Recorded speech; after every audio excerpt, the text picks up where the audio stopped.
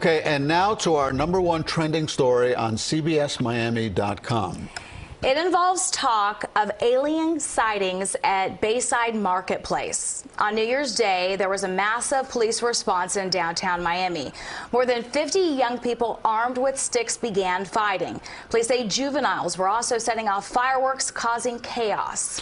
So now people are posting online saying that police weren't there to handle a group of rowdy teens, but rather 8 to 10 feet tall shadowy aliens. Conspiracy theories are saying a big creature could be seen standing in front of the entrance to the shopping area, Bayside. Today, the phrases Miami Mall and aliens of Miami have been among the top 10 searches on Twitter's trending tab. Twitter, of course, now called X. And Google News even has several reports questioning the event. So we reached out to the Miami Police Department. They issued a statement saying in part, quote, "There were no aliens, UFOs, or ETs. No airports were closed, no power outages." Facepalm emoji was included in the statement. And to read up on the story that has gone viral, You got to get the facepalm emoji in there, you know? just head to our website at CBSMiami.com. Read all you want, but remember, no aliens. UFOs or ETs. No airports were closed, no power outages. Facepalm emoji was included in the statement. And to read up on the story that has gone viral, just head to our website at CBSMiami.com. Read all you want, but remember, no aliens.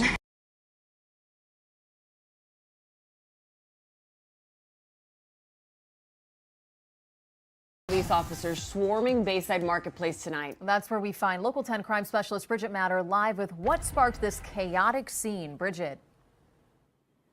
And chaotic is an understatement. There has been a lot of activity in the last hour. This all started, according to police, with some sort of fight between juvenile groups that were armed with sticks. We're also told by witnesses that fireworks were thrown at each other, and we have seen that here on the ground as well. Kids are throwing fireworks into the air. But let me show you the scene here. This has calmed down quite a bit, but in the last 5 minutes, we saw a large group of police running, getting into their cars, then rushing south on Biscayne Boulevard. The intersection we're at is near the Kaseya Center, Northeast 2nd Street and Biscayne. We do want to show you the scene from above, a picture to show you that massive police presence that was here where we are now in the last hour or so. You will see a lot of police units that responded to this, and what transpired after that were juveniles being pushed west into deeper downtown Miami. And when we went west and followed them and police, we witnessed ourselves rowdy crowds, police trying to disperse them, get them to leave the area. I do want to show you some video of that if you haven't gotten. It was fighting, they was fighting, and then they tried to kick people out to slow it down. Then people got pepper spray. Then that's when the police started coming. And then after the police started coming, they told everybody get out, and then not everybody by the street, and they just throwing fireworks. And that was our Bridget Matter reporting for us live from the scene outside of the Bayside Market, where it is pretty chaotic. As she mentioned, a lot of juveniles involved. So far, no reports of a shooting. Which is good news. Yes.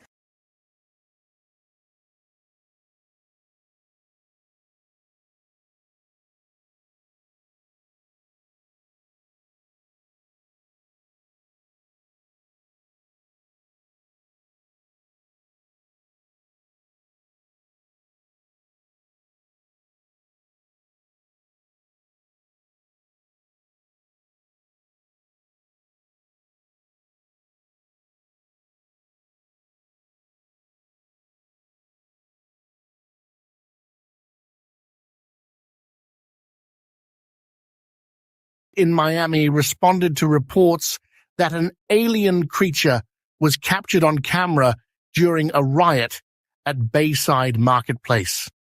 The incident occurred around 8:30 p.m. on New Year's Day when a group of teenagers started fighting and lighting off fireworks at the two-story mall. That created a massive panic and prompted an even larger police response. Over 60 police vehicles responded and shut down the area as officers tried to get the crowd under control they arrested 4 teenagers who are facing charges of burglary, unoccupied conveyance, grand theft, battery, and resisting an officer without violence. Authorities are still looking for other assailants involved in the riot. However, the incident went viral after several videos posted online appeared to show the silhouette of an alien creature. One video posted on TikTok by Jack McBarstool breaks down the video and details other strange occurrences, like thousands of people losing power following the incident. The video quickly went viral, with 1,200 people commenting and adding their own theories about what the mysterious grey figure was. However, the Miami Police Department was quick to shut down the rumors about an extraterrestrial visitor at the shopping mall. A spokesperson for the department told TMZ that it wasn't an alien. Instead, it was nothing more than the shadow of a person walking in front of the police cars. What is seen in this clip is the shadow of someone walking. If you look at the bottom of the shadow, you can see the person. No creature, the spokesperson explained.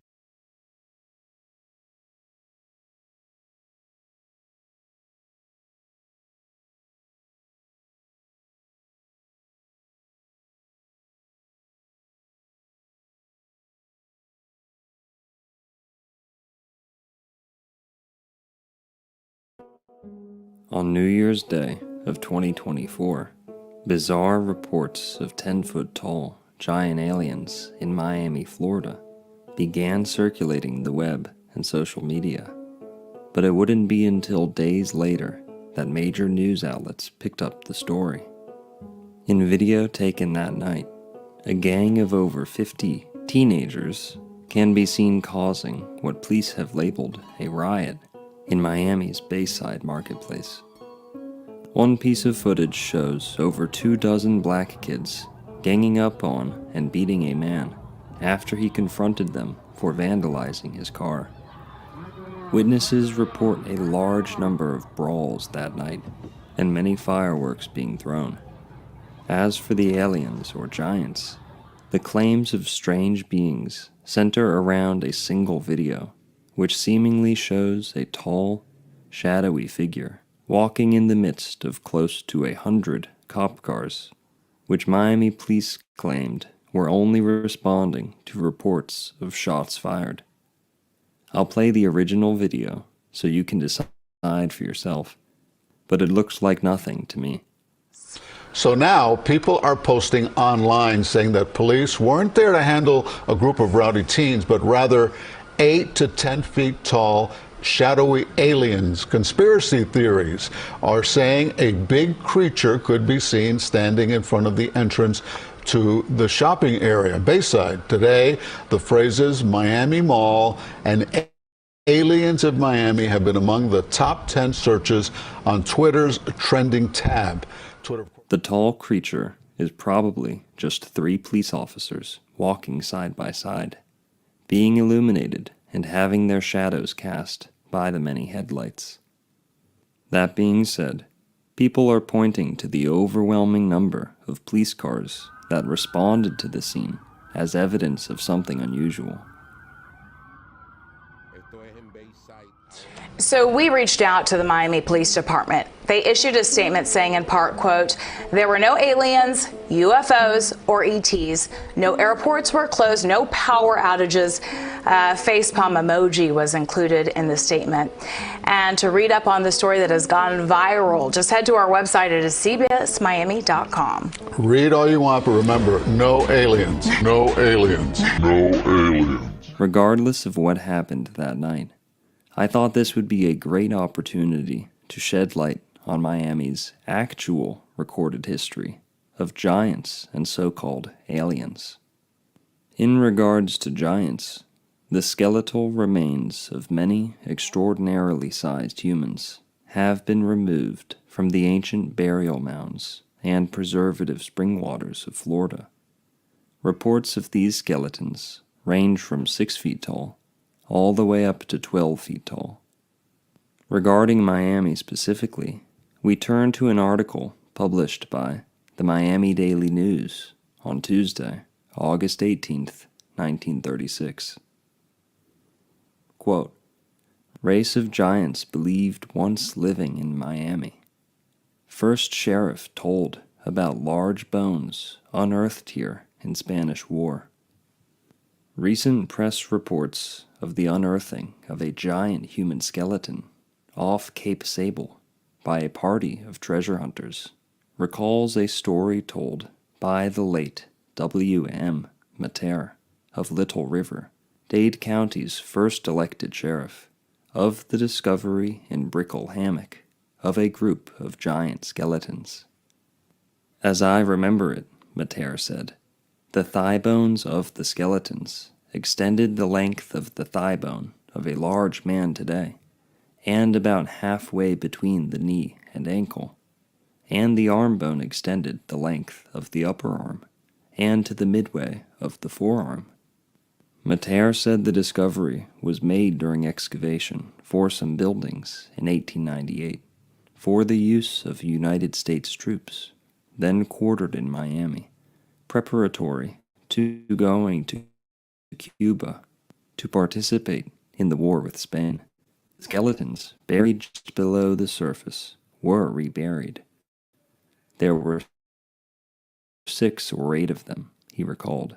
End quote. Using the general comparisons given in the article, we can approximate these skeletons to have stood around 9 feet tall, being 1.5 times the average height of a tall man. The size of these bones is strongly corroborated by the earliest European reports of Florida's native peoples in the 1500s.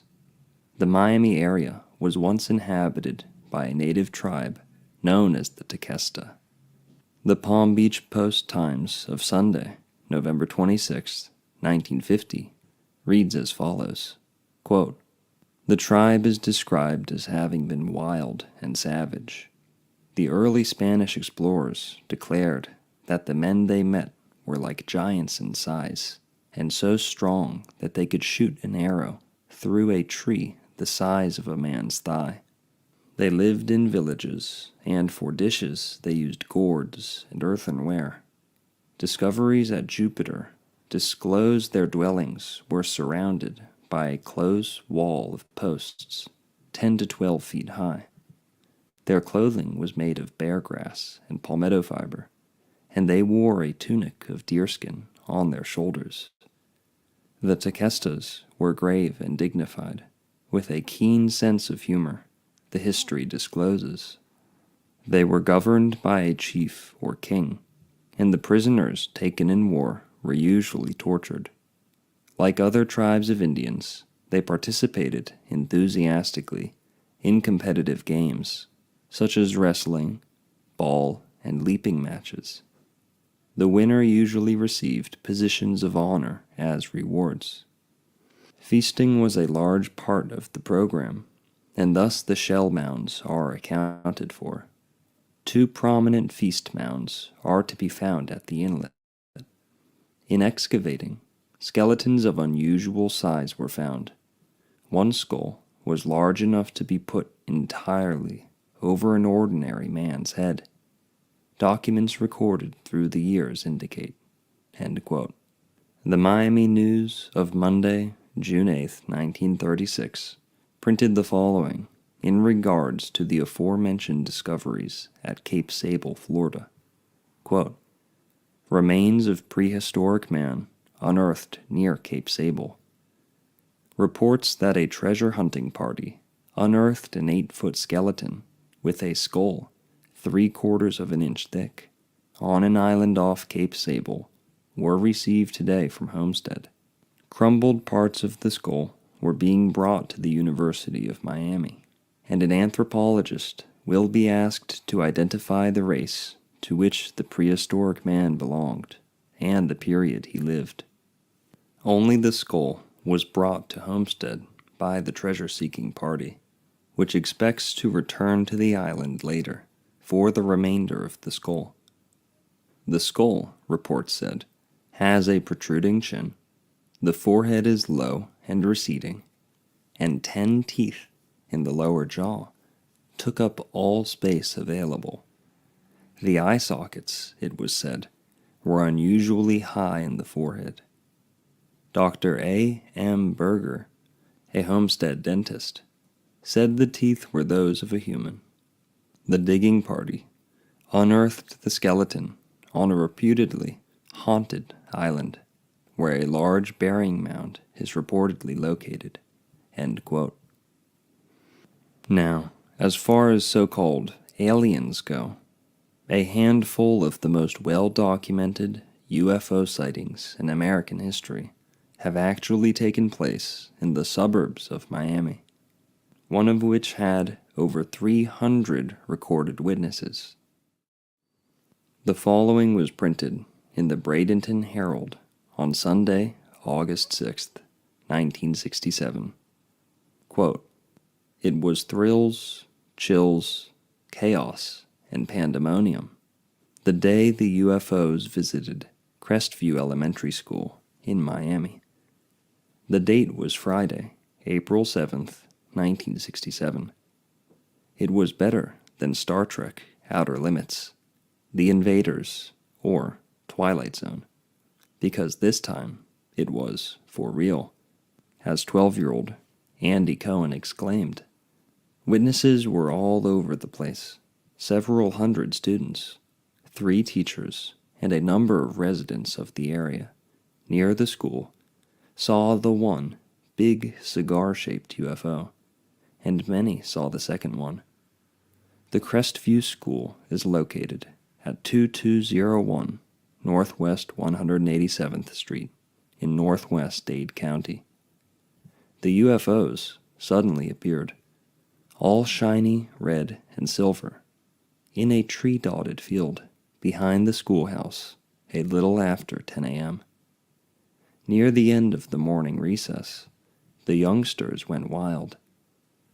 Mrs. Virginia Martin, 6th grade teacher, said, "I didn't pay attention to what the children were screaming about at first.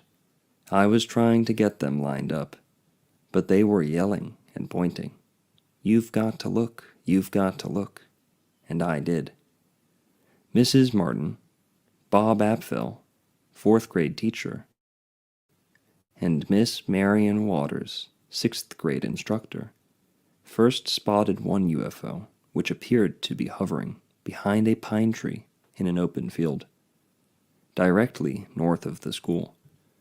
It was oval-shaped, Miss Martin said. It seemed to hover. I realized that an airplane doesn't do that. I thought, my gosh, this couldn't be happening. It seemed to move in toward the school, Mrs. Martin explained. Then it went straight back and dropped below a pine tree. It came up again and went westward. I don't know what it was. A reporter arrived on the scene shortly, and she told him, "Don't say I said it was a flying saucer or unidentified flying object, because I just couldn't know." But Bob Epfel spoke up at once. It was a flying saucer.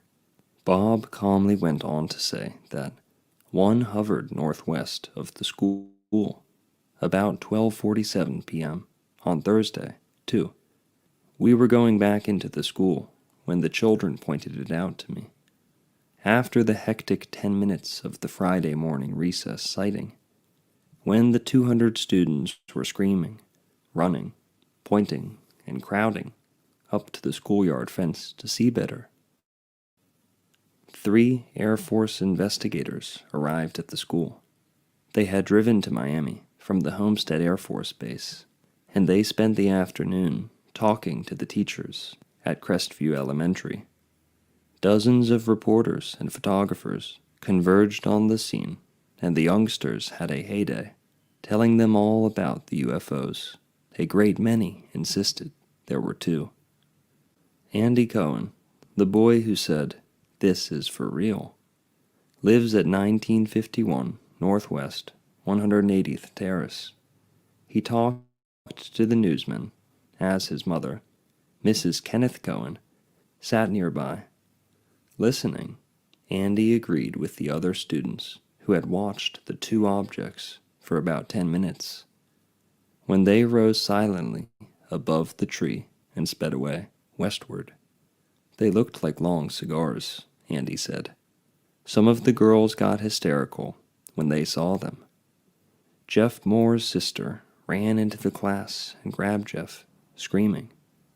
At first, investigators thought the children and teachers, and some parents, were the only ones who had witnessed the strange school sighting at Crestview Elementary.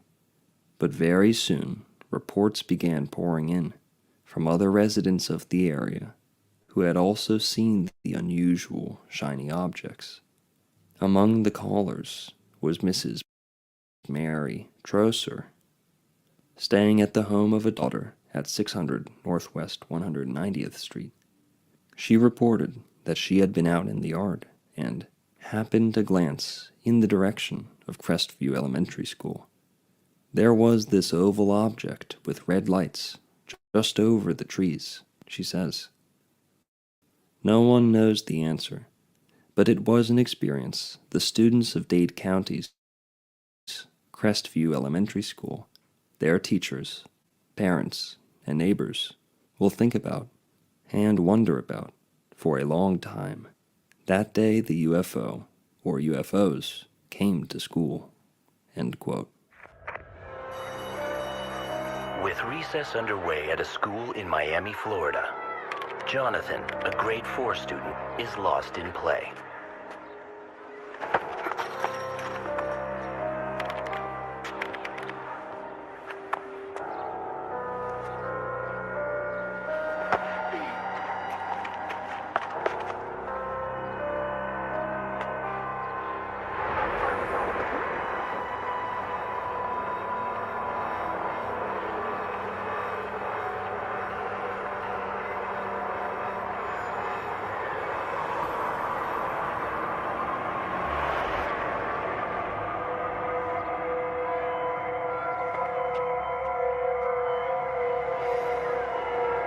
Let's go.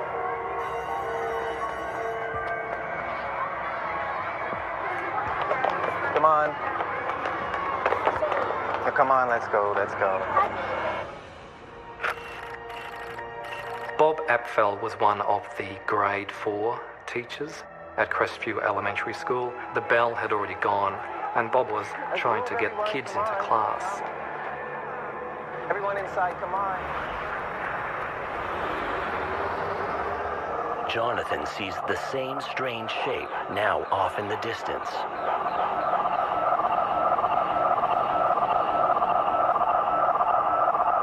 It didn't look as though the object was about to crash or land or come down anywhere near the school. It was still some distance away. Let's go, come on, guys. You're late already, let's go. Thank you. What the heck is that? Are you seeing this? Young lady, inside, please. Jonathan, come on. Inside, sir. What's wrong, Jonathan? Mr. Apple, what is that? Bob Apfel knew straight away this was something out of the ordinary. There were various airfields around the school, so you would be familiar with aircraft in the air, what they look like.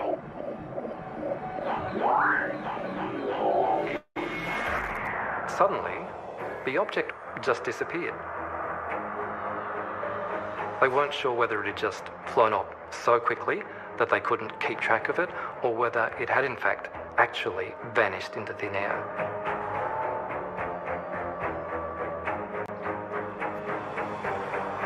There was an element of shock, an element of disbelief. They needed to go back to their normal daily routine while they processed what it was that they had just seen. But what happened the next day, that's what really makes this case stand out.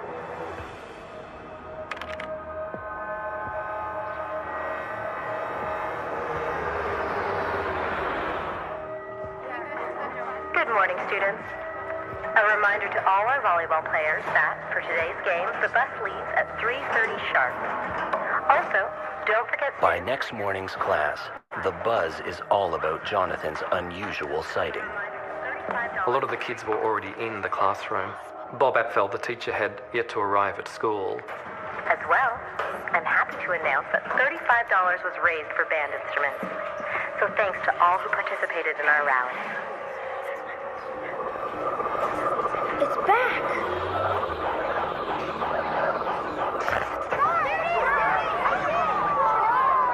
This time there was more than one. Look, it's coming out of the trees again!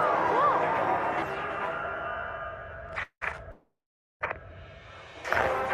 On the outskirts of Miami, Florida, a strange saucer-shaped craft surfaces high above Crestview Elementary School. What the heck is that? What's wrong, Jonathan? This was something out of the ordinary. But the next day, it comes in for a closer look. It's back! This time, it's a different sighting. For one thing, the sighting is much closer.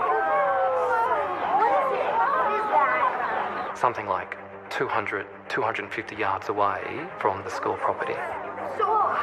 For another, it's brought company. This time there was more than one. There was one larger object and two smaller objects, and the two were acting like escorts. People saw something they couldn't describe or have never seen before. The larger object suddenly slows to a near stop.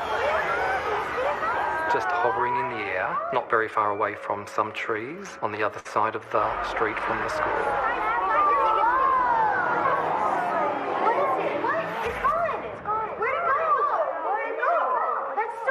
The witness described the objects leaving the area by simply disappearing. Was there a minute ago? It's not a very long experience, probably something like 30 seconds, perhaps a minute. Amidst the chaos, What is going on? Mr. Apfel finally arrives. They're back. And kids go rushing out of the classroom.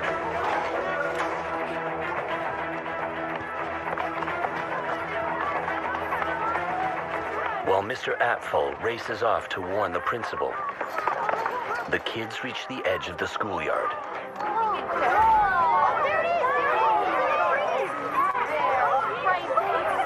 Where the largest of the three objects reappears, offering them a perfect view. Above the cigar shape, there was a sort of turreted structure, as if it was a dome or a small tower on top of the object. And what happened next was something utterly unexpected. Where'd it go? It's gone! Where'd it go? It actually flew into one of the trees. Where'd it go? I don't know. I can't see anything. The tree didn't move. There was no damage to the tree that could be seen. I just saw it. I don't understand. And then the saucer came out of the tree. It's back! There it is! There was no damage to the flying saucer. The tree had somehow absorbed the flying saucer and then ejected it out. It was something that was really beyond their comprehension. There was this definite sense of wonder and excitement.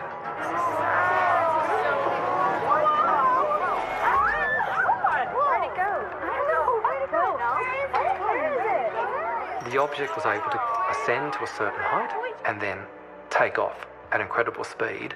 Guys, what's going on? After alerting the principal, Mr. Apfel joins the others. But all three objects are long gone. The children were left with this huge question mark. What was it that they had just experienced? Yeah, let's go. Everybody back. Everyone back to class. I think people are always a little bit concerned when they hear of a UFO story that involves children as witnesses, but there were so many of them. Some of the witnesses have very clear memories of there being a strong military presence at the school over that afternoon, they interviewed 3 of the teachers who were direct witnesses to what had been seen. The Air Force said, well, if it hovers, it must be a helicopter. Therefore, The following article was printed by the Miami Herald on April 11, 1967. Quote, while sightseers spent the weekend pointing to the schoolyard where the children yelled out, to the trees where it hovered, the field over which it flew, the Air Force was working on an answer, and Monday the answer came. The sighting of an unidentified flying object Friday morning by 200 Crestview Elementary School children was in fact a helicopter practicing takeoffs and landings. The Air Force conclusion came after a team of 3 men spent Friday afternoon at the site and interviewed witnesses. The majority of the witnesses described the object as white with a red light that flashed once. The report said, the investigation revealed that a Coast Guard helicopter, white with red trim, was maneuvering in the area of North Perry Airport between 9:31 a.m. and 11:07. North Perry Airport is some 3 miles north of the Crestview School, which is located at 2201 Northwest 187th Street. The Air Force concludes that given the time of day, with the angle of the sun, and the unfamiliar maneuvering of the red and white helicopter, the witnesses could not identify it as such. Bob Apfel is one of those witnesses. Friday, he saw what the children pointed at and said it was a flying saucer. Monday, he heard the Air Force report. Quote, I'm in complete disagreement with the Air Force, he said, but would not discuss his differences. Since the sighting, his phone has rung frequently. His life has been interrupted. Magazines have approached him about his story.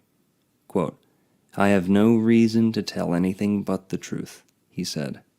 I'm not sorry for anything I said. Among the children, Andy Cohen spoke of the incident Friday, the day he saw the long cigars in the field behind his school. Andy says the Air Force is mistaken. If his cigars were helicopters, he said, you would have been able to see something that looked like overhead rotors. Of the 4 objects the boy says he saw, only 1 was white. Reports of UFOs have brought members of the National Investigation Committee on Aerial Phenomena to the Crestview neighborhood. John Gramlich, a NICAP member and senior at the University of Miami from Arlington, Virginia, said, I'm convinced it wasn't a helicopter, and I doubt any conventional object would excite the kids this much. Of the half-dozen witnesses Gramlich has interviewed, none has reported the object producing any sound. How do they account for it being completely silent, he asks. But the Air Force is resolute. Lieutenant Bob Clore of the Homestead AFB Public Information Office said, eyes can play tricks. You can attribute some things to the excitement of the moment. End quote. the Air Force said, well, if it hovers, it must be a helicopter, therefore it is a helicopter. But it makes no sense. The helicopter would make noise. The helicopter would be easily identifiable to the witnesses. They weren't that far away from it. The testimonies of the teacher witnesses still exist, and they can be seen today on the internet. This is a very important case because it involves multiple witnesses of all ages.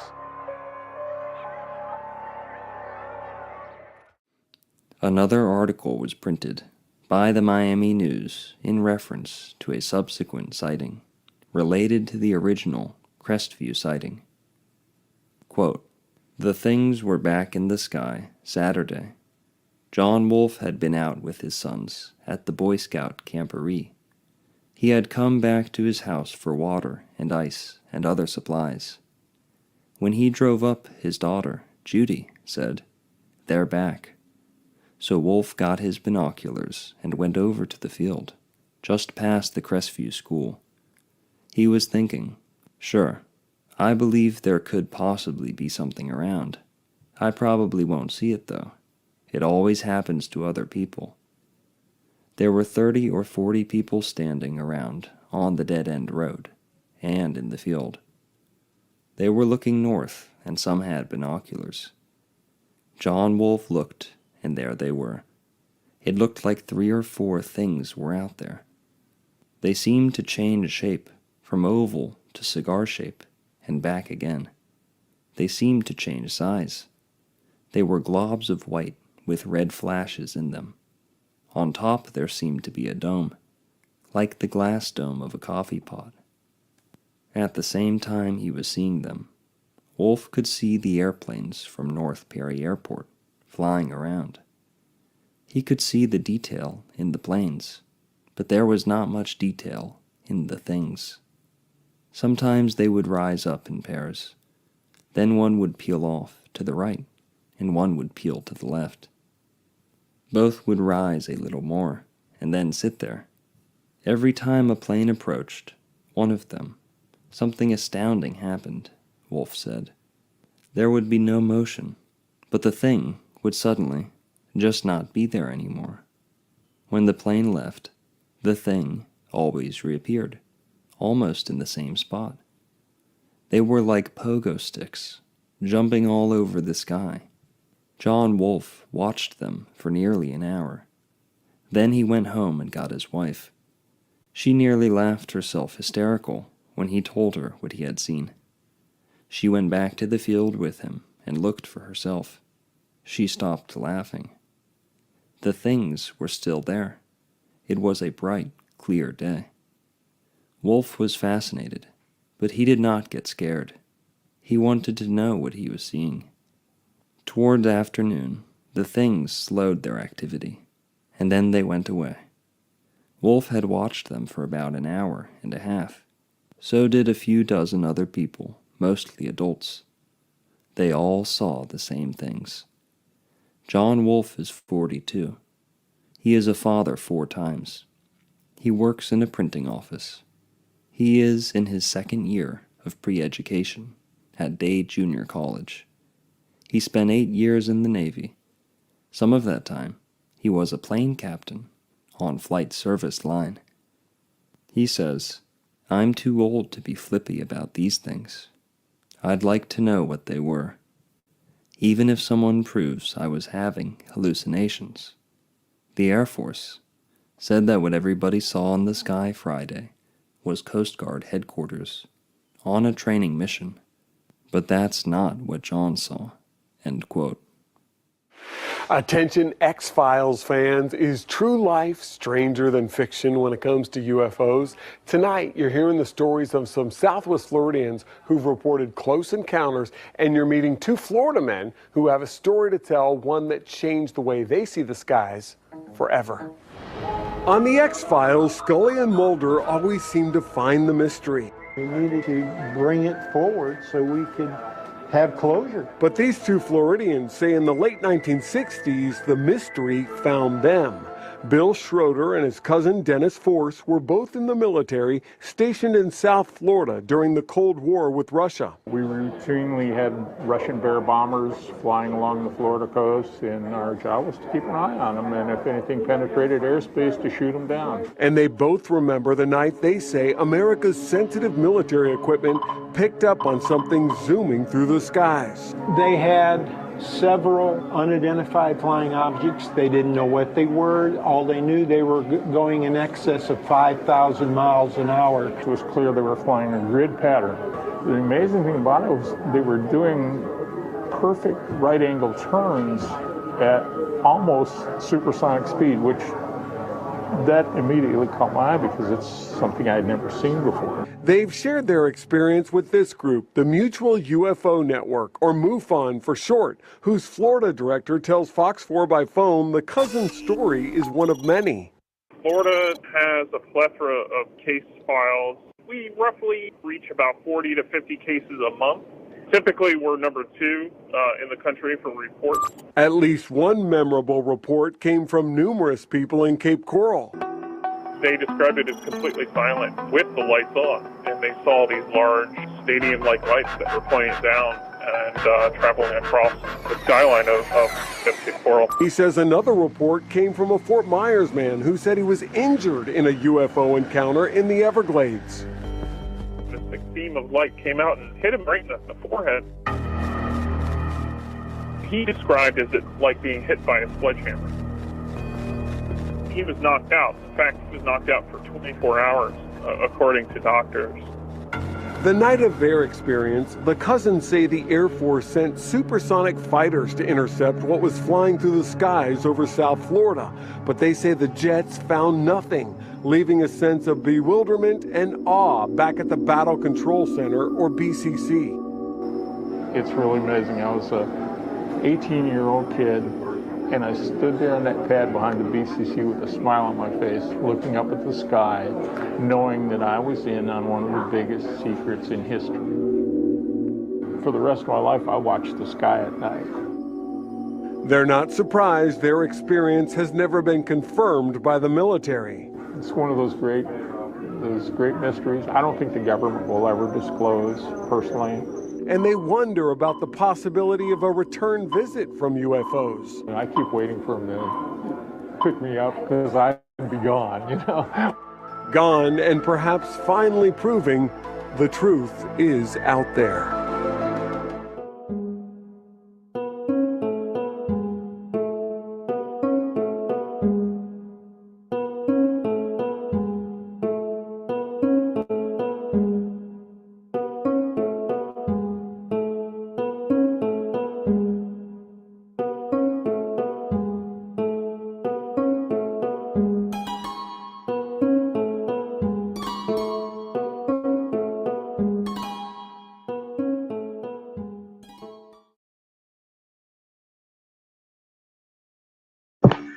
Shout out to Mr. Narco Longo, Old World, Florida. I was just talking to him earlier, and yeah, he needs a place to crash apparently. So I told him if he ever is passing through Broward to hit me up. But we're gonna move on to Mr. One on One Podcast, the last stream. If anyone wants to drop a link, those are the benefits of the wrench. So feel free to drop a link at any point. Give me 1 minute here as I find this video.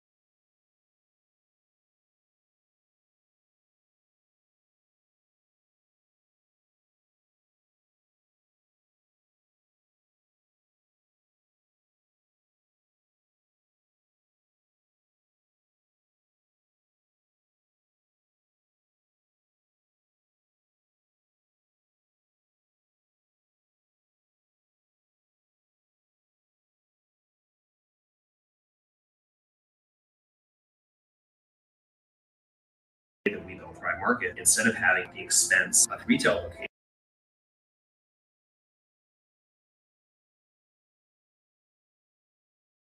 The Miami ALiEN agenda in the mall really just amped up. It was a guy who basically his dad was a sheriff, and he couldn't come out and say anything about this report that we've been hearing a lot about. We want to go into the objectives. People saying they seen the teenagers with some mysterious box that started glowing, and the creatures came out of it. Which in my head, if that really happened, then they would have to be given this box to make a huge event in a mall. But first, let's go to what the police say to try to just basically say, hey, you know, it's nothing happening here. Let's go look into this first. All right, guys, so just to address a few clips that are going viral on social media right now. First, our response to that big incident in Bayside Marketplace. What happened was there was about 50 or more juveniles that were shooting fireworks at people. There was also some looting going on. So officers that were on that scene were having a little bit of trouble containing it. So they called what is called the citywide 3, which every officer in the city responded. That's why you saw so much police presence for that call to contain that crowd. Now, there is now video going viral of 8 to 10 foot aliens walking around Bayside. It's actually just a person walking with a shadow. So I can confirm to you all here today right now that there are no aliens in Miami in Bayside Marketplace at the moment. Did you see how big his eyeballs was? And he had to say there are no aliens as of now. And he had his eyeballs still bucked and big. Like he has to push a fear message at the same time. Because obviously as a cop, you know these tactics, you know they look calm. But he had this buck eye look. Okay, so check this out. There was another guy who had his dad is a sheriff in Miami. And this is what he says that he couldn't do anything about. Listen to it. How have I not heard about this? My dad's a police officer in Miami. And I mean, like, he's even running for sheriff. And I just talked to him. He didn't say anything about that. Hey, did you have you been seeing the alien stuff? Did you see that at Bayside? Are you serious? You're joking. You're joking. Did they tell you not to talk about it? What? Can you at least say like whatever? So okay, so they're saying it's like a fight broke out. Why did they send so many police cars? Are you serious? You can't say anything. You're no help, dude. So as soon as you say you're not allowed to talk about it in the comment section, isn't that classified as a government cover-up 100% right after that? Here's we got some more witnesses we're going to put on here, but here's what was said, because people say, well, why isn't there any footage of anything coming out? Why isn't there any of that? Well, here's what one person said. Every time I would try to, actually, let's go back here to the first one. It says they were about 6 to 7 feet tall, walking very slowly. They could turn their head around and completely, and it seemed like they could change forms, like they didn't have any bones and could bend their body in whatever way, or no fingers or feet, just arms and legs. And then it goes into say, every time they would try to record it, it would just bug out. They set a perimeter and wouldn't let anybody out or in unless they went through their photos. We were visited by aliens and the government is covering up, people say. So the next big plot, right? We go from last year to them saying, oh, well, Las Vegas, we had this situation. Now we go to this year where we have to do it in a mall because you need more publication of this false flag project blue beam agenda. And so these kids, they say have fireworks, but it was people reporting that it was some box that opened up like some portal and something came out. The question is, was it real beings that came out or was it like something else? And multiple stories, I looked at them and I've listened to witnesses, and none of them, some of them say it was shadowy. Some of them say it looked like a creature that's not like an alien like you think. I've heard people say that. Listen to this guy. He comes out and says this, and then he switches his story. I want you to listen to what he says first, though. No cap. I look back. It looked like a big ass shadow, but it was solid at the same time. Like a few shadows, but they were solid at the same time. And it almost looked like they was coming our direction, like they was chasing us, but they was disappearing and reappearing closer. So I'm like, yo, what's up? Okay, so the guy comes out and says that, and then the next day he comes out and says this. I ain't never even been to Miami. Shit, yo, y'all be bugging. Yo, real shit though, y'all stay away from the aliens and all that. Y'all. Appreciate that $20 super chat, y'all daughter. But oh, so now he doesn't know. He hasn't been to Miami. So there's only one or two scenarios that happen here. What do you think? Either this guy is a huge liar, or two, either he's been threatened and he's been basically visited by them. Because again, like we said in the scenario, and I'm going to show you some other footage that people said they have been seeing just over basically Miami before this stuff started happening. And it was like symbolizing some of Project Bluebeam. Here's video of people running around when it all went down. Like 3 comments here last time I asked you the question. I said, do you really believe that the cops are going to show up in mass like that for just some kids or some teens? Supposedly with sticks. Then another story. Oh, supposedly with fireworks. But then inside, people said it was a box they had. It was very strange. Now, this clip right here, I need you to really listen and decode. If you really have the ear to hear, it's going to be more useful than ever, because apparently on the radio footage, the cops said something that we need to like have you just analyze this footage a lot and then just tell me in the comment sections what you heard.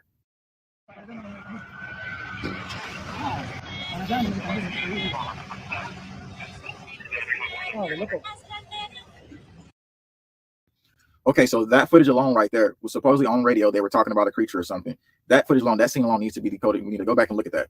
So here's another eyewitness account. And over Miami, it's a lot of aircraft activity, but specifically, I believe they're ramping up like a blue beam project. And if it's not just blue beam project, then the CIA may have put out some technology, giving it to some teams to create a scene inside of the mall so this can really amp up the next phases. Just like the agent said that, hey, you know, they're going to start amping it up because they need to get us 2024. It was supposed to be 2025 when they actually do the actual agenda. 2024, if everything went well, they could do it. Obviously, the Epstein files and everything else coming out, so they're trying to hurry up and put all their, you know, areas into play. So this was days before all of the freaking stuff happened in the mall with the so-called alien agenda that's coming out. And here's a footage of somebody right by airport showing you what they were using. Some advanced military grade technology here. So check it out. All right, look. Are you eager to secure your financial future? You're not alone. Let's talk about a common roadblock that's keeping many aspiring Look. Y'all thought I was playing. I know y'all see those lights. Look at them. Not the little ones because my little mirror thing scratched up. I know you see those right there floating. Oh my, bruh. This every day out here or every night. But still, look at that. But this really in Miami. I'm not playing. Look, the airport is right over here. That's the airport. You know what I mean? They always got little lights and stuff. You know, it's probably airplanes. But over here, this ain't the airport. Look at that. And them. All right, so there it is right there. He was showing that they were having flight paths already preparing probably for potentially something. They probably thought maybe we should do it in the sky, but then they probably thought, well, maybe we need to go on ground because this would bring more of a hype up, more of the blue beam agenda will become more powerful.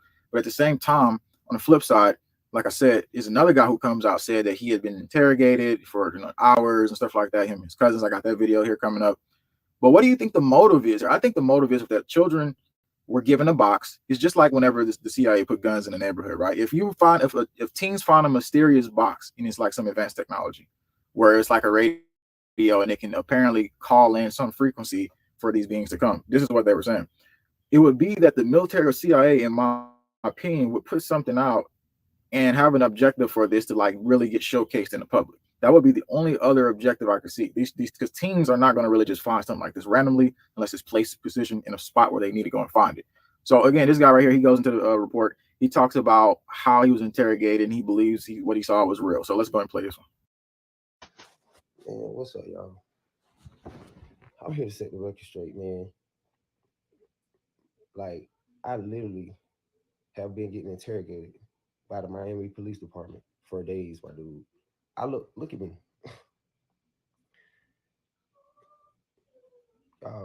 It is really aliens. It's really aliens. And I cannot believe that the Miami Police Department is really going to try to make it seem like they had all those police cars and stuff out there over some kids fighting, y'all. We talking about 3 and 4 blocks. We get in, they asked us, first they asked us what we saw. It was me, 2 of my cousins, and 1 of my homegirls. All 3 of us being basically locked the fuck up. I ain't trying to get in trouble or nothing like that, but I'm just telling y'all, man. This shit is so real, man.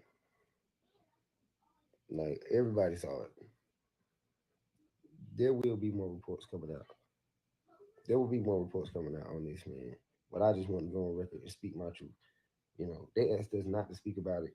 Any blog site, any news site, anybody who wants to talk to me, please get in my DM, man. Because that's the only way I would tell my whole truth. But I just want to let y'all know, man, aliens are real. It was 3 of them. And we couldn't believe it. Y'all like this video, get this video trending, and I post my own cell phone footage. They tried to actually take my cell phone footage. You know what I'm saying? I showed them that thinking that I'm helping the world. They trying to delete it. But once you delete something on your phone, they have recently deleted, and you have to put your password in. I wasn't able to. Okay, so that was some of that was the story where he was talking about how basically what he saw he believed was real. And a lot of people did come out and say they saw stuff. They came out of stores and they seen something. So this story obviously it's not just sticks and teams, but this just means that the project operation probably is going to ramp up even more. And I think that this is just them playing different cards right now. What they did, they're going to the lockdown card in my last video. I told you exclusive intel that's came out now where they're trying to do something around March and they're getting ready around March and then they're going to prepare for it afterwards. This right here though shows us that the next phase though, they really shock and awe people. This was what it was about to me. It was about a shock and awe. And after you shock and awe people, whatever you use, whatever technology it was, whatever was projected from whatever that the teens had in that store, because it was more than obviously than what they said, too many mixed up stories, it would make sense that they need to have a perimeter so that they don't get anything out. And that's exactly what they did. So what we're going to do is we're going to look deeper down into the story here, but share this one out, give us likes, give us comments below. Please analyze the footage and then tell me exactly what you think is going on here. And what's coming next is right here in this video. It'll be on screen after this is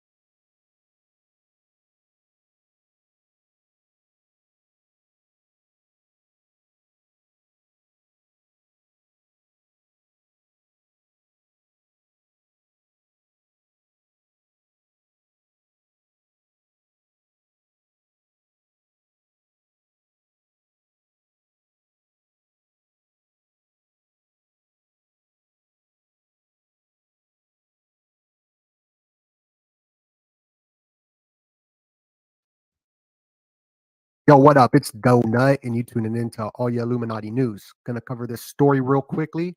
How there was over 60 Miami cop cars just going into this mall. Just very doesn't make any sense at all. It's a very sus story. Reports of black helicopters and all this, all because of a couple kids having some fun on New Year's. Maybe some fights broke out or whatever. But the amount of the response with the police is quite suspect, as if it is a cover up for something. Now, a cover up upon a cover up, just like in Close Counters of the Third Kind, they're saying that it's aliens. 8-foot aliens is what's happening, and that is the reason why there's the cover up. This is the exact same Carol Quigley divide and conquer with the two-party system using the UFO deception. We saw this last year with the balloons in Year of the Rabbit, with the spy balloons. It was either a spy balloon or it was an alien over at the Super Bowl and whatnot. We're going to be coming up on the Super Bowl as we enter the Year of the Dragon. We've been doing some great breakdowns on there, but put a 1 in the comment if you can hear me okay. We are live streaming. It looks like everyone can hear me. I just decided I was going to go live in a couple hours, but I gained comments and saying it's too late. So I'm just going now on the fly. I'm going to play a little clip of what happened over this chaotic New Year's. At Bayside Marketplace in downtown Miami, it's after a large-scale fight involving a group of young people. So a group of young people fought, and then this response of not thousands, 60 police cars. I mean, it's a ridiculous response for it, as if it was a cover-up for something. Them had sticks in their hands, and police received a call about a shooting here. We do know that there was. Yes, I wish I didn't play that part, but definitely a sus story, but it's connected to the fake alien PSYOP. This is a topic we've been covering quite a bit on this channel, as we predicted the Year of the Rabbit, which we're still in, was the year of the alien. Now, the story, where is it breaking from? It could be breaking from this UK-based Unexplained Mysteries channel that made a video yesterday saying it's Bigfoot and aliens doing this. This is where it be stemming from. But I mean, it's all over Twitter. Not only that, but the power went out. Massive power outage in Miami leaves people in the dark while this was happening. And the reports, and where we can't verify any of these reports, by the way. Look at that. It's just ridiculous response. Something definitely did go down here, and it was probably connected to a cyber incident. Now, during New Year's, all over the world, worldwide, I was just in Mexico, and the military presence was uncanny out there. And the locals there say that's never like this ever. For these holidays coming up, you have over 90,000 people prepared. I read an article on that for New Year's. Just worldwide, people are prepared for some sort of event to go down. And yes, Cat Cans just posted a B-1 reportedly just crashed. We're going to get into that out in South Dakota.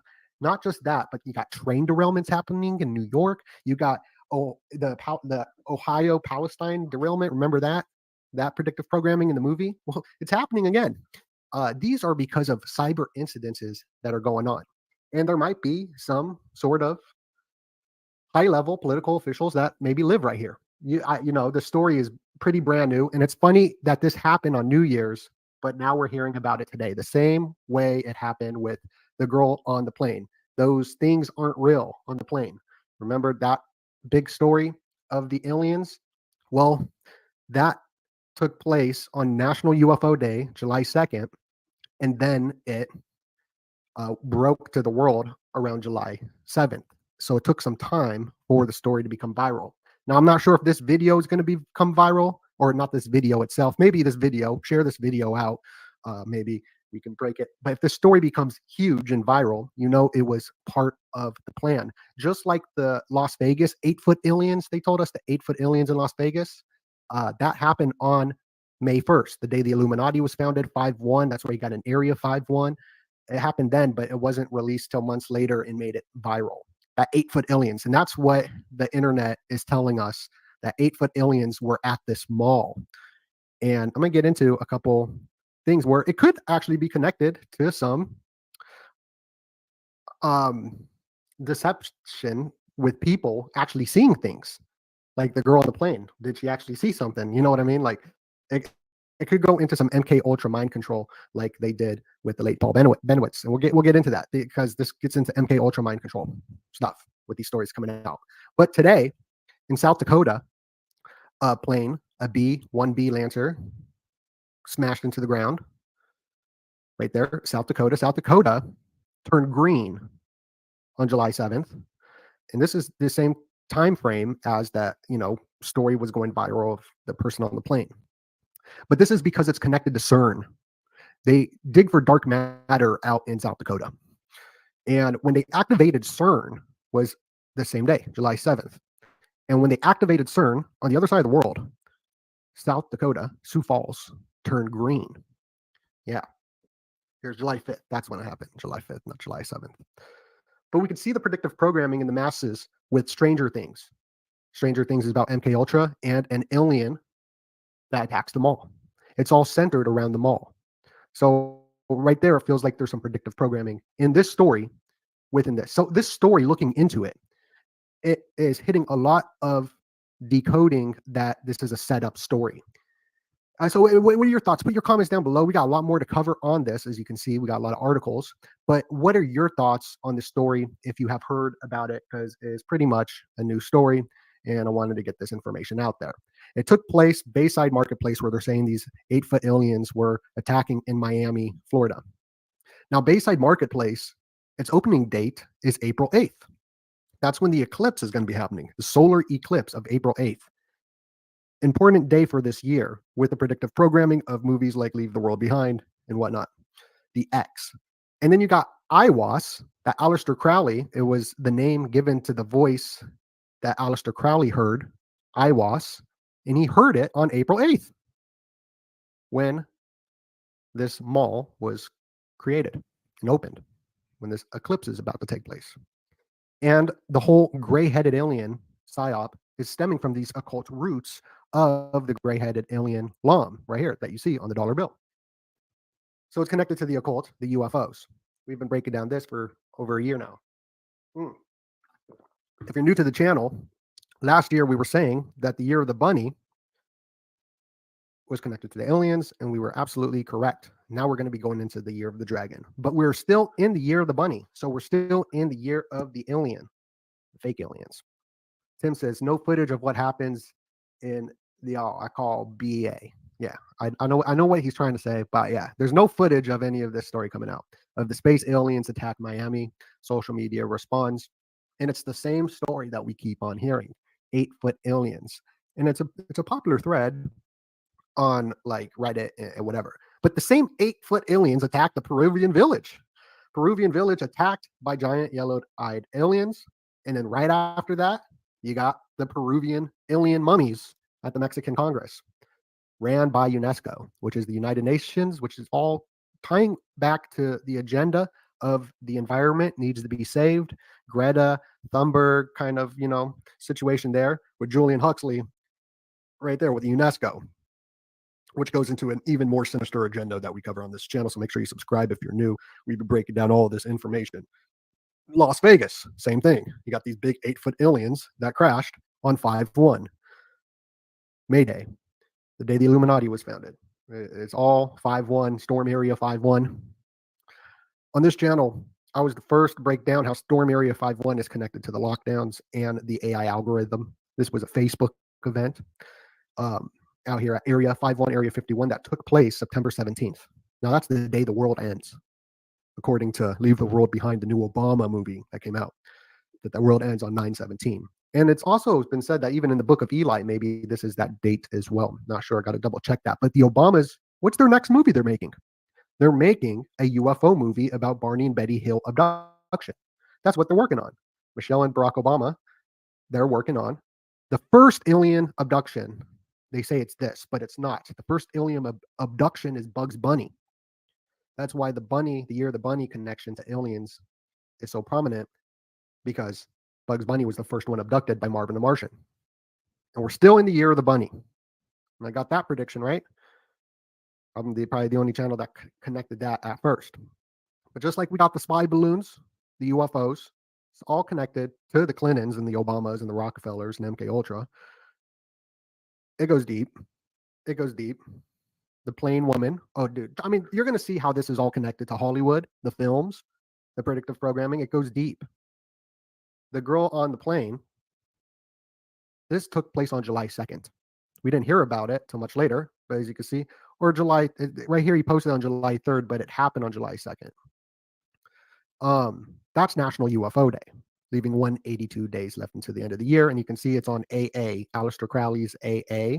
That's part of a secret magical society. It's all occult brainwashing. July 2nd is National UFO Day, leaving 182 days until the end of the year. We've been breaking down the 128 code. How Leave the World Behind was released December 8th, 128. 182 days is July 2nd. That's why you got Blink 182. And movies like The Tomorrow War, which was released on July 2nd, a National UFO Day. And this movie takes place in Miami Beach. Dan is sent to Miami Beach in the future where he has to face the aliens, released on National UFO Day. And it's all about saving the environment as well, this film. It's about the ice melting, and because the environment's getting too hot, then demonic aliens come and eat everybody. So right there, it goes back to the UNESCO agenda. In Miami, I've been covering the Illuminati dolphins. I mean, who else has been covering the Illuminati dolphins? No, nobody. I'd be covering this. Not only does the Miami Dolphins got the 32 spokes around it, Aleister Crowley got the 32 pathways in mysticism. Beyonce just won her 32 Grammys on the 32nd floor in Las Vegas. That tragic event happened. Now, even a Miami Dolphin football player, his house burnt in the flames, just like Beyonce's childhood home just burnt in the flames. So there's stuff there, but the aliens are connected to the dolphins. John C. Lilly's research, this is where in the show Stranger Things, when 11 goes into the isolation tanks that Joe Rogan pushes, and he also pushes the alien agenda mixed with the psychoactive mind-altering chemicals that he pushes to everybody, which also is connected straight to, the MK Ultra research of mind control, establishing a new religion to get rid of the autonomic, resetting the religions of today. They want all the religions to go after each other, wipe each other out. Then they're going to reset the autonomic nervous system with psychotropics and different mind-altering chemicals, so they can do a new base layering of imprinting for the new generation, because the generations before us and before us before us all believed in kind of the same Abrahamic gods. Well, they got to reset it for the Aquarian age, and they do that through the hallucinogens and schizogenics and whatnot like that. And John C. Lilly's research with the dolphins going into the tank, this was all for government research of aliens, yes, but not aliens that are traveling to Miami in malls or up in the sky. No, in the ocean. In the ocean is where all the UFOs are actually spotted. And that's what this research was for, because the aliens' brains, like you got the Miami Dolphins, the Miami Illuminati dolphin aliens, the dolphin brain is the same as the alien brain in Mars Attacks. First one to break that down as well over here on the channel. So woo woo, you know what I mean? You got the alien brain is the dolphin brain right there. It's all there. But we got these Japanese plane crashes happening. These planes are crashing. These trains are derailing. And these are cyber incidences happening. So this is probably a cover-up, this event right here, of something else that went down. And you know what? They can mind control people to say that they saw certain things as well. We'll get into how that has happened throughout history. But if we go back to the Las Vegas event, it looks like we got over 1,000 people in here. I'd like to remind everybody, once we hit that 1,000 mark, please smash that like button. Please and thank you. Share the video out. Get this information out there before they make this a viral trending story. Let's get the truth out there, because that's what this is we're just breaking down the truth of these ritualistic elements of brainwashing on a mass level. And right here is the Las Vegas event. I'm from Las Vegas, so I've been watching the story, since it happened. And they had the same sort of reporting. I mean, it was not the same reporting. The same thing happened. You got these black helicopters coming down. What are they? And you can't find anything. Try to look up Las Vegas, the helicopters at this event. It is scrubbed from the internet. It's the dead internet. It's gone. You can't find it. You can't find it. Or you probably can, but it's very, very hard to find, because I was putting this together quite quickly because I wanted to get this information out. But this Las Vegas event happened on the 36 parallel, 36 ley line in Paradise, Nevada. Paradise, Nevada is where the Super Bowl is going to take place. We just did a breakdown on it. It's connected to the 128 code. It was formed December 8th, 128, same day that Leave the World Behind came out. It's on the 36 parallel, the ley line, the dragon line. You can't find the information of those helicopters, just like there's the helicopter information of this story right here, how 60 police cars stormed the mall with Black Hawk helicopters. Now, remember in Las Vegas, they said there was a prince being escorted out. Well, that was a PSYOP as well. It was no prince. This guy's a security guard that works there. And they were just leaving. So, I mean, you got a lot of fake stories out there. So in New York City, a train derails in collision with another train. That just happened today. You got a truck carrying hazardous material from East Palestine train derailment overturns. I don't know what this is about. It seems like just some more crazy stuff. In East Palestine, Ohio, 3-3. I mean, these are cyber incidences happening. These are cyber incidences happening. And close encounters of the third kind, the cover-up to the aliens was a derailment, a spill. That's what they did in this movie. A lot of these movies are actual scripts of plans of what to do. And then you got it's happening all over the place. These plane crashes. And that happened in Leave the World Behind. Remember, all the planes were crashing? Because this month's going to be nutty. The World Economic Forum is about to meet. So you got the Illuminati meetings about to take place, right? You got the Super Bowl about to take place. This is all connected to UNESCO, the ALiEN agenda, right here with the Huxleys and the Doors of Perception. I mean, it all goes into it. This is a wonderful article, must read, by the great Matthew Arrett, the Canadian patriot. What do UFOs, Lawrence Rockefeller, and MK Ultra have in common? More than you think. Read this. This is a fabulous article.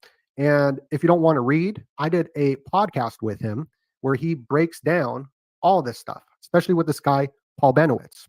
I'll play a little short clip of it, but you can find it over on my Patreon. I got the raw video, but I also got the edited video, which there's nothing really different except for slides and graphics.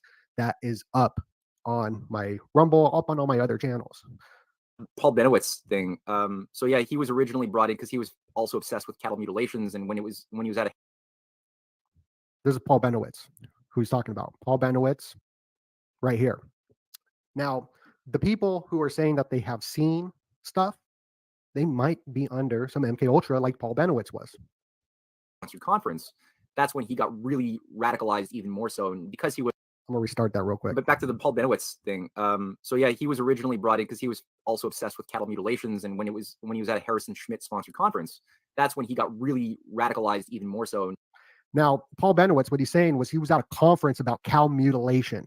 You hear about this whole cow mutilation thing? Well, it was put on by this guy, Schmidt, who's the guy who took the picture of the blue marble, the picture of the earth that everyone's like, oh, there's the picture of the earth. That was a guy who put on the cow mutilation conference. So you got this connection to NASA and all this fake hocus pocus to the alien stuff. Because he was also the head of he was a bit of a brilliant electrical engineer who was a contractor for the U.S. Air Force in New Mexico near Albuquerque. That's him right there. He was very well respected, and he had a lot of like radar devices that he made himself, and they were just lying around his house. So he started looking at it. So it's a good video. You got to go check this video out.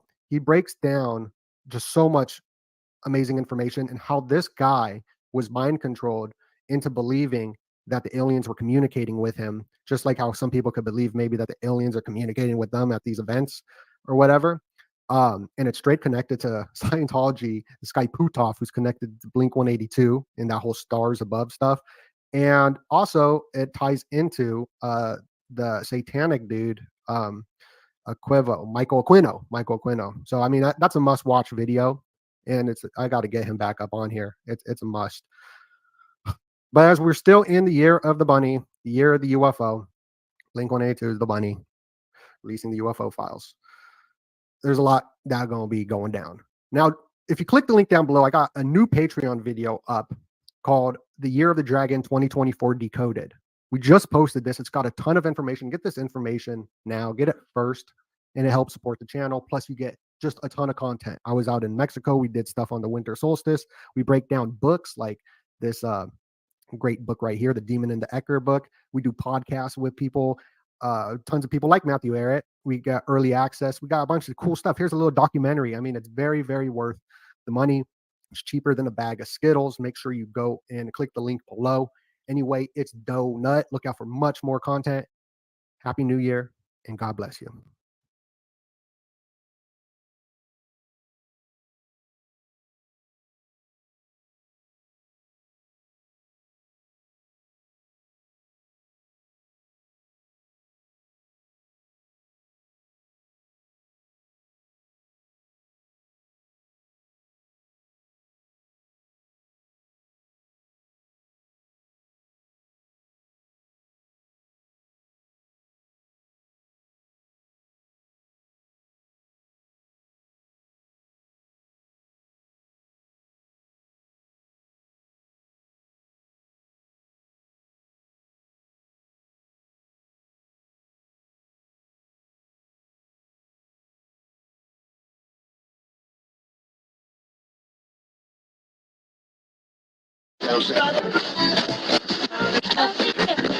If you're receiving this transmission, you are the resistance, declaring war on the New World Order. TruthRadioShow.com.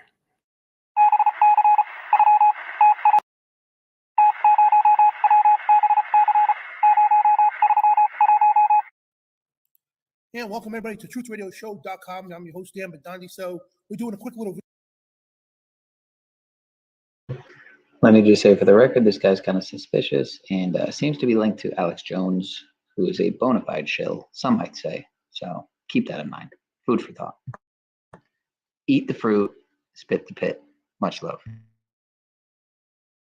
video here, and you don't have the privilege to see my face. Just joking. So I don't want people to see my face right now because late night. So just a quick random report, guys. We got so much to talk about and stuff going on all over the world, literally. But mainly going to focus on a few different things. This so-called alien invasion, whatever the case. Something happened at the Miami Mall on January 1st. So we're going to get to the bottom of that. We're going to show you what the Bible has to say about these things. And was there a 10-foot alien outside the mall in Miami? And what police say about the viral video. And we're going to cover also an incident that happened, over the course of since June, a Las Vegas sighting, and then also in Peru, that people seen large aliens, and every time it's 7 to 10 feet tall. We're gonna cover this stuff, and it's amazing stuff, it really is. So, is this true, or is this people's wild imaginations? So, I'm gonna cover this, guys, and I apologize about the late start here. The stream here is just a random thing here. So, usually I get more time to prepare and set up my camera and all that good stuff, but yeah, just a random report. So here we go. So as you all know, you heard, well, hopefully you did, because I know the mainstream media covering it, about the 10-foot alien outside the mall in Miami. But it's not just in the mall. I got tons of videos and reports and everything else that I shared on my Twitter page. You go to Twitter, Dan Badandi Show is my Twitter page. Lots of reports coming from the Miami Mall. So this was the Miami marketplace, again, on January 1st at nighttime, that lots of numbers of people went running out of the mall, and there's a lot of testimony from people who've been there. People saying they went running out of the mall, not because it was kids fighting, lighting fireworks and all that as well, but aliens, like 7 to 10 feet tall. Some people see shadowy figures, and we got some videos and everything else. People in Miami seeing, even President Trump tweeted about these aliens, UFOs flying over Miami and everything else. So we're going to get to that, and we're going to cover also what happened in Peru and Las Vegas as well. So, yeah, here we go. You already see what's going on in the news in Miami. So let me just get that report. I forgot to pull that up. Miami alien. So again, this is just a quick thing here. So they said a 10-foot alien outside the mall in Miami. What police said about the viral video, and those spreading the rumors also mixed videos of people running in panic from the area to claim the creature is actually present on the spot. So this video here, we're going to show you the video. But this image, I don't know if you can see it here, that right in the middle there was something walking back and forth. You got a bunch of police cars facing. Now, the number of police cars, I've never seen this number of police cars. You'll see the video in a minute. Well over 100 police cars. From Miami, the state police, the sheriff's department, feds. Not even from mass shooting, I've ever seen this amount of police officers and federal agents were there. And not to mention that the airport was also shut down, which is a couple miles away. And the cockamamie excuse is that there was kids fighting and lighting fireworks in the mall, which a lot of people said that did happen. I'm not denying that. But people saying that the people fleeing out of the mall, even the kids that were fighting, everybody flew out of there like the rear ends were on fire, because they said they seen multiple, not just one, but multiple, like shadowy type figures that were up to about 10 feet tall. It scared the daylights out of people. Now, regardless of what you want to believe, whatever the case, here's the story. So we're going to go through some of the videos here, which I posted on my Twitter here. So this is Miami. This is a couple days after, I guess. Look. Y'all thought I was playing. I know y'all see those lights. Look at them. Not the little ones, because my little mirror thing scratched up. I know you see them right there. Floating. Oh, bruh. This every day out here, or every night. But still, look at that. But this really in Miami. I'm not playing. Look, the airport is right over here. That's the airport. They always got little lights and stuff. It's probably airplanes. But over here, this ain't the airport. Look at that. And the clouds not even moving. How the whole cloud not gonna move? It's just sitting there at nighttime. Right? There ain't no other clouds in the sky. But right over here, look at them. And look at those lights. This guy is not the only one reported this. Again, President Trump tweeted this as well. So this is what happened to more people running supposed from aliens, or was it running because there was chaos going on in the mall?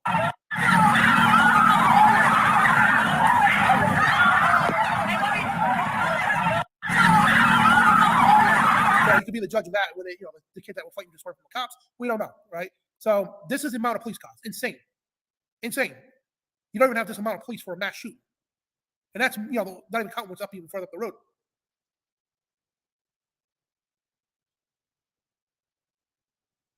So this is the controversial video here. So you can see something very large. Look at it. It's huge. And you can tell by the scale of the police cars that it's not a regular person. Because you can see there's something very large moving over here, and you got all the spotlights on this thing when I was moving by this monument over there.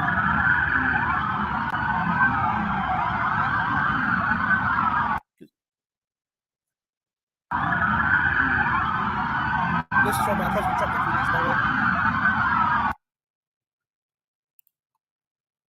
So finding aliens over Miami is a big question. Now, this happened in Miami on January 6th.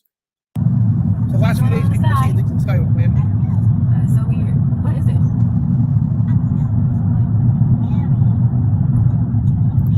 What's going on in the sky? It's not a rocket. What is it? Okay, no, that's interesting.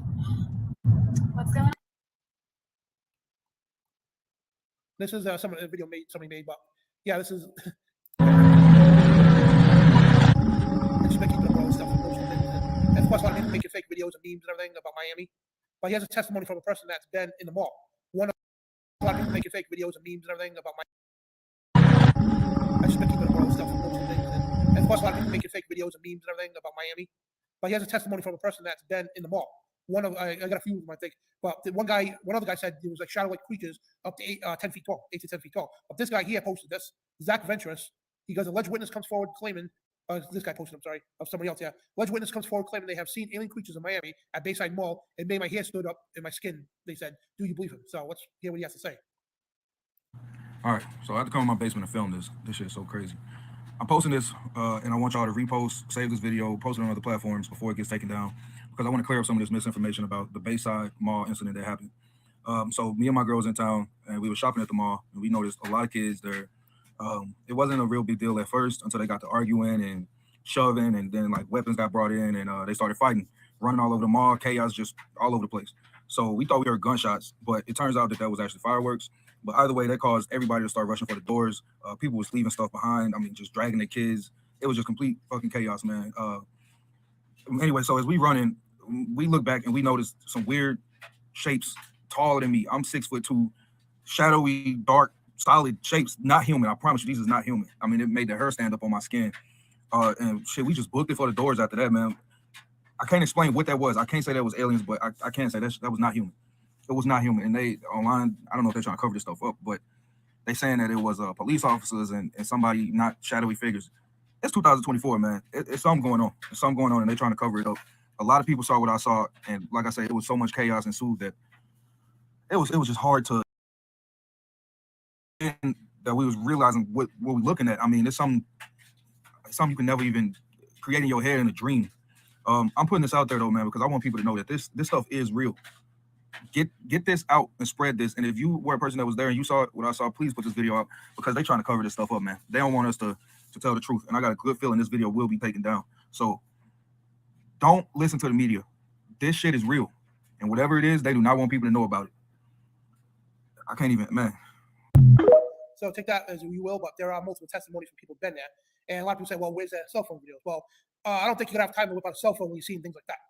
You know, from the chaos going on, from, these things popping out of nowhere, most people just got to run out of that. You know what I'm saying? So here's another report here from this woman.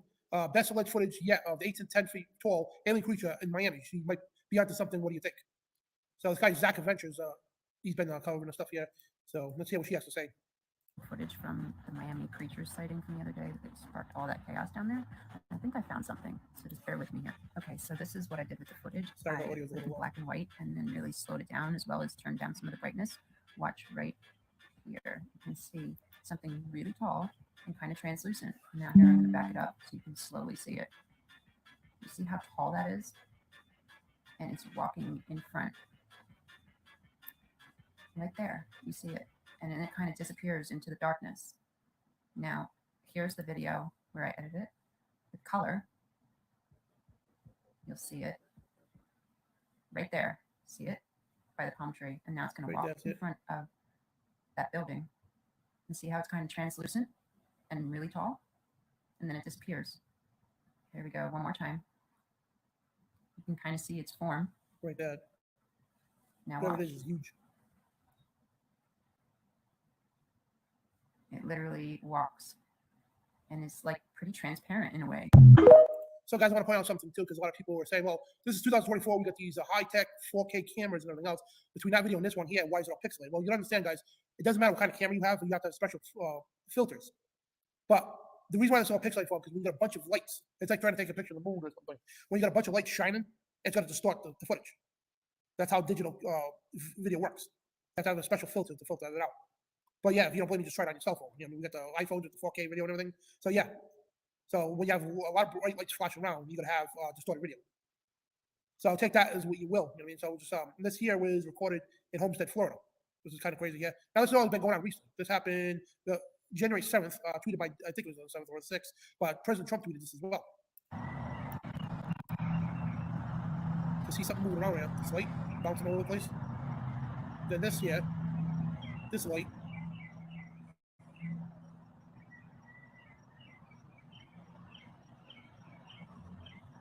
I'm sorry, guys, really quick here. Right here. This here is we call it lens flare. So it's probably from this light. So you do that when you take a picture of the moon or you try to video the moon or something bright. There'll be always like a lens flare. It looks like orb flop around, and you can see it as a move the camera. Just a slightest bit, it's gonna bounce around. But try to focus on this here. Looks like a comet meteor coming down and split into a bunch of pieces, or scenes. Then they just stop.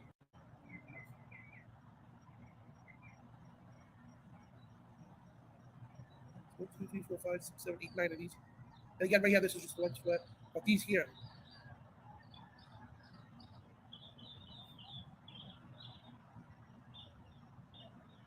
Looks like they're turning. Yeah, it's crazy. Split into more pieces and flying around and merging back together. So 1, 2, 3, 4, 5, 6, 7, 8, 9. It's kind of hard. But this was on Homestead, Florida the other day. And again, this little thing bouncing around, that's a lens flare from that light right there. See how they all just disappeared?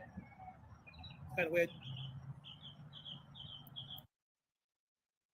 And this was taken in Miami shortly after the reports of the 8 to 10 foot tall alien. So this is like not too soon now. Look!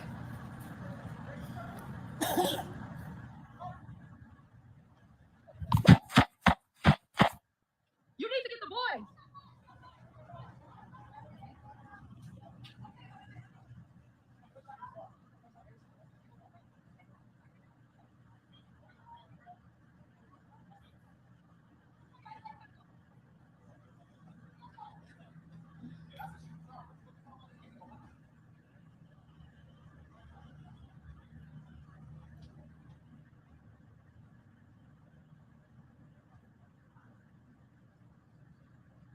So again, this is over Miami, Florida. Did the kids come out to look?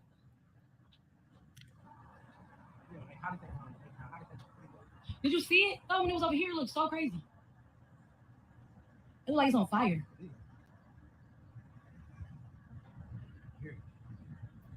I don't think that's it. That's the noise. And again, this is shortly after the Miami mall incident. What the heck?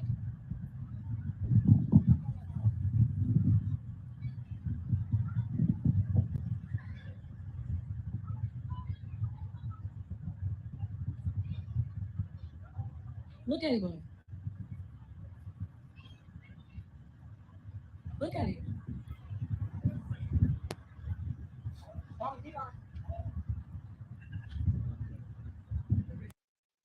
So yeah, I don't think that's a natural aircraft, whatever the case. But this is San Diego. This happened. Yes, President Trump on January 7th tweeting this. Strange light seen over the skies of San Diego in California. The same exact ones. Check that out, right? It's the same type of lights that you've seen over Homestead, Florida.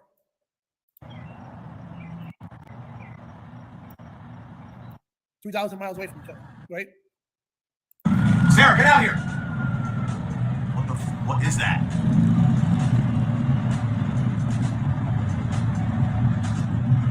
Sarah, get out here! Just Sarah knows what's happening. Sarah!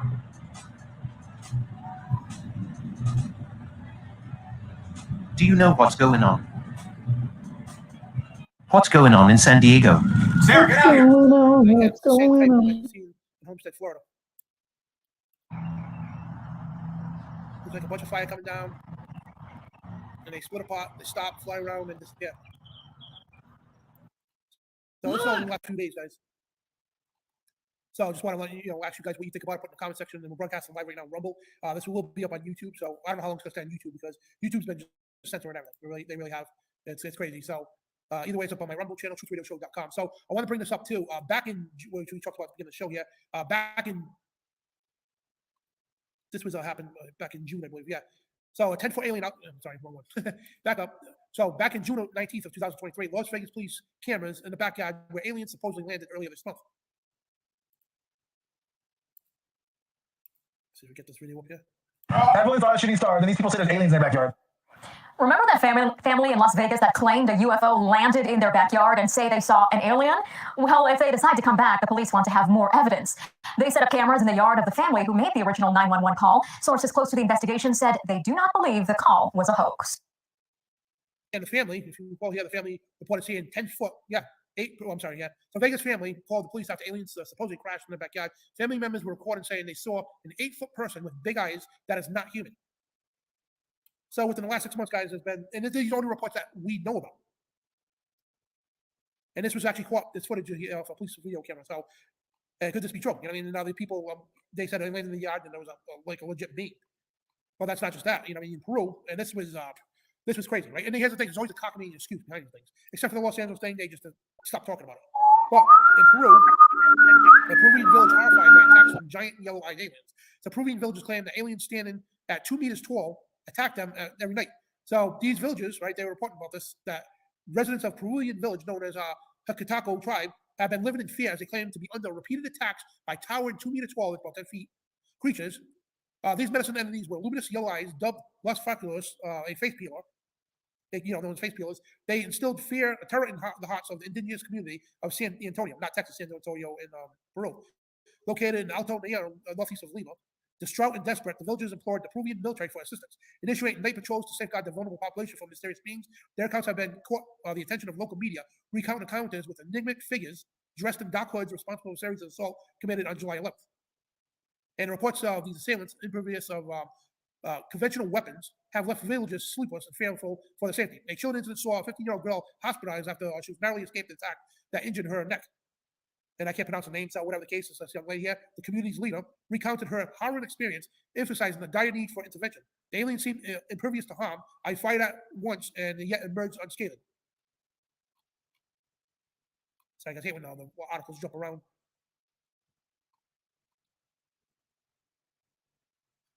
And it vanished. So they fired, they reported they were shooting at it and nothing happened to them. And then, they report about they were flying through the village and everything else. And this is the funny part, right? And I'll get to that in a second. The peculiar beings described as being elongated heads and vivid yellow eyes have been relentlessly assaulting the villagers every night. Even this guy, Rick guy, came face to face with one, revealing I encountered one up close. His visage was scarcely discernible. I witnessed his entire body suspended about a meter above the ground. Struggling to protect the community, villagers pleaded for the military support. However, the village's remote location required a grueling 10-hour river journey from Las Quitas city. The isolation has taken a toll on the villagers, especially the children and mothers who now face sleepless nights. And yeah, they're elongated heads, and that's what they describe it as, floating like literally over the ground. So this is the funny part. Let me get this. Yeah, all right. So now there's reported redacted. That's what we're doing now. We're citing redacted. Now here's the stupid cockamamie excuse. This is more ridiculous. If you think this story is ridiculous, this excused official narrative by the government is even more dumb than anything you can imagine. So despite that desperate pleas, the government remains unconvinced of extraterrestrial involvement. Instead, their attention has turned towards a more earthly explanation. Emergent evidence points to a gang of illicit gold miners who have terrified the villagers to secure their illegal operation, right? So this is really stupid, and you gotta be dumb if you actually believe this. The illegal gold mining syndicates linked to an infamous drug cartel such as Oprama or whatever his name is, the drug cartel, right? In the capital of Brazil, in Colombia, have been accused of orchestrating the attacks. These syndicates have exploited the lure of gold mining, deemed more lucrative and less risky of drug trafficking. The remote location of the Haku tribe presents an ideal opportunity for these criminals to establish their operations, right? So as the Peruvian National Prosecutor's Office investigates, the trail leads directly to illegal gold miners, right? So these criminals have employed advanced technology, including jetpacks, to imitate and subdue the villagers. You actually believe this? The Peruvian government prosecutor overseeing the investigation remarked that utilizing the cutting-edge propeller technology for flight of the evidence. The illegal mining cartel, identified as Bafis, whatever the heck they are, has set up its gold extraction plant in Laredo's secluded regions. And the operation is heavily focused on taking gold. Whatever, I can't read the rest of that. So, yeah. So, all right, let me get this straight. If you caught the official narrative, right, from the Peruvian government, right? So, yeah, I mean, I'm just like dumbfounded, really am, just to even come up with words for how stupid the narrative is. So, even though every villager sees these things, they say they're very tall, they were flying, okay, and they had yellow eyes. They got shot at and nothing happened to them. So, they want you to believe that drug cartels are conducting illegal gold mining, and to scare the villagers away, they're flying around in multi-million-dollar jetpacks and propellers in the middle of the night. Now, let me mind you, if anybody knows anything about jetpacks and stuff like that, the military, okay, themselves, you know how hard it is to navigate through the woods with one of those things? They want you to believe they navigate through the woods in the middle of the night, flying around in jetpacks and propellers. And they happen to be bulletproof, by the way. If you actually believe that, I'm sorry to say you're dumb. You really are. And that's a cockamamie excuse from the Peruvian government. So, guys, regardless of what you believe or not, okay, this is going to happen more often. This is 3 incidents that we know about. There could be a lot more. 3 incidents that we know about. That on all 3 occasions, they reported 7 to 10 feet tall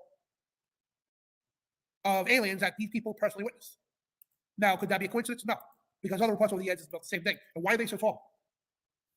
That's the question we want to ask, right? So, if you go to the Bible, now I want to cue you in this real quick. Every ancient culture in the world talks about giants. So, regardless of what you believe, right, and what you're told in the stupid, dumbed-down education system, every ancient culture in the world confirms the giants are on the planet. They got newspaper articles going back to God knows when newspapers first started coming around, archiving giant bones, full human skeletons, giant skeletons up to 20 plus feet tall. And you think it sounds ridiculous? Yeah, right. And actually, let me pull that up real quick because I could. Let's see. And you can go to the New York Times, go to the archives. And you're going to see, yeah, granted, some of these are photoshopped, whatever the case, but go to the New York Times, let me see. You can find old newspaper archives, giant skeletons found. There was a case they found, let me see if that's still there, yeah. When this country was first, still being developed in the 1900s, up into the mid-1900s, that's when the media started being quiet about this. But when we were spreading out west and populating the United States here, during excavation, people were finding full giant, giant skeletons intact. Up to 18, 20 plus feet tall, and I know it sounds ridiculous, but it's not. Giants found in a Mexican cave. And there was an incident in Mexico that they found a cave with over 200 of these remains. Every single one of them was at a minimum of 11 feet tall. And most of the cases, that giant skulls with 2 rows of teeth. A lot of these things have 6 fingers on each hand and 6 toes on each foot. Now, again, if you want to go do the stuff right here, cave in Mexico gives up the bones of the ancient race. I don't know if that's the same incident or not, but yeah, if you go to the New York Times and archives, go to the major publications, even the Providence Journal here in Rhode Island, Boston Globe, things like that. Newspapers have been around for a long time. Again, they stopped covering this in about the mid-1900s. And every single time you'll see that when people want, file the FOIA request, whatever the case, they want to examine the remains of these things, every single time it's either the Historic Society of the state or the Smithsonian, some federal agency, steps in and confiscates these things. Then they claim, oh, the stuff got lost or stolen or destroyed.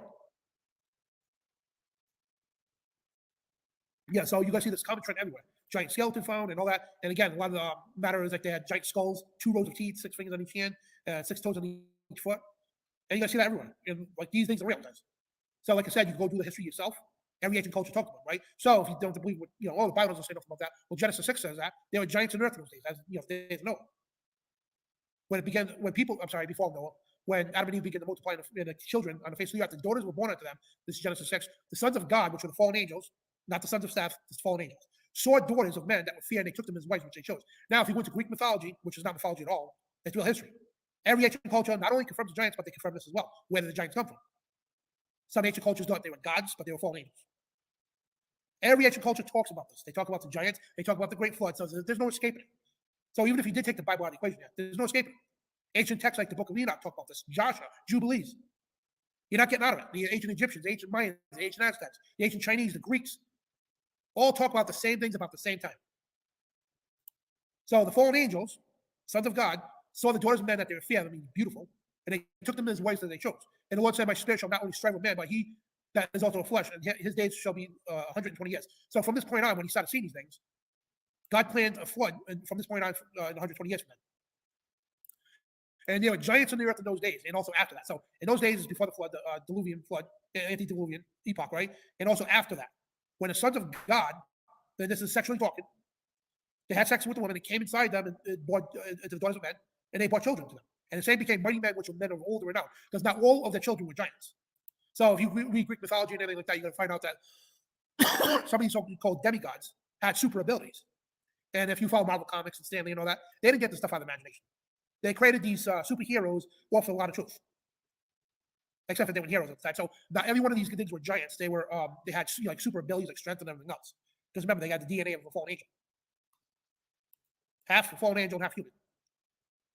And the other ones are giants, most of them. So God saw the wickedness of man in the earth, and every imagination of thought it was evil continuing into his heart. So that's when God later on ended up destroying the world through a flood, and because all flesh was corrupt, as the scripture says, right there. All flesh had been corrupted in his way upon the earth. So these things were made with everything, and genetically experiment with them. I can't say too much on YouTube, but yeah. And if you don't think six-fingered things or whatever the case could be in the Bible, 2 Samuel talks about the battle of Goth, where they were battling giants, by the way. They talk about there was a man of great stature, and on every hand he had 6 fingers, and on every foot he had 6 toes, 4 and 20 in number, and he was also born to the giant. So you can search the scripture, and you ask yourself, why does the churches never tell us so? Because the churches have been compromised. The Bible talks about giants big time. And if you think just, oh, it's just the Old Testament, no. Because Jesus, right, and I encourage you guys, I hate to frog hop all over the Bible like this. I want you to go read every one of these in context, so you get a full understanding, just for the time's sake of the video here, because we'll be here all night. I want you to go read this stuff. And you know about the when David and Goliath, then David's servants against Goliath's brother, and so on and so on. Battling giants even after the flood, and Joshua is charged to go to kill entire Nephilim. They're known as Nephilim, by the way. The giants are also known as Nephilim. Fallen angels are known as the sons of God, the watchers, the Raphaim, Ben Elohim. There's many different names for them. And again, in Greek mythology, they thought the fallen angels were gods and their children were demigods. So if you look at Greek mythology and ancient mythology, whatever case, it's nothing mythological at all. That's real history. And in fact, if you go into Greece and those countries, they'll tell you, no, there's nothing myth about those at all. There's actually concrete evidence of these things there. Even the ancient structures are still there to this day.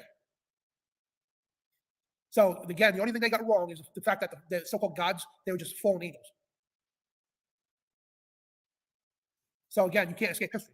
And in Luke, right, this corresponds to Matthew 24 and all that, when Jesus talks about before he returns, right, he says, as the days of Noah, so shall also the coming of the Son of Man be. So he's saying, before I return, it's going to be like the days of Noah. For the days that they were before the flood, they were eating and drinking and marrying and giving into marriage, and to the day Noah into the ark. Talking about these giants. And knew not until the flood came and took them all away. So also, the coming of the Son of Man shall be, and Luke corresponds about that, right? Jesus telling them, in these times, men's hearts are going to fail them for fear, for looking after the things which are coming on the earth, for the powers of heaven shall be shaken. This is the end time thing here, guys. Men's hearts are going to fail them in fear. Now, this kind of makes sense here. We go back to the mall, right? You got everybody running around the mall. People screaming they're seeing these giant creatures. And again, people say, well, where's the cell phone video? Well, when you see things like that, guys, I don't think you have time. You just want to get the heck out of it. That's most people anyway. Me, I'm dumb. I'll just stand there and take video. I'm not saying I'm fearless, but I kind of am because I know the Lord's with me. But yeah, most people are, they've seen things like that. You just want to get the heck out of it. And I'm sure videos are going to come up because everybody's testimony that's been there, that's all over the internet. People been in that mall, it's the same testimony. So all those people, are they all in a conspiracy that don't even know each other? And the stories all added up to Peru, all added up to Las Vegas. Yeah. I don't believe coincidences. So the Bible talks about these things. And it's all in newspaper archives and everything else. And also if you go to Revelation 16, and this is that talks about the coming of these things. And it's the 6th angel here. So I think that's what we go for.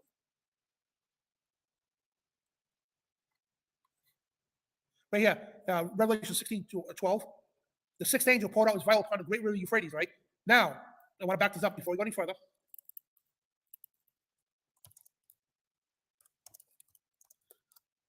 Now, this is solid proof. You can go over the media, right?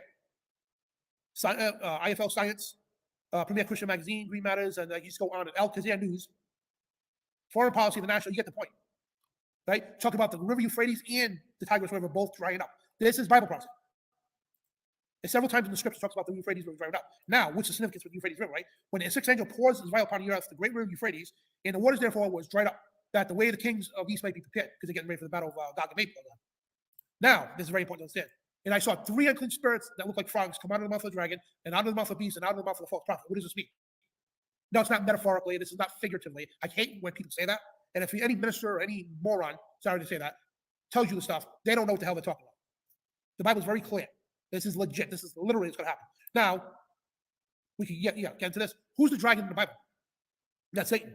Who's the beast? That's the Antichrist. Who's the false prophet? It's the world religious leader, which right now is the Pope, Pope Francis. And Pope Francis is actually fulfilling what the false prophet is going to be. Now, we understand there's many false prophets over the years, but we're talking about the false prophet, the Antichrist. So, what does this mean? 3 unclean spirits look like frogs. People what? Reptilians. Now, they are spirits of devils, working miracles that go forth to all the kingdoms of the earth and the whole world to gather them to battle of that great day of God Almighty. It's called Armageddon. So they're going to cause signs and great wonders in the sky. But remember, people are going to think that aliens and UFOs, and actually, you know what? Speaking of that, hang on a second. Quality, hang on a second. Alien cult.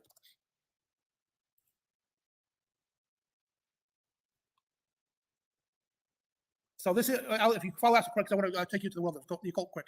So regardless of what you believe or whatever the case, right? The Bible talks about these things, right? And the Bible makes it very clear they're not aliens and UFOs from other planets. That's the deception. This is called the Great Deception.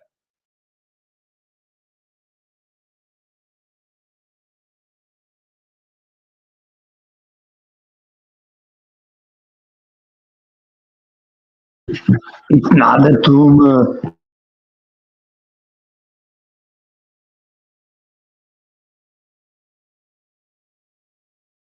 And History Channel's promoting this ancient alien stuff and everything else. I said they were there to help mankind in the beginning, and they're coming back. Yeah, they did things for men in the beginning. Ancient cultures talk about it. And yes, they are coming back. The Bible says that. Even the History Channel's talking about that. But they are not our creators, and they're not here to help us, guys. So Aleister Crowley, right? He talked to demons. Now, this is the spirit he channeled, and it's called LiE. And this is the sketches of what he drew, of the beings he talked to, right? Back then, there was no, the term alien didn't exist. Because he lived in the 1800s into the early 1900s, right? So he said this, right? And at the time, when it comes to the world of cult, the Illuminati and all that, people roll their eyes out. This is real. When it came to the occult, this guy was the cream of the crop when it comes to the occult. Very evil person. That's why they didn't call him the beast for nothing. So he said this. Today, they call them angels and demons. Tomorrow, they will call them something else. And that was back in 1918. And guess what? What that something else was called? Aliens and UFOs. It's all part of the Great Deception, guys. And again, every ancient culture talks about these things. The Bible talks, I can go on all day with this stuff. I mean, if you get to the book of Enoch too, talks about the stuff and what they are. Now I want to explain real quick here. I mean, I got so much resources. I could, just in the Bible alone, I could be all night. The book of Enoch and all that. And again, I challenge everybody to read these in context and do your own research because you're going to see for yourself. I don't have to prove nothing to you. You read it for yourself and you will see for yourself. History and the Bible go hand in hand. I don't, that's what you believe, whatever case, it's irrelevant. And this is not coming from what I think. This is what Scripture says. This is what history says. Even the world of cult, okay, the world elite, they know this stuff. So you always remember that. So they are coming back, and the Bible says they're going to deceive nations. They're going to cause the battle of Armageddon. And you got the Pope out there saying he's going to baptize aliens. I mean, that's crazy. The United Nations, again, please fact check all this stuff. The UN appointed an official space ambassador to greet alien life. Yeah, I mean, I should just pull this stuff up, but for the sake of time here, UN official space ambassador.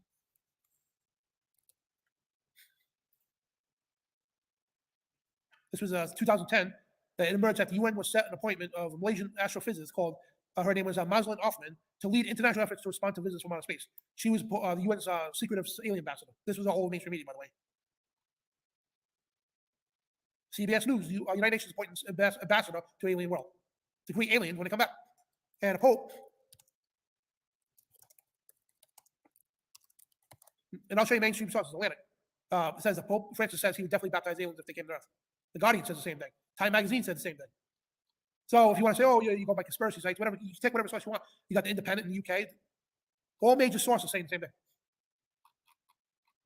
And you got the Lucifer telescope, right? In Arizona. It was built by the Catholic Church, the Vatican. And the purpose of it, and Lucifer is an acronym for something, which is, I think, is a cop-out because they know exactly what they're doing. The Vatican's Luciferian. It's not nothing to do with Jesus at all. It's going to shock a lot of people, but it's true. So anyway, their goal is to look for alien life. When, the so-called church know the Bible. So guys, they're coming back. I mean, don't be deceived by them. They're going to cause miracles. I mean, they're going to cause great wonders. Don't be deceived by them, guys. And right now, this is just a preempt. That's all it is. Here's the thing about how they operate. Because for years, they had plausible deniability about aliens and UFOs.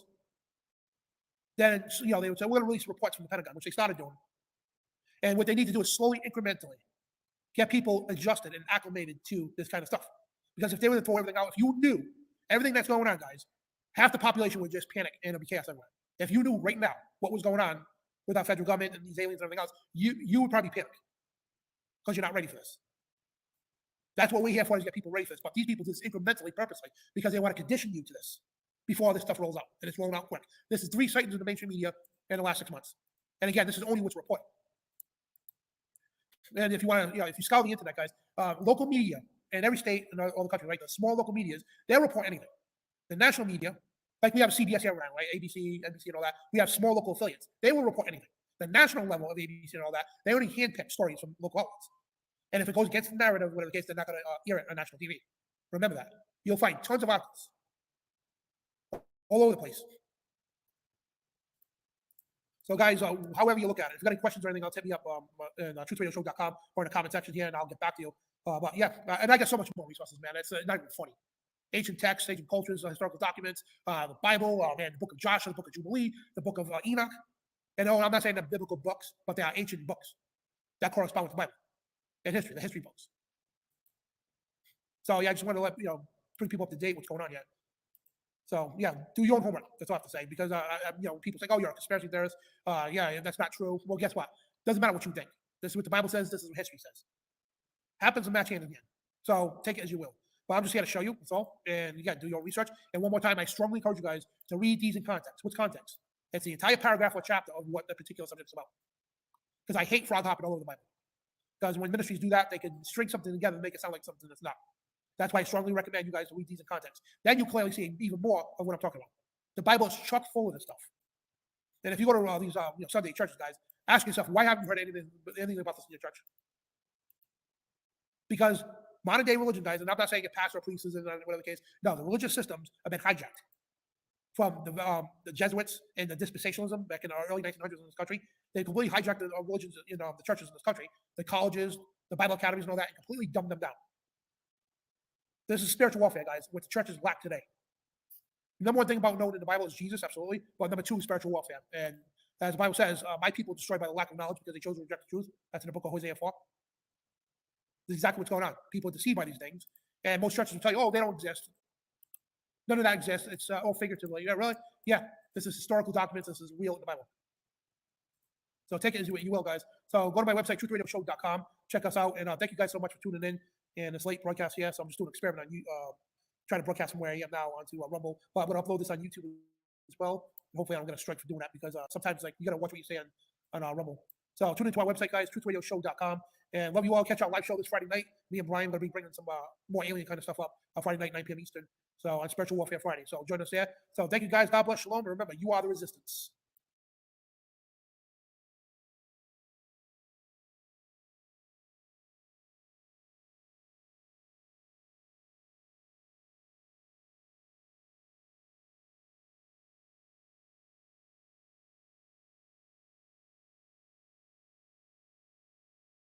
During the cover up from the public examination the FBI wrote.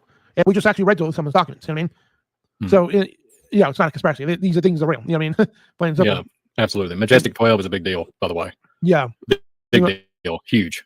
Yeah, the Majestic 12, you want to know, there, guys, it was known as MJ12, short for purported organization that appears in UFO conspiracy theories.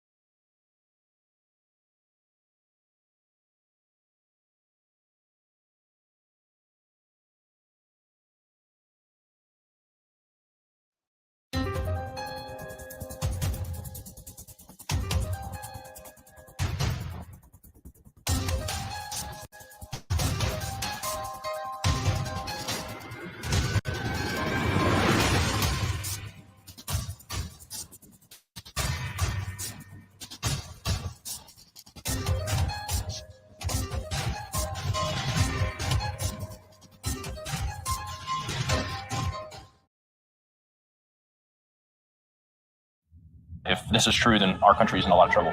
We have these trips, special trips. He said, my daddy takes the bodies to the grocery store and he grinds them up and puts it in the hamburger. And nobody ever knows it. How can kids 6, 8, 10 years old be describing rituals that come from a book like the Book of the Dead?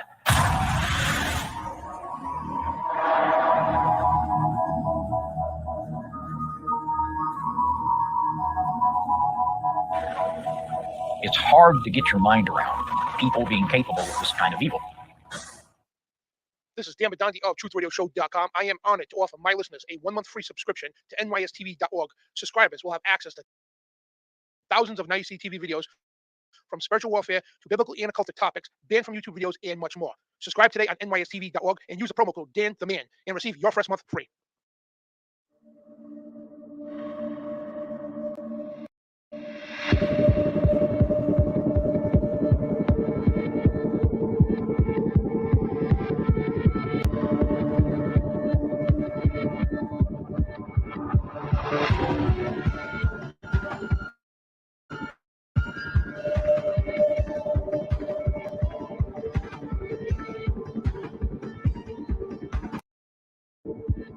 And use the promo code.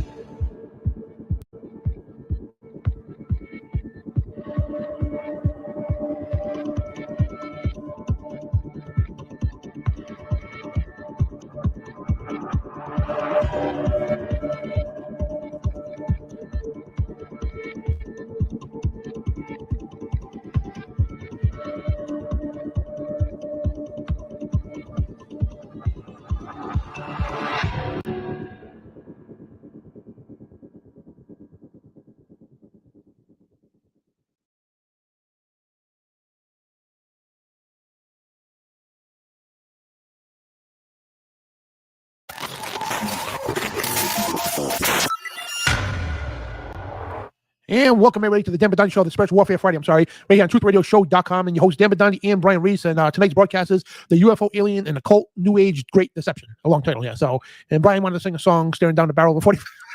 I'm not singing that, man. That wasn't the right cue, man. We're supposed to do that later on in the show. I wasn't prepared. Oh yeah, I was rehearsing it before the 10 seconds ago. I'm out. It's my throat's all dry. I can't do it right now. Yeah, I'll so do that later. We got an awesome show for you guys tonight. We're going to talk about aliens, UFOs, and all kinds of stuff that's going on in the news. And yeah, they're not hiding it no more, man. It's years ago when we talked about this on shows. People were like, oh, yeah, we've got the conspiracies, and the government using plausible deniability. Now they're saying, oh yeah, they're real, and the Pentagon's releasing it, and we've done a lot of shows on this already. But there's always new information. We got documents we're going to go through and everything else. So before we get started, I want to thank ShakeandWakeRadio.com for carrying the show and that awesome, amazing network. Thank you, Annie, so much. And also BeforeIt'sNews.com. I'm a publisher for them. The journals, I should say. And also the show is brought to you tonight by Josh WatchLeather.com. I'm a publisher for them. The journals, I should say. And let me play the commercial here. You got to, especially, if anybody likes leather, man, I would highly suggest go to Josh Watch Leather. Awesome stuff, man. He makes my gun holsters all the time, and pretty cool stuff, man. And so, yeah, we'll be right back. This is not some soulless factory. This is long, quiet days with the Father. This is obedience. This is cold, early mornings, tired, rough hands, and hot summer days. This is quality before quantity. This is where you're not just a customer, you're a client. I don't just work for you, but with you. This is where your ideas come to life. I am Joshua Watts. I love what I do and that I'm able to use my skills to serve our Father and you. I look forward to working with you. This is Joshua Watts Leather. And we're back. So yeah, guys, so check out watch11.com. It's a sponsor of tonight's broadcast. Again, the UFO alien cult new age great deception. And it's happening right now as we speak, man. And so Brian, you want to kick this off? First of all, we'll start off with a prayer because we're going to expose tonight very detailed stuff. Plus we got biblical verses as well on what aliens are. Where, people think aliens, and we'll get to that at the end of the show and all that. And I'm going to take phone calls too as well. And I'm going to put your comments and everything else in the chat. So if you want to call in later or ask a question or comment, whatever the case, you can do that in the chat room as well. So yeah, so we got so much stuff going on here, and I mean, I don't even know where to begin. Because there's so much information here going on. I mean, we're going to bring up some old stuff, Project Blue Book and everything else too, and also relate to what's pertaining to going on today, because this stuff is like they are literally hammering it home, like because the Great Deception coming up, guys, is part of this whole UFO thing is part of the Great Deception. I mean, the Bible in Revelation 16 talks about this, and they are gearing up for this. And as you can see, before they started admitting it, all these movies coming out, everything that do some apocalyptic scene, like the Transformers movie, those are holiday movies. Like what's that movie? It was all these alien movies. I can't even think of the movies, man. So many Independence Day. Yeah, The Arrival, Independence Day, and all these other movies out that depict aliens coming to either fight us or save us, but they deceive us either way. And they openly tell you what's going on in the movie. So and then they had the big show that was called V: The Final Battle back in the 80s. I don't even think he mentions, the day the Earth stood still. How many fucking movies, dude? How many movies? Seriously. Yeah, he said Independence Day, Mars Attacks. Name them off in the chat. Go ahead. Feel free. Out, and it was pretty awesome. I know the guy who actually wrote it. So I mean, they've been telling you straight up, what's coming. You know what I mean? And a lot of people still, even to this day, even though the government admits it, people still roll their eyes at this. You know what I mean? And you can roll your eyes all you want. It's not going to stop what's coming. You know what I mean? Plain and simple. So what's up, Brian? What's going on? Man, between the last 3 minutes, 4 or 5 minutes before we even started the show, and we just got up and have a good time. But I'm excited to be here today. We got a truck ton of stuff, and everything that Dan said is like spot on. Pray for the broadcast, internet. Pray for the whole thing to hold up so we can bring some light to this topic. So yeah, welcome everybody. And like always, Dan, I'm just glad to be here, my friend. So it's gonna be pretty cool. And let's get this thing started. Yeah, absolutely. So yeah, UFOs. I mean, especially they started popping off like about in the 60s, I believe, right? Like everybody started seeing these things, and then it went through a phase of people actually hoaxing a lot of these things just to get some publicity. You know what I mean? And we understand there's hoax out there, but we understand also that these are real. You know what I mean? And now more than ever, UFO sightings are through the roof. I don't know if we got the map or not. It shows all the UFO sightings, recent ones anyway, in the areas. Man, it's all over the country, all over the world. They're being sighted all the time. Then you had that one in Kyiv. Man, we gotta go through all the stuff, man. But wow, man, well, and like all over the water. Like all over the water patterns. I mean, it blows my mind, the UFO stuff, but like literally they had sightings over the water, tons over the water. And I guess they've seen that from boats or whatever. I guess that's how he recorded that. But then, like, remember how we correspond and had all the data? You got Sasquatch sightings, Bigfoot, and all that, and you got the National Forest. It all correlates. It all flows, man. There's nothing really you can't get away from it. It's like it's there. But we're gonna get some deep stuff tonight. So pray for this broadcast. Then if you want to pray that everything just stays the course, that we can present this thing tonight, because it's gonna be some heavy stuff. Absolutely.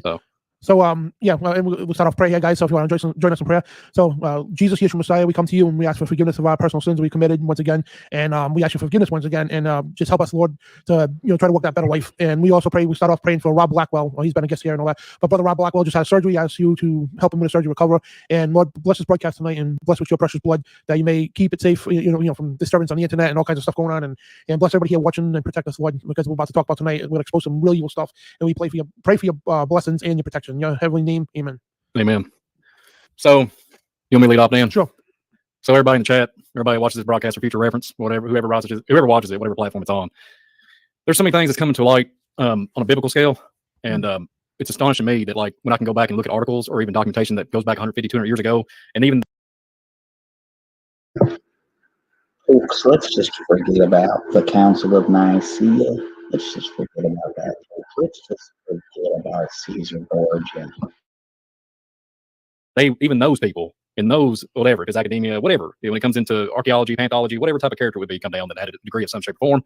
And this stuff goes way back even to Egyptian times. We just like last week, and I think a couple of last few Spiritual Warfare Friday shows, we've been throwing out a bunch of stuff about star people with the Navajo Indians and all that.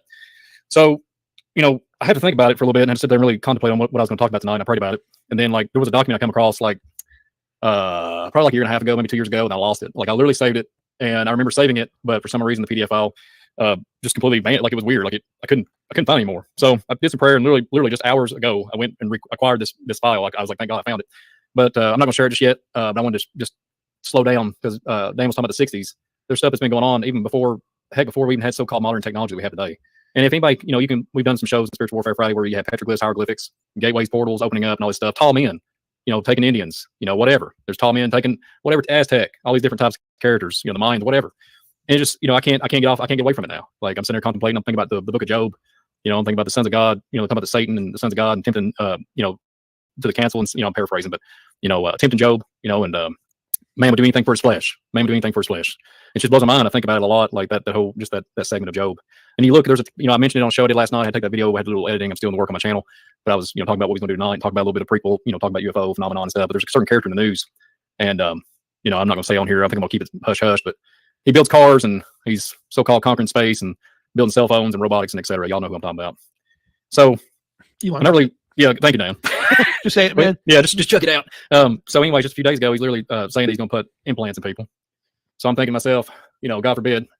And there has to come to a point when you think about that scripture in Job, and you think about the sons of God, and think about angelic properties, angelic people, angelic, I shouldn't say people, but angelic bodies, armies of God, armies of the devil, when they fail, the watchers and everything, when they fail, and they took that oath in Mount Hermon. And like when we look at it and we compile the data, we are still, there's nothing new in the sun. We are still striving to do anything for our flesh to keep it preserved. And then the Bible speaks of this, that we will take on a form. We'll be as Jesus is. We'll be as he is, like, into like that state of immortality. They're promising immortality here on earth. That's what they're headed for. That's what they're, trying to pop off and do. And what Jesus did on the cross, he literally saved us from this world and give us that ability to one day be in that existence with him, with the right hand of the Father, and be the throne room and literally be around the angelic body, these angelic armies and stuff. And it just blows my mind. And we'll have intellectual, be a lot more intelligent. The Bible talks about that, and being able to judge angels. And I'm thinking about this tonight and talking about this thing's just going to be off the chain. I don't even know where I'm going to go with it, but I'm going to start here. I know he's watching the show, so I'm going to pop it off. I just talked to him a couple hours before the show, and he gave me some really good data. We got the insight. Yeah. Thank you, Dan. I got to drink a cup of coffee on that one. But anyways, I'm not going to associate with, I pray for him. Actually, I pray for him. But anyways, I talked to some of my family members before I did this broadcast, and I know they're watching. So just like 2 weeks ago, I mentioned on my show last night on my channel, but I just can't emphasize this enough to where I'm going to bring all this in, tie it all in. So when you're just literally sitting in your house, and all of a sudden, it's like 3 o'clock, 3-ish, late 2-ish, almost 3 o'clock in the afternoon. And I think it's on Saturday when this happened. And like literally when the house feels like it's going to come down, like the foundation is going to rock into oblivion. And you hear like that. And then we live in proximity pretty close to a facility. And I'm going to talk more about it here lately. It's military. But the whole narrative with this stinks to high heaven. But anyways, it happened the first time, and I kind of waited. All my kids, we kind of sit there and listened, and all of a sudden did it again. So I go out, and all of a sudden, Dan, no joke, fighter jets over my house. And I'm thinking, okay, airspace, citizen airspace, clearance. The first thing I'm thinking about, what is it, daggone Armageddon? I'm just being sarcastic. And then I call my uncle up, and I'm like, what the crap? Is it going to be Independence Day, 2.0? And then like they're doing like they're doing circles, okay, like circles around the county. And they're probably like approximately literally a county over. It's a pretty good size distance from my home. They're having a so-called game. And there was no evidence of this so-called game having Air Force fly over top of it and have a grand opening or whatever, celebrating or whatever. And from what I've seen many different colors of fighter jets, and I've seen like orb-like stuff in the sky, no joke, broad daylight. I'm like, over here in DEFCON 10 thinking, okay, it's going down. And then literally after all that happened, and then I'm getting all the feedback from, family and stuff and saying, I heard that, and it was on the other side of the county, all this stuff. And I'm like, crud, man, what's going on?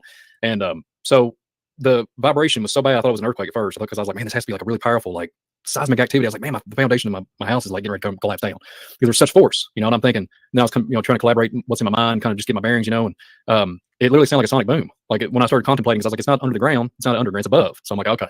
So then you hear multiple ones like this, and I'm thinking, man, it's just blowing my mind. Like I'm hearing all these sounds that you hear it on movies, right? You hear it on like stuff you watch on television or something like that, but you or heard it in real life. And I'm like, man. So I have to come never seen in real life.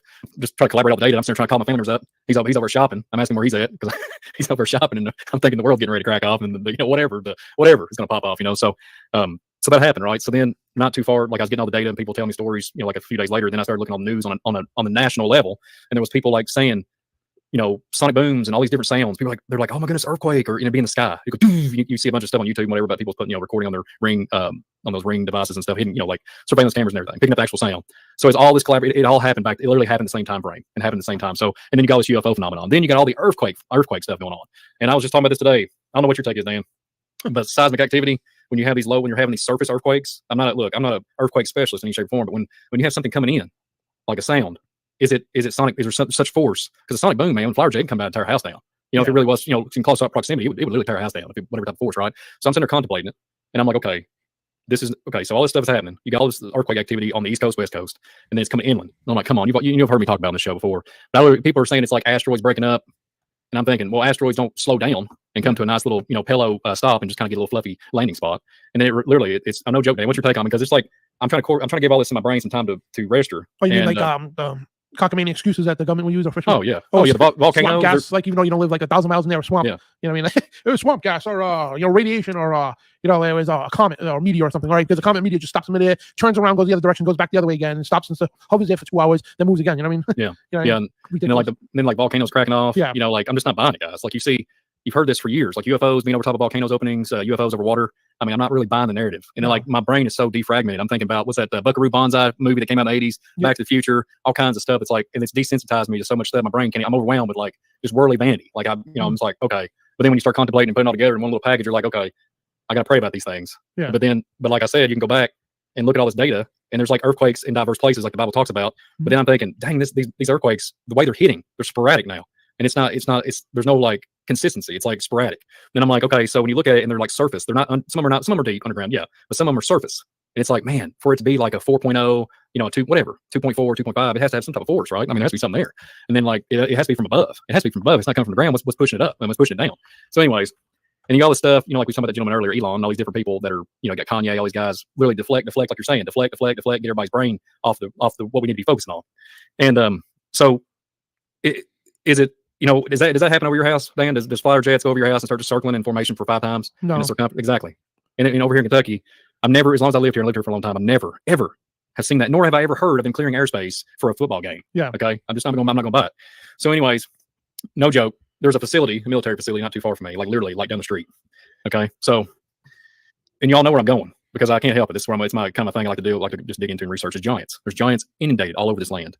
This military facility is right down in the middle of my county. It like takes up a big chunk of the county. It's a pretty good size real estate. Been there for a long time. So I remember when 2011, I'll never forget it. I was sitting here asleep. My wife was asleep, but I remember, Dan, no joke. It was about 1 o'clock in the morning. I'm sitting there watching TV, 2011. I think it's in August, if I'm not mistaken. All of a sudden, like that, and all of a sudden I see bluish like white lights going like this, and I'm like, oh man, I'm like, I guess there's some hunter or somebody getting ready to do something, something about to go down. So you're in. Now I go to jump up real quick because I'm like kind of struck with like not instant fear, but like a little bit of like not terror, but like I'm like to a point where I'm a little hesitant to look out the window, but then I'm like I just jostle the heck with it. She ain't waking up. I'm trying to wake her up. I pull the blinds up and also shoot straight up, Dan. No joke. Bright light, blue light, the whole special, man. It looked like something off of a. My thumbs are twitching when you do that because it reminds me of those 80s video games like the Atari. So I used to play those. Yeah, the cheap sound effects. Well, I'm sorry. Playing asteroids there. Well, I'm sorry that I'm on 8-bit frequency there. Darn you, Dan Benoni. But Galactica, Atari and stuff like that.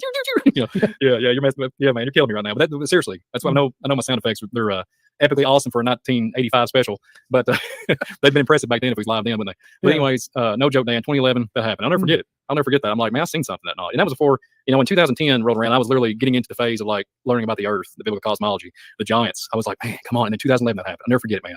And I could see it. It was so fast. Like that, just like disappeared, like went into the sky and dematerialized, right? So like, anyways, so let's get into some grind here. I've got a document, the disclosed location, right? Before you get going, go ahead, Dan. This is a map of the UFO sightings, and you can see they're all over the place.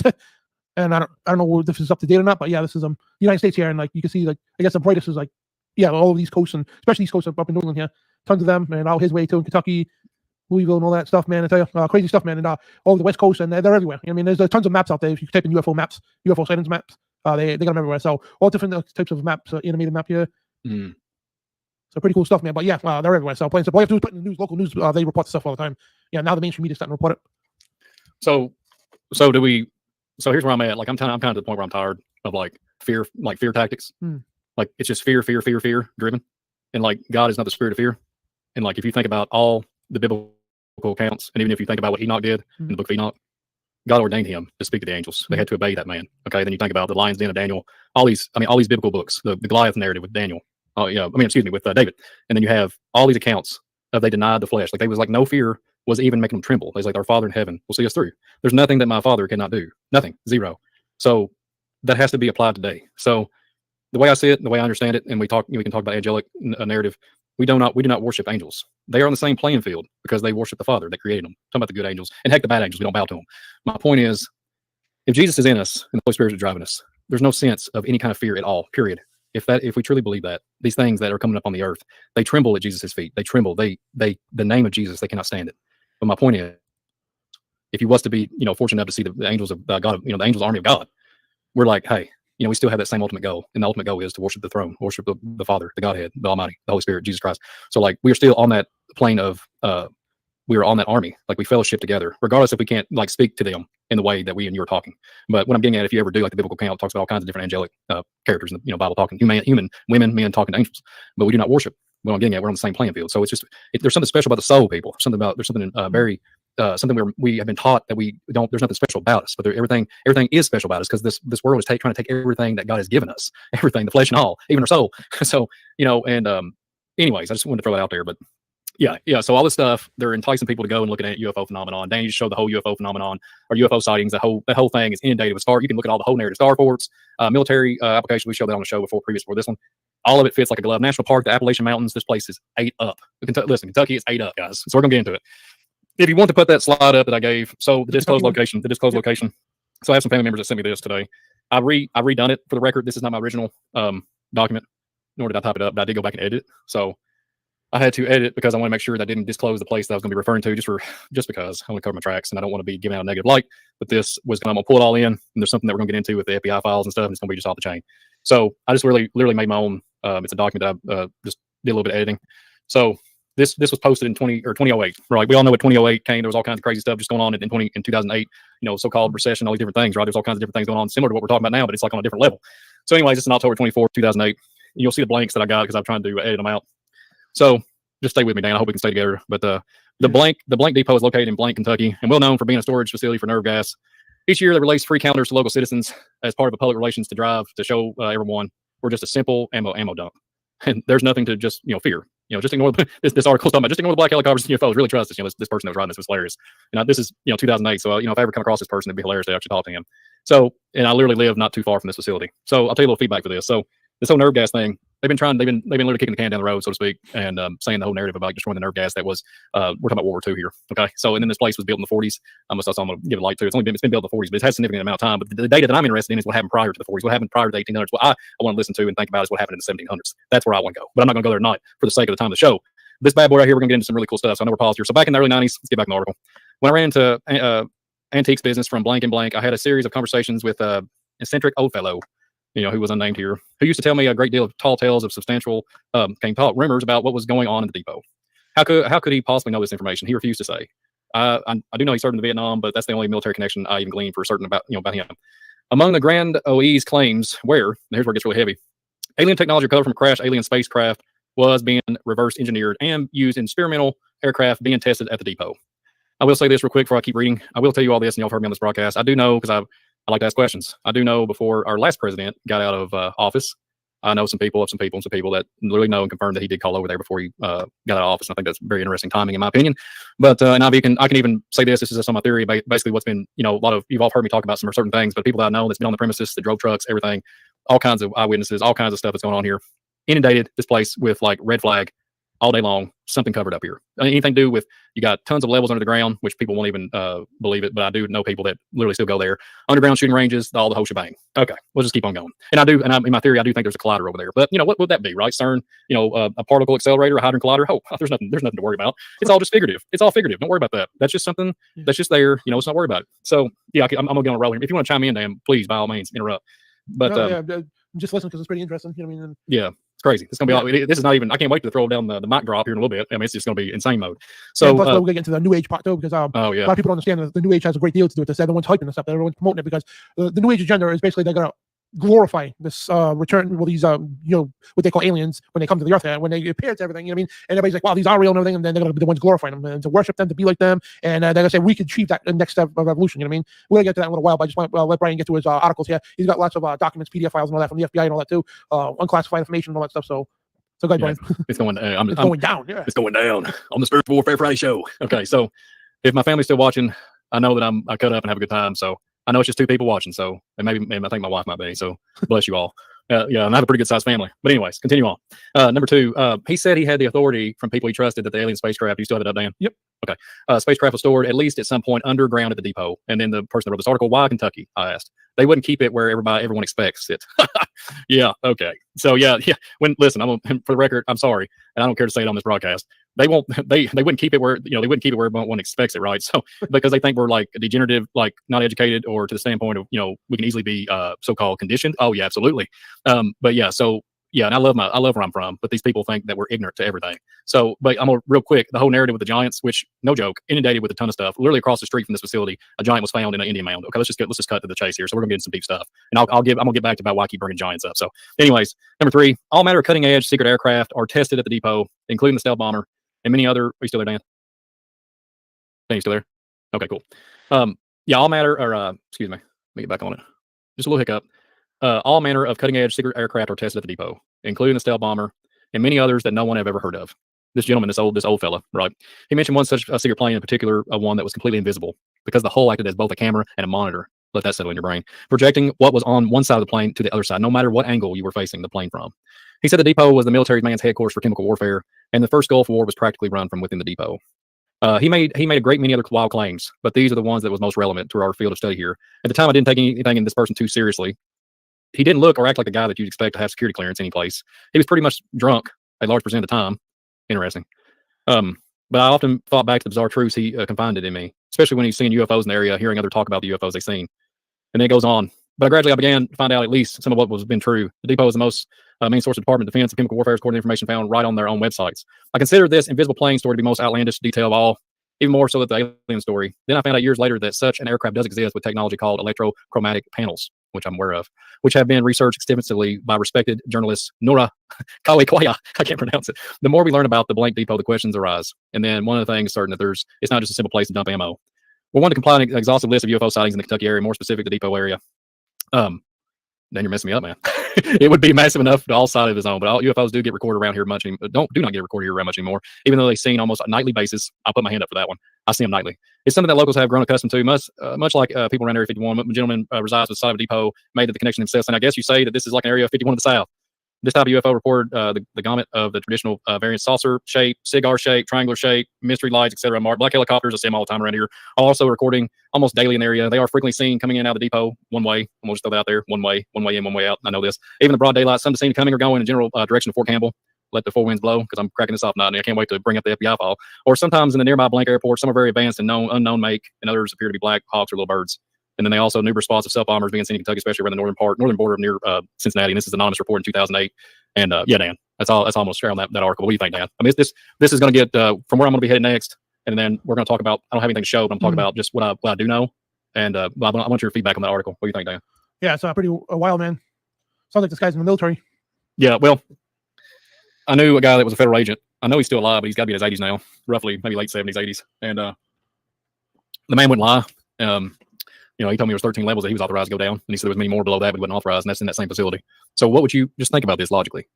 And then there's people that go work there. There's a civilian aspect, right? Here's the thing.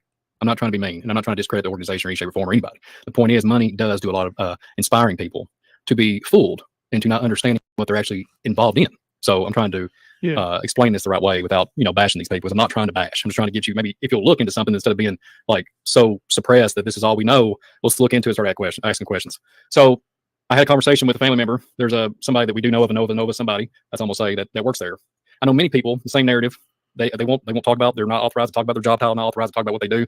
But here's the funny part. Years ago when I was on my route, truck drivers I talked to, they knew some people that worked at the facility. Full-blown hazmat suits. Sorry. They go underground.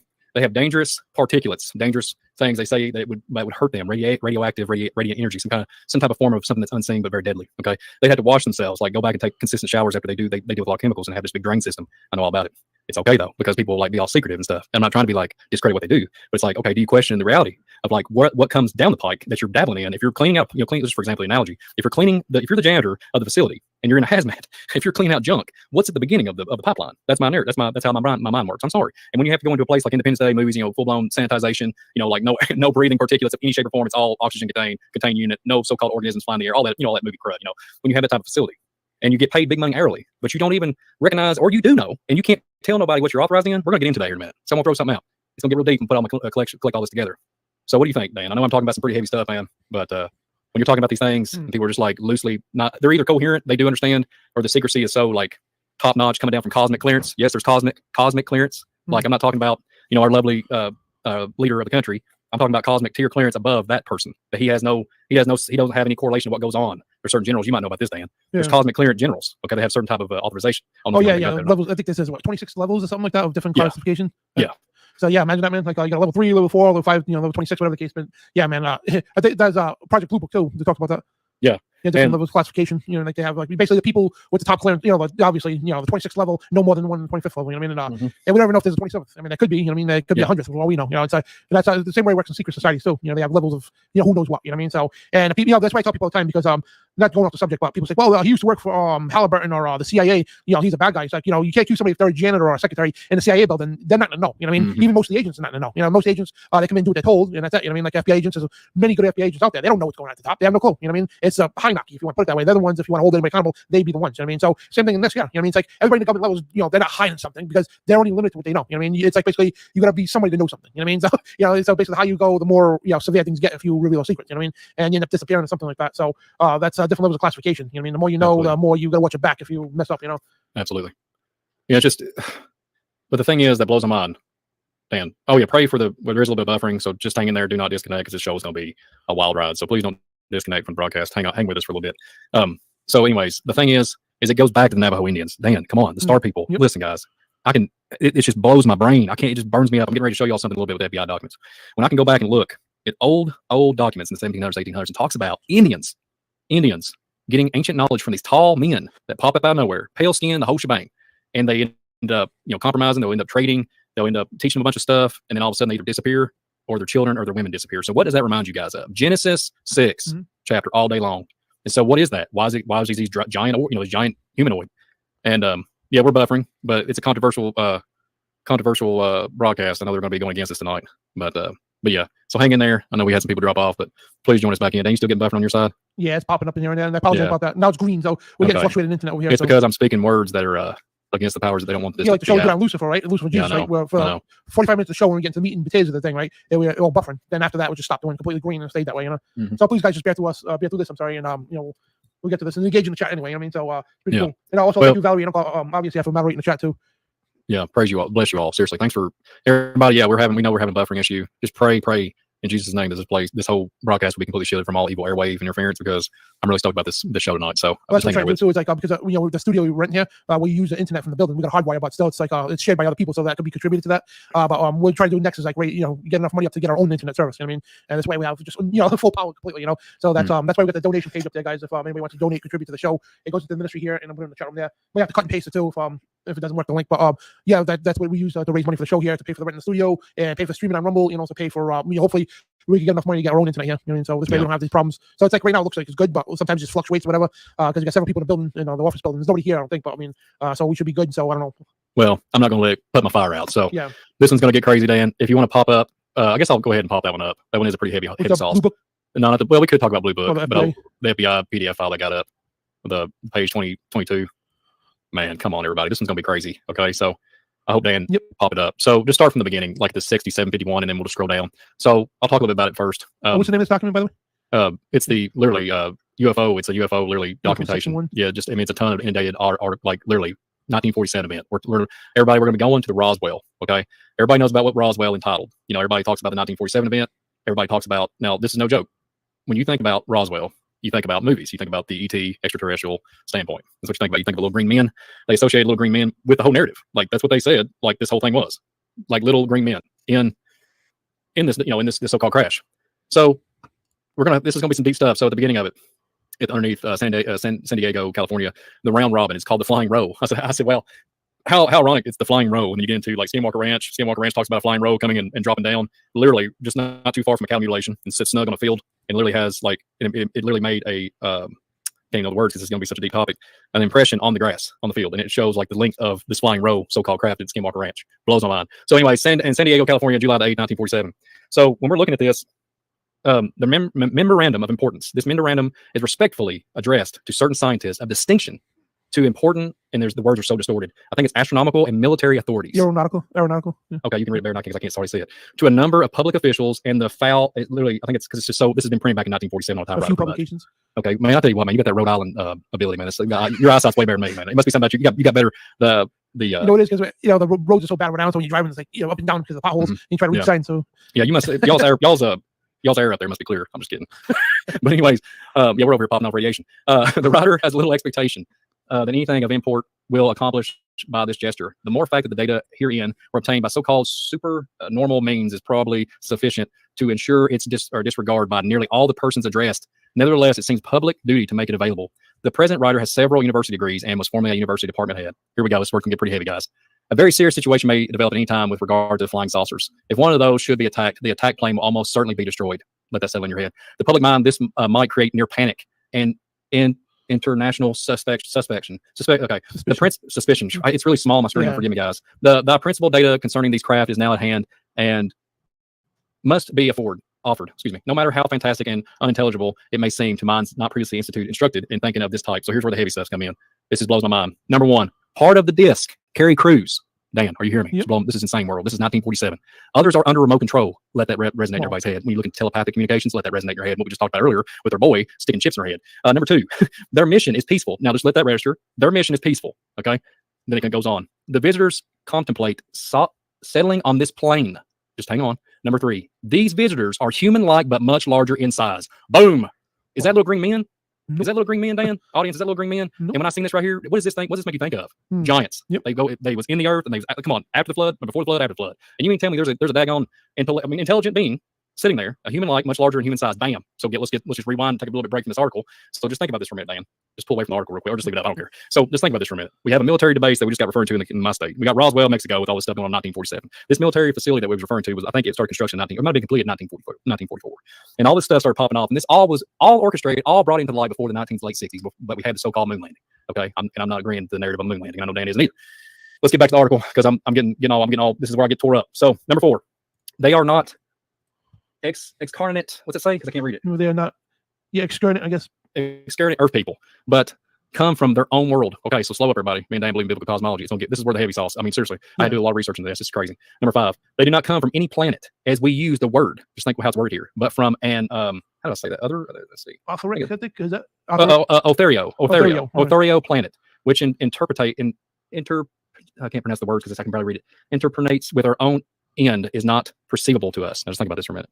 The bodies of the visitors and the craft also automatically materialize on entering the vibrating rate of the dense matter. Wow. Boom, boom. Forgive me. Why is what's right there? Huh? Wait, there too. It says they do not come from any planet. You know, exactly. Like so. I'll tell you in a minute. Oh yeah, go ahead, Dan. You go ahead. And they're interdimensional. You know what I mean? Plain simple. Yeah, interdimensional. Oh yeah. I'm going to cut you off. I'm getting tore all pieces. So it talks about they do not come from any planet as we use the word. Say, but from an Otherio planet. Okay, so get this. So you go back, it's talking about a vibration rate of a dense matter. It automatically materializes. On the beginning of the article, it talks about if a plane was to start attacking it, it would just disintegrate. So get this. Not talking about their ship. I'm talking about the opposite. So number 7, the disk possesses a type of radiant energy or a ray which will easily disintegrate any attack ship which re-enter I think it's the word Otheric. Yeah, I'm having trouble reading at will, and so simply disappear from our vision without trace. Come on, Dan. Wow. Come on.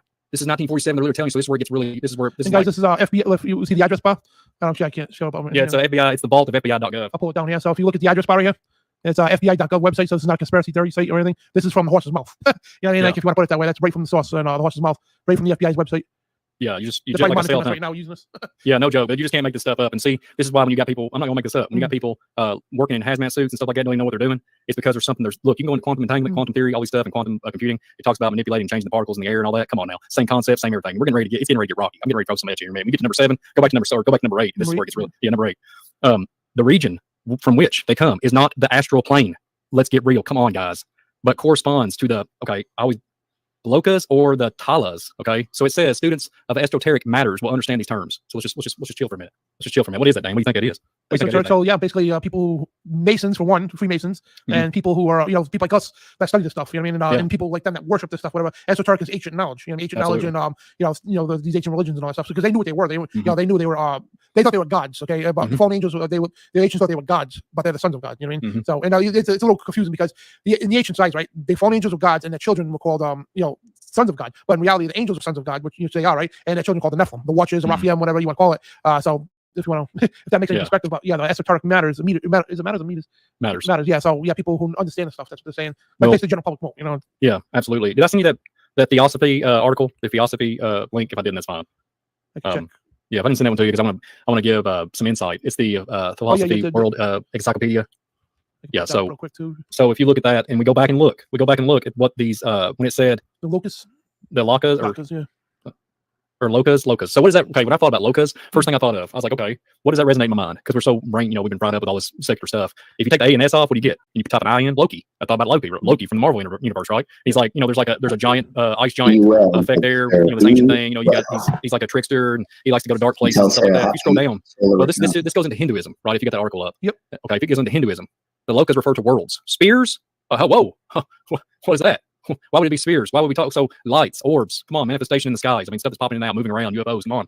And if you just move on down for the sake of time, if you go down and just where it says ancestors of humanity are found, the creators and all this, you skip down, it goes to the lokas have matching the talas, or you see that, Dan? Just where it has the 1, 2, 3, 4, 5, 6, 7, and all those names I cannot pronounce the same alive. Oh yeah. Where it says the lokas have matching talas of the netherworlds, also called hells. Think about it, guys. I mean, come on. And you go down at the end, it talks about the Greg Free, talks about each world that has a spiritual, conscientious, there's a consciousness, there's all this stuff like descending, and like we're getting to this. It's just insane. This is where the New Age aspect comes in, like absolutely, the New Age Great Deception, because like I said at the beginning, this is all New Age, and that's what the New Age people are promoting this big time, and it's right there. I mean, absolutely. And it'll if you go to look at astral plane, if you just type in esotericism, you can literally physical plane, astral plane. It talks about the physical realm, space, time, energy, matter. That would be physical plane. And it talks about astral plane. It talks about astral projection and everything. Astral projection. This is why, and I'm gonna throw this out here on this broadcast. I wasn't gonna bring it up. This is why when you put on, forgive me, everybody, when you put on a VR headset, and I have heard this, that when we get jacked in with a VR headset, it will still give you the same effect of a DMT LSD effect in your brain chemistry. That's is why then when you talk about the Hinduism, all these different cultures, religious aspects to it, I'm not putting none of these people down. I'm just talking about when they connect to the astral plane. This is when they're talking about removing themselves to from the physical plane and going to the astral plane of existence. This is when we're talking about angelic, all the stuff that get into that narrative. And I couldn't believe it, Dan. This FBI file literally says this. I mean, let's get back to the FBI file. Let's go back to the astral FBI plane file. real quick. Is also go ahead, astral realm is astral world is a plane of existence postulated by classical, medieval, and oriental esoteric. That right there. So back to the FBI file. Yep. Yeah. So this is just, and if you get to we just got done reading number 8 and number 9. Number 9. So it's all got a bunch of scribble on it, but I'm gonna try to read it. They probably cannot reach by radio. That's the first thing I thought of was ham radio. You have to have a license. You have to have a license for ham radio for, because they don't want you jacking in to all kinds. They got to know who's got a license and who's running a ham radio, because you can pick up all kinds of different frequencies. I mean, if anybody knows this, I hate watching secular stuff, but I've watched like a few episodes of Stranger Things. I shut it off a couple years ago in the very first season, but y'all know the whole narrative with frequencies and radio signal and all that in the first season. So it reminds you of that. But continue on with number 9, but probably cannot be by radar. Okay, here we go. Go back to number 7. It says possesses a type of radiant energy or ray, which easily disintegrates any attack ship. See, there's something here. There's something here. And this is why you simply disappear with our vision, and it literally just without a trace. That's why they can boom, boom, boom, boom, boom, and go to different things. They can dematerialize and everything. And a vibrating rate, it literally tells you in this file here. It tells you our dense matter. So let me just throw something out at you all. They manifest. Okay. So we have a giant being in a craft, and this is the 1947 Roswell event. So what happened to the little green people? So where we at, guys? I'm just going to try to throw it out there. And I know it's some heavy sauce. Who knows? Just pray for us. I'm just throwing this out here. I can't help it. So number 9, because I'm just praying, because I'm tired of people just like I use that analogy, kicking the can down the road. It's driving me insane. So number 9, they probably can't be reached by radio. If a signal system can be devised for that aperture, I think we give information in mourning and can do no more. Let the newcomers treat it with every kindness, unless the disc are withdrawed. I can't read it because it's all distorted. Which culture of science are incapable of dialing a heavy responsible rest upon the foul authority of who are able to understand this matter. Bam. And then the rest of it gets into control mechanism, and it gets kind of cut off and distorted. But I wanted to bring this up for the sake of this video, guys, because it's literally talking about a flying roll. Okay, we can go into Zechariah 5. It talks about literally the Ephah. There's a flying roll. Like, come on. It's a biblical in Zechariah 5. It's biblical. I think it's Zechariah 5. Could be Zechariah 5 or Zechariah 6. I know it's one of those 2 chapters. But literally, they categorize it the flying roll on this documentation. And there's a ton of documents in this. This is 69 pages to this document, this FBI records. Okay. And when you're talking about astral plane and these lokas and stuff, and you're literally esoteric matters, like you're talking about, when we get into all these spiritual things about vibrating, your spiritual chi. You hear all these different spiritual applications with the monks and everything, communicating. We can get into Argatha. They call it Shambhala. They would communicate with these beings, guys. They manifest. I mean, heck, the angels in the biblical narrative manifest just like men and start doing all kinds of stuff in Sodom and Gomorrah and doing all kinds of different things. It's the same thing, but something's up with this giant guy. He's a larger human-like, but much larger in size. Boom! And I can't help it, damn. It about blew my brain whenever I was like trying to put all this together, because whenever you look at it, literally emits even on the aspect. They even tell you in 1947 that it's telling you it's an existence that's like mirroring us, like it's an interdimensional, like they dematerialize, popping in and out. They come on an astral plane. They're not even talking about. They literally say in this document. They say it. They say about that it does not come. They do not come from any planet as we use the word, but from a ortho planet. So you look that up. Oh, I forgot to bring that one up. I got it here somewhere. You look that word up, and it comes up with. I remember looking it up a while ago, but I've lost it on my feed here. But why are you doing that? So on that same PDF file there, it shows a newspaper article. I guess it was from July 9th, 1947. Something this big of an automobile photographed, and it says youth who is amazed because no one else saw it. But they have actually a picture of it right there. Well, and Dan, let me just throw this out here, man. Just make my brain ding, ding. So outer space. Think about it. Your space. You live in Rhode Island. Yeah. It takes a long space for me to get to you. You're out of my space. You're way beyond my space. Like I have to get to you. Think about this, everybody. Ice wall, Earth, biblical cosmology. Beyond the ice wall, they come from another plane. Like they come from another area. Right, to explanation of exploring. They're literally coming from another world. That's what they referred, but they didn't say. They said, yeah, from the plane.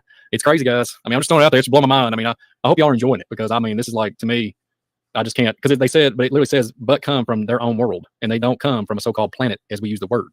So they automatically materialize. The bodies of literally, what's so bad about it, Dan? What cracks me up is they have more, because it says part of the disc carry crews. Others are under remote control. There's a mission. Their mission is peaceful. So basically, like a bunch of drones with them. Yeah, and it says the visitors contemplate settling on the plane. These visitors are human. These visitors, it says these. There's many visitors are human-like, but much larger in size. It's all day, Dan. You can't make this stuff up, man. And this is why the Indians said, okay, we're getting there's star people coming here and invading us and trying to take us out. Let's go put them in the mound. We got to put them down. Yeah. And this is why. And this is look, radiating energy. It literally says the document, Dan. What have I said on this broadcast? Get an EMF reader.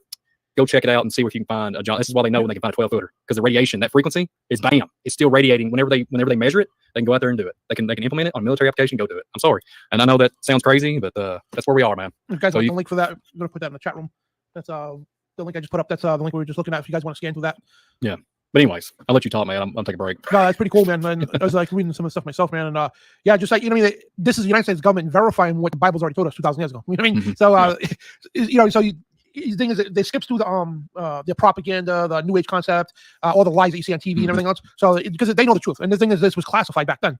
So they're gonna put all the facts they see and everything else on all that. You know what I mean? So they know darn well that they're not from other planets. You know what I mean? They know the interdimensional beings. They know what's going on. Not planets, but they know we know and all that stuff. You know what I mean? They know what's going on, where they're from, what they're here for. You know what I mean? Absolutely. And so that's why they're open saying, yeah, they're not from other planets or interdimensional. You know, and they're larger too, which is Nephilim. You know what I mean? And so this is some cool stuff, man. That you know that you can actually look at it, the horse's mouth to tell you the stuff that we've already known and you know through the Bible. You know, so it skips all the middlemen. You know, so now if you go through the New Age concept, there's New Age gurus out there will tell you, oh, that's who we're gonna evolve. We are gonna evolve to them.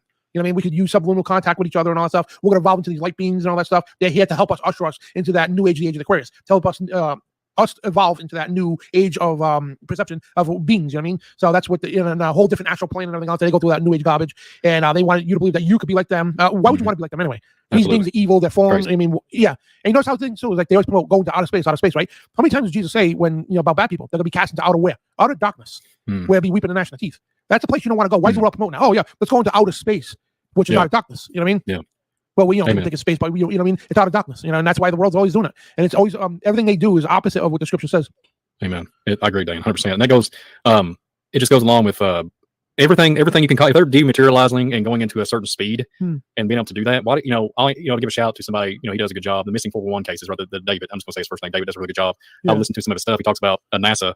He's talking about some guy he knew from NASA that was literally talking about. They was trying to like engineer and literally focus on portals, like be able to harness them and keep them open. Like they know about this, and this is why it's just like wow. And then when when these things happen, it's something. It's just there's something about it that we cannot process on our human standpoint. But we have like breadcrumbs here of understanding. But the biblical narrative, like Dan was saying, and that's literally all we need. And we're literally saying flying roll. Go look it up. I think it's in Zechariah 5, Dan. I think it's Zechariah 5 or 6. It talks about the ephah. It talks about the flying roll. I'm pretty sure it's R-O-V-E.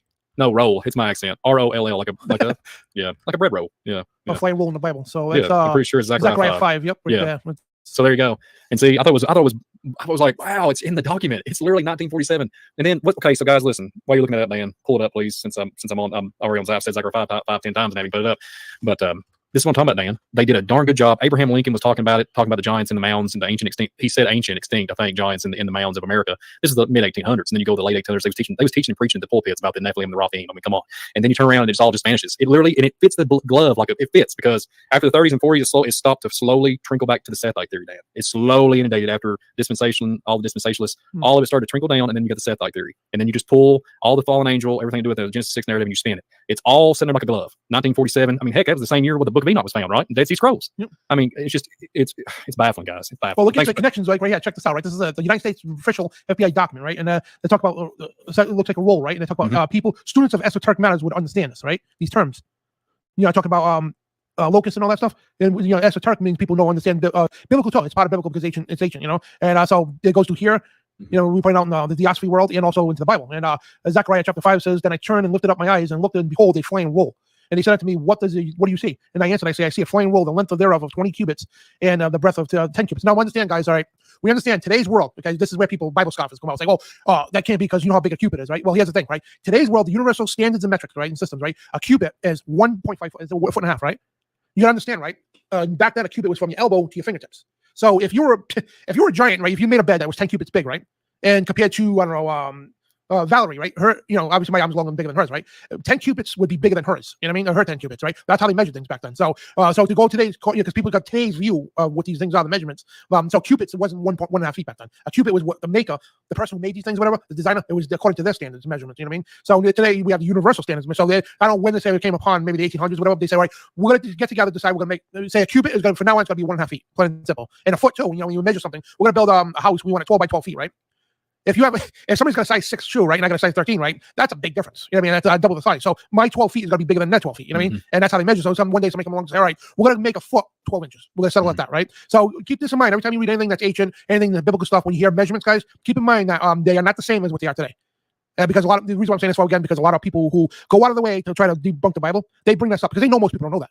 They'll bring this up to try to make mockery of the Bible, any ancient text and all that stuff. But again, the measurements were different back then. You know what I mean? There's all kinds of measurements they had, and so that's So you're looking at this thing. There's a flying roll, therefore, is 20 cubits, and the breadth thereof was 10 cubits. So it's 20 by 10. So that's whatever that would be. I mean, I can back down. Depends if the person was a larger statue. That's a big flying roll. Absolutely. Absolutely. And it says, then said unto me, this is the curse that goes forth over the face of the whole earth. For everyone that stelleth shall be cut off on the side of according to it, and everyone that sweareth shall be cut off as a side according to it. And it goes on about, this is, and what else to that flame, who's seen that in the Bible too? That seen the flame disc with eyes on it? Talking about Ezekiel. Ezekiel, yeah.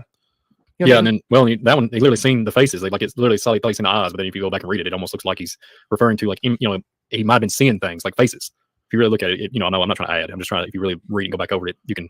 He might have been translating the best he could at the time when he seen it. You know what I mean? It's a lot to take in. So Ezekiel 1, and it's like when the living creatures went, the wheels went beside them, and when the creatures rose from the earth, the wheels rose. So they talk about a space. That would be called some kind of a spaceship or something. You know what I mean? The creatures went into it, right? Into it, and it rose off the earth. Both, you know what I mean? So that to me is some kind of flying craft. You know what I mean? And again, you gotta understand too, guys. And this is gonna put a lot of things in perspective too. It's easy to understand, right? The fallen angels, right? When they came to the earth, and their offspring, they don't have powers. Okay, like in other words, when God sends His angel, to do a certain thing, the angel would have some kind of power to do something, for God, right? The fallen angels, they were strict from those things, so they have to rely on technology to get around technology to do what they have to do. You know what I mean? They don't have these godly like powers. You know what I mean? Satan doesn't either. He needs this technology, this new world order to be built with his technology they set up, right, from the fallen ones to bring in this new world order. He doesn't have power to raise people from the dead. He doesn't have power to make you disappear or something like that. No, he doesn't have God powers, And so you got to put that in perspective. So you're seeing here, the Bible's talking about how these creatures, rose from the earth. They're called the Nephilim, you know what I mean? And say they had to use a ship to get into flying around, the fallen angels and everything. And then, creatures, and you got this government document saying these things are huge, right here. Like line 3 right there. These visitors are human-like, but much larger in size. I mean, if you can't put this two together, guys, this is esoteric, the Diosphary war, right? And FBI.gov, okay, in the Bible. 1, 2, 3, right there. So this, and it happens to be all of it matches. You know what I mean? And so you can't make this stuff up. You can't. The ones who do make stuff up is people in Hollywood, the New Ages. The thing is, the top people in the New Age, they know damn well, okay, what these things are, but they don't want you to know that. They want you to blindly serve these, or mimic or love these things, so you willingly follow this deception, guys. This is a great deception. And I'll get to the Bible verses in a little while after Brian's done with his presentation, man. But when they're gonna come back and everything else. So this is like some heavy stuff, man. And it is some heavy stuff. Amen. It is. And anytime, guys, these things would appear. You know what I mean? The Vatican, we could go over this all the time, man. The Vatican, they built a telescope called Lucifer, and they said the acronym. I forgot what the acronym stand for, but there's always no relation to the actual Lucifer. Yeah, right. And the popes are going, last 2 popes, and say, well, yeah, we would baptize alien life, right? And the UN appointed official space ambassador. Her job was to greet alien life if they appeared. You know what I mean? So we're talking about some biblical stuff and Hollywood stuff coming true. You know what I mean? And this is real stuff. And again, they're gonna come back. When these things come back, they are gonna appear to be your saviors. And I don't know if you've seen the movie The Knowing, or the History Channel. The number 1 show still to this day is like 10, 12 seasons. Is Ancient Aliens. Oh yeah, that thing's still rocking, and the top-rated show, And so what they do is they present these aliens in a new age point of view. You know what I mean? Now, granted, they'll have a couple people on have a biblical perspective, but they don't highlight them as much. They try to promote it as a new age, because the thing is, they try to hide this for years. So people coming into it. So now what these major networks did, they jumped on this bandwagon. But what they do is they entice you to on the show to say they're this or that. When you watch the show, they try to promote this new age version or try to dismiss it. You know what I mean? So you gotta watch out what these shows do. But and you have that wacky scientist with the crazy hair. And they use him. They use him all the time. You know what I mean? And he buys and sells that entire New Age movement. We're gonna evolve like them, and they're here to bring us, because they're gonna tell you guys they were here in the ancient days. And yes, they were here in the ancient days. They're gonna tell you that they helped mankind build cities. They helped mankind develop technology, and they're 100% right with that. Except for the deception part, they're gonna say they're our creators. We were seeds here planted by them, all kinds of garbage, and we're offspring of them. No, not even close to the truth. You know what I mean? So they're going to tell you real facts that happened in the ancient days, and they're going to prove it. You know, we can prove it now. We're using the Bible. We can prove it now using ancient cultures. They were here. You know what I mean? And they did do certain things. You know what I mean? And so the Mayan history and ancient Aztecs and Chinese, Greco-Roman, all that stuff can go on forever with it. But this is they're going to promote this, bring it back up, say, look what they did, even though they denied it for how many eons. But they're going to bring it back. Yeah, they did this and that. Yeah, you're right. But then they're going to use that truth and put in that crap into that truth to say, oh yeah, there are creators. You know what I mean? And like the movie The Known, Nicolas Cage, that's the persona they did. And they noticed when they destroyed the Earth, right? They took one boy and one girl, and they put them in another planet, whatever, or regenerated Earth, I'm sorry. And where was there? There's a giant tree, the tree of knowledge. You know what I mean? The tree of life, I'm sorry. And all this new age crap they're pushing out there through the movies. And the thing is, this stuff soaks in people's minds. You know how bad this so the TV is? Now, me and Brian, we do spiritual warfare. You know what I mean? We know, you know, you guys, you're pretty knowledgeable in this. Now, people watch the show Supernatural. They take pour salt on a windowsill or around the circles that keep them safe from demons. You know what I mean? And they're gonna lick you. They're gonna lick you when and come on in. Yeah. You know what I mean? Like they pour this garbage and Aleister Crowley's a demon. He's running around doing. So no, he's like he's running hell. That's where he is. You know, he's not no demon. You know, and, so like people would be indoctrinated by these TV shows. The thing is, they think they're so. No, I'm a spiritualist. And I met some of these clowns. Oh, I'm a spiritualist. And they use sage and salt and all that. I'm like, dude, you gotta stop watching. Watch the Supernatural because you watch every episode of Supernatural doesn't make you a spiritualist. You know what I mean? The spiritualist comes from this. A real spiritualist. It's called the Bible. You know what I mean? Spiritual warfare. You know what I mean? And that's where it really comes from. That's the truth of it anyway. Then you get the garbage and the occultic knowledge and all that stuff. Well, sorry to go off the handle. No, you're fine. It's killer. But it's pretty cool. And thank you, somebody. Just, Armando. Armando, bless you. Armando. So God bless you, my friend. Thank you for the donation, man. Bless you, brother. Yeah, Dan. So if you go back real quick, I just want to reiterate on the FBI. If you think about this, so I thought the Roswell narrative was they crash landed. Just think about this. Read what it says and go back. Part of the disc, like the FBI file, it goes and says, number 7, right? Well, all of it. Just go back to number 1. It says part of the disc carry crews. Like it was a free. It was just a very inviting event. just read it. Just think about it. Number 1, part of the disc carry crews. Others are under remote control. Their mission is peaceful. The visitors contemplate settling on this plane. Like. Notice it says plane, not planet. Yeah, I know. Exactly. Preach it. Exactly. And this goes back, if you really correspond the data, this is after the Admiral Byrd event. This is after Admiral Byrd, but not too far away. And this goes back even with Amelia Earhart and then the Charles Lindbergh. And then I can go to Adolf Hitler. I can go into some deep study on all this. And this shows up in 1947. But their mission is peaceful, it says. And it says these visitors, like it's a very peaceful transaction of communication. These visitors are human-like, but much larger in size. Come on now. And they're okay. I always thought when I was a kid, and well, all the way up for years, they crash land, they find all the parts. This is a totally different narrative. I'm sorry. Like it's saying they carry the crew. Oh yeah, just sunshine lollipops. The part of the disc are carrying crews. They're under remote control. Their mission is peaceful. And the visitors are contemplating taking up and staying at the Motel 6. I mean, I'm being sarcastic, but they're setting up shop, getting ready to have a 7-Eleven Slurpee. Yeah. Okay, and get a candy bar on the side as they got a drive-through going. Remember Indiana Jones, the last one, was the Crystal Skulls, right? Oh yeah. And right at the end of the movie, remember that old wacky guy at the end of the movie? I think it was Indiana Jones asking him where they're going or something like that, and he pointed out exactly what he said because they're not going out of space; they're going to another dimension or something like that. Oh yeah. How did that go? Didn't he go? This is how he sounds, Jonesy boy. Didn't he sound like that? Like a different, it's the distinct voice. Jones. Yeah, that's the best I can do, guys, off the top of my head. But yeah, they said it in the movie too. Yeah, the interdimensionally. Yeah, I mean, and so that was the Crystal Skull. That was a good movie. I think they were in the Mayan temples or something. Absolutely. I mean, it's not, it's not just all. It's in your face. Yeah. It's just blowing my mind. You was reading Zechariah 5. Did you read all the verse where it says that they go to build? Then they said unto the angel that talked with me, whither do these bear the ephah? And he said unto me to build it in a house of the land of Shinar, and it shall be established and set there upon her own base. If you think about where that location is, Shinar, and you look not too far from if I'm not mistaken, Mount Hermon. It's not too far, Dan. Just think about it. That's in Zechariah 5. You got done reading it when you was reading earlier about the flying roll and the resemblance through all the earth. It's at the end of chapter 5. It's the last verse. I just want to bring that up. Because it talks about the women and the wings of the stork and lifted the ephah between the earth and the heaven. And it's talking about the establishment of the Shinar. Like it says set it there upon her own base. So I just want to bring that up. It's not too far from Mount Hermon, if I'm not mistaken. Shinar is not. So, and then you look at the valley, you look at all the giant narrative, all the giants that come out. Just think about it. There's a ton of giant narrative out there. We can go back and study giants. There's a ton. This is what I love about the Bible, man. I mean, look, you got history and you got the United States government at the top level. This is like top level. Yeah, remember, guys, this here used to be classified. I'm sorry, it's declassified now, but this was classified for many years, for decades. This document here, and I look the same thing. Like you can't make the stuff. This is right there. A different plane, not a different planet. They even specify that they don't come from another planet. You know what I mean? They specify that, but from a ortho planet, which to me, I think that's interdimensional. They're here, but it's like weird. I was learning a little bit more into that. It was like almost like it would. I heard words when I was researching. It would come up like mirroring or like into our parallel. Like when it would get into the interdimensional dimensions. They would talk about still on our plane, but somewhere we couldn't reach, so to speak. And then you get into gateways and stargates and all that. It's crazy, Dan. It's just crazy. Like what I'm getting at when you go back, if you went to Roswell. And if see this Roswell event happened in 1947, but that's the main heavy hitter, right? Where everybody kind of resonates with and you go to it. What about all the other thousands, just hundreds and thousands, hundreds of years alone that was never so called, even recorded? Let's just go back 500 years, 600 years. Who was what and where we win, right? Well, did they wait? Was this all just just one small? Well, I wouldn't call it small. We're literally reading FBI documentation, and then you got all the giant narrative all the way back to, literally Genesis 6 narrative. And I just don't know, Dan. There's a lot of stuff that I pray that the Father gives knowledge on and allows us to understand it. But I'm telling you, man, there's some crazy stuff out there, brother. Because I mean, just like this right here, this is what kills the paradigm for me. And if you want to go back to those couple of those websites I sent you, the FBI or not FBI, but UFO popping the bubble, and then the other one with the UFO deathbed confession. You can, if you want to tie those in, talk about those. If you don't, then we can get on that project. Talk about Project Blue Book a little bit. If you want to read that one article. Let me put that in here. Yeah, but this is a deathbed confession, and the other one you said. Yeah. Either one. If you want to read it, I feel like I've been talking too much, and it kind of give me a chance to rest my breath. Rest my breath. Yeah, breathe in my dry throat. So. What's the other one? Oh, right. Look at this. Yeah, just you can do either one. It's fine. Either one. Yeah, pop them both up there. Yeah, I'm excited. Just it doesn't matter what order they're in. Yeah, so this came out recently too. It's Inside UFO, The Sun, and many other publications. Insider info: UFO deathbed confession made by ex-CIA agent details sightings of live extraterrestrials. Area 51 claims researcher. That's the gentleman right there. Anyway, out, he made a confession. A 77-year-old unnamed man shared shocking claims in an interview filled with conspiracy theories. Of course, they say that, conspiracy theory. Even now it's on record, but yeah, it's still conspiracy theory, Anyway, as he feared he would die for the public if they knew what he believed to have uncovered during his career. So the man claimed that he saw aliens in conspiracy-based extraterrestrial aircraft inside Area 51. So that's kind of funny, right? Now, again, the publication is calling this conspiracy, right? But we just read at the time classified FBI document, saying what these things are, And but of course, the media is going to label conspiracy. It's dumb, And so in a 2013 interview with UFO researcher Richard Dolan, the man said he worked with Project Blue Book, which we're going to get into in a minute here. Project Blue Book, an investigation on UFO sightings, while serving as a CIA agent from 1957 to 1960. So 3 years he served as a CIA agent. He alleged that Dolan, that the agency would get reports of sightings all over the world, Mexico, Italy, and something like that. He claimed that members of the CIA would travel to interview those who witnessed the sightings to determine if they were real or fake. So the man said that the agency was probably getting multiple reports per week of the sightings at the time. Yeah, they were. I did a whole investigation to Project Blue Book, man, and the Majestic 12 as well. So we're going to get to that in a minute, yeah. So the man claimed that he was part of the Majestic 12. I was just going to say that, yeah. He was part of the Majestic 12 investigation into UFOs, which is another conspiracy.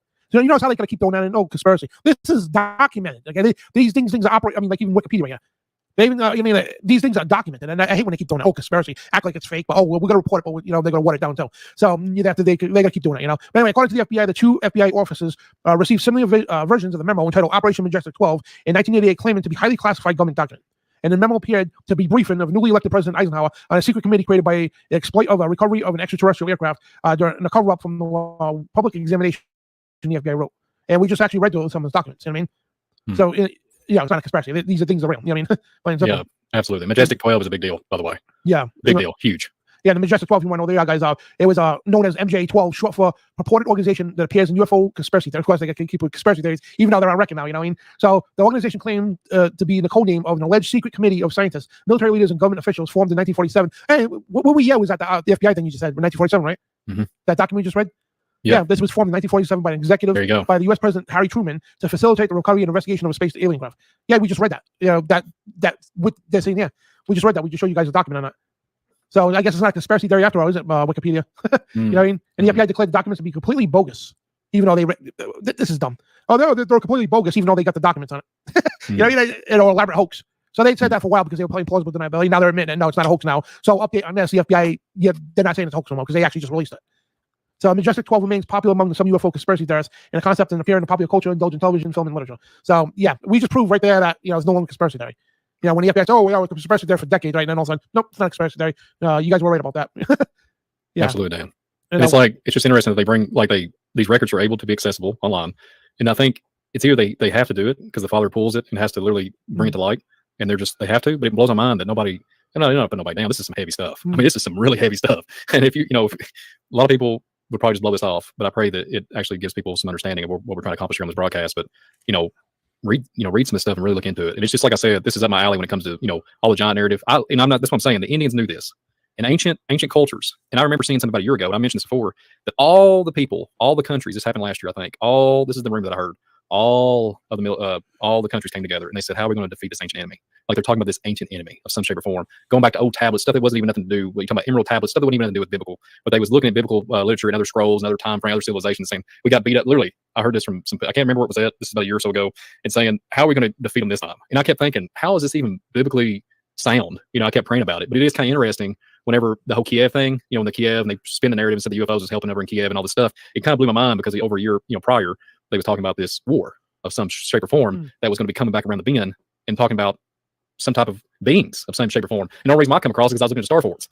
So I just stumbled upon it because I was looking at star fort fortification and all that. And I was like, something's not right because, and based off this FBI article, we talk about vibration and the vibration rate and the dense matter. We talk about stuff like that. You get in some deep topics. You talk about dark matter and all these narratives when you hear about some spinning with hydrogen collider and CERN and all this stuff. I really do think weather they have to have a certain type of climate, and then they pop in and they pop out. And that's why we have storms that are seeded. That's all I'm gonna say. And there's something about that. And I'm gonna talk about that on a show down the road. There's something about that. And it just resonates with me when I'm thinking about gates and portals. And then I look at, when you do scientific stuff when you're a kid in science class, you just touch dry ice and just little tiny basic chemistry and stuff, and you just mess around with stuff. They still call it science. I remember just how things work, and I try to do it and grow on a bigger scale now. When you're an adult, you try to replicate what you learned as a child and try to think about it on that larger scale. I don't really like to be, like suppressed, like to a certain extent. Like when I see something, I think about, could I re-engineer it some other way is what I mean. Like, can you take it differently than what I've been told and make it work? It just makes me think, because you hear just like when that article was talking about re-engineering, like some other article that I had, there's another PDF file. I don't even know if we have the time to read it. There's another FBI another UFO report, a PDF file I gave you. We don't have to get much into that, but it's something Roswell. They re-engineered some of the UFO stuff. Not the one about the disclosed location in Kentucky, but there's like a truck ton of data there on that PDF file on the other one that we haven't shown the show yet. But it talks about re-engineering and literally talks about the same crap that was in Roswell. So my question is, here's my question, Dan. Did they leave? Did they freely their visitors? Because it says in the article or in that document says that the visitors contemplated settling on this plane. Did they settle or did they leave? It seems like to me, they set up shop. They didn't leave because I don't see anything. It doesn't say anything about them leaving. You understand? It says they come in, their mission is peaceful. Did they successfully reach their mission? That's where I'm at. Did they literally successfully reach the mission? The mission was to have contact of some shape or form and then expose themselves in that point. Did the visitors they contemplated settling on the plane? Why did they even mention that in that article?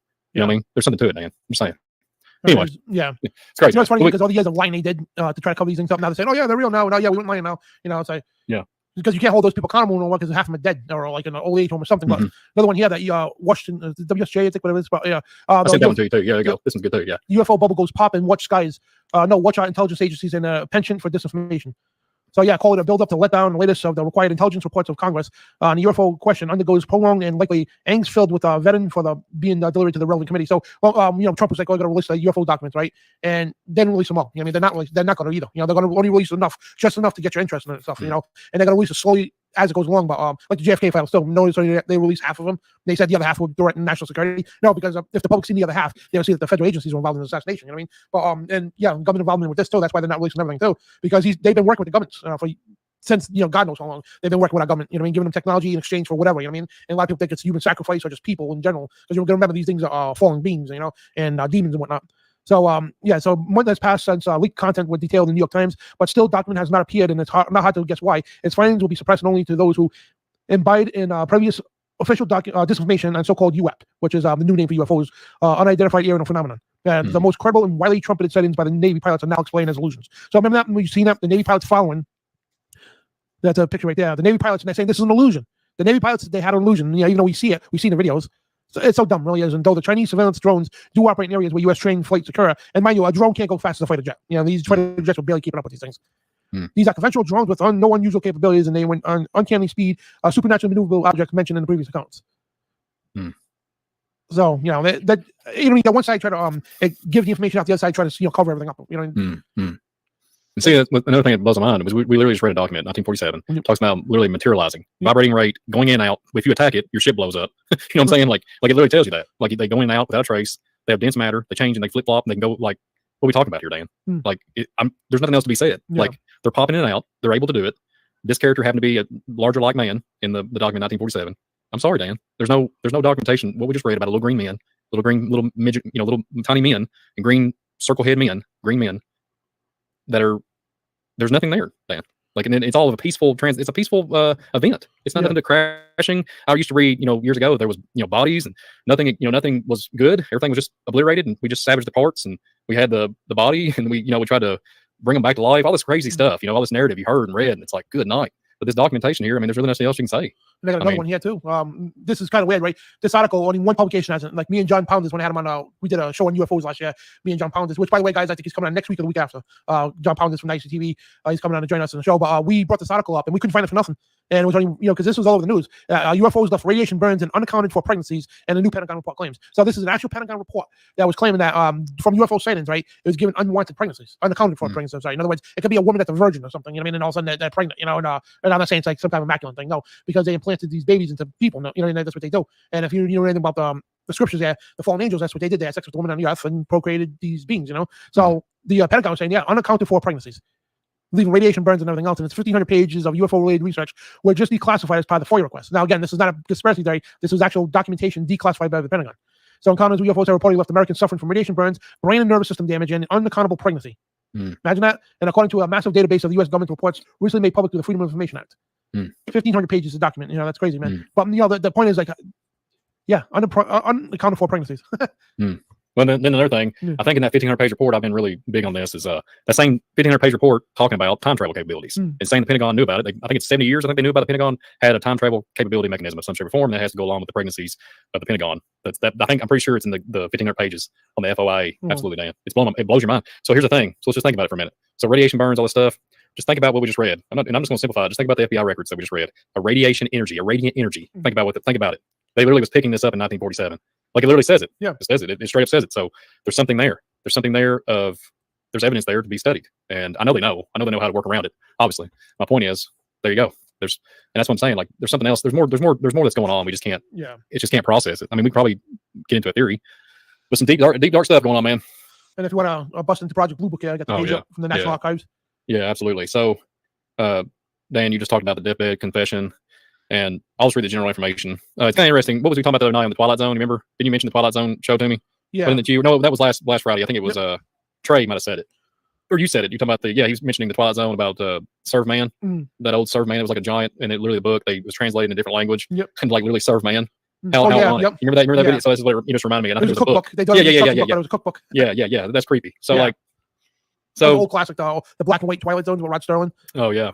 Yeah, there's in the episode, for people who know what it is, the episode aliens came down to the earth, right? And they said we're serving man, right? And the thing is, the whole thing, they thought they were for man, helping man out, mankind and everything else, and they had these guidebooks they could, and the cover said serve man, right? Then in the book was written in the alien language, right? So they thought, all right, they come to serve us, help us, and all that. No, it was actually to serve man, to eat us. You know what I mean? It was like kind of creepy, man. Yeah, it's it's just crazy. The guy was like, no, you get on a spaceship thinking, because what they do is they take everybody on spaceships to bring them back to the planet and to serve man and all that stuff. So the guy gets on a spaceship and then he learns at the last minute, oh no, it's a cookbook, I'm gonna be that food, And he's gonna go to his Othario plane. So this blue book, right? It's gonna get some really deep stuff. Me and Dan's already covered the Majestic 12 and all what we're gonna talk about again. General information: the United States Air Force retired custody of the National Archives records of the Project Blue Book relating to the investigations of unidentified flying objects. Project Blue Book has been declassified and the records are available for examination in research room.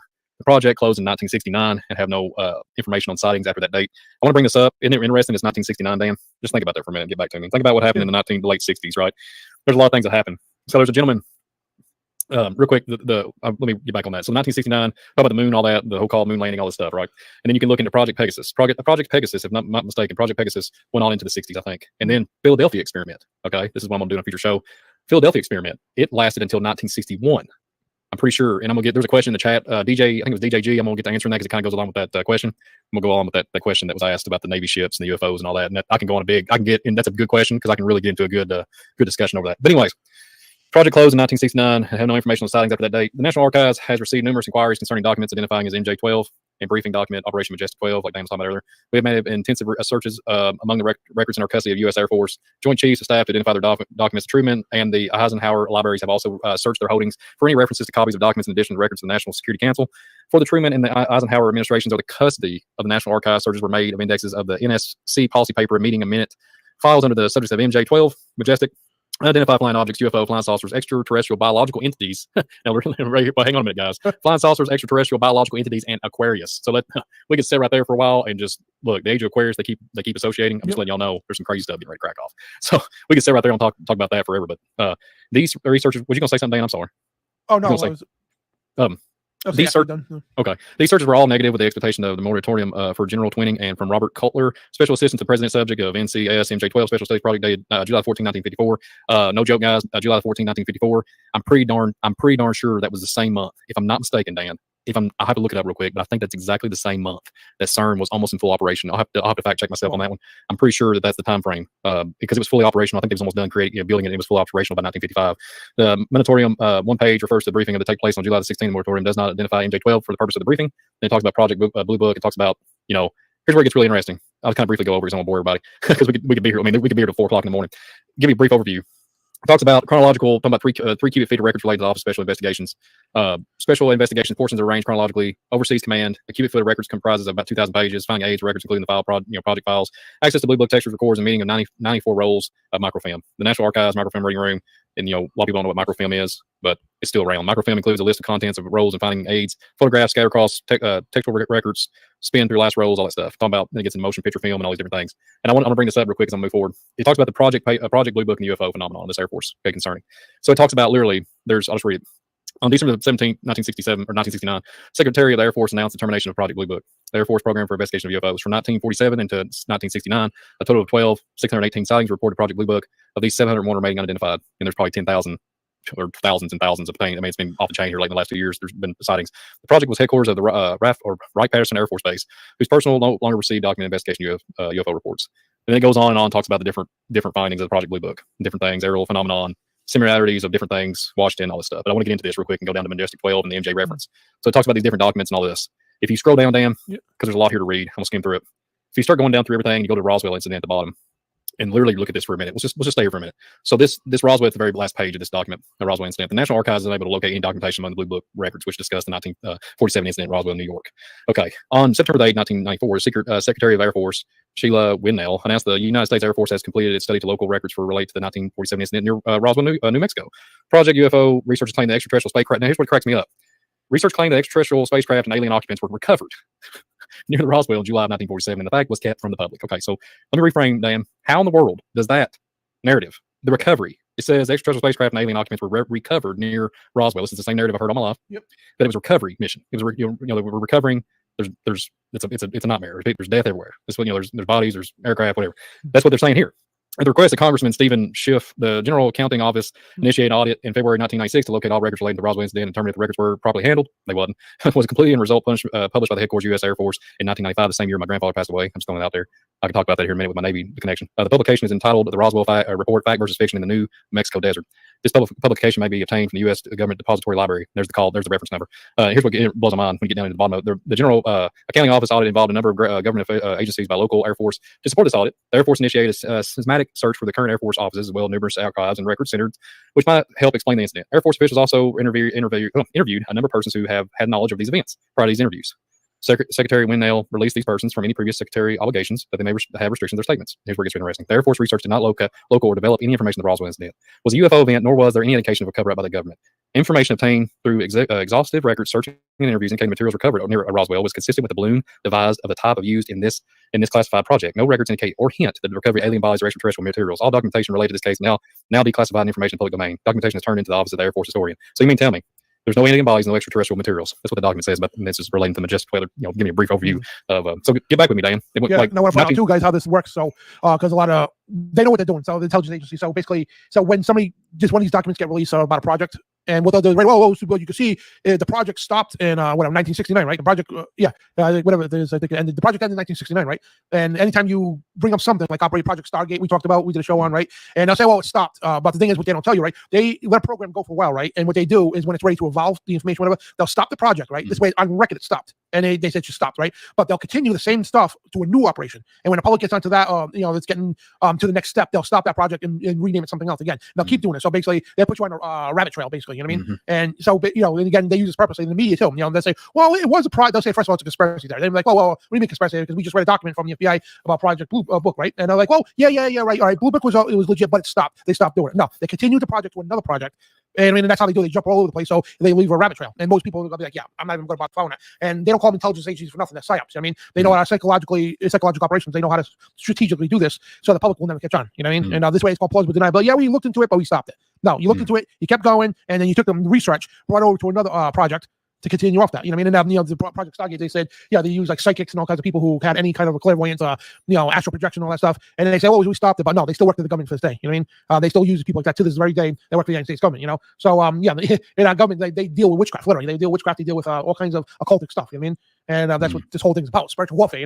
And our United States government deals with these entities. And they talk to and everything else with these entities and get information from them, get technology from them. And if people think, right, this touchscreen technology here, if you think this came from somebody's imagination or whatever, a human being, this stuff is definitely not of us. You know what I mean? And the thing is, this year, this is iPhone 12. They got 14 out now, whatever. But Even if you got iPhone 14 right now, if you got one right now, just say we'll use that by the numbers, right? What they got, okay? They probably got an iPhone 30. I'm just saying, you're just using it for example, you know what I mean? So if you think you have the best computer, the state-of-the-art computer, the best whatever, that's old stuff compared to what they have. You're just getting the remnant, the rundown of the junk of the junk, you know what I mean? So what the United States government's got better than you ever can imagine, right? And their cell phones, right? They have government cell phones that the batteries last for weeks on end, you know what I mean? And all that stuff. It's a lot better technology than what we got. And what they got is a lot better technology than the government got, you know what I mean? So it gets passed down and you get better weapons and everything else. All this weaponry and everything else comes from them too, you know what I mean? And again, the fallen angels are the ones who taught men how to make weapons, you know, back in those days, you know, and so the book of Enoch talks about that, you know. So this is nothing new under the sun. We're gonna say that all the time because there's nothing new under the sun. This is what's going on, man. And again, they deny everything and they call you conspiracy theorists. It's just they do that for the CIA coined that term, conspiracy theorists, because what it does is it makes you feel stupid,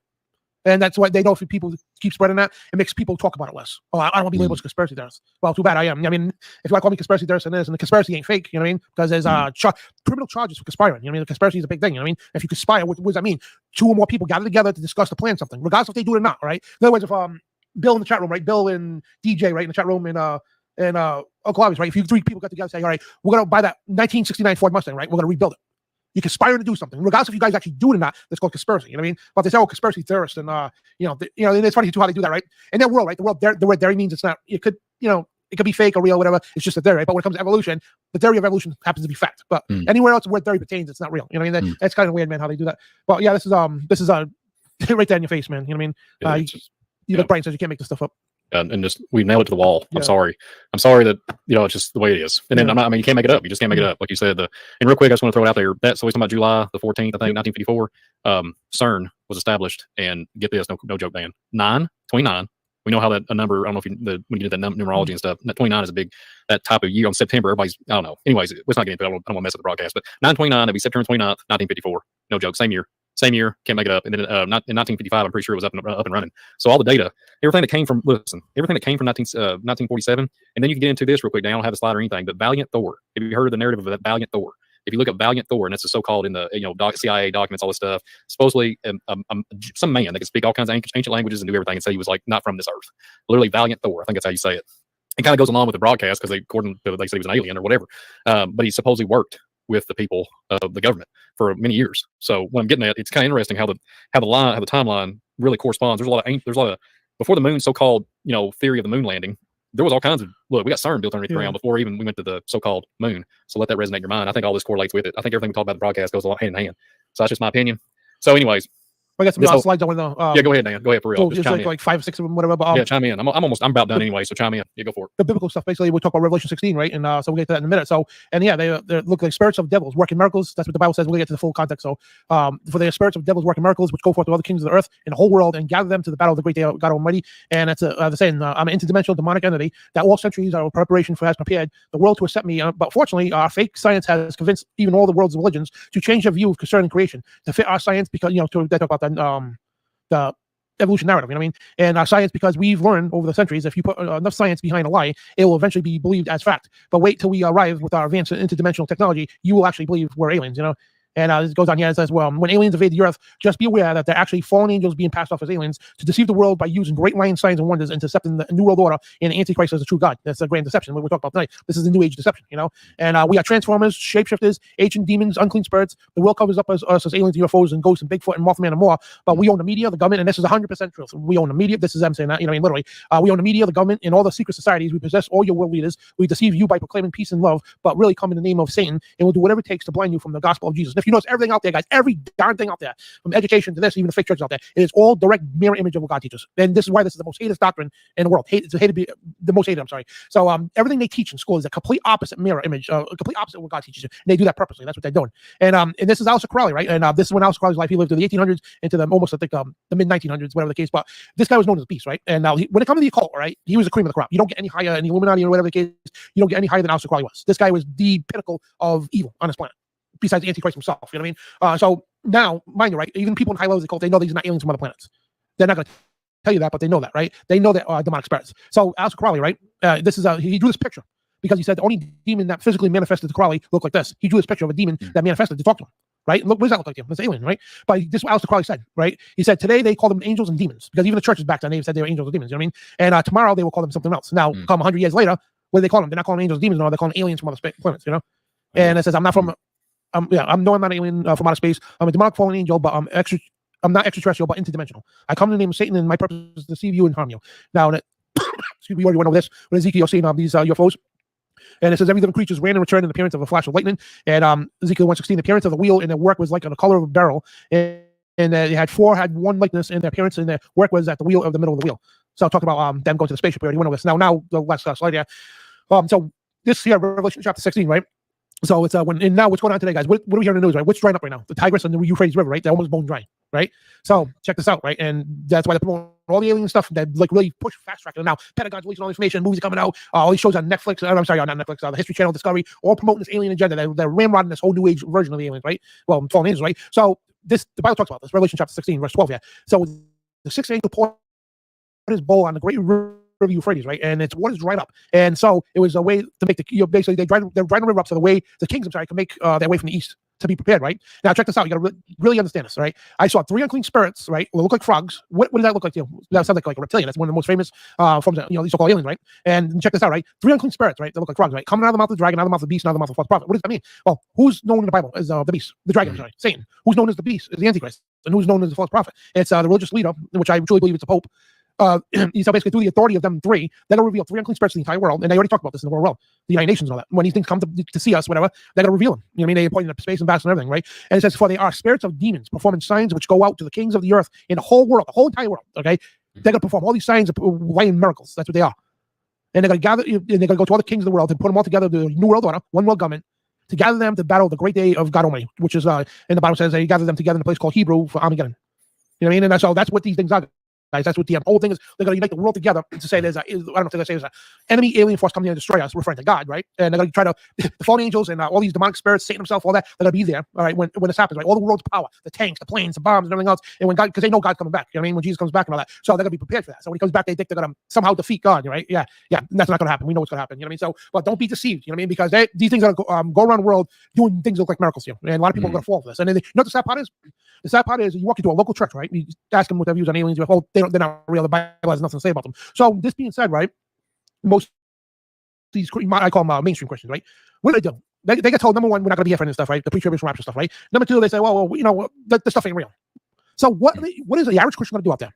Now, put this in your head, right? You wake up tomorrow, right? Ships all over the sky. It's all over the news. The Pope's on TV with the world leaders, right? We come in contact with alien life, right? They come on TV to say we come in peace and we're gathering the world together for one beautiful world order, however they put it, right? So what is that person that goes to churches that have been told by the pastors, that's not in the Bible has nothing to talk about, that have been deceived by these people, right? What are they going to do? They're going to take their Bible, right? And they're going to toss it. Oh, the Bible, I guess the Bible's wrong. That's what they're going to do because they don't know that. That's the importance of knowing the scriptures for yourself, guys. That's where you have to drive home every show, that you need to know this for yourself. Don't take me and Brian's word for it. You need to know it for yourself, because if you don't know this stuff, you're going to be deceived. How many Christians out there? There's going to be billions of people that so-called believe in God are going to easily be deceived by this coming stuff. Easily. Because they're not told the pulpits out there that this is happening. The churches should be preaching this stuff, especially now, what's going on now. The churches should be out there right now telling people, getting prepared. Guys, listen, we are going to get invaded, invaded or visited, whatever the case. You need to get ready, because these are not what you think they are. They are demons. They're unclean spirits, like the Bible says. You need to, the pulpit's not doing that. But know what they're going to do? Wait, when it gets better, right? What they're going to do is when they do appear, oh, well, Pastor, I thought you said they didn't. No. But you know what? We need to embrace this. We need to join in this one world religion with the Pope said in. It's such a beautiful thing to bring world peace and all that stuff. And they're going to con so many Christians and all that, Catholics alike and everything else, and all these religions in general to this one world globe, which is right now the ecumenical movement, which the Pope has hundreds of world religions under his belt, even Christianity. I mean, the 40,000 different denominations of Christianity, they're all conforming this garbage. You know what I mean? So this is what we need to worry about, and not us worry about personally, but we need to worry. In other words, we need to keep telling people, bringing the truth to them, saying, look, this is going to happen. The aliens are real. Demons are real. You know what I mean? What's the aliens are unclean spirits? You need to emphasize that, because this deception is coming. It's here, actually. I mean, it's not coming. It's here, and it's getting worse. And when these things do come in, and it's going to be a culture shock. Especially the people who think none of this stuff is real. They're going to be the first ones that just break. Because imagine that you're walking down the street, your face is ice cold in the middle of winter, and a brick comes slamming in the face. How nasty that would be. Yeah, that's exactly what these people are going to get. That, this there's no aliens, UFOs, religion, garbage, and all that. It's all BS, blah, blah, blah. Yeah, those are the people who are going to get a cold brick, a brick in the face and a cold death winter's night. You know what I mean? So, and that's the best way I can explain that. But man, yeah, people are going to be even Christians out there. They'll go to church every week, you know what I mean? And go to all the things, and they think they know the Bible. The so-called Bible scholars. Yeah, what are they going to do? You know what I mean? Because again, this is not teaching in pulpits. And thank God for shows out there. You know what I mean? Us, Nicely TV, Cutting Edge. You know what I mean? All these shows. You know what I mean? Visual Disturbance and all that preacher stuff, Jimmy Vision and all that. Because we need to get this stuff out more. You know what I mean? We need to. You guys are watching out there. You need to tell your friends and family too that this is coming, and they don't be deceived. What you think they are is irrelevant. You know what I mean? Then you get the New Age movement. Yeah, the New Agers. Oh man, they're gonna drop all of this like no tomorrow. They say, hey, we're gonna be like them. We're gonna evolve, and they get to that kooky stuff. You know what I mean? We're gonna evolve into them. These pigs of like, oh man, they get. It's crazy, man. And the Bible says too, the whole world is deceived. The whole world. And if you think you're exempt, I mean, if you don't, the only reason, yeah, you are exempt if you know the scriptures. If you know this, not talking about by writing a couple of notes down in your pad at the church. That's not knowing the Bible. Reading it for yourself, okay? Studying it for yourself. Don't take verses out of context. Read them in this, context fully, because the whole world is deceived by Satan. Plain and simple. And for many will follow their unrestrained ways. Many will follow their unrestrained ways, and the way of the truth will be blasphemed because of them. The 2 Peter 2:2, and this verse says it all. And especially talk about highness, powers of in the air and all that. Ephesians 6:12, for we wrestle not against flesh and blood. This is literally, guys, it's not against flesh and blood, but against the principalities, against the powers against the rulers of darkness of this world, against spiritual wickedness in high places. I mean, that's literally high places. Up in the air, like the UFOs, all this stuff, it's all coming now. They're appearing everywhere out of nowhere. They're even interfering with nuclear silos. We had the doctor, we showed the videos, right? My buddy Darren McBreen from InfoWars, he's put those videos out and had real military on to say they shut down missile silos, nuclear missile silos. They hover over nuclear missile silos and military ones and shut them completely down. Yeah, they shot rockets out of midair. They launched missiles and they shot them out of midair and disabled them. Right in midair. So we're at that doorstep, man. And so we need to emphasize to people everybody out there, like, listen, these are coming. I don't care what you have to say. Yeah, that's it. Right now, you don't have time to play games. So you need to you need to educate your pastor. If you go to a church, whatever the case, you need to educate your pastor. If he's not teaching this at the public, guys, you need to do that. Even if after the church you got people, you got to say, listen, I got something to tell you. Regardless of if you get kicked out, whatever the case, who cares? Tell the people in your church. I don't go to church. This is my church. Yeah, but tell the people in your church, okay, this stuff, because they're gonna be deceived, guys, if you don't. Because if that pastor's not doing his job, he's gonna be held accountable before the Lord. So that's what I have to say. And I don't know, you want to take phone calls or you go? Well, I'm just gonna say real quick, Jesus is Lord, and that's the only man that we bow to is Jesus. Yeah. And all this other stuff. We don't marvel. We don't marvel after things that come out of the sky. Hmm. You know what I mean? Like all this. That's why they're setting us up with this, subliminal messaging in the movies and the shows and all this stuff. I mean, time travel, everything, like you said, Dan, it's a great deception, and that that's why we call the title of the show the UFO Alien Occult New Age Created Deception, because it really is. And even the documents, even like Dan was saying, these organizations are deceiving each other. Like there's data out there that's literally identifying this event, and it seems like everybody just drinks the wrong drink, so to speak, and goes the wrong way. And it's just a deception upon deception. But Jesus is the way. Let the Holy Spirit guide you, and let the Word lead you in the instruction manual that God has given us. And real quick too, if you haven't subscribed to the channel, subscribe to the Dan Donnie Show. And then if you don't care to subscribe to Visual Disturbance, I put the link up in the chat.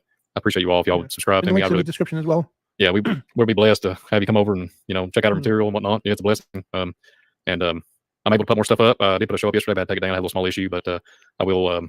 I've got to fix. I've almost fixed. I'll put it back up, but I'm also putting more shows out on my channel because I had some technical issues. But I've got all that taken care of now, and we'll be pumping out more shows, more content for you guys. So it took me a while.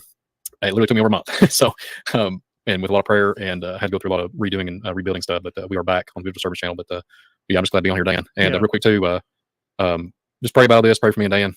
It's a lot of crazy stuff on here, big stuff. A lot of data. We jam packed this show, man. This has been I've been pretty stoked by the show. This has been a jam packed, informative. The internet held out for us. Praise God. I want to do this real quick before we take calls. The DJ G, I think if they're still watching, it's my buddy Daniel. Okay, cool. So Daniel. He's talking about Navy and UFOs. If there's a comparison, so that's a deep topic for me. I actually take it very serious. My grandfather served in the Navy back in the 50s. And when I looked in Project Philadelphia and I looked at there's 2 boats he served on. There's a lot I can't get into too much of it today, but there's a lot of stuff I take it very personal. I get really, there's something about it. I've been praying about, seen a lot of data, and I just keep praying about it. Real emotional. There's spots that you fly over. If you're in the Air Force, or certain spots in the ocean, the Navy knows about this, and the Air Force, you start to lose, people have, so like, I just have the reason why, you all know probably that I've named it Visual Disturbance because I had like an injury at work and it would relate to the brain. Praise God, I'm still coherent to be able to do shows and stuff and be able to at least function enough to serve God in this way. But anyways, there's this thing about white matter, and there's this thing about, there's like a watch list with like, people that have been hurt in the Air Force, they had brain injuries, etc. And it's not nothing to do with they had impact. It's when they're flying at certain Mach speeds and they go over certain areas. Like, so this would be related to the show, UFO phenomenon and all that. They go over certain points of entry over water, in the air and in the water. And they start to lose, like they're not coherent. They start getting amnesia. They start forgetting who they are. And then they start even showing symptoms and of not being coherent anymore. And there's a lot of brain activity that causes, just issues all around. And I pray for those people. And I think it was like a 6 million on a watch list. I mean, it was blowing my mind when I found this data like a year or so ago. But it kind of goes along with the show, so I mentioned it. I'm not going to get into too much personal stuff with me, but that's why I take it personal with the whole Navy narrative, with the UFO narrative. I think it has to do with gates, like gate portals and entry points. And I think when you get up to a certain altitude, we all know that they have to be on oxygen. And I think there's something about something about the signature of that frequency. It might damage the brain to a certain extent. But here's the thing: some of these people that have these injuries, they start exhibiting other intelligence, like they're analytical. They become more intelligent in other ways. They lose senses that they used to have and abilities that they become more on an intellectual side. They can speak different, know how to play guitar, different abilities that they couldn't before this happened to them. They, Air Force, Navy, and it just blows my mind that there's certain access points. So that kind of goes along with UFO portals and stuff. So getting the UFO, back to your question, Daniel, I absolutely think the UFO phenomenon in the Navy, that's why they have circuits, like the circuitry of the in and out, and they know where not to go. So like, I really do think there's literally a comparison to why there's a UFO phenomenon. You know, Dan can probably show up that map that we had the UFO stuff earlier. You can kind of scroll out to the Arctic and Atlantic and all that, and you can see the red dots everywhere where they had, you know, unidentified flying sightings. But it's interesting that when you get into the Bermuda Triangle and all that, and the circuitry, when the ins and outs, it's like they're on their own circuits. They can't veer off the path is what I'm getting at. So I kind of take it, you know. But anyways, that's all I got to say about that. I hope that answered your question, Daniel. Yeah, man. Now, guys, before we open the phone line, so I just want to point out, please don't talk about elections and don't talk about medical stuff. Just because YouTube, and I don't like it, but unfortunately, we have to respect YouTube's boundaries and the guidelines. So, because we are using a platform, and yeah, they should honor free speech. Yes, absolutely, but I don't want to deal with that right now, and I don't want to take Showdown have to edit it. So, just don't talk about anything medical, if you know what I mean. You know, the Kofi juice or you know, anything like that, or the elections, or whatever the case. Just try to stay on the subject, or if you got a testimony, or if you actually seen something yourself, you know, let us know. You know, and we got I'm putting the phone number in the chat room, and also the link if anybody wants to donate towards this ministry and all that, because it helps pay for you know, equipment and everything else, and we're always needing new stuff. So, and Armando will appreciate the donation as well.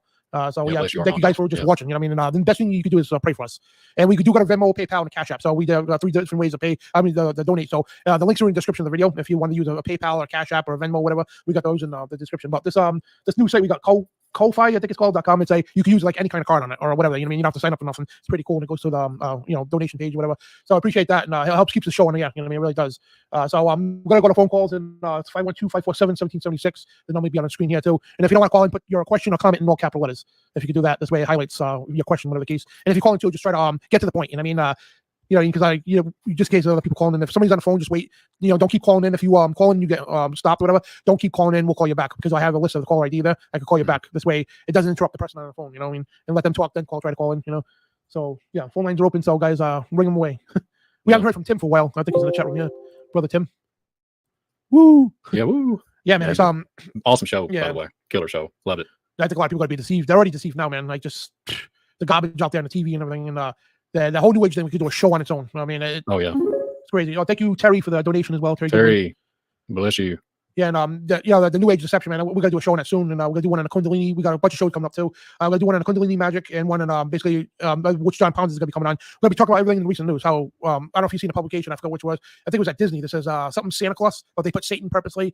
But all the stuff out there, the after school Satan clubs, just all the stuff that out there, blatantly put it right in our faces, promoting Satan. You know what I mean? And it's crazy, man. It really is, and it's right there right in our faces. You know, so yeah, we're gonna be talking about that. We got so many other shows coming up too. You know, it's like it's non-stop with this stuff. Spiritual warfare, that's for sure, man. It's always something going on. Then when you do a show like on aliens, there's gonna be a boatload of information coming out. We could do 10 other shows on aliens, UFOs, and not even cover everything. You know what I mean? Then with all the new information coming out, we gotta keep update with that. You know, but it's amazing. It really everything corresponds with the Bible. But 984, you're on the air. What's your name?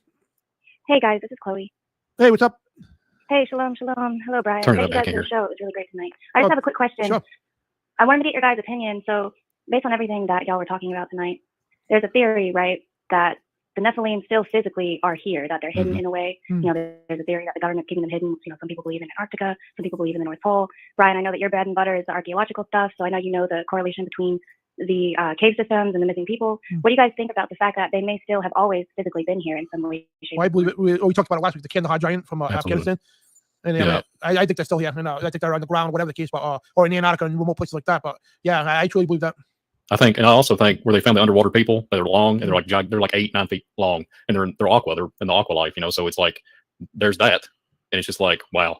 So then you get into the Noah's flood, and if they was able to, you know, water, you know, all the water life, you know, the flood was all the dry land, you know, destroyed man on the dry land. So you know, you could get into some deep stuff when you get into like the 36 tribes and giants and stuff, and there's a lot of deep topics. You get into Atlantis and all that, but getting back to the dry land stuff, I really do think the Kandahar giant narrative, I really do think that was an interdimensional that popped in 2002. I think he popped in and out of reality, and not like these tunnel systems they use them. There's a big tunnel that moves from Argentina. I heard you can go underground into Argentina into the Antarctic just through a tunnel system. It's big. I heard it's gigantic. So like, and I keep hearing about reanimation of giants literally laying in the like these stasis places. I did a show on that, but and then you see random other sightings like in underground tunnels, and they're just giants like reanimating. Like there's stories from kids. They'll grow up to be adults. They'll tell the stories like, yeah, there was some giant man in a tunnel system. This would be like in India, all over in Wisconsin, and I've heard Wisconsin stories in the States here. I mean, it's mind-boggling. I mean, you could talk about it all day long. In Oregon, there's all kinds of different things, but I really do think that they're, you know, we can get into like the Argotha thing and get into reptilians. I really do think there's characters that's underneath underneath the ground that we you know, we're sitting here having broadcasts. I really do think there's some type of character or giants of some shape or form. Maybe not titans, but you know, 10, 12 footers, because I have evidence based off just looking into Indian culture. So it had to have been after the flood. So obviously this would have been after the flood, and some of the stuff when you look in archaeology, the dig sites, they even estimated back in the 1700s, 1800s when they did these military Renaissance missions, it would be literally they was literally looking at the carbon dating, and you can get into all that. They literally was trying to tell accurate time in these giants that they found, like 500, 800 years old. Like that's how long they've been in that so-called mound. So it's interesting. So they can't be that old. So you had to look and see. So it has to be, even up to this date. And there was a book, I can't remember the name to save my life. There's a book that they used to hunt, like the sirens and the centaurs I talked about on the show. They used to hunt them back in the 1800s. And then I have document maps and stuff that literally shows where the giants was. Remember that name? We did the show on the Earth, flat Earth and stuff. And they've shown them in the 1500s, on the maps and like Brazil and stuff. So there's something nefarious going on. I know that obviously it's a controlled system. So these things can move and go all over the place. And some of these lands and national land, these national parks and stuff would be a good place to hide out, but that's just my opinion. I mean, there could be so much going on under the ground that we wouldn't even know of. And then that's when you get into like Argotha and Shambhala and all that, the underground hollow earth theory, all that. But yeah, there's a correlation of some, I agree with Dan. I think there is absolutely some type of giant entity of some shape or form, an offspring of the Raphaim of some shape or form underneath us. Just don't know where they're at. So yeah, no, I think so too. I think it's a bit more nuanced than just saying that perhaps every single UFO or alien encounter is specifically interdimensional. I agree. It might just be both. It might be, there could be portals. It could be, they've been hidden and they're kept hidden for a reason, and then they pop up every now and then. And I know that after World War II, a lot of the technology that was stolen, from the Nazis, they used that to create levitating disc technology. There are videos of it. So who knows if it's a whole big web, the government in on it in this too. But yeah, I was just wondering what your guys' opinion on that was. And thank you. And it was a good broadcast. Thank you guys. Yeah, bless you. Yeah, thank you. Thanks for calling. Have a blessed night. You too. Shabbat shalom. Shalom. Yeah, that was a good call. Well, real quick, Dan, for your call. Yeah, like I agree with her. Like, I think there's interdimensional, but then there's physical. Yeah. Like I think literally gates of some shape or form, and that's why there's all military applications. But I think some of these other ones, like we was talking about Roswell here, there's something significant. Like it's either physical and like legitly. We can get to Machu Picchu and get all different locations, these beacons of places. We can go to Shinar, all these different areas. We're talking about the Ten Commandments. They're trying to do all that mess, change everything. There's gateways of some shape or form physically, and then there's a spiritual thing that we cannot see, and then that would be what I was referring to about interdimensional too. But I agree with both. I agree. I think there's both too. But anyways, go ahead and chime in and call in. Get that caller back. It's Brother Tim. Okay, cool. Brother Tim, woo. What's happening, gentlemen? Not much. How are you? Hey, Tim. Hey, I'm good enough to be on there with you guys. Grateful. I wish I could join the Space Force. When Brian was talking about his UFO experience earlier, I saw one and I was shooting at it and didn't do anything to it. It was pink. Then I'd had a couple of beers, but the next day they said I was fighting with the urinal cake at the truck stop bathroom. Oh my! Anyhow, good show tonight, guys. Keep up work. Keep up the good work. Yeah, thanks, brother. Woo! Thank you, Dan. Brother Tim, it's pretty cool. Blessings. Yeah. Well, I quite honestly, as soon as said that the truck stop, the bathroom, the little pink things in the toilet. Yeah. Shooting down UFOs in the toilet. Yeah. The urinal. Yeah. Yeah, this has been. I really have been stoked about this broadcast and all. Yeah. I've just been very thankful to be on here, and it was just super cool. And I'm glad Tim called in too. It was David Carrico that what I said earlier too about casting out of darkness, where the weep in national teeth, and there was David Carrico that got me into that because really thinking about that. It was basically out of darkness is the world wants you to go into space. But Sister Max, how you doing? What up? What up, homie? Nothing much. What it do, Tennis Shoe? Brian, how you doing, Dan? I'm good. Hey, how are you? Oh, pretty awesome tonight. Yeah, I'm where you were at in the beginning of the show. It's like, where do you start? Oh yeah, cool. A substantial amount of information gobbled up there after Thanksgiving. But where do I start? Okay, so like you say, get to the point. So I'm gonna say what I saw, what I think, and what I think I know logically. So on Monday, I was driving down the highway, and I see a lot of weird things in the area that I'm at. Like I actually, when I first moved here, this is when I first experienced seeing those little glow ball orbs, and they always came in like 3 little light balls. And I used to see it all the time, like at nighttime. But now I'm starting to see it during the daytime. And my first experience seeing this, I have to be mindful. Sorry, I'm getting over a sore throat. I have to be mindful about the location I live in, because I live right in the middle of Fort Hood, the Army base, which is it's the largest active duty armored post where they do training deployments and use heavy forces and whatnot. They'll use those bunker busting missiles lately they've been training with, and it'll make the house shake. And then also, and so that's where I first saw the orbs. I was actually living on Fort Hood before getting into a house for a couple months in their little RV area. And then I had SpaceX McGregor off to the side, and they also rumble and shake my house. So it's not like World War III half the time. You never know what's going on. If anything would have happened, most of the people in this area would be nonchalant and chill because they don't know what's going on. They think it's Fort Hood or SpaceX or something. So anyways, with SpaceX, some of the activities that they have going on there, like doing the rapid test for the rocket engines or whatever. I remember one time tailgating, in my backyard, drinking beer by the fire, and I saw a green flash of light just go across the sky. And I don't think I was drunk enough or even buzzed to be that freaked out, like, it was just a natural human reaction. I never seen it before, so I don't know what I was thinking if getting off the tailgate and running into my truck and driving away. If it was a bomb, thinking that I could like get away. I don't know. It was a natural reaction. So I wasn't riding my truck and I was like, wait a minute, what the hell was that to begin with? But it wasn't until like 3 years later I saw the video. I did not know McGregor has live footage of their testing, like 24 hours going on. So I found the footage from that day a few years ago, and it was literally just the plasma radiating from the freaking site of the test or whatever. So I was like, okay, that solves that mystery. So with these things in mind, I got Fort Hood over here, SpaceX over there. So I'm driving down the highway on Monday after getting off of an appointment for my son's dental, and I see a ball in the sky. This is the third time I've seen something like this in broad daylight. It looked like the best I could describe it was freaking bright, like a kind of like a weld arc or something. I don't know how to, like a mirror, that mirror sharp brightness to where like if you got a camera flash in your eye, where it left that little white dot in your vision for a little bit before it went away. Yeah. So, and it stayed in the same spot. It did not move or anything. I actually had pulled over to a grocery store to like sit and actually observe it until it faded into a tiny ball and disappeared. So I was like, okay, well, that was weird. That's about the third time I've seen that in that direction. I'm always on the highway when this is going on, and it is nowhere in the direction going towards Fort Hood or McGregor. I'm like going on I-35 South, and all that stuff is like to the east or west. My calculations was thrown off. Anyways, so I get back on the highway. I'm like, okay, I'm gonna go home. Show's over. Once I get back on the road, I see 3 orbs right where that bright little, it was like basketball size compared to the orbs. The orbs were like little dots. I see 3 little orbs, and they're like synchronizing, moving in a certain way, and then they merge together and turn into another big ball. And then that ball was pretty bright, and then that ball also kind of like disintegrated into like a tiny little thingy again until it just vanished in thin air. And I don't know, could it be a portal? Could it be plasma? What is plasma? Plasma is like superheated matter. Plasma is lightning, all this other stuff. But it doesn't explain the presence of the orbs. I don't know. What do y'all think? I'm not filming. Interesting. It's interesting. So last week I've seen an uptick in like what you're describing. Like I've seen a ton of people on YouTube even talking about it on channels and everything. Like we even got footage of the big orbs. And see, like I've heard people try to like just, I don't know, they do a lot of speculating, the theories and stuff that they come up with. They like, they say, I've heard everything from like there's like an orb like shield over these time. I've heard it's time travelers. I've heard all kinds of crazy theories. Okay, so but like on the show tonight, like when we was talking about like these ships and stuff, right? If it's like the Tic Tac, I don't know if you've seen the Tic Tac footage, it was in 2017. And if you look at some of the footage that pops in, if you go back and look at Skinwalker Ranch, cattle mutilations, etc., I think it's gamma radiation. I think it's literally coming in so fast. It's like a cool, it starts to radiate, like really like we read tonight, like a radiating energy over like a glowing.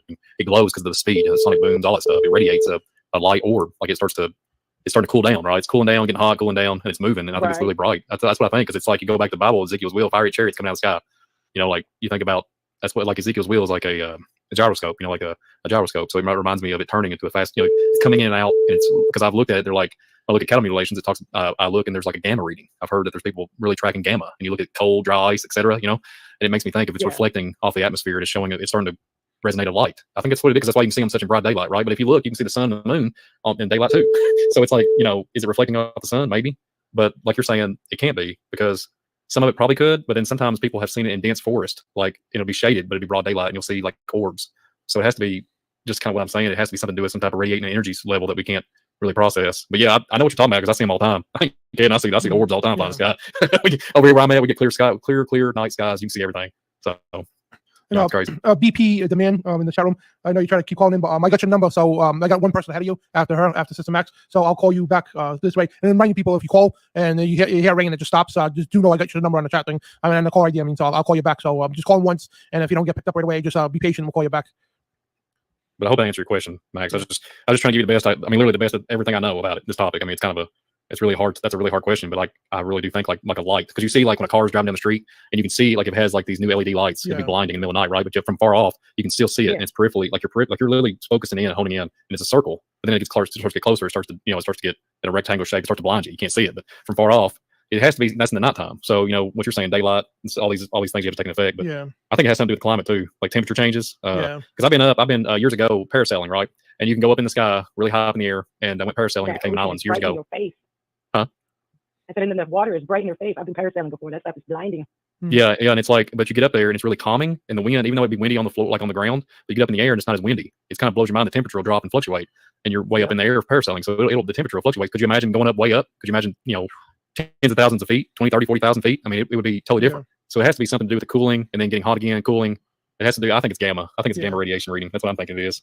So, but anyways, yeah. Well, thank you, sister. And how's the daughter? She is going through some stages and phases. But I'll take that over what we used to go through. Yeah, absolutely. Well, it's great to hear from you. Yeah, I was just gonna call in and I don't know. I was gonna mention some other stuff. I don't want to take too long. It made me think about how CERN was also messing around with plasma. They had this awake program or whatever where they're doing what do you call it? They're like mixing up these electrons or protons or whatever. Yeah. To the point where they're like literally creating energy. And it's like, why is CERN all up into that business? And then also another random thing. I know I'm hopscotching around, just trying to wrap it up. I got reminded of, I forgot where it is in the Bible, but life is in the blood. And I know these are two completely different type of plasmas. Like the plasma we're talking about is like a fourth stage of matter. Yeah. Or considered the fourth stage of matter, but the plasma in the blood is like a supposed, like a liquid state. But it also transfers the energy throughout the body, like the nutrients and whatnot, your electrolytes, which is made up of like potassium, calcium, chloride, and all that. And you couldn't survive without plasma. Even plants have plasma, we call it plasma membranes and all that. So something about plasma. Did you know this thing called plasmapheresis? It removes the difference between that and dialysis. They use the same machine. When I was a CNA, we used to send our patients off to go get dialysis done. We clean toxins out of the blood and whatever. But plasmapheresis is actually, it deals with removing harmful antibodies, and it can help recover from sepsis faster. And it's been shown to have anti-aging reversals going on. I don't know. I thought that was interesting. Random rants, my bad. Well, it's Leviticus 14:12. For it is the life of all flesh, the blood. For is the life thereof. And plasma is in all living organisms, and the plasma energy or the fourth stage, it's not considered living because it doesn't have a biological living organism type thing going on. It's like a living thing without the flesh, basically. So we're seeing plasma in the sky could be like those spiritual beings just without the flesh. Oh yeah, that makes sense. Huh? But anyway, y'all have a good night. You too. Yeah, that's good. That's a lot of information. Bless you my for soup for taking tonight, and I'll be hanging out in the chat. Watch some Shabbat Shalom, sister. Shalom. Shalom. Y'all take it easy. You too. You too. We got 3 callers online. So, Chris, real quick, you asked in the chat room, Dan or Brian, what is a so-called alien gray? Like gray aliens? It's just another form of. There's many different ones. There's Nordics, there's Greys, there's reptilians, but they're all essentially the same unclean spirits. I mean, and they take many shapes and many forms. And we don't even know how many, if you want to call them species, whatever, but we don't even know how many there are. But let me get to the first call here. Where's it? System X and this 530 number. The BP guy. The BP. Oh yeah, he just called in. Hello? Hey, what's up? This is Dan. You're on the air. What's your name? Oh, hi. I'm actually on. Wow. With a talk show that calls you back. Oh, thank you so much. Oh, you're welcome. I love you guys' show. Thank you. Yeah, my name is Elizabeth, and this is my first time I'm calling. Welcome. Oh, thank you. Yeah, this is very exciting. I wanted to know if you guys ever heard of the crash site in 1953 of a UFO, right outside of Kingman, Arizona. I'm trying to think. I'm trying to remember. Yeah, 1953. There was like 4-footed beasts. I mean, I wasn't even born yet, but it was it was talked about. I think the only reason why I know about it is because I was looking at they immediately grabbed the the 4-footed beasts. I guess there was like 2 or 4 of them, and they were described as having metal, and they were like brown, I guess, not green, big eyes, and like a cigar shape. One said it was like a disc shape.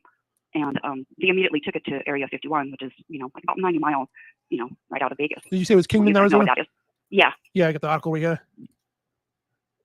Yeah, I thought you guys might find that kind of interesting. I've heard of it because I was looking into the 1997, was it 1997 event in Arizona? Was that in Arizona? It's correct, isn't it? Yeah. Yeah. The Phoenix, Arizona, 1997. I think that's only, I remember reading a little bit about it, but I didn't look into it too much. But I have heard of it, but I thank you for reminding me because that's really going to be cool. I got to look back into that for sure. For sure. Yeah, I thought you might be interested in that, so because they took what they said that there was no damage to the flight, but it was in May 21st is what the article said, and it was like about 8 miles outside of Kingman, and so I thought that was kind of interesting. Yeah, that's pretty weird. Yeah, thank you. Yeah, thank you guys for having the welcome. show. I mean, this is so. I mean, I do believe that there are, people reporting a lot of things, and I know where I live in California, there have been like the really low stars that were like in the morning, very early in the morning, and very odd shape, and it's like I wasn't scared or anything, but I wasn't really wanting to stare at it either too long.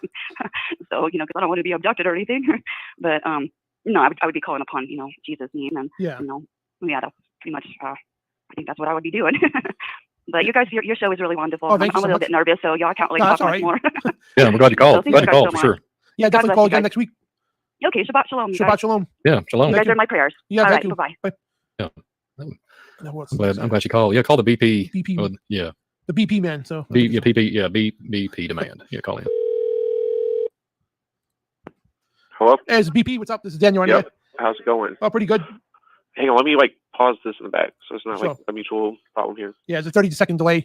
Yeah. How's it going? How are you guys doing? Pretty good. Hanging in there. This Friday night. Yeah. Oh, okay. So, okay. I don't know. Like, do you guys want like the air thing I just got? Okay. Okay. Let me say.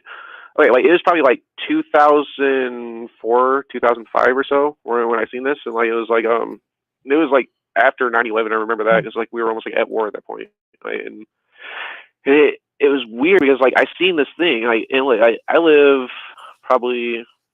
I live in Fort Wayne, so and Fort Wayne was one of the big ones for like it was like top 20, top 10 for like a list that was going to get hit if it was going to during war. Mm-hmm. So I wasn't really fearful or anything, but it's just the fact that it could be. But like there was something that happened, like it shot over and it started going towards downtown from where I lived at, and I thought it was like a missile or something. I don't know. I thought it was just going to hit downtown. I was like, well. I was sitting with my friend and everything. I was like, well, it was nice knowing you, buddy. You're like, well, I don't know. But then nothing happened. But it's like, this thing like shot off like fast. And it didn't even make a sound. Like it just moved. And it was like very smooth, like with whatever it did. And then like 2 Apache helicopters following after it. Like I'd never even seen Apache helicopters. I know I'm living in a city, blah, blah. There might be, like air calls or something, or, they're training or something. But I mean, like something shooting that fast and then 2 Apache helicopters following after it. I don't know. That's not like a coincidence or something. Yeah. It's funny because like a lot of people see things like that. They soon see like either helicopters or some kind of a jet, military jets or helicopters flying after it, Yeah. Yeah. It was just odd seeing that like in the city, you know what I mean? Like, I don't know. Like, yeah. Never seen that. Yeah. Yeah. Oh, well. That's amazing. Yeah, thanks for calling. Yeah, thank you, brother. Really, hey, thank you guys for having me. You're welcome, man. And Shabbat Shalom. Take care. Shalom. Shalom. And I got one person here. 928 number. Yeah, it's a lot of the reports. Like, you see military aircraft chasing them. Yeah. Hey, so again, you're on the air. What's your name? Can you hear me? Yep, loud and clear. Excellent. All right, so this story is the pinnacle of the stories that I will have to share. And the meat and potatoes is definitely best shared during one of your witchcraft or satanic ritual conversations. However, it's very relative. December 31st, 1999 was a reunion concert for Black Sabbath in Phoenix, Arizona, at the time called Bank One Ballpark. Now, just to shorten up the story, I'm just going to say what we saw there at that concert behind stage, because a buddy of mine and me snuck through the crowd, got behind stage, was we saw a legitimate 12, 14-footer. Spacecraft or a person? Beast. Best described beast. Yeah. We would call him a Nephilim or a hybrid, etc. Now, it's very hard for somebody to grasp this, but I was in a satanic occult. I was born in a coven of witches, and once you're exposed to this spiritual realm, it doesn't go away, and you see it and you see it everywhere, and you see the signs everywhere, and it just follows you. It's like once you look through the looking glass looks back, and you will be noticed. And in this case, we were at the concert, and all of the top line heavy metal satanic groups, so to speak, were the headliners for the show. And this episode was so life altering that was the definitive moment that I had in my life that explained to me about what my future testimony was going to be about, why I'd gone through the things in the SRA, why I was the person that I was, and definitively was the moment that I gave my life completely over to the Lord. And by saying that, what I meant and what I mean is at that time, I stopped serving all other gods and deities. It was only the Lord and only Jesus Christ.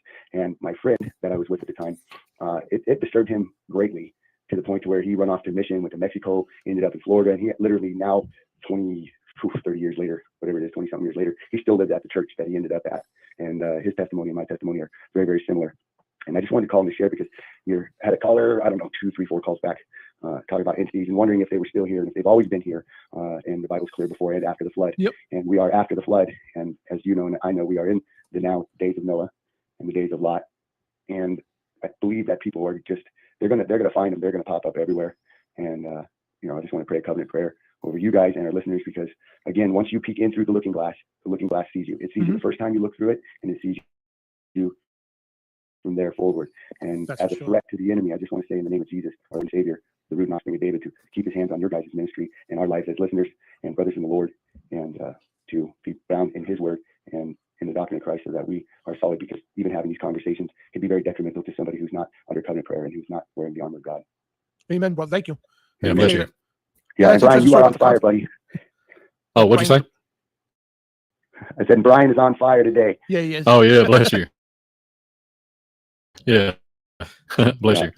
Well, I really do appreciate your efforts, gentlemen. And tomorrow I'm going down to that area I located where the dolmen is, and I'm going to take brand new footage, brand new video. I got new cameras, etc. to go out there.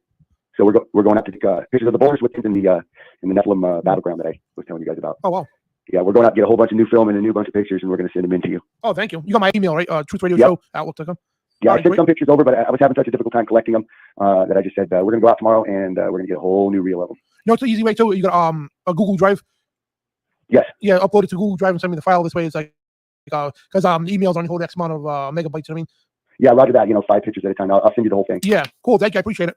Yeah, well, awesome. We really do appreciate what you guys are doing. And I'm going to tell you, for the first 20 years of my spiritual life, I thought I was alone. My dreams were unique. My episodes were unique. The things that I was retaining and that God was showing me, because he always showed me first, and then he would point me to the scriptures to verify that it was him speaking to me. And, awesome. 20 years later, we start hearing about people like L.A. Marzulli, et cetera, et cetera. And I just went through the ropes, and it led me to FOJC. And I just want to let you guys Well, I appreciate it so much, man. I really do. Yeah, your guys' work affects a lot of people, and I hope they step up and they start becoming effective for your ministry. Amen. Amen, brother. Yeah, blessings. So yeah, one more call here. So pretty interesting calls, man. The concept. Absolutely. I went down too because you're looking at the top middle bands there, and those entities being over there. You know what I mean? And this, yeah, it's pretty interesting stuff. But see, 804 number. Hello. Hey, what's up? This is Dan Badon. You on the air? What's your name? I'm Vernon, man. And how you doing, Dan? I called in on your Halloween special call in. Oh yeah, your phone's glitching. Oh, I'm sorry. I called in on the Halloween call. Can you hear me now? Yeah, I'll disconnect. I'll call you right back. All right. That's weird. Might be the program here. Maybe.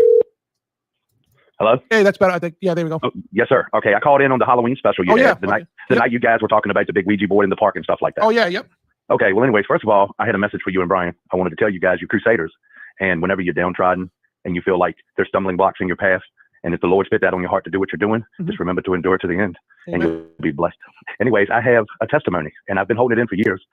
My family knows about it, and I've had a few friends I told about it. My family knows about it because my wife went through it with me, and I'd like to tell you guys what happened to me, and it's in context to the show, so I think it would be interesting, and I also think it would be helpful for other viewers because I'm almost positive other people that went through it. So I'd like to start with me. Okay, am I still here? Yep. All right. Me and my wife, when we first got together, this was back in 1992, we moved into her brother's trailer.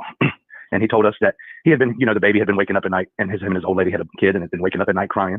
Anyways, me and my wife moved in. Anyways, him and his wife broke up. So we moved in, and it was us 3 adults. And every now and then he would bring a girl home with him, Well, strange things started to happen in the trailer, such as sounds and stuff and water cutting on. All 3 of us would be in the bed and, getting ready to go to work the next day, and stuff like all the faucets in the house would cut on. It would sound like a car crash through the house. We would hear footsteps and breathing. And we tried to ignore it at first and laugh it off because we were young. We were teenagers. We were like 19, 20 years old. And we really did. We tried to laugh it off. We told our parents about it. And, and they kind of, my mother kind of hinted to me, that it could be, she kind of played it off. She said it might be the devil, because I was playing in some stuff I shouldn't have played in back then. But either way, the point is that we started to see shadow people in our home.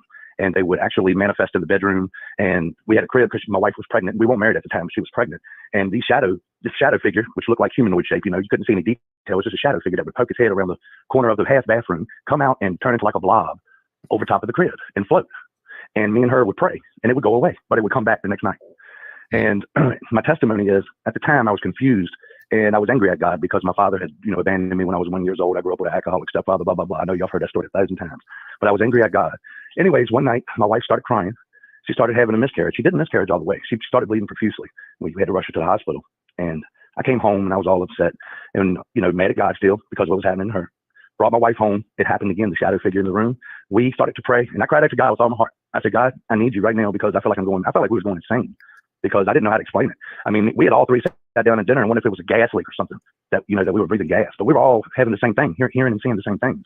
And I cried out to God. I said, so God, I need your help right now. I said, I feel like I'm going insane. And my wife, the baby, almost losing the baby. And I probably said a few more heartfelt things. And it was my first true cry out to God. But on the very next day, a guy that I used to play in a metal band with, we was all in the satanic metal and stuff back in the day, just like the previous caller was talking about. And this is what sparked me to call. Because a guy that I had played in the band with, who I never would have thought would have been turned, converted into believing in Christ, came by the very next day and asked me to go to church. So the Lord answered my call that night. The very next day he came by, and I hadn't seen the guy in 2 years. Oh, that's awesome. Yes, and it was real, and I swear on that. That's my true testimony. And I got saved that night. I gave my life. I had been saved when I was a kid, but redemption is an ongoing process. I've learned through reading the scriptures. And that's what I like about you guys. That's why I call you crusaders, is because you stick with the word. It doesn't matter what the world does. It doesn't matter about human trends and the stumbling blocks that are put before you, because you got to keep going. And the only way you can endure to the end is to stick to the truth. But that is my true testimony. And That's I've awesome, seen brother. things in the sky just like everybody else, you know, these alien UFOs and stuff like that. I haven't seen any little green men or anything, but I did see shadow people. And I know that was probably from me dabbling in the occult and Yeah. opening up them doorways. Well, let me ask you a question. Like after you really you gave yourself to Christ, right? Did the shadow thing go away completely? Well, if you want me to be open and honest with you, there's shame and all, but I'm telling you, because when I was 20 years old, I cried out with all my heart, but I backslid. I immediately started to party with my friends. All that stuff, the shadow people went away. But I'm gonna tell you what happened. When I moved, we moved into a townhouse, and this was an old townhouse that was built in like the early 1900s. It had a 2-story townhouse. We lived on one side. We would hear doors open and footsteps upstairs, but we didn't see no shadow people. And I started to back out of what I was doing little by little again, and it went away. Oh, nice. Yeah, because I encountered that shadow person myself, and when I was a kid, I think I was 7 years old, and I still remember that like it was today. And and over the course of like the next 30 years after that, you know what I mean? And so yeah, and that was part of the sleep paralysis too thing. And but yeah, I had that one time, Dan, and I had another friend who saw that shadow person too, bent down behind a chair with his parents in the room, and they didn't even see it. Wow. And I had the sleep paralysis, and you know how people say they feel fear and stuff when they have that? Yeah, I had heard about all that, and I had read both sides. I had read the spiritual side, and I knew about the medical side. The medical side is still not determined. That's still a mystery. They don't know what happens. They really don't even know why we sleep. But anyways, the point I'm trying to say is I had that sleep paralysis one time, and I heard fighting. That's what I heard. I heard voices like, I can't recreate them, but if I could, it would be like they were in a gigantic tunnel, and they were huge. Like they were like huge voices, and they were arguing back and forth and battling. It sounded like they were literally physically fighting, like a fist fight, a bar fight in my room with me. And I was laying in the bed. I couldn't move. I could move my eyes, and I could see shadows, but it was like looking through a foggy window. And I could hear those voices, and I started to pray. I thought I was dying when I had that happen. I thought maybe I was paralyzed or something. I didn't know, but I heard those voices. It sounded like a fight going on in the room. And when I started to pray and I started to move my feet and hands, everything stopped. Wow. And I believe when we had that, we're right there at that veil. There's something about the veil being thinned in these end days, and that's in the scripture too. That's in the scripture too, and you know, and I really do believe that. And I believe a lot. Points of the context is the UFOs, all this stuff. Brian knows all about the Nephilim. He knows all about how the Raphaim, all the bloodline. He knows about the life in the blood. Y'all know about all this, so you know what the Nephilim were doing. It was a seed war, and they wanted humans. They wanted to create their own offspring. I believe these little great people say they see when they're abducted and stuff, they could be some type of cloned body that these things inhabit, because they're spiritual, right? They're here. They're spiritual. They're here to the day of judgment. But they need to be in something to physically do something. So when they want to get seed from us, because there's a war between our seed and the seed of the serpent, and when they want seed to create their offspring, like they did before the flood, when they corrupted the earth, the birds of the air, the fish of the sea, and the animals and the people, they corrupted all that. When they did that, they're doing that now, probably through that. You know, I haven't experienced any abduction or anything, but I've seen UFOs. You know, I've seen things in the sky that aren't explainable. I don't go around telling people, because sometimes when you see them, you're with just one other person. You go look at that, and they don't see it. Yeah. And so you question your own mind. Did I just see what I thought I saw? You know, and sometimes you see stuff and it's like 10 people there and 5 people see it and the rest don't. So it's, you know, I think it could be demonic. It could be a spiritual veil. But I want to leave you guys with a word from Yeshua that I love you, and I want you guys to continue on and keep on and endure to the end. Love you too, brother, and I appreciate you calling your testimony. Yes, sir. That's the first time I ever told my testimony. Oh, wow. And me and my wife keep it to ourselves, because you know, God says not to blow your trumpet, but I think I'm doing something that might help somebody else. Yes, absolutely. Because I got to that point to where I knew I had to reach out, and I needed somebody, and it wasn't a human being that could help me. Well, thank you, man. And, yes, sir. Great testimony. And, God bless you and your wife. Yeah, thank you guys for all that you do. Thank you. Yep, and I hope all your callers and all your fans and listeners are all blessed, and y'all have a great day. Appreciate it. Yeah, you be blessed also. Shalom. Yes, sir. Later. So Good awesome call. phone calls tonight. Yeah. Good. I think it's probably going to be the last of the phone calls, because I can Yeah, get absolutely. late. Yeah, so 3 hours and 29 minutes. That's good. Absolutely. Yeah, super cool show. Yeah. Dan, like insane, really, because I mean we had a truck ton of data. Probably could have went on further on down the road with it, but I mean, I like to do another show maybe later on down the road and show actual footage off and on. You know what I mean? Like we can collaborate a bunch of data and just do a whole show of footage. You know, like random footage, and if some people could send us some footage, that'd be really cool. We could broadcast on the show one day. Yeah. Maybe on down the road, you know, like 6 months from the road, you know, something like that. You know, summertime or something, come down, down the pike, you know. So absolutely. Who knows what happened by then? Yeah. Never know what's gonna happen tomorrow. You know, we can have a whole new show next week on UFOs. Yeah. So guys, we got a PayPal, Venmo, and a Cash App, and also that link in the description as well. If you want to donate toward the show, but number one is pray for us and like, share, and subscribe. That's better than money. And check out Nice TV's Midnight Ride tomorrow night. Well, actually tonight now. Probably like, well, I can't even do the math right now. But 11 p.m. tonight Eastern time, 10 p.m. Central is the Midnight Ride. And if you guys want to subscribe to their paid network, which they broadcast everything for free, but most of it gets taken down from YouTube. So they got a paid subscription, which is $8 a month. I think it is at 12. And but if you go to nystv.org, you get a free subscription for 30 days. No, you don't even have to enter no credit card, no obligations or whatever. So you have the promo code Dan the Man. It's lowercase one word, Dan the Man. And all the stuff's in the description too. So the link nystv.org, enter Dan the Man, you get 30 days free, no obligation. And I guarantee you get a lot. There's thousands of videos in there, documentaries, the best of spiritual warfare. So yeah, we thank you guys for joining us. The UFO, ALiEN, occult, New Age, Great Deception, and we didn't even barely touch the New Age part of this. Like Brian said, we could be here for hours on end, man. And I enjoyed the show tonight. It's a really good show now. And most of all, I enjoyed all you guys in the chat room. Thank you all so much. Great listeners out there. Valerie and Uncle Obvious, thank you guys so much for taking time out. 3 hours and over 3.5 hours now to moderate the chat room. I appreciate you guys, and I appreciate you, Brian. Thank you so much. Yeah, God bless you, Dan. Thank you for everybody, the support, donations, everything. Just thank you for just being here. Super cool show. I'm glad to be part of it. So I hope everybody has a good Sabbath and a good weekend. So absolutely. I got a little shine on my head because I got a wrestling match early tonight. Yeah. Kicked in the head or something. I forgot what happened. It's funny business, man. Yeah, you go home and you don't even realize what happens. Like, how did I get this or whatever? You know? Yeah, banged up. Yeah. Yeah. But yeah, super cool show. Yeah. Just man, I mean, like we could have really went. I mean, I think it was a great show. So I'm just blessed to be part of it. We could, like you said, we could went on for hours more. Oh yeah, real quick, I want to give a shout out on FLJC. They call it they're starting a new show up on Sunday Night Live. Oh, nice. It starts. I got to take part of it last week. I don't have a link, but I did. It's on Rumble. I got to do an Elon Musk show with my buddy, with a guy named Brett that I used to. Well, I've gathered with him with Bible study. He's a great man. He's really good. He's just a humble man. Bible reading, believing believer. So we both did an Elon Musk show. So go check it out. It's on Rumble and FLJC. They're going to start doing a Sunday Night Live show. So keep an eye out for that. You know, they're going to be doing one this, and I think they're going to be doing it at 9 p.m. Eastern time. So it's every Sunday. I think that's what they're shooting for. So yeah. Awesome. All right, guys. Well, thank you so much. And on behalf of both of us, we love you all. God bless and Shabbat Shalom.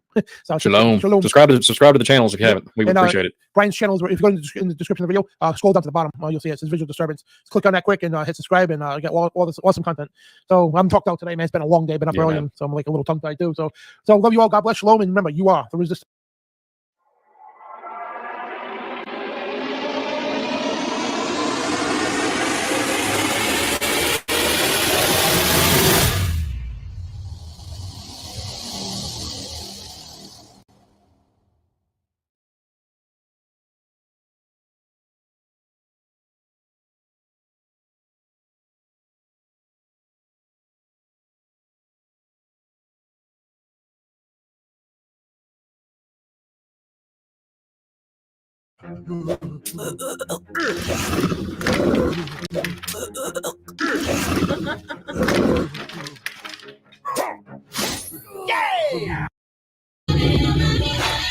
When he came over to me,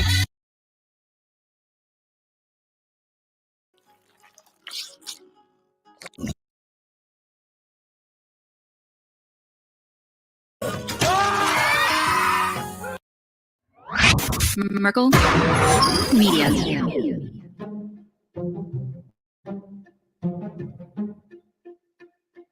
In the bustling heart of Miami, where the sun meets the sea, a new mystery unfolds. Rumors of towering creatures and strange happenings at the Bayside Marketplace Mall have caught the attention of Tony, the renowned monster hunter. Eager to find answers, Tony gathers his team for an adventurous quest to hunt down these beasts. Joining him on this journey is Joel Thomas, with his keen survival skills and knowledge of weaponry. Juan, the charismatic host of the One on One podcast, is known for his knowledge of the alchemical homunculus. Justin, the astute biologist from Cryptids of the Corn, whose insights into these creatures are unparalleled. And lastly, author and podcaster Isaac Weishaupt, who is one of the world's leading experts in occult symbolism. Together, they embark on a journey filled with suspense and unforeseen dangers, determined to uncover the truth behind this mystery.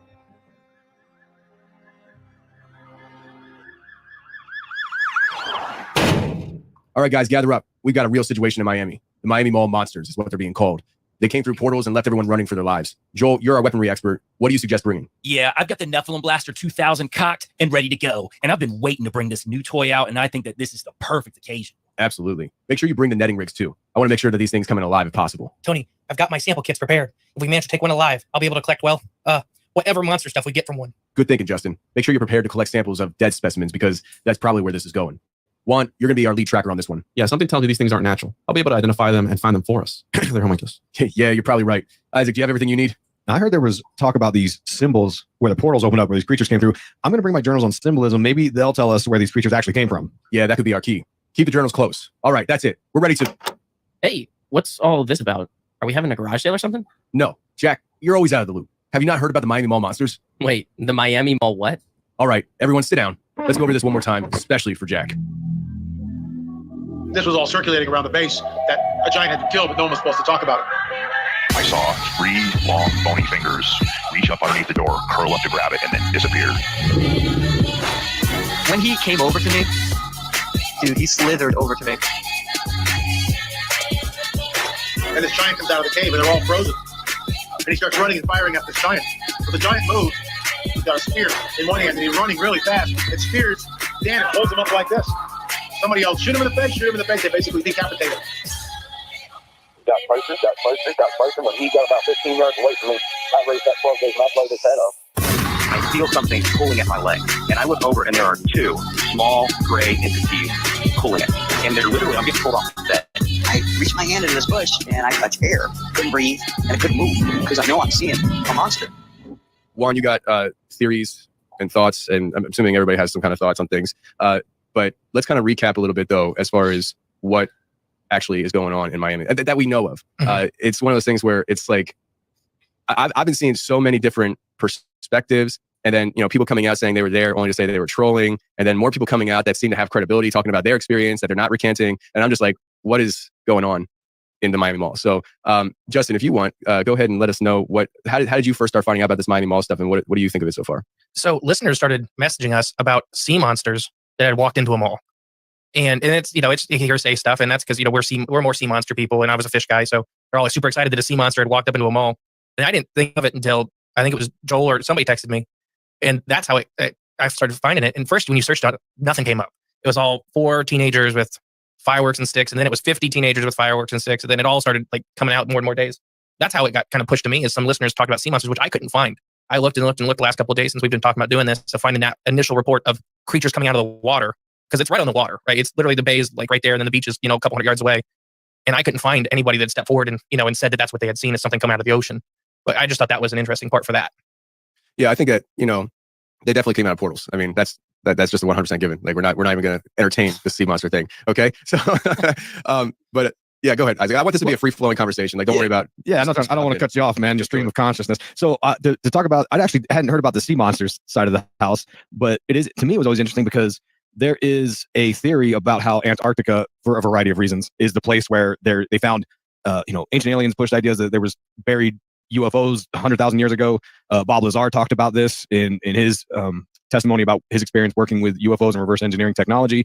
Plus, Hitler and the Nazis supposedly went down there looking for alien UFO stuff. And also in John Carpenter's movie The Thing, that's of course where they come across the alien craft that they thaw out, and everything happens. Now, it's interesting because Miami, of course, is the closest city to Antarctica. I don't know if that necessarily proves anything, but it is interesting that they would find these aliens so close to where there's this long history of conspiracy theory. To piggyback on what Isaac said real quick, earlier today, there was a girl that came out and pulled the coordinates from the mall. And if you reverse the coordinates, they end up in Antarctica. So that was really odd. And it makes you think. Can I check that? Either, yeah, and Justin actually checked the coordinates, and they do end up on Antarctica. So that was really odd. Now, is this some sort of, I don't know, portaling system between Antarctica and the mall, or it was theorized that they reversed the coordinates and ended up in the wrong place, and maybe that's why they were confused when they were walking around, if we're going with the entity idea. Before I discovered Riverside, I avoided online podcast interviews at all costs because I was terrified of publishing a remote interview that was just not high quality. But Riverside proved me I can now deliver high quality. I got the scoop on that. All right. So here's the lowdown. And I'm not here to toot my own horn, but if you look up occult origins of Florida, you Google that, I come up, right? So here's the lowdown, guys. Everybody talks about the Babylon working ritual with Jack Parsons and L. Ron Hubbard, who were in Miami at one point when Hubbard had stolen Parsons' girlfriend and his boat. And allegedly when Hubbard took off, Parsons conjured up the spirit of Mars or some crazy demonic entity and brought them back in. That was off the East Coast, and they ended up catching him. He ended up coming back. And nobody talks about, so the Babylon working was 1940s, and we have in the 1980s, the Evans-Keenan cell workings, okay? And this Jeffrey D. Evans guy was the head of the Typhonian OTO in the United States, okay? And there is this whole book who was co-written, or I guess organized by Lavenda, in which they were doing a series of sex magic rituals in Miami, Florida, because Miami, Florida was a power zone, what they call the power zone. Now, if you know anything about the Typhonian OTO, which I know Isaac does. What's a power zone? So a power zone is a place where you can essentially contact things on the other side. So a power zone, like a portal, pretty much. So but like a charged area. A charged area. But here's the kicker, because you guys are talking about Antarctica. The power zones move around because the power zones are parallel in space and in time. And it gets crazy. It gets crazy because you're talking about portals. Well, Tony, these people believe, as you talk about mind portals, well, the whole aspect of as above, so below, microcosm, macrocosm, if we all are all stars, how Thelema states, well, how there is in outer space, portals, black holes, things to enter into other dimensions, faraway galaxies, planets, et cetera, et cetera. Well, guess what? You can tap those in us, right? This is, again, Thelemic views, right? I'm talking about the Thelemic views. And this is where yoga comes into play, because they believe that by positioning their body in certain ways, they can access these other realities and use their actual body as a portal. So to bring forth these entities into, so what ends up happening was in 1980s, this guy and his wife, they end up doing these crazy, bizarre rituals. And you can read about it. It's called the Rites of the Mummy, the Law Cell, and the Secret Creed to Liber Al by Jeffrey D. Evans and Peter Levenda. Now, again, it gets very, very weird. So just a heads up, but essentially what this guy ends up doing is in 1984, I believe, April 2nd, 1984, he ends up, they were trying to induce an abduction. And it ended up happening.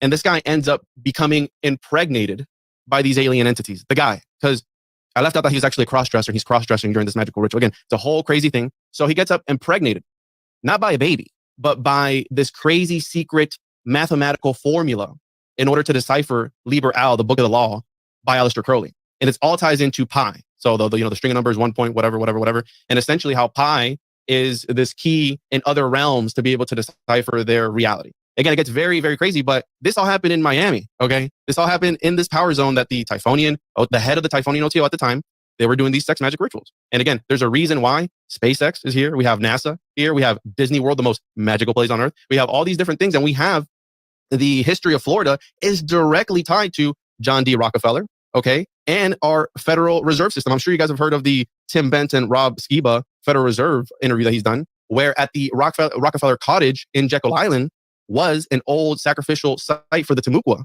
which the Timucua in Florida have been tied to the Nephilim, these giants that were here. And there's evidence, again, this is all Narco-Longo territory where Florida was perhaps either the Garden of Eden or remnants of Atlantis. And that all ties into this Typhonian, Thelemic, magical Atlantean magic, right? That right with Bimini and the remnants and all that stuff. And we have this, at the center of it all, the Bermuda Triangle, which is one of these gateways. Okay. So we have the H.P. Lovecraft elements of it, the Lovecraftian Cthulhu mythos elements, which, by the way, Lovecraft lived near the Bridgewater Triangle, which you just finished covering not too long ago. What do they have there? They have the same sort of thing. Entities coming through, UFOs, and the Typhonian OTO, according to Kenneth Grant's work, it's all about tying in magic as the form of technology to interact with these alien / demonic / whatever entities that you want to insert here. Okay. So I think that's why Florida has been at the center of a lot of things. I mean, there's a reason why the Florida man archetype is a thing, because I believe, in my opinion, the energy here in Florida, if you can't handle it, it'll drive you insane. It'll have you chewing people's faces off. I mean, there's dudes chewing other dudes' faces off here in Florida. You know, that was the whole thing for a while. That really tripped me out when I just graduated high school. I was like, what in the world? Can you imagine somebody just gnawing your face off? That's the Florida man archetype. Anything that you hear about, you go, must have been Florida, because it's crazy here.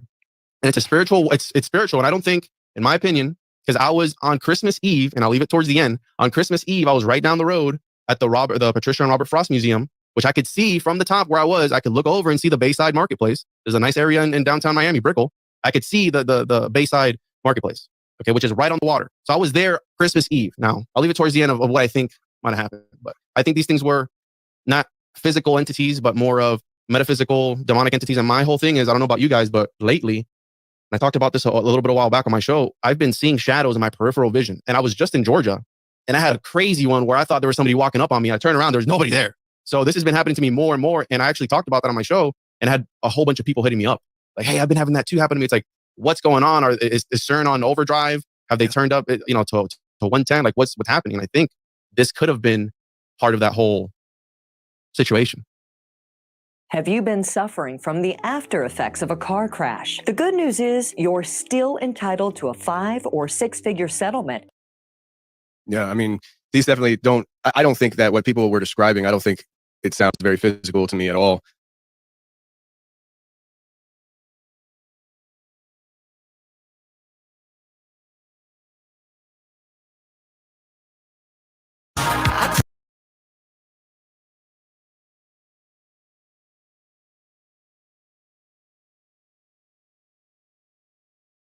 These definitely don't, I don't think that what people were describing, I don't think it sounds very physical to me at all. I mean, I've even heard, I think it was last night I was on a space on Twitter, and the guy was talking about, his experience. And I think he said that the bodies were almost triangular. If I remember correctly, Joel, you were in there, right? Did he say that? Yeah, he did. But he also said that they were phasing in and out of consciousness. So when he turned around, he saw them in front of him. And he said he wasn't scared of them because they were actively trying to harm anybody, but he said he was fearful of it. I didn't know what it was. And so he just kind of took off and ran like everybody else. There was a whole other report of the one guy that saw the nerd kids that came in with like some sort of box and went and sat in the middle of the mall and turned some sort of box on that created some sort of energy field around it. And he even drew, he's a graffiti artist, also a DJ, and he drew what came out. And it's very Shadow Man-like because the foot came out, the arm came out, and then it wasn't even really a head. It was more of like some sort of projection of some sort of head that came out with it. And he said that there were people that were concealed carry, started shooting at it. But the kids that came in, they just went in there and set it up and just started doing this. So again, we don't know what's true. The guy could be trolling too, but everybody that's had an experience there, from what I'm starting to gather, that these experiences aren't of flesh and blood, really. Like it's more of entity forms, shadow forms that's coming out of there. I haven't heard yet of a report of something that was just like a Nephilim or a Nephilim that was 8 feet tall, 9 feet tall, that looked humanoid, that was walking around, stomping around. These things seem to be phasing in and out of reality. And I am leaning more towards that as the more I've heard. Now, again, people could just be piggybacking off each other and saying, well, I heard this guy say this, so I'm going to follow along with what he said and put this similar story out. Who knows, right? But in that aspect, I think that that's where my mind's going on it. I do think that there's a high probability of a portal being open, very similar to what Juan was just talking about with anything Crowley was doing. Kenneth Grant talked about all that, the Amalantra workings, any of that stuff is very similar to probably what was going on there if it was a portal that opened up. And I want to add too that according to Lavenda, because Justin brought up the sea creatures, sea monsters. Well, part of that is the Lovecraftian aspect of it, right? The Shadow over Innsmouth and all these crazy, where it's like these half fish, half humanoid creatures, right? Feeding on the townsfolk, whatever it is. They do sacrifices at the end of the year towards them, right? The deep ones, all these Lovecraftian aspects. Well, according to Peter Lavenda, Florida is the, pull it up here, he refers to as not the fountain of youth, but the fountain of death. And according to Lavenda, Florida is actually the best place for the manifestation or summoning of these deep ones, of these great old ones, because, and I'm going to pull it up here, this is directly from that book, the old ones, in other words, had no use for their humanity. Other indications that Florida is a geographical and topographically ideal for the evocation of such entities, such as Cthulhu and Dagon, are the fact that they are geologically, where am I? Geologically, the region is composed of primarily coral, which is the melded bones of dead colonies of the type of primal sea creatures that represent the old ones. Astrally, in the fact that its shores are lined with mangrove swamps, mangroves being the plant of the old, indicating of the old ones, a type of tree that is especially representative of the old ones, there is the Everglades, a vast sea of grass, serving as a filter system to the inland waters of North America, et cetera, et cetera. Then there are the bones of Florida, great quantities of ancient bones, some of them belonging to animals now extinct. And there have been numerous findings of bog people, completely intact skeletons of people because of the low acidity in the water here. They find entire bodies fully preserved with brain matter and everything, thousands of years old. So they have that. He goes on here, the coral caverns and tunnels that underlie the northern 2/3 of the state. The porous limestone has helped to create the phenomenon known as sinkholes. One of my fears is, and I did a whole video on this, we interviewed a cave diver here in Florida, and they go into these little holes, and rest in peace, because he actually died in a cave system like a couple months ago, the guy we interviewed. And they'll squeeze into these little holes in these aquifers, and they come out and there's these massive cave systems. Well, the problem with that is the places that they were going to were underneath neighborhoods. So think about it. You're laying in bed here in Florida, and it could be 5-10 feet of limestone before you're at the top of a 100-foot drop, because under there is a tunnel system and you're at the top of a 100-foot drop. So whenever I'm sleeping here at night in Florida, that's what I'm thinking. I go, maybe underneath me is a whole cavern that people get sucked up by these sinkholes, never to be seen again. Okay, these sinkholes open up, and the people are sometimes they've heard stories of them like screaming for help. There's nothing you can do. Once the ground opens up, you're gone. So we have here and then in Florida, there was this sort of ancient African cult in there, Santeria, Paolo, different versions of Vodun or Voodoo. Now, I'm not here to piss anybody off because I've gotten emails and stuff of people who are witches and practitioners of these things. Again, no disrespect to you, but I'm just reiterating the literature. Okay, so just a disclaimer there. And so we have this whole South Floridian magical community that was prevalent, especially in the earlier 80s and all that stuff there. So and during the 1970s, I posted about that story of Hysteria High, which was this private school that allegedly they were doing Ouija board seances. And this little girl got possessed and started screaming in a voice that wasn't hers, that she was the devil, that she was Satan. There was this other thing where this little boy jumped out of a window with superhuman strength, jumping around, demonically possessed. Again, these are all first-hand accounts. And come to find out, the Memorial Hospital down there, one of them, I had asked my wife which one it was because she's from Miami. And I was like, where's this hospital at? She's like, well, that's the one over by where we went to over here. And according to the Tribune in the 1970s, they were treating up to 700 demonic possessions a month. That's crazy. Per month. So again, what's happening in Florida? Because we're having this Antarctica connection with, again, the Mountains of Madness, H.P. Lovecraft talking about this sort of stuff. And let's, for a second, right, we're on the confessionals. What if these portals align themselves, how we said, in space and time, but not only that, but geographically in some sort of weird way, they warp themselves together and they open up these parallel portals, if you will, where it's open here in Florida, but it's also open in Antarctica, or it's also open in Egypt, or it's also open in Australia simultaneously. I mean, these are all things we can think about and hypothesize about, right? Because go ahead.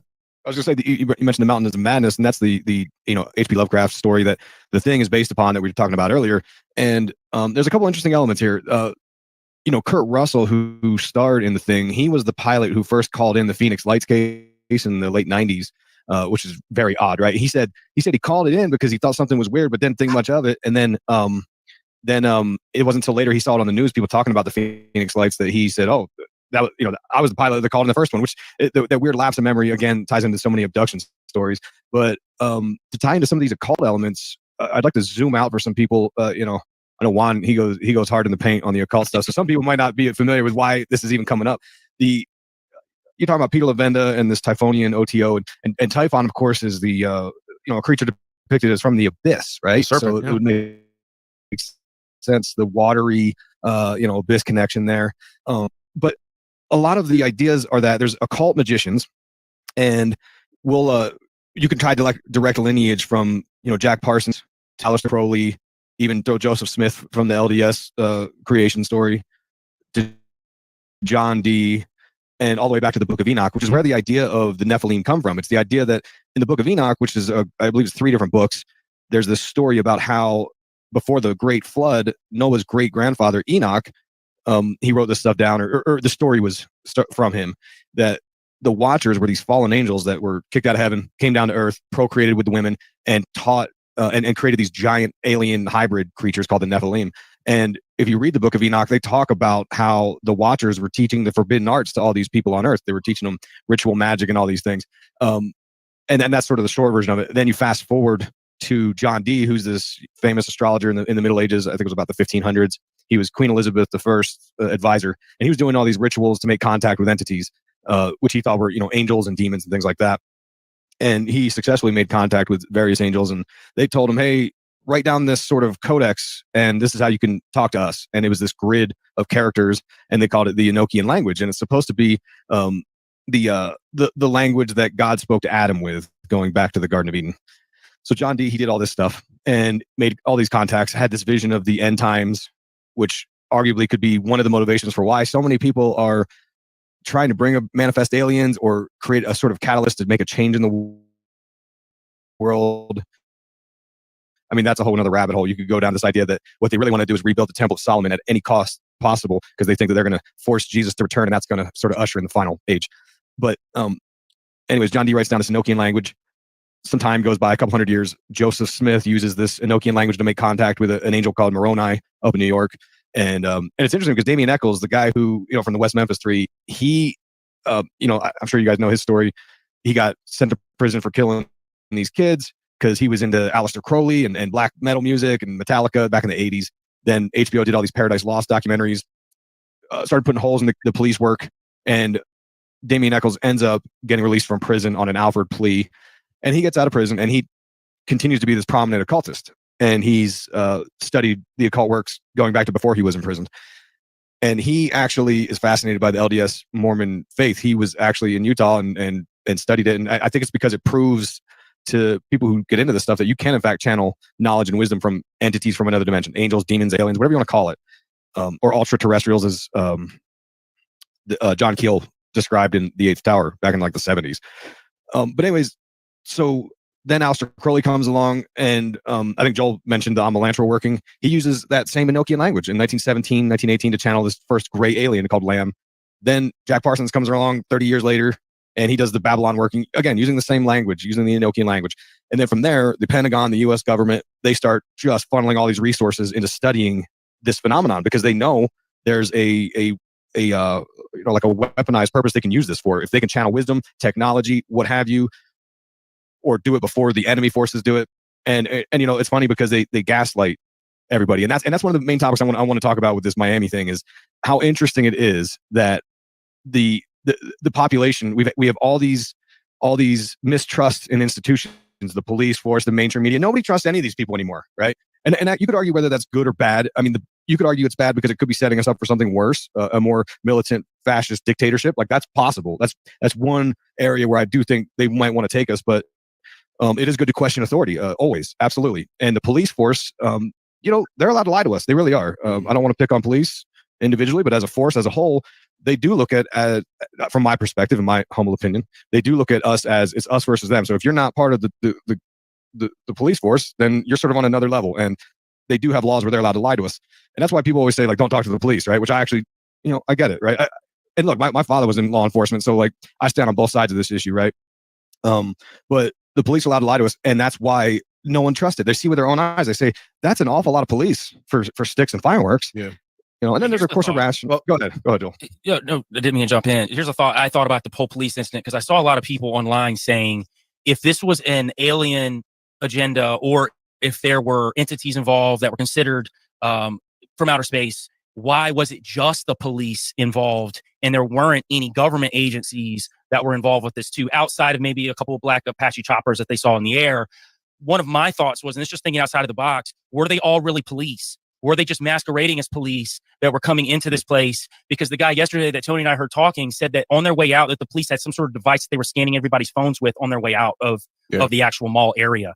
So were they scanning these? Was this device scanning it to erase anything that was recorded? Because everybody's like, well, if it's real, you got to have the recordings. Well, not if this was an actual operation. And check this, if we're talking about the occult and opening up portals and the Amalantra workings in any of those from the Hermetic order that are coming in, and it's been infiltrated into the government, because they use all of these things they have for a long time. What if this was actually the setup was they knew what was going to happen, and they had this police in quotes to show up to, if you've got police showing up and it's not government agencies, people aren't going to question it if you say that it's a bunch of kids fighting, or if you show videos of kids fighting everywhere, like, well, yeah, the police, came out there. Why weren't the government involved? So were these actual police? We don't know. It's just, I'm just throwing this theory out there. Yeah, it's interesting that you're saying that, because it's almost along the lines of what if this was orchestrated? Were they orchestrating it? Going back to the coordinates, what if they brought these entities or whatever they were here and they escorted them? I mean, like, nobody knows what happened to these entities if it's all real, right? So I think they even asked the guy last night on the space if he saw where the entities went. He said no, and it doesn't seem like anybody has ever really seen where these things went. So what if these people, whoever they were, police or whatever, they actually come in to escort but they brought them in and then escorted them to wherever they want for their future purposes. RIPD. Oh my gosh. It was that whole movie. Isn't that the movie, the RIPD, the Netflix? Yeah. So Isaac is bringing up, so you guys are all, what you talked about, Joel, triangular entities, Isaac, the Enochian. That's very important, because I've even tied John D to Florida, right? The Harkness was a silent partner of John D. Rockefeller. They were involved in, right, with Henry Flagler, all the Henrys, the establishing of Florida. So that's a whole other podcast. But the triangular, the accounts that you get from people who mess around with Enochian magic is, this whole argument of angels. Was it angels or was it angles? Right. So whenever they encounter these entities on the other side, similar to how our boy Evans got impregnated by this mathematical parasite, I guess a numerical parasite, if you will. And it's interesting because Miami and Chaldean equals 11. 11 is the number of in Thelema of magic. Of Abrahadabra has 11 letters in it. So like this number 11 is the magical number for in Thelema. And so we have the Enochian entities. And whenever somebody talks about that, again, it's very abstract. Like when they encounter these entities on the other side, they're very geometric in nature. Okay. And there's a reasoning why the tablets are laid out the way they are. And essentially what was happening with John D was he was being shown essentially another dimension and how to interact with entities on another parallel dimension. That's what scrying is, looking on the other side. And so what I'm thinking is happening, what if they were running, right? Let's say it wasn't physical. And let's say that they were manifesting these geometric type-esque entities into reality using Atlantean technology off the coast of Florida, right? The Bermuda Triangle and all that good stuff. And they were running some sort of PSYOP, or not a PSYOP, but a sort of operation to see what the effects would be on people. I mean, who knows? It's not the first time the government would have tested something on its people. It's like, hey, let's see how far we can contain this with social media, with the technology that's around, with all the cameras. Like, let's run this op. Let's use this Enochian tech. And Evans literally talked about how he had seizures. His seizures got worse. And he was actually driven insane from the download that he got of the abduction and impregnation of these alien technologies. And really quick, the whole Kerr law system was it was all about powering a transmitter/receiver setup, which is operated by terrestrial agents of the old ones. And it was about the manifesting of various things, the solar child or mother goddess. So again, bringing forth, like the Babylon working, wanting to bring forth this femunculus, because she was a woman, so a sort of homunculus-esque type of thing, right? And bringing forth, but it was going to emerge, right? The dragon / crocodile entity, right? This Sebek Ra type of creature against Egyptian was going to emerge from the mud swamp, which is the Florida Everglades. Okay, so we have this connection of manifestation of this entity and the solar child. Well, NASA, SpaceX, Disney World, all these corporations that are aligned along the 28th parallel, well, the 28th degree of Templarism is the sun degree. What is Florida? The Sunshine State. What is there a lot of in Florida? There is crocodiles, alligators, reptilians. I mean, that's the whole thing. So I think somebody commented, I think it was David from Nephilim Death Squad. He was like, I hope the Nephilim start here because he's in Florida. I hope they start here. And I was like, well, it's funny you say that because there's a good chance they could start here because of X, Y, Z. You know what I'm saying? And that's the thing. I mean, one second. When we talk about these entities, when I say entities, I do that loosely because I don't know how to define it. When we're talking about these things phasing in and out and not seeming physical, I still think that these things could be very physical, just not presenting themselves in a physical manner. And so when you were bringing up the idea of the Nephilim and stuff, that's something that I believe about the Nephilim for sure. I do believe that they transcend dimensions today. And I think that just because what you perceive is not doesn't seem physical, doesn't mean it can't be physical. And so with what people were seeing, I mean, it really could have been something where they were perceiving or seeing something that later became more physical. I believe I'm pretty confident when I say that the longer these things are in this realm, the more physical they become. And so we've seen that actually just out of Florida. That real famous Dogman video that I always refer to comes from the state of Florida, where the guy filmed it on Facebook Live. And so that was a very metaphysical thing that was caught on video. But then there's other people who have experiences with these things that are they're very, very, very physical. So my running thought is that the longer they're in this realm, the more physical they become. And so if these things just came into the realm in the mall, it would make sense that they would be not perceived as physical yet. What were you going to say, Isaac?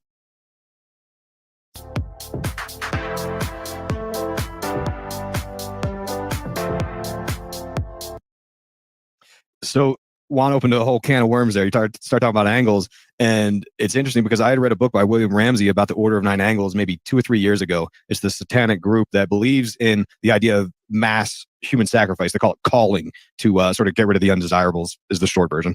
But the Order of Nine Angles, the reason it's called that is because of the symbol they use, which is a combination of a pentagram and a trapezoid. And this is inspired by a couple of things, but the idea is that the pentagram uses sacred geometry, the golden ratio, which I believe the golden ratio is phi, which is half of pi, right? Let me look that up before I. That's what Evans was impregnated with too. It was all about pi, phi. Yeah, it was like all that.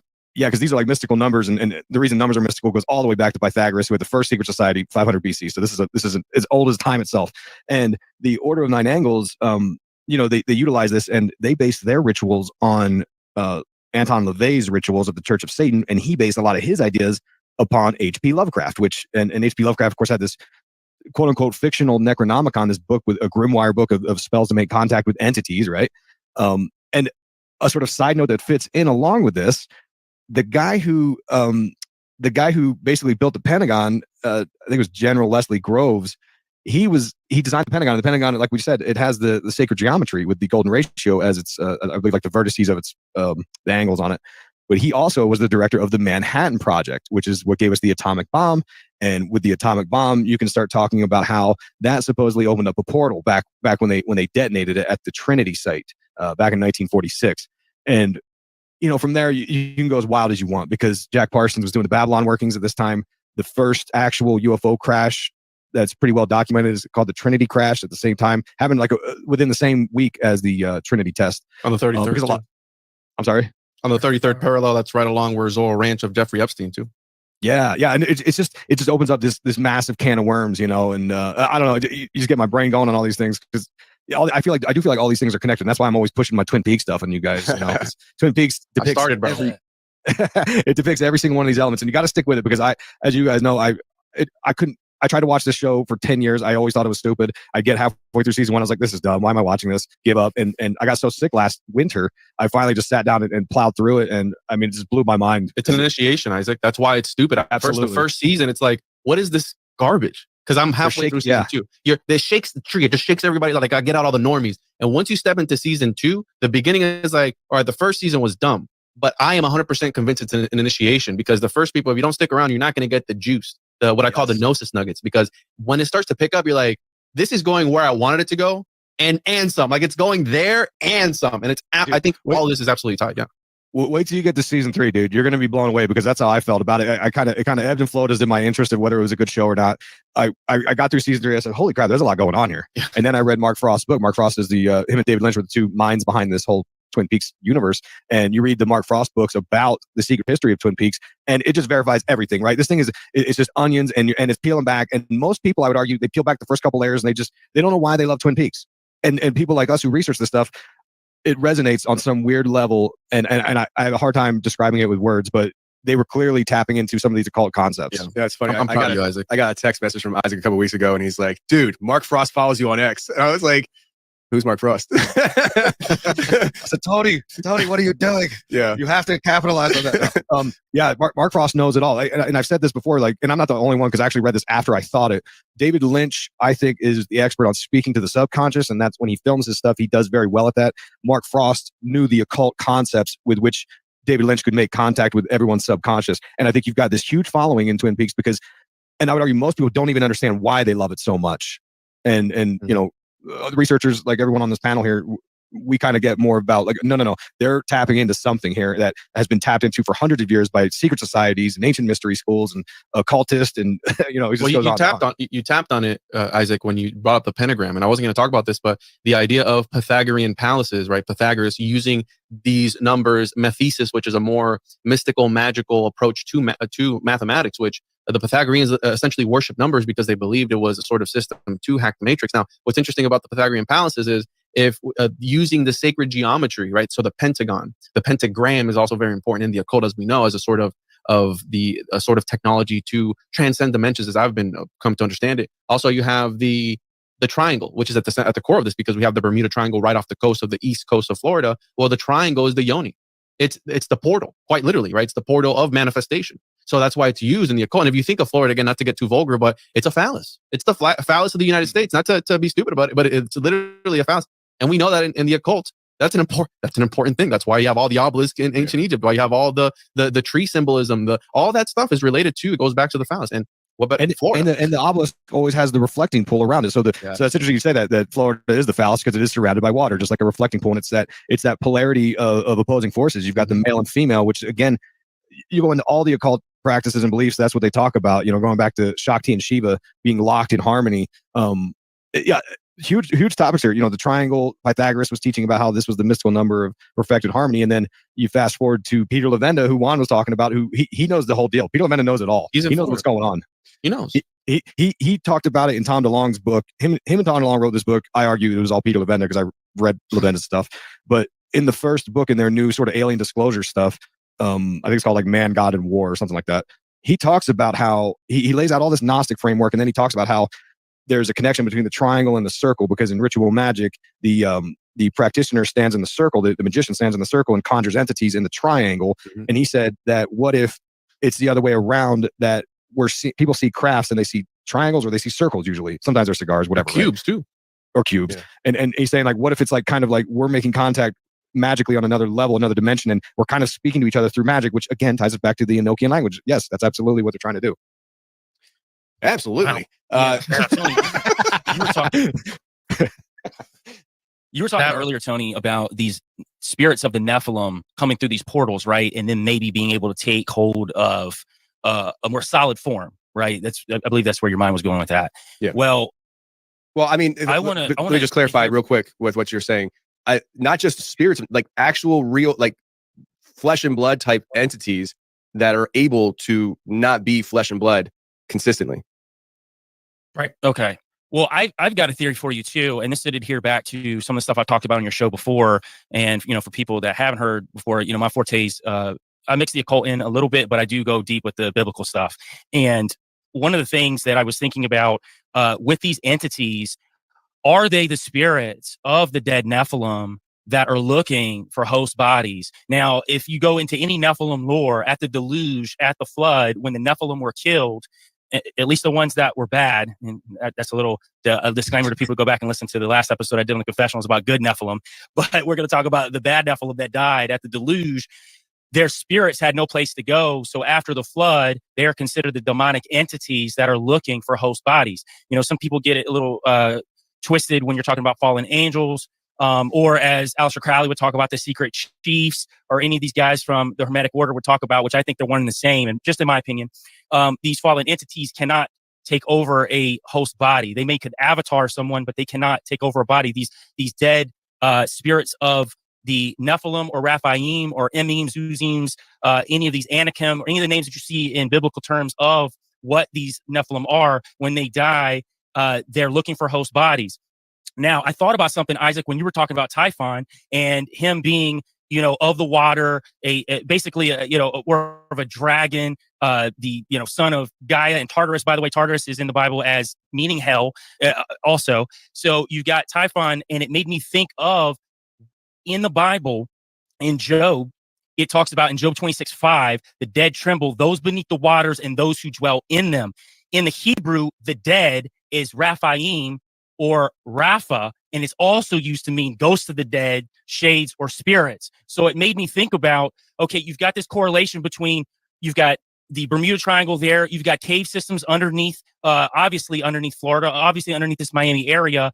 Are these spirits that came through this portal, are they the spirits of the Raphaim or this Rapha, these shades that are coming through to possess people or find host bodies? And one of my theories has always been that not all, but some of these gray entities are created as meat sacks for these old Nephilim of old to inhabit.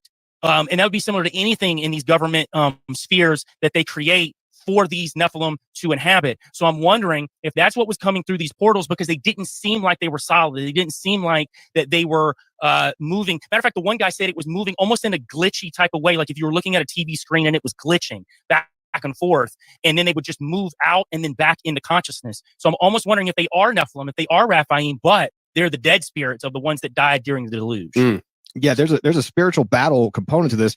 I wrote 2 books on aliens the last couple of years, and in my research, Willie Strieber talked about how he felt like the soul was the big issue for these entities, these aliens, whatever, right? Because he felt a sort of separation of soul from body. People who have near-death experiences will say they have similar feelings. John Mack had this idea. Bob Lazar, he said that he saw documents about how mankind was genetically modified from aliens, and how the aliens referred to our human bodies as containers. So there is something to that. And then you talk about the skinwalker, the skinwalker theory, that there's these entities that can't inhabit a human body for a long period, so they show up as werewolves and aliens and all this other stuff.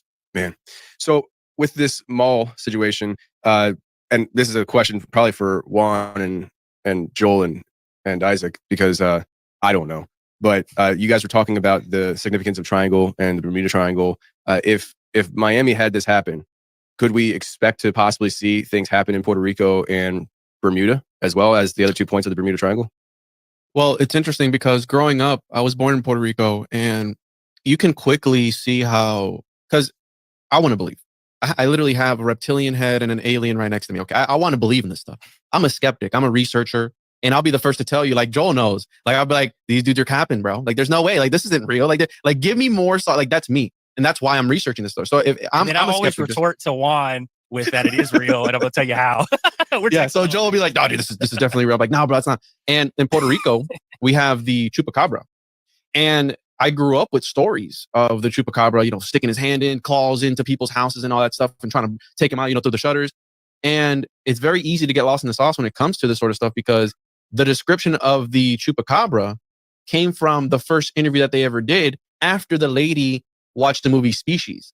Okay, so that she took that idea of the chupacabra and the description that she gave, which was like an alienoid reptilian with like spikes down its back and like this mutated creature that's living in the Puerto Rican rainforest, and then that's what everybody took, and it became a sort of collective egregore thought form and really spread out. So I'm when I'm listening to these stories about this happening here in Miami and all these different ideas that we're getting, it's like, is that the PSYOP? Is that what they're trying to do to try and bring forth this thing and use us as the manifestation and tapping into some sort of ancient occult power in the land, whatever, I don't know. But as far as Puerto Rico, I can't speak on Bermuda, but in Puerto Rico, there is a lot of UFO sightings, and there is a lot of weird things that happen. And I think Justin just did an episode on the chupacabra not too long ago. On the Bermuda Triangle and the chupacabra. There's still the triangle over the last 10 years has been extra active. It seemed like it was a dormant period for a long, from probably the 70s on. Stuff's still going missing. The weirdest thing is the alive green fog that's being described. And then everything from mermen coming out of the ocean to steal chickens from locals on Bermuda and the Bahamas, to the lights in the blue holes where there's Kraken-like entities guarding what they believe is either the entryway to Atlantis or Puerto government Rico technologies now. And in Puerto Rico, there's been, a few videos of exactly what you're talking in Puerto Rico of these lights underwater moving quickly around. So there's been at least 2 or 3 that I can think of in Puerto Rico. Oh yeah, same cave system. So it's all the same cave system from Florida, Puerto Rico to the Bahamas. It's all the same thing. So there's a cave system that goes from one point to the other? Yeah, it's all the same thing. It's like, so when you go to the islands, like Puerto Rico, for example, or the Bahamas, there's fresh water in those holes on the island a lot of the times. Yeah. And it's actually probably coming from mainland Florida. But there's the blue holes out in the ocean are humongous. There's even the nuclear submarine testing ground, which is in the middle of the Bermuda Triangle that we talked about in our show that nobody really talks about ever. And there's a lot of OSUs, or not, the submerged UFOs coming out of the water happen right there. And basically this little grid square of saying no one's allowed to go here. And all these UFOs come shooting up out of the ocean there. But the triangle's definitely becoming more active.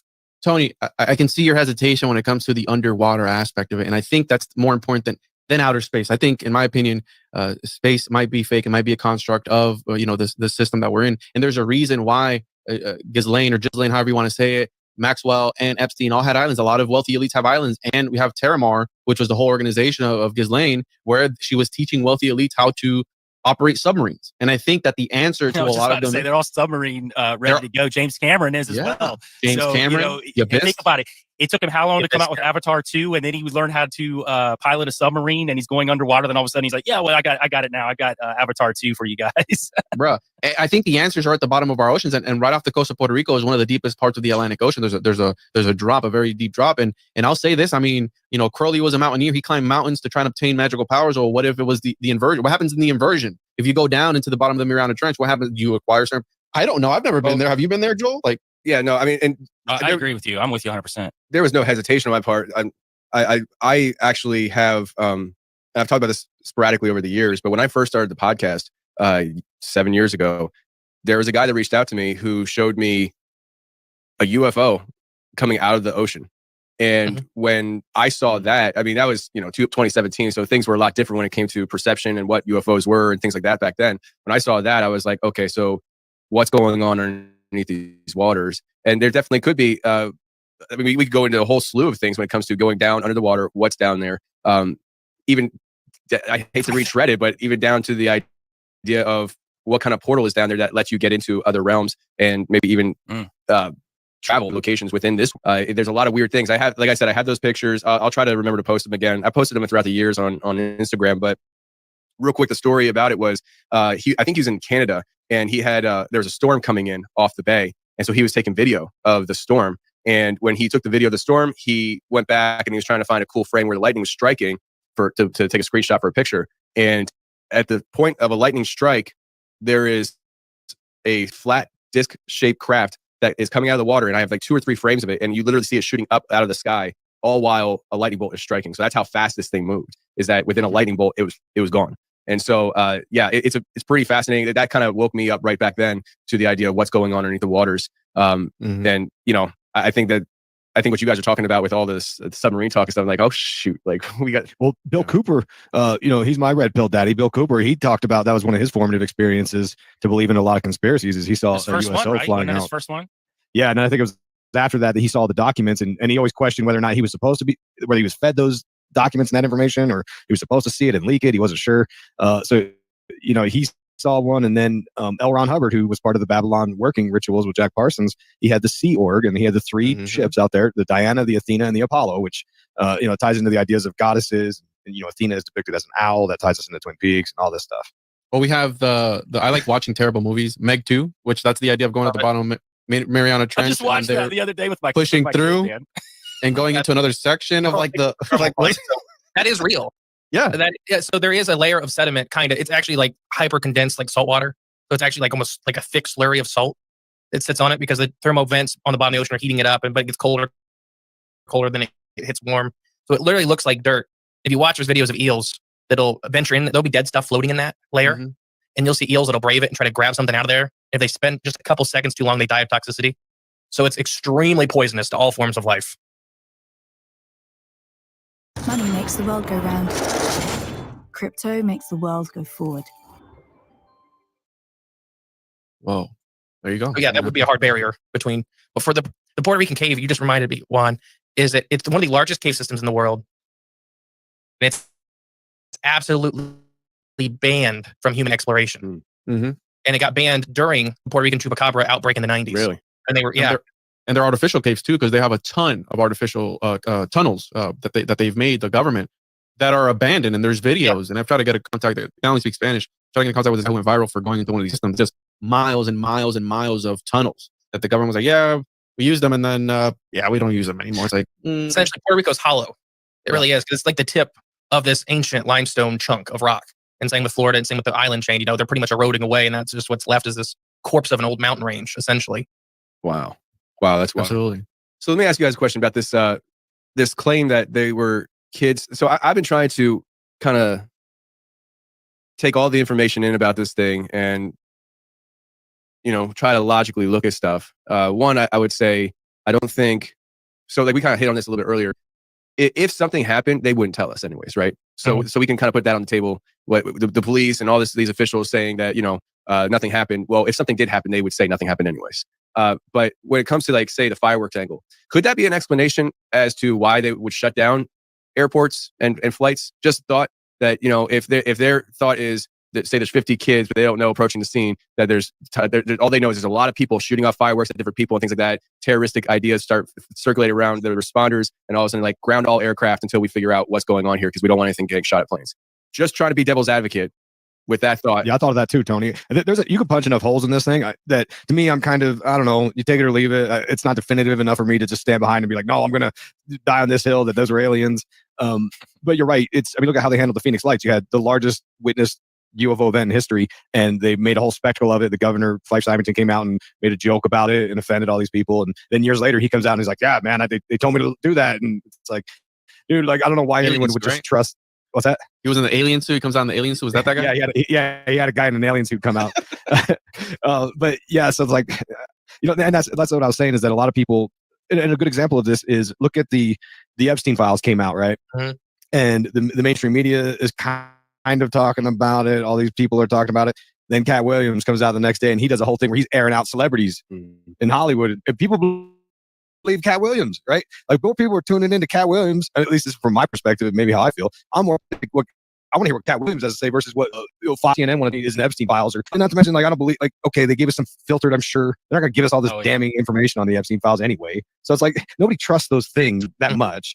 So I don't know, we're just in a weird place right now where people got this sort of weird red pill the last few years, and there's a battle to sort of guide all these people, and everyone's fighting to get them down their path, you know, and you know, I kind of try to observe and see what's going on, but it's really hard to know what's happening. But it is interesting that there are a lot of rational reasons. Like, you say they're fireworks. It's like, well, that could have easily been a mass shooting, you know? I mean, they could have thought that was mass shootings.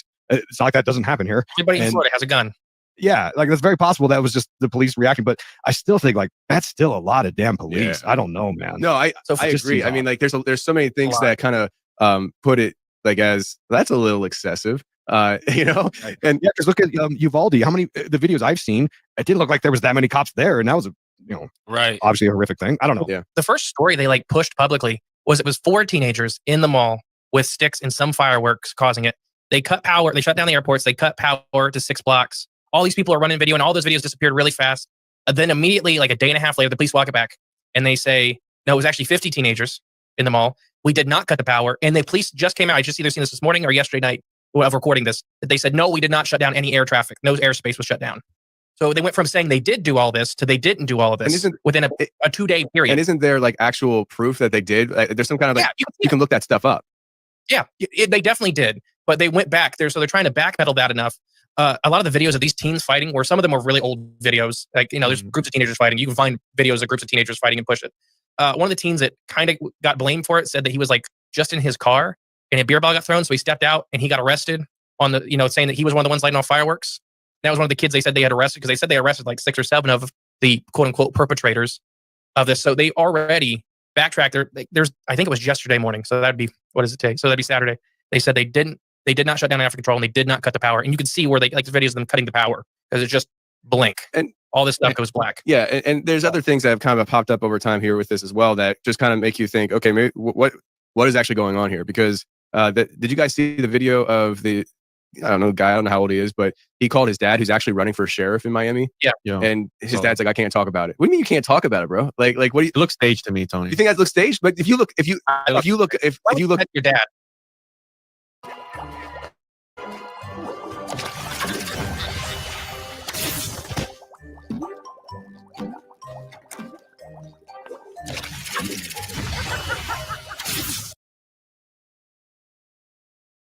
who's actually running for sheriff in Miami. Yeah. And his dad's like, I can't talk about it. What do you mean you can't talk about it, bro? Like what do you, It looks staged to me, Tony. you think that looks staged? But if you look at your dad, from what I understand, if you look up that guy, like it's literally his dad who's running. It's him? Yeah. Like, anyways, but there's this lady who came out a few days ago. She's got over 600,000 followers on X, and she does like Bitcoin and different things. Like she's not in this space.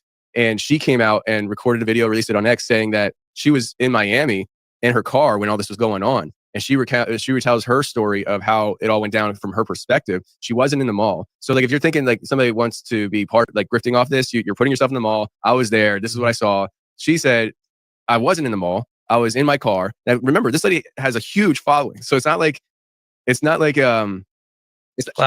she needs any, like she has more followers than all of us combined. And so she says she's in her car and she hears the siren. She sees the police. She gets out. She asks somebody who was absolutely frantic about what was going on. And the person that she talked to said there were creatures in the mall. And so she's like, this person's like crazy. So let me find somebody else. But she gets her phone out and she said the police came running over to her right away and shut down the phone thing. They're like, no phones. And so like and then she also said that, and now remember, she was in her car. She gets out. So I don't know how far away she is from the scene. She's in the area, but I take it she's not very close. And she says that she saw something that wasn't human. She doesn't know what it was. She was very vague on it. It wasn't like she was trying to give details. She's just like, whatever I saw, it wasn't human.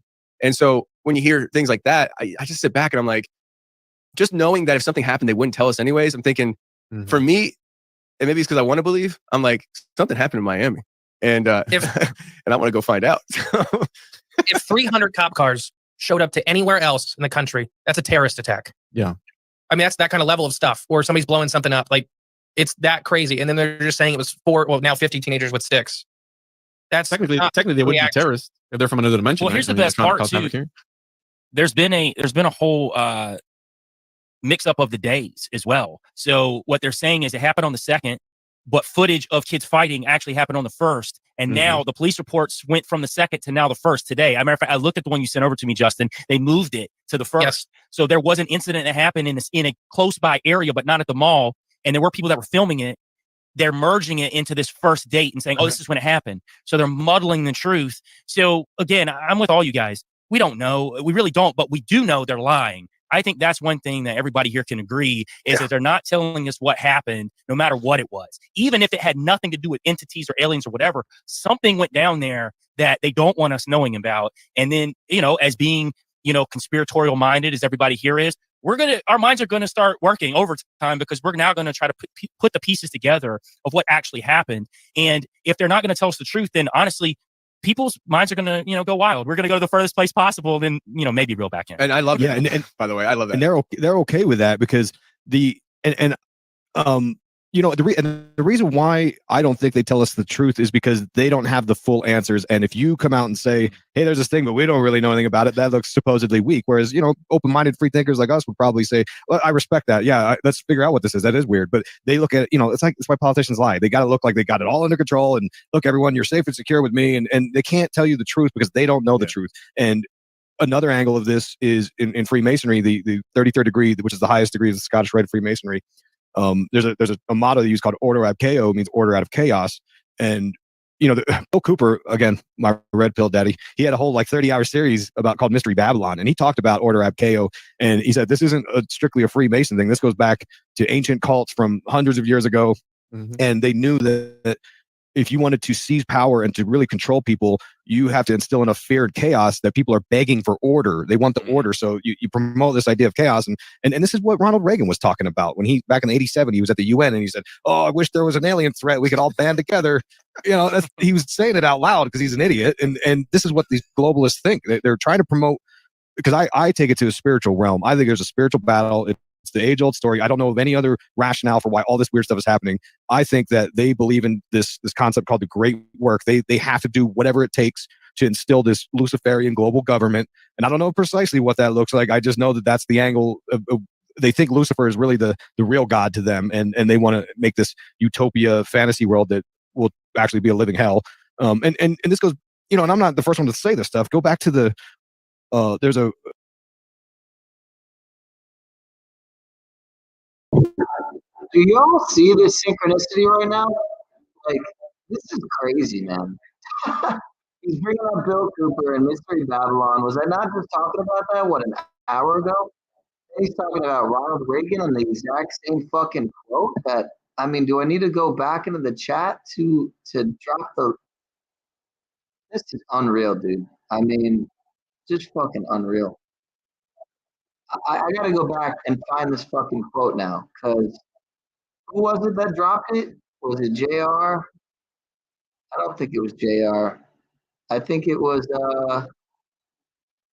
I mean, you can't make this shit up, dude. You can't make this fucking shit up. I'm mind blown. Sean of Synchronicities here, folks. Saw your quote first. If you've been here for a little bit, then you know exactly what I'm talking about. I'm mind blown. Optics are high. Holy fuck. Holy fuck.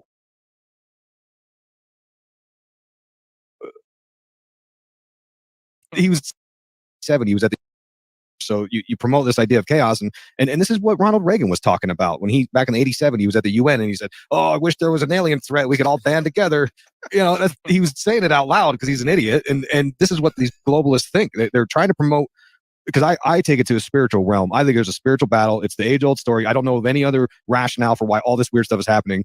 I think that they believe in this concept called the great work. They have to do whatever it takes to instill this Luciferian global government. And I don't know precisely what that looks like. I just know that that's the angle of they think Lucifer is really the real God to them, and they want to make this utopia fantasy world that will actually be a living hell. And this goes, and I'm not the first one to say this stuff. Go back to there's an Orthodox monk named Father Seraphim Rose. He was telling us this in the 60s. He wrote a book called Orthodoxy and the Religion of the Future. And if you read that, you'll be complete convert red pill, because you're like, dude, this guy knew what was going on. In the 60s, he talks about how science fiction is here to manipulate us in the entertainment world, because they're all pushing occult new age ideas because there's an end game for them. And it was followed like a script for the last 60 years.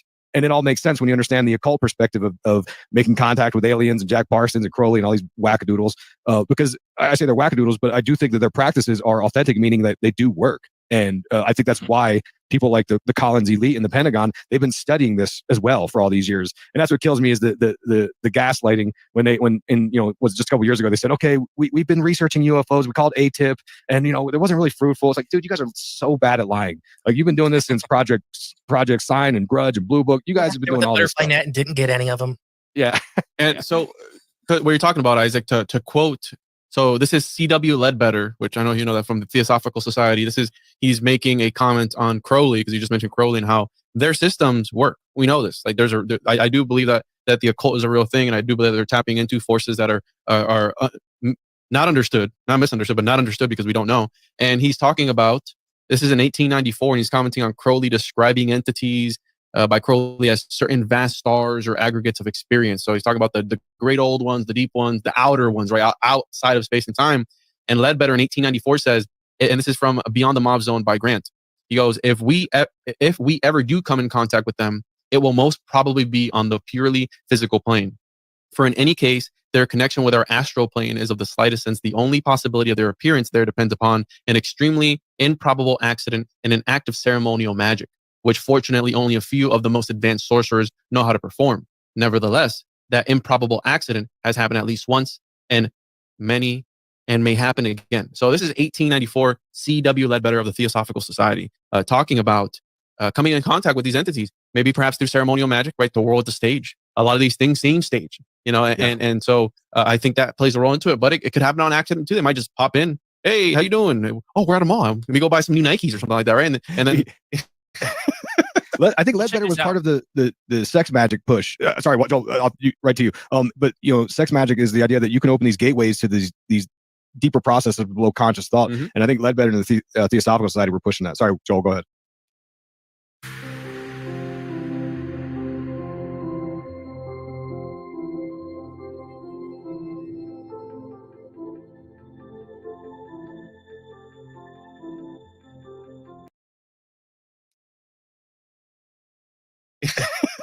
I think Ledbetter was part of the sex magic push. Sorry, what, Joel? Right to you. But sex magic is the idea that you can open these gateways to these deeper process of below conscious thought. And I think Ledbetter and the Theosophical Society were pushing that. Sorry, Joel, go ahead.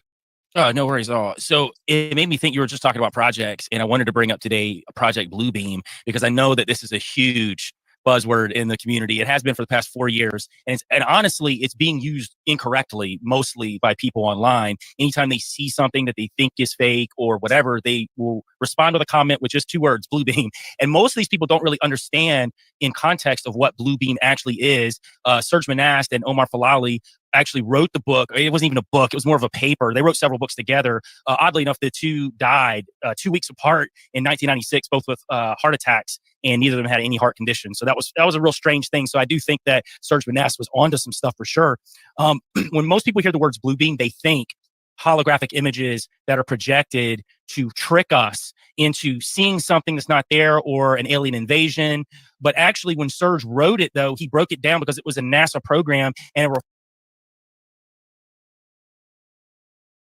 there were 5 different aspects to this program. And the first one was an engineered earthquakes and hoax discoveries. So apparently there's going to be, according to him, earthquakes, and these discoveries that they find all across the earth will show us that the religions of the past don't exist, and it will move our minds into a state of accepting something new. Something I've heard you say, Isaac, a lot in the past is the new religion's what? The no religion, right? So that's something that you've always said, and that really rang true to me when we're looking at this whole Bluebeam thing and where we're moving in this spiritual warfare that's going on, because the next step is the big space show in the sky. He doesn't talk about UFOs, though, really, except it being them trying out new things and maybe showcasing UFOs as them working on the equipment. But really, the entire operation is built on a second coming of Christ, or some sort of God, whatever God that is in the vicinity that you're in culturally, will be represented in that area. And everyone will coincide all at once and realize that this entity, or these aliens or whatever, are here to lead us into the future.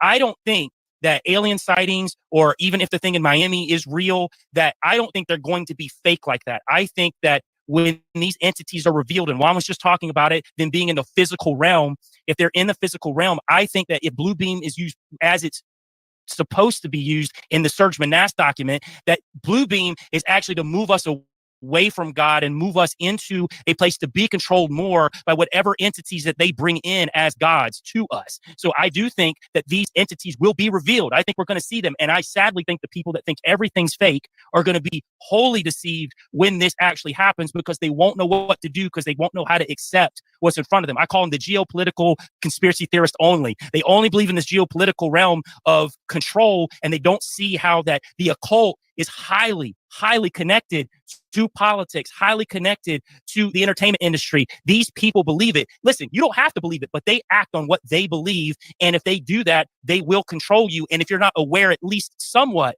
of what's going on, you're going to be deceived in the end. Just in my opinion.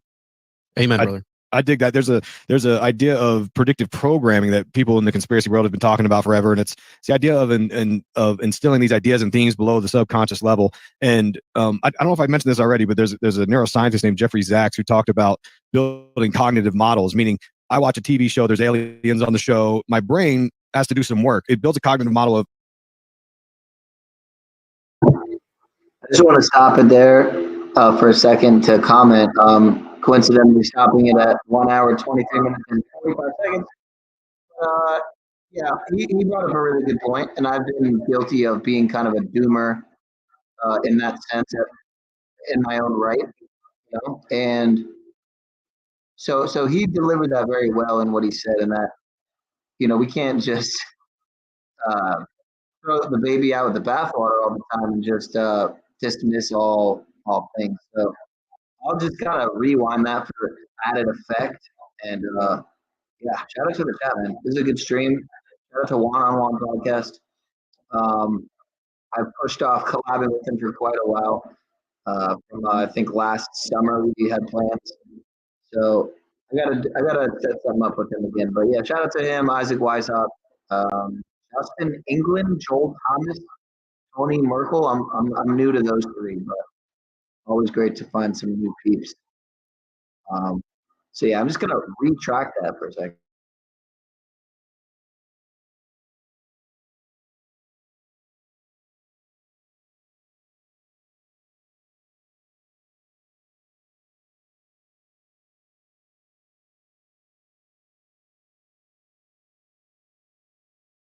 a place to be controlled more by whatever entities that they bring in as gods to us. So I do think that these entities will be revealed. I think we're going to see them. And I sadly think the people that think everything's fake are going to be wholly deceived when this actually happens, because they won't know what to do, because they won't know how to accept what's in front of them. I call them the geopolitical conspiracy theorist only. They only believe in this geopolitical realm of control, and they don't see how that the occult is highly connected to politics, highly connected to the entertainment industry. These people believe it. Listen, you don't have to believe it, but they act on what they believe. And if they do that, they will control you. And if you're not aware, at least somewhat, of what's going on, you're going to be deceived in the end. Just in my opinion. Want a lawn that looks like this, but your lawn looks a little bit more like this? Then you should click right here and check out TrueGreen. With the local lawn experts that guarantee results you can see. We do the hard work for you, like clearing out those weeds, fighting your grass. Amen, brother. I dig that. There's a idea of predictive programming that people in the conspiracy world have been talking about forever, and it's the idea of instilling these ideas and themes below the subconscious level. And I don't know if I mentioned this already, but there's a neuroscientist named Jeffrey Sachs who talked about building cognitive models, meaning I watch a TV show, there's aliens on the show, my brain has to do some work. It builds a cognitive model of, oh, there's these alien things, but then your other part of your brain has to come through and say, yeah, but that was just fiction on a TV show, right? So they do this predictive programming over the years. And one idea, I think, Juan, you were touching on this maybe, or maybe it was Joel, sorry, but someone was saying about how, in a way, events like this start making people conceptualize and sort of maybe even believe in aliens. And in a way, maybe the occult practices are that it can manifest the reality of aliens. And what's interesting is that Stanley Kubrick in 2001: A Space Odyssey, there was a fictional storyline. I think this is just in the novel, not the movie, written by Arthur C. Clarke, of course, who was big into all the stuff. But there was a fictional storyline of a thing called Project Barsoom that the Department of Defense was studying, fictional, quote unquote, but that they were convincing humans that they were contacted by aliens through the use of drugs, hallucinations, hypnosis, visual effects. And when you read the occult stuff like the Lords of the Left-Hand Path, they talk about all the different, ancient rituals of how you can make contact with the gods, with the divine, as they say. And there's a couple phrases I use, Joel. There's a line in a rap song that says, the new religion is no religion. And I say that. And then also Helena Blavatsky from Theosophy, she said the religion of the future is the religion of the past, which again, hundreds of years of occult practices. And it's all about manifesting and making contact, because that's what, Helena Blavatsky and Aleister Crowley, all these occultists had one goal they all had shared together, and that was to destroy Christianity. Jack, and you can say what you want. Look, I'm a Christian, but I'm the most lukewarm guy. I have a hard time with a lot of the beliefs. I'm not professing to be like, no, we all have to be Christian. Like, I'm just saying they all have one shared interest, and that's it. All right, Tony, that's my job. I'm not the guy to do it. No, I get comments and stuff. Wish we would talk about God so much. Well, I don't know what to tell you. So. It's funny, when I started, because I've been sort of blogging and podcasting since 2011. And when I started out, I avoided the religion topic because I always said, like, look, man, I struggle enough. I'm not going to be here the guy to sit here and thump the Bible and say you should do this or believe this. And I still stand by that. I really don't care what people believe. I have a hard enough time myself trying to, be a good Christian. But the truth of the matter is, maybe I don't even know how many years into it I was, 6, 7, 8 years into it, when I finally just came around and said, you can't avoid it. It boils down to spirituality. When you try to rack your brain about why this is happening, what is happening, all the occultists, they flat out will tell you the truth, and it's just where it goes, and it has to go It's there. funny because like you said, you can't avoid it, and it's from the occultic angle, the conspiracy angle, the paranormal angle. It all points in the same direction, and homunculus. Exactly, homunculus. It's always a homunculus. But all paths lead to homunculus. I mean, it's literally. I mean, if you at some point you just got to cross that path, and if you don't, then you're just putting on those blinders just to, I don't know, to make yourself feel good that you don't have to adjust any way of lifestyle on your end. I don't know. At the time of this recording, I'm trying to think, okay, so this is so on my Thursday show, there's a little nugget along these lines inside that episode for the members. I get a little moody, but that's for the members. Yeah, I mean, I just think that there's a lot of people that kind of avoid the spiritual aspect of this stuff when it comes to everything we're talking about. And I think it's mostly for their own comfortability. I mean, because everybody's fine with talking about, magic and black magic and this, that, and the other. But as soon as you bring in the other side of it, it's like, oh, well, you're speaking, Christians. So speaking of magic, though, somebody, I think it might have been Juan, was talking about the South Florida magical community. I'm assuming that was you, Juan? You said something? Yeah, and by that I was referring to the Santeria Paulo Afro, what they call it, Afro something or other, but essentially voodoo, right? So the dark magic, and I don't mean that in a disrespectful way. So along those lines, the reports of teenagers coming in the mall with a device, and then these things came out. Could that have been something that was connected to some kind of Floridian magic community?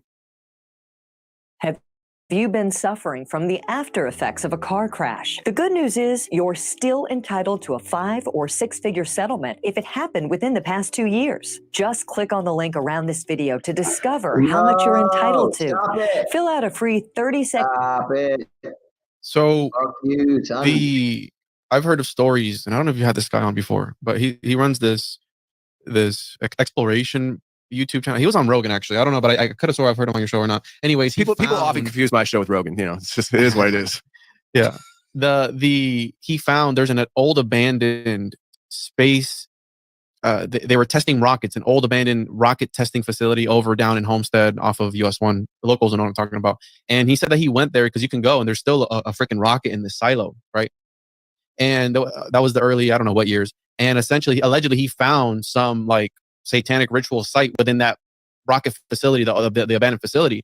And the idea of maybe South Florida being more open to, I mean, there's Little Havana, which that's the whole thing down there. And it ties into the Hysteria High story of the 1970s, where allegedly the owner of that school was a santero, right? He would dress in all white and he would have the necklaces and everything. And to fetch it and say that maybe there wasn't somebody with a device that went in there and like a genie in a bottle or a djinn in a box opened it up and wanted to mess around with people, I wouldn't rule that out. I wouldn't rule that at all. I mean, that's essentially, yeah, I mean, I think that's a real thing. And again, no disrespect to anybody in anyone's religion, but that could be something that could possibly be of that angle. And I do think that was a lot of cops for a fight. And the way I heard it was that the day before, how Joe was saying there was a fight and now people are mixing up the two. Now, to talk about what Isaac was talking about, Kevin Spacey and the whole Tucker Carlson thing, where some people say that wasn't Kevin Spacey, some people say it was. Well, he said one thing in that whole spiel that he was going on about that really stood out to me the most, because I've talked about this a whole bunch of times. And it's when he talks about, he goes, when the fiction and the reality intermingle together, that's when it really, something along the lines, that's when it really, sets me off. I'm paraphrasing. And that's essentially what they're doing now. Mm-hmm. They're taking the fiction and the reality. Whenever you watch a movie that says based on true events, it slaps differently. Like you go, yeah, oh, this could have happened. Like, and then you're left to wonder what part is the real part. Mm-hmm. It could all be real to you if it's real to you. And that's the dangerous part of it, because this is where you step into chaos magic and everything, right? And what's they're saying in chaos magic, I say, is like everything is permitted, nothing is something or other. You know what I'm talking about? The whole chaos magician saying. I don't know the phrase. Sorry, I'll find it, but it's essentially like everything is permitted, and the everything is permitted is like, well, you can adopt any said god for one purpose, use it for that ceremony, chuck them out. And that's why honor money, which is tied to the founding of Florida, which is tied to John D. Rockefeller, and all these guys. Well, honor money, it says, in God we trust. And I've always made the joke, I go, yeah, but which God? Because we don't know. We assume it's the God that we all know and love, right? Jesus Christ and everything. It's like, yeah, but to these people who were in secret societies, part of the Hellfire clubs and all these things, we don't know what miscellaneous gods that they were worshiping. And it's honor money, but hey, here's all these sigils on our money. We have the all-seeing eye and this pyramid at the back of it, but hey, in God we trust, everybody, right? And the monetary system is one of the biggest, right? So you talked about the Order of the Nine Angles. The money system is one of the biggest sacrificial systems that there is. We're sacrificing not only literally people for money, but figuratively, we're sacrificing our next generations, our kids' generation and their generation. They're going to live with all this debt that's left behind and God knows what. So that's one of the biggest sacrificial systems that there is, the money system. People die over the military-industrial complex, and it's all run by these people. Say, oh, these guys weren't occultists. It doesn't matter if they were or not. Maybe they're being controlled, and who knows? I'm just rambling now, but who knows if they're... You know what? I don't want to go back too far, but you were talking about the Joe Rogan thing with the Python cowboy who was out investigating the Aerojet facility at Everglades. I actually did a show about it. And when you watch the video, there's a doll he comes across that's got snakes wrapped around its neck. Yes. And the type of snake it is, it's a red scarlet snake. Mm-hmm. And of course, no one in Joe Rogan or Python Cowboy kind of thought anything of that, but that is of course significant to the occult, because Aleister Crowley and Jack Parsons, they have these obsessions about the Scarlet Woman, this elemental that they were going to evoke to create a moon child, to create the Antichrist. So I just find it very curious that was the name of the snake that he did stumble upon. And think how many bodies there are in the Everglades. While you brought up the money aspect of it, and I was just talking about Blue Beam, that's the final phase, the fifth phase, phasing out cash and independence. I mean, that's part of what they want to do at the top. And you see, we're moving towards more digital by the day. Yeah. And, that's eventually going to move us into some sort of one world currency. It's just going to make it easier, right? And I do think that that's a part of all of this. But, these entities and everything else is just the mixing of fiction and in reality, and to the point that we don't know what's going on, and then we're running around like chickens with our heads cut off. And I think if we realize at the end of the day that this is a spiritual battle and we can ground ourselves in our faith, I think at that point you realize there's nothing to fear, and you understand that a lot of this is fear mongering, and then you can wholly base yourself in that, and then you can start seeing through the mist a little bit more. At least for me, it's been that way.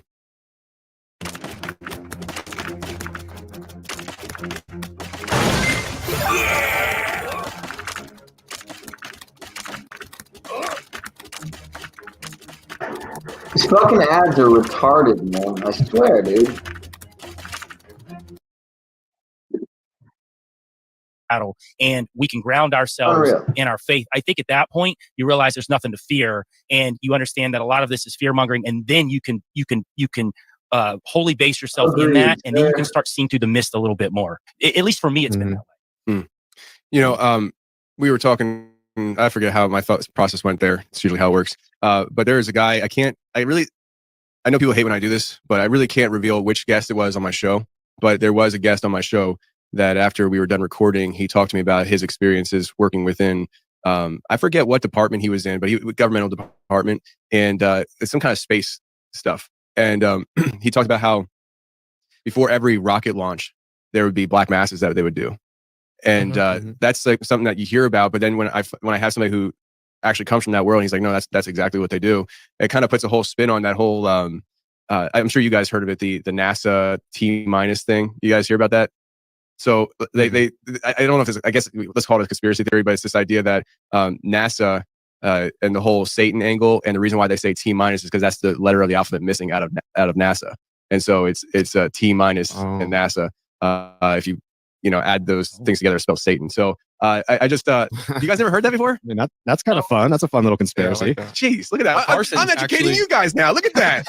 Let's go. Parsons actually would recite the hymn to Pan before every rocket launch. Parsons. And the interesting part of Pan is related to panic.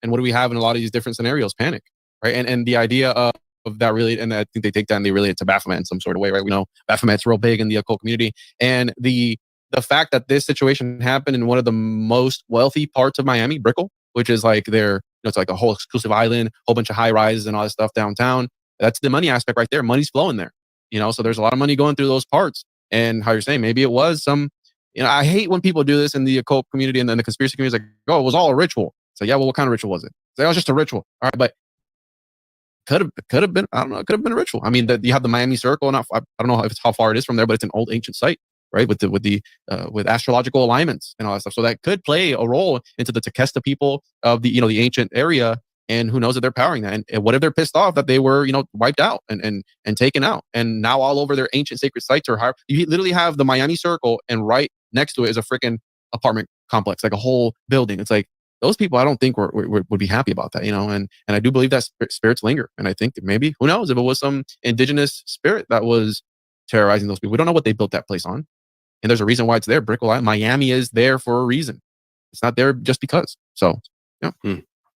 Well, guys, I think that this was a good conversation. And if you're ready, I'm ready to get to Miami and go find ourselves some Nephilim. So do it.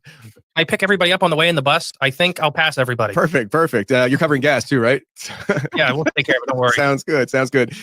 Joel, don't forget the Nephilim blaster at home, please. Okay, last time was a debacle. So yeah, I got it. Anyways, guys, I appreciate you hopping on with me and talking about all this stuff. I just when I saw the Miami stuff happen, I actually saw it a few days before it started popping off. And what's crazy about it was I literally saw on X, somebody posted something. I remember seeing the video of all the police cars, and I took a screenshot of that tweet or X, whatever you call it these days, because I was like, I got to remember to go back and check this out, whatever this is, because it's like creatures in the mall, whatever. And then that screenshot's just gone. And so then it started popping off a few days later, and I was like, "Yo, I got to talk about this. Like, this is too juicy." I think the audience would be pissed if I didn't do a Tuesday show about the Miami mall monsters. So that's what we did. Before we get out of here, just everybody let everybody else know.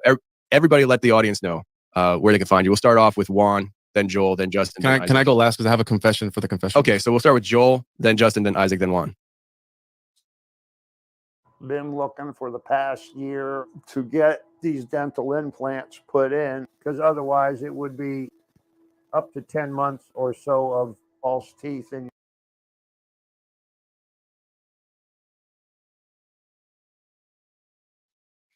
Yeah, you can find where they can find you. We'll start off with Juan, then Joel, then Justin. Can I go last because I have a confession for the confession? Okay, so we'll start with Joel, then Justin, then Isaac, then Juan. Yeah, you can find me at Linktree/Joel Thomas Media, and you can find me on any platform at Joel Thomas Media. I've got a lot of cool stuff that I'm working with Tony, with Marco Media. New podcast is on the way as well, so that will be. But you can catch me there to see whatever's happening. Yeah, you can find us at at cryptocorn.com or on Facebook, Instagram, all that stuff. You find the podcast anywhere. We're ripping off Tony again, and we finally got our member space up and running. So we just did that. But yeah, there you go. This is a great panel, by the way, Tony. Good job. Everyone on here is impressing me. So thank you very much for inviting me to this group.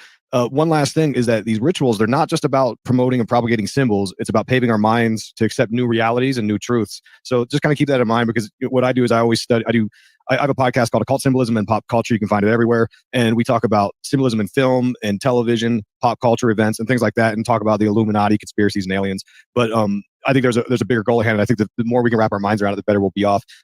And I also have a website, IlluminatiWatcher.com, where you can get all the information. And then I've written a whole bunch of books, a couple on aliens. You can find all of them on Amazon, self-narrated on Audible under Isaac Weishaupt. All right, thanks. And before we get to Juan, I'll say that could we, I got to be guarded with how I say this. I don't know what YouTube standards are, but could we be living in the reset that was talked about a few years ago? And the idea of, I kind of did a video on this, it looks like 3 years ago now. It didn't get a lot of traction, only 500 views on Rumble. How dare you? But basically, the idea is, if you break down the word reset, R-E and then S-E-T, Ra and Set, order out of chaos. Those gods are literally that. It's Ra is the god of order, Set is the god of chaos. And so could we be living in the reset right now? And they're creating the new order out of the chaos that they're creating. So it's very interesting stuff. Juan, go ahead. You can find me, Juan on Juan Podcast, on any podcast platform. I'm on YouTube. I got a Patreon for those interested. My website's tjojp.com. And I want to say, Tony, thank you for having me on. Joel, Isaac, Justin, love you all, Tony. And also, I'd love to host you guys. You guys want to come down and also shoot a documentary or something? We'll hook up with Bigfoot Stacy, go hunt for the skunk ape. We'll go to the Crowley Cottage, and we'll go hunt for some Nephilim. And I think I might be responsible for this whole entity encounter, because on the 24th, I was there at the Robert Foss Museum. And Tony, you always said that the truth will set you free, but first it'll piss you off. But I think it might get some people knocking, because I think what might have happened was I might have had a homunculus in my pocket at the time. And when I went ahead, I kind of might have dropped it. And I think I think they're coming in now. Oh my goodness. You cannot fool me with the eye. You get them every single time. I tell her shut up and dry. I know I can't be your slave to all the things you thought I was. I won't ever be the same, but I got all the things to love. It's a little hot out here, yeah. It's a little hard to steer away from enemies, from revenge, be near. To avenge my peers, I confess my sins right here. Pelicans swim in the great white sky. I won't know what's talking, enjoy that ride, but the matrix don't care. We enjoy cloud nine. 6 nickel, no order, particularly DeLorean dreams at the crack cell. But we know the crack on sell. So if it's a fair but don't work well, what's the hammer ring and what's the cartel? Which I brought, do I rap, do I sing, do I preach? I don't know. Do I lack anything? Feel love? No, I don't. But we gotta be a warrior too, cause that's just what warriors do. Baby, you cannot fool me with the eye. You get them every single time. I tell her shut up and try.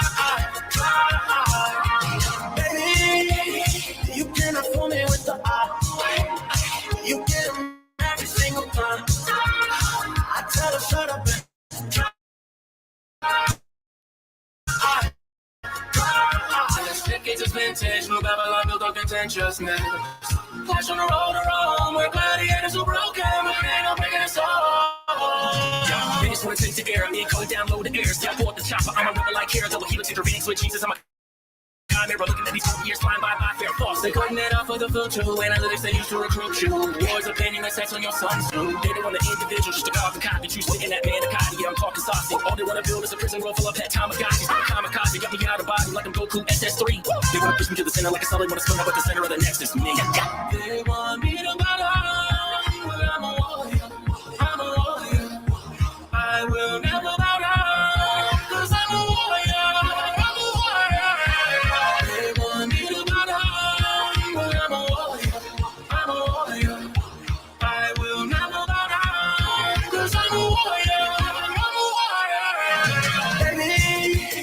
You cannot fool me with the eye. You get I'm trying. I tell her shut up and drive. Baby, you cannot fool me with the eye.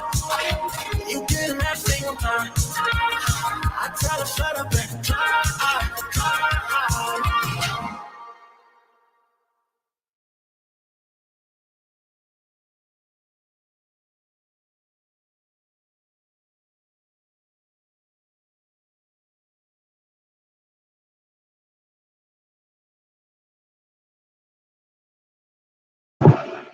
All right, once again, shout out to One on One Podcast, Isaac Weishaupt, Joel Thomas, Justin England, and Tony Merkel.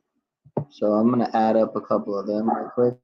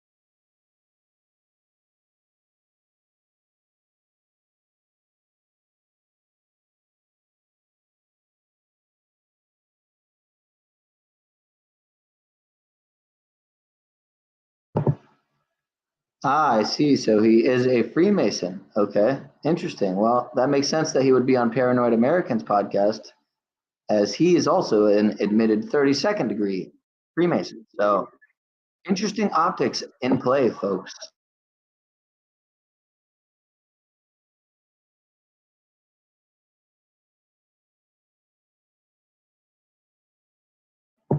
I'm going to move on to the next video. Shout out to Mr. JR in the chat. Let's get into it.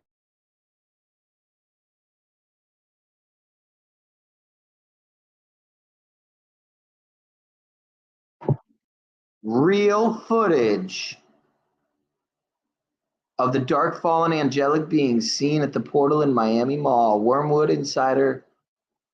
Check it out. I haven't seen this yet, but I'm interested.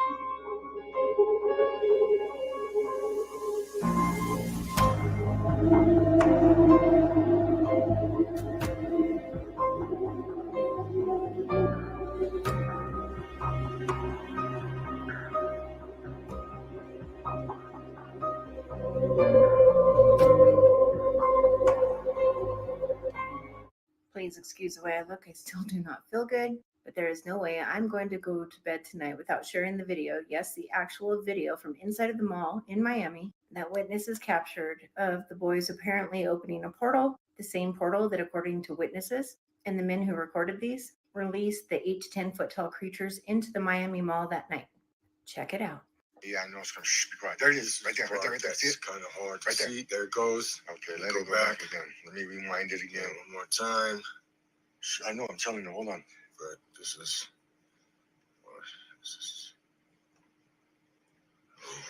Yeah, just let me start it over a little bit. Watch. It's going to be right here. Right here to the end. Check it out.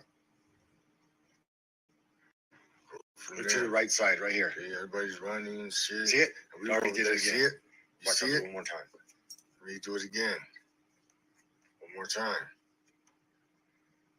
Yo, just stay with me. Right here in the right side. Right here.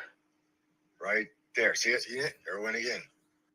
I know it's hard to see, but if you look on the very right-hand side of your screen, when they show the very right-hand side, you can actually see like an energy wave and then something shoot out of it. Watch. I just gotta do another one because somebody asked for a still shot. Okay, look, you can see it. Look, it's right there. This is the still shot. Okay. Now, right there. Look. What is all this? Okay, but that's the other side. And what is that? Look at that.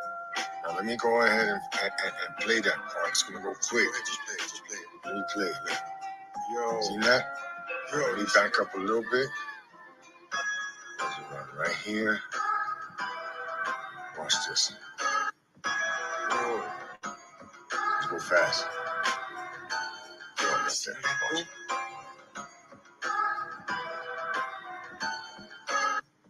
Right there. Watch this. Nah, man, look, it's right there. Oh, yo. See it? See that, right? Yo, man. You seen this? Yo, you seen that shit, bro? Come here. Look, I'm gonna do it right now. Watch. Look, right there. You see it? Yo. Quiet, yo, bro. Once you actually see it, what they're looking at, you see it. There is definitely a pulse, a big energy shift, and then something comes out. When in the beginning of this last video I just showed you guys, you can also see kind of like, it almost looks like an oil, like a weird energy in the middle of the video in the screen during the still shot in the beginning. Okay, so I literally just went through his video and recorded it in slow motion, y'all. And I did some screenshots to show the differences in the energy shifts. Check it out. Pay very close attention to the right side of your screen.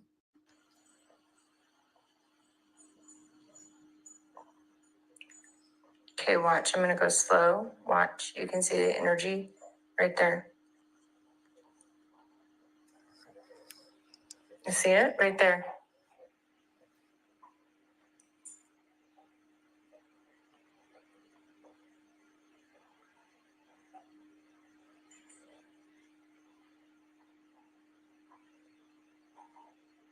Look at that.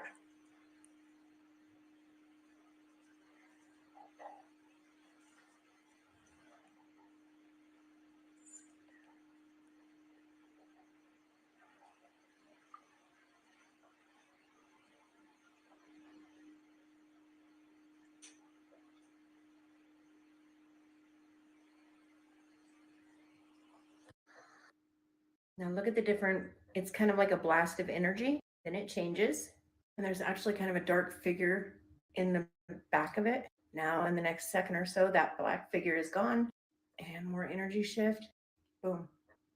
Yeah, that is so weird. And I don't know if it's just me and I'm tired and I don't feel good. I swear, as I slowed it down, it looked like, I don't know, take a look at the footage and you tell me what you think you see. But to me, it looked like there was a black figure. I don't know. But it is kind of starting to look like, boys, yeah, you did. You opened a portal. Thanks a million. Quit playing with things you don't understand. This is why we cannot have nice things. Mad face. Why you gotta let demons into our dimension? Stop it. You should be grounded.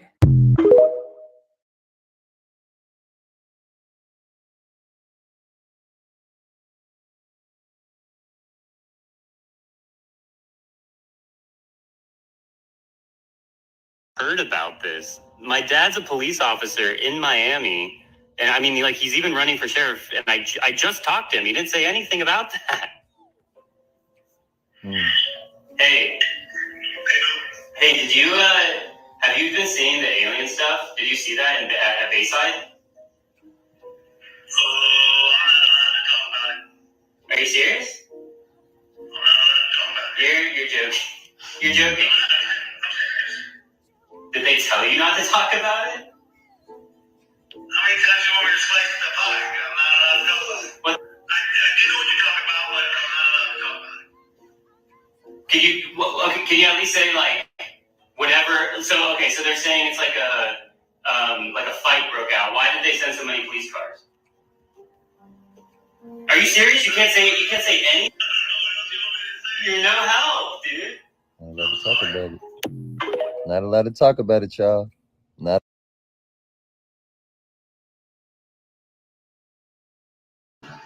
All right, so let me get this straight. So this guy got someone to take a video of him on a phone call with his dad. Was about a video call. Interesting. All right, sure. Kind of hard to believe, but yeah, let's just believe it there. Out of that to talk about.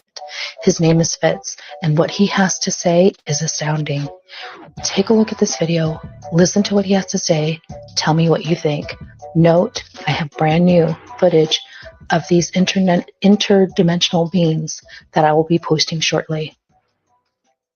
Hey, what's going on, guys? My name is Fitz. I was there at the Bayside Mall with my family, and we all saw exactly what happened. Don't pay attention to a lot of the videos that are out there. I feel like a lot of people are trying to use this for clout. But what happened, we all saw what happened, and it's pretty serious. It's been a few days, and our whole family's processing it, but I think we've kind of accepted that we were a part of this weird experience and moment. So basically what happened was I was there with my brother Brian, and my sister and my nephew. We were looking for shoes for my nephew, and then we see a whole crowd of people outside the store just running out in a direction. So as soon as we saw it, we were like, oh shit, what's going on? So we immediately ran out with our nephew, and we picked him up and we ran out and we followed the crowd. And then about a few seconds later, as soon as we started running, my nephew, he's autistic, so he was pointing behind us and he was saying blanky, which he'll usually say whenever he feels unsafe or scared. And he was pointing behind us. So me and my brother, we look behind us, and then we see these 3 9-10 foot tall creatures. I'm not gonna say aliens. Everyone keeps saying it's aliens. I'm not saying aliens because I don't know what it was. None of us really knew. All of us stopped in our track. We, a whole bunch of people were pointing at it. There were other people running. There was a crowd. As soon as it made itself more apparent, it looked like it was glitching, not like a computer pixelation, but like a wavy glitch. And whatever maybe was covering them had, unveiled or whatever. It looked like a glitch, man. Like a weird glitch in the Matrix or whatever. And then you could see it in its full form, all 3 of them. And then, they were all black. You saw eyes, and you could faintly see like lips. But, I was about 20 feet away, because obviously everybody gave it distance, right? And, they're tall. So we all just looked at them. They were just standing there. And the thing that was a little bit weird, well, it was clearly observing us. It was sentient, right? Or whatever. I don't know, but it was aware of us. It looked at us, the whole crowd. And then as soon as it started walking with its big legs, it started almost glitching again. We all ran. My brother immediately said, yo, let's go. He grabbed me by the shoulder. We bolted out of there. And for anyone that's saying, where's the footage? Where's the footage? Yeah, I know. I don't have any footage, and I'll explain why. Because when I saw it, I was in complete fear. It was something that I completely froze, man. I don't care if I sound like a bitch about it. I froze, and I don't care who you are. I feel like when you're seeing something paranormal, it's different than when you're seeing a fight. Yeah, you'll probably want to record that and put it on WorldStar or whatever. When you see something paranormal, that's different, because your reality, you can't comprehend what you're seeing.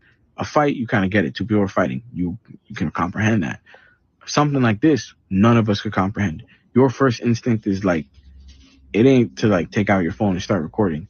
Your first instinct is I've never seen this before. What is this? Is it gonna hurt me or my family?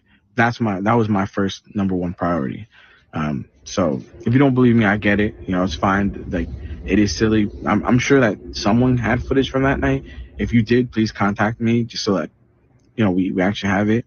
So anyways, as soon as the creature started moving, we all just jetted out there. We ran out the front doors. And obviously we see a whole sea of cop cars, mad cop cars that were other ones were coming in. And we ran with our nephew, and then, a cop stopped us. It took us a little to a bit of a safer area behind the cars. And they asked us what we saw. And we told them what we saw. They wrote it down, and they asked everybody to check their phones. Not everybody, because there was mad people like running away too, right? They couldn't get everyone. So I'm wondering if someone's gonna post a video. But yeah, they looked through everyone's phone. I didn't record anything, so I was fine. None of us recorded anything, so we were basically free to go. But in the distance, you could still see, like, I didn't see the beings come out the door, right?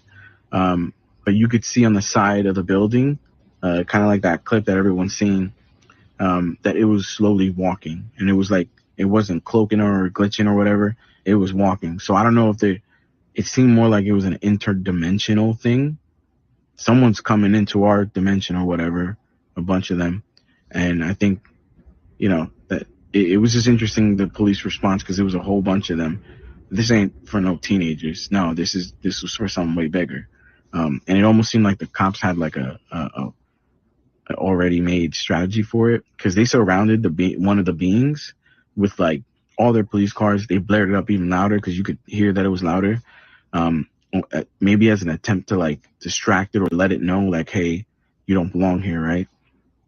And they were trying to like slowly move alongside with it. But I didn't see anything else after that, because me and my family, we got out of there. We went into our car. We went home, because we had our nephew with us, and we went to make sure, like, he was okay. So I'm still kind of like processing everything. Like, it's weird, but at the same time, I'm glad that we weren't alone in seeing it, because like it was a whole bunch of us that saw it. And it feels kind of like, you're part of something like really big. But at the same time, it's confusing, because like you want to kind of like show people. Like, I wish I took a video, man, like, because people are gonna probably think I'm crazy, right? But yeah, I'm left with more questions. Like, we were all kind of left with more questions than anything else. Yeah, I'm not saying that it's aliens. I know everybody's saying it's aliens. I'm not saying that. All I'm saying is I saw something coming through like a weird glitchy, maybe a portal or whatever. And it was like they were pretty tall. You could see some facial. They were very dark, like and shiny. But I can't tell if it was like a wet shiny or like a metallic shiny. And long limbs. Long limbs, long fingers. They were definitely humanoid in shape, and shadowy. But maybe that shadowiness was like from a glitch or whatever, like whatever cloaking maybe they had like fell off. But yeah, it felt like something was coming into our world or whatever. Like a fucking Stranger Things episode. But it was crazy, man. Like, I do wish that we took video. Obviously I was scared, bro. Like, we were all scared. Like, it's different when you see it in real life. I doubt that we're gonna see anything like that ever again. I think it feels like it was just like a momentary glitch, or like, oh, they showed up and maybe they're not gonna pop in again. But I'm not gonna go back to Bayside Mall. That whole incident like freaked us out, and hit me up if you were there, if you got video. Just because like I feel like we should all talk about it. Like, I feel like the people that were there should all communicate and talk about what happened. Because anyone that wasn't there, like, you wouldn't get it. It's not an experience that's explainable in a video. Like, it was very much like a unique, once in a lifetime moment of absolute fear and terror and wonder. And there's so many feelings that you have in that moment in time. And it all kind of like happened so fast, like a blur. I need to process this. Like, we all. Yo, what up? Peace. Good morning.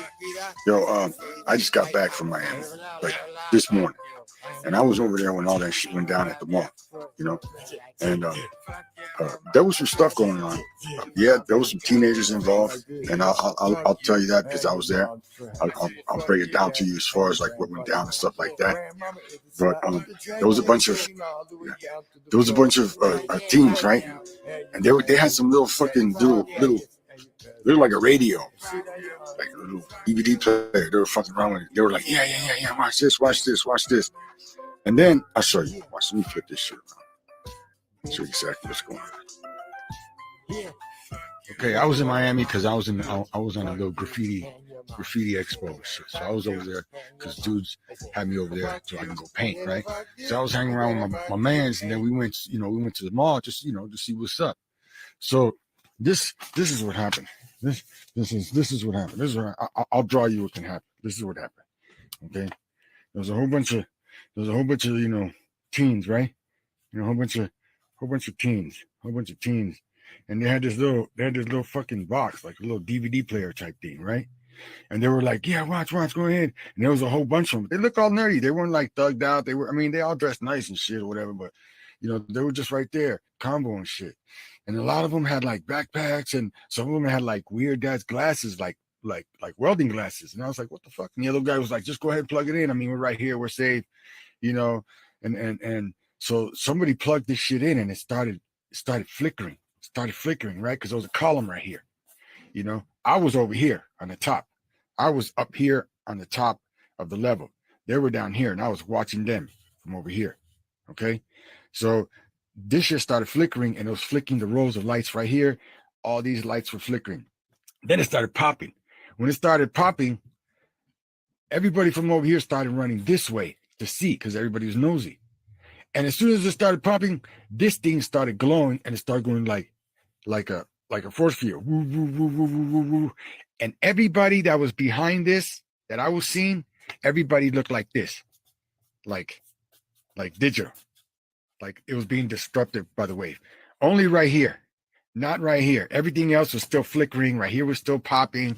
People were running. As soon as they got close and they see how this thing was moving, everybody started going this way. When they started going this way, these guys started backing up, because from this, it started glowing, and it looked like somebody put a foot out like that. And then somebody put a hand out like that. And then all you see was this. All you see was like this, an image like that. That's all I seen. This was all glowing, so it was bright. This was the dark thing that I thought I seen come out. It looked like that. That's what came out. I was right here looking. It was me and 4 other dudes. 2 other guys ran over here and started filming. I'm waiting for them to give me the footage. But they say they got this thing coming out, and it didn't look like somebody. It looked more like everything got disrupted and was all wavy, and it did that effect. That's what it looked like to me. I'm a graffiti artist. I can do all kinds of shit with a spray paint can and make shit look like, whatever. But when you get a mirror and bend it and all kind of crazy shit, or the sounds and whatever shit they got going on. But yeah, man, I seen this. This is what I seen, and it looked like it was coming out of this, and it's because whatever little box they had was bright and almost like one of those military flashlights that they were trying to plug up, but it had like a horn to it, because it was like, and all this was like disrupting, and this shit right here was popping, all this right here was popping. But this is what I seen. This is what I seen come out. And everybody's taking off, screaming like, oh my God, look at that. Everybody's turned around and looked back to see this. And they were like, oh my God, and running. And at that point, this shit already fell and broke. And we were still right here walking this way, because somebody started shooting from over here, because we seen lights, like 2 or 3 lights, and then the dudes that are right here, because those people right here looking, they took off this way. That's what I seen. All right, so I had to come in my basement and film this. This shit's so crazy. I'm posting this and I want y'all to repost, save this video, post it on other platforms before it gets taken down, because I want to clear up some of this misinformation about the Bayside Mall incident that happened. So me and my girls in town, and we were shopping at the mall, and we noticed a lot of kids there. It wasn't a real big deal at first until they got to arguing and shoving, and then like weapons got brought in, and they started fighting, running all over the mall, chaos just all over the place. So we thought we heard gunshots, but it turns out that was actually fireworks. But either way, that caused everybody to start rushing for the doors. People was leaving stuff behind. I mean, just dragging their kids. It was just complete fucking chaos, man. Anyway, so as we running, we look back and we noticed some weird shapes taller than me. I'm 6'2", shadowy, dark, solid shapes, not human. I promise you, these is not human. I mean, it made the hair stand up on my skin. And shit, we just booked it for the doors after that, man. I can't explain what that was. I can't say that was aliens, but I can say that was not human. It was not human. And they online, I don't know if they're trying to cover this stuff up, but they saying that it was police officers and somebody, not shadowy figures. It's 2024, man. It's something going on. There's something going on, and they trying to cover it up. A lot of people saw what I saw, and like I say, it was so much chaos ensued that it was just hard to let that sink in, that we was realizing what we looking at. I mean, it's something you can never even create in your head in a dream. I'm putting this out there though, man, because I want people to know that this stuff is real. Get this out and spread this. And if you were a person that was there and you saw what I saw, please put this video out, because they trying to cover this stuff up, man. They don't want us to tell the truth. And I got a good feeling this video will be taken down. So don't listen to the media. This shit is real. And whatever it is, they do not want people to know about it. I can't even, man. Joining us right now from somewhere around the world, it is Mike from around the world. How you doing, Mike? Pastor Paul, God bless you. I thought I'd save you 2 minutes. You saved me too. Thank you so much. You can see I was struggling. So sorry. Yeah, Heidi's got it. I got it. It happens. Yeah, what are you gonna do? You know. But Look at the bright side. What's you that? Won't get that same cold again. No, it's gone. Right. There you go. Thank you, Mike. Okay, so what's happening here? The sun is exploding again, just like you said, right on time. But we got wars abounding. But let's talk about the sun a minute. I mean, Planet X webinar is coming out January 26th. You said we better talk about this subject. Yeah. And we've got the guys. We went and locked down both Gil Brazarda and BP Earthwatch, and we're going to throw Stan Deo and Rex Bear in there too. Rex has done extensive interviews with Hopi Indians about their prophecy about this very subject. So I think that's fascinating. And Heidi's going to talk about, from ancient scripts, going to talk about solar flashes that has been written about in ancient scripts. But yeah. Okay, so what's going on here? It's January 4th, and yep, we have another explosion. M4 class. Yeah, those dates are. It gives a view into the activity. They've been pretty near, not right on the money, but pretty near. Pretty near, yep. With the sun's activity increasing like this, right? Oh, by the way, we're about to go into I'm going to call it a nap time sort of thing. But to understand this, you have to understand the interchange of energy, period, right? Okay. All those who understand how a battery operates, if they can understand how a battery operates, they'll understand what's happening to the Earth. Every change on the sun is affecting every planet, not just the Earth, but every planet. For example, there are anomalies on most of the planets right now, right? And we know that, well, I'll bring that out in the webinar, but one of the planets, there's an expectation for it to be slung out of its orbit, which is very dangerous. It's going to be a dangerous situation. What? Yeah. It will, with a 5,000% certainty, be moved out of its orbit. Are you talking about now one of our 9 planets? Yeah. Oh, yeah. It's going to get slung out of its orbit. Yeah. And that will become a problem. And it's but we're looking at these long durational cyclical seasons that we don't know about. It's kind of like humanity was born in the middle of summer and we never heard of winter, right? That's true. So nobody's around who understands part of the bigger transitions which take place, because we only have so many winters, as they say, before this big event. And it just so happens two things happen. People change, right? Yeah. So the activity of people is targeted. It's not the first time they've been here, right? The activity is targeted because mankind, just like a baby develops and is born, right? So does man develop. And he reaches a specific stage. And when he reaches that stage, he does that in so many generations, right? We're at that stage right now. In fact, most things will become highly predictable, because we're at a stage now where humanity is about to go through one of those periods, one of these changes that nobody has witnessed what they wrote about, right? I see. And that's why the mentality of people are changing. The new kids that come out now, right? They are, there's a physical difference in these new children versus us. There's a physical difference. What's right? causing that? Well, it's just part of the stages of us. For example, back about 100 years ago, right? Everybody was hairy. Everybody was super hairy, right? Okay. Because that was necessary. Yeah. necessary. Stay warm. Also, bone density was different. It was necessary. Also, the skeletal resilience, right? Even the fiber structure inside the skeletal system was different. It's different now. Right? It's very different now. And the mental capacity of the children is, although they may not have a lot of common sense, right? They have a lot of conscience sense. In other words, they can easily adapt to mathematics. They can easily adapt to physics, but they cannot see. They don't have the ability to see things operating. They do have an ability to work things.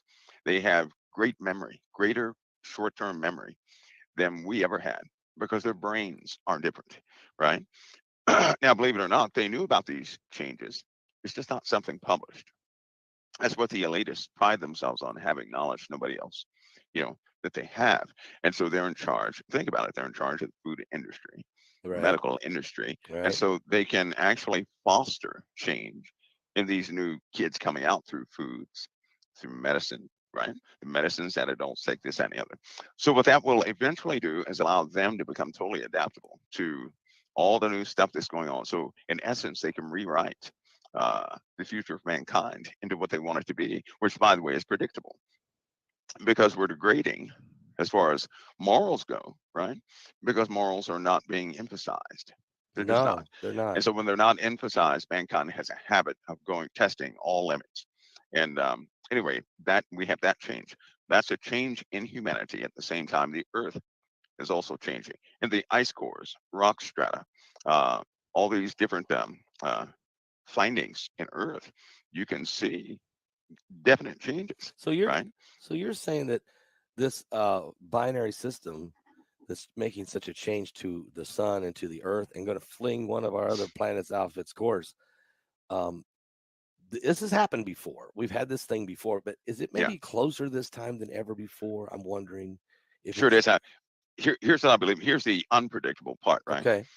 If another solar system, just like ours, say it's just like ours, is coming into this solar system, or even some stray objects, if you want to call it that, they have orbiting objects, right? So there's no guarantee with those orbiting objects which one will be close to Earth or not. One thing we do know is that they will, some of those objects will come directly into the solar system.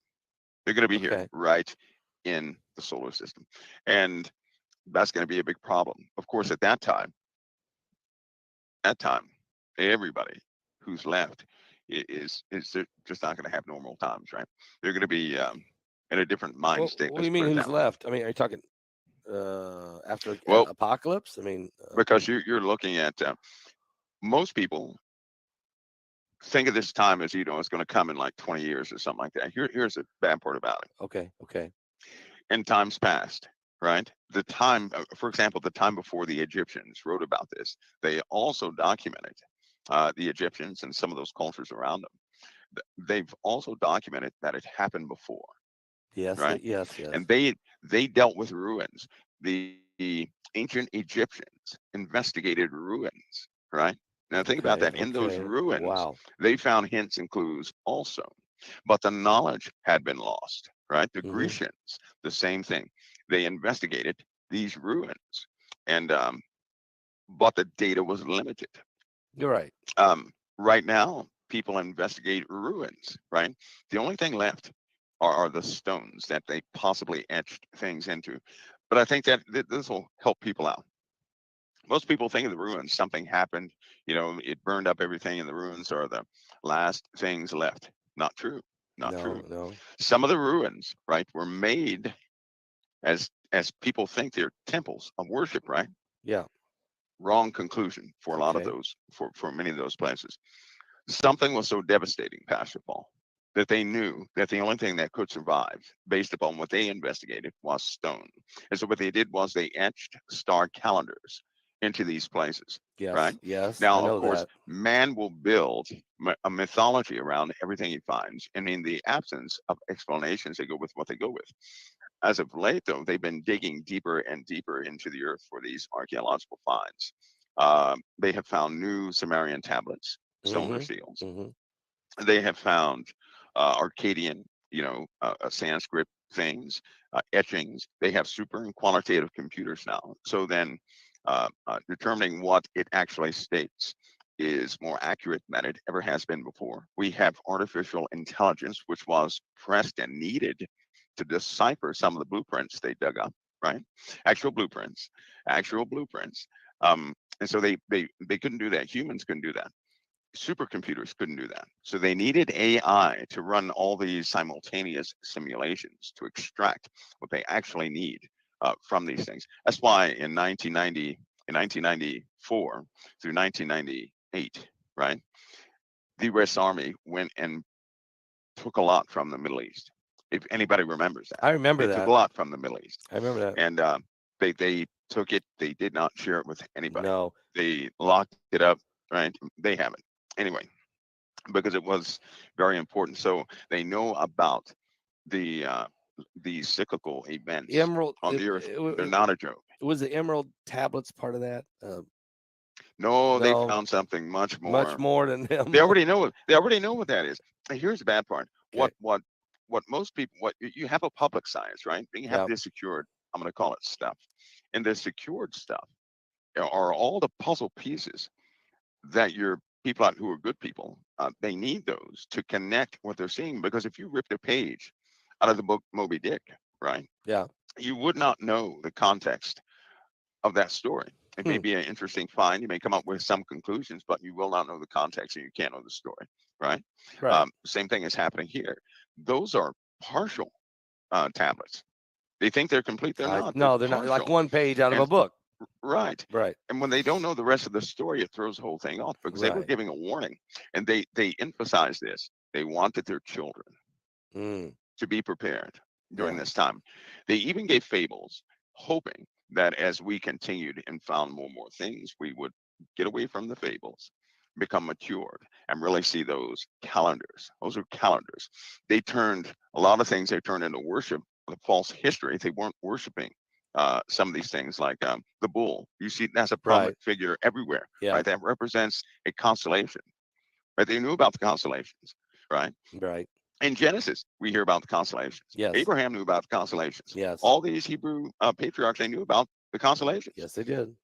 It's you have these people who came around, Satan as he does, and he tries to turn what is divine, that knowledge, into something spooky by having people do fortune telling. And so when you start bringing up constellations, people say, "Oh no, don't touch that." Yeah, I know. Well, no, God didn't want us to divine anything. That is a calendar. Those are set for signs and seasons. The problem is God set the calendar. It's God's calendar. Right. That's right. And we don't know how to read it anymore. It's telling us a story. Well, we're coming up on a time that is very important. That's marked by these odd eclipses, blood moons, and everything else. So these temples are warnings. They have the same calendar. Something so devastating happened, and the survivors began to build things for their kids. They even stressed in some of those found documents to above all information make sure this is passed down from generation to generation to generation to generation. And when you know what that same thing is in the Bible, tell your children, tell your children's children, tell your children's children's children. And these were about the declarations Pass it God said down. Yes. in the Old Testament. That's right. Make sure they never forget this. But we forgot it. And then people are iniquitous, and so they don't like to tell the truth. They like to confuse things. The sun is going to go through further changes we have never experienced before, changes that will alter the perceived color of the atmosphere. Right now, that seems slight, to have the atmosphere change colors. Right, that seems big deal. That's what everybody says, big deal. No, that is a huge deal, because we cannot produce vitamin D without a certain spectra of light. We can't do it, which means everybody's going to start feeling lethargic like they are right now. People are going out to get the sun, but their energy is being zapped. They don't know why. And every time they go to the hospitals, right, some of those decompiled reports keep saying that people are vitamin D deficient. That means their bodies are not making enough vitamin D. Is it because of the changes on the sun? That's right. The light is being diffused. Even right now, that light is being diffused. The Even sun. right now, which means that concentration of that normal spectrum of light we're just not getting. It's affecting the plants. It's affecting crops. The corn is getting harder. It doesn't matter where you grow corn at, right? Something is happening to the corn, and it's causing it to change. It's getting tough. Corn is getting tough. Yeah, you can't eat it. If you don't refrigerate things properly, your food won't last for a couple of hours sitting out. You could take it. You used to be able to take food out and set it on your countertop for at least 4 hours, and it will still be good. Now 1 hour, and it's kaput. You can see, the atmosphere in people's homes is not so good condition. It's full of particulates and everything else. But food is losing its resiliency. The radiation is altering, it's changing. The properties of radiation are changing, and how the earth processes the radiation is changing, which is why, and I believe it was BP Earthwatch that primarily put out to the Christian community that when you have a solar flare, you're going to have an earthquake. Yeah, right? yeah, he was the one that started that. Yeah. Many people wouldn't in the Christian community wouldn't be talking about that unless BP said that. Right. And what he had observed was the same process of charging a battery on a more complex scale, right? Because if you know about electrons and how they fill holes by way of chemistry in a battery's chemistry, and then they are extracted out or let out, then you know what's happening in the earth every time we have solar activity, not just a flare, but solar activity. The earth absorbs it through its north and south poles, right? That energy by way of electrons, let's say electrons it goes right into the earth, but it's overcharging the earth, causing it to heat up, just like a battery in your cell phone. It's going to heat up once if it's used, or if it's not used. In this case, it's a much more complex set of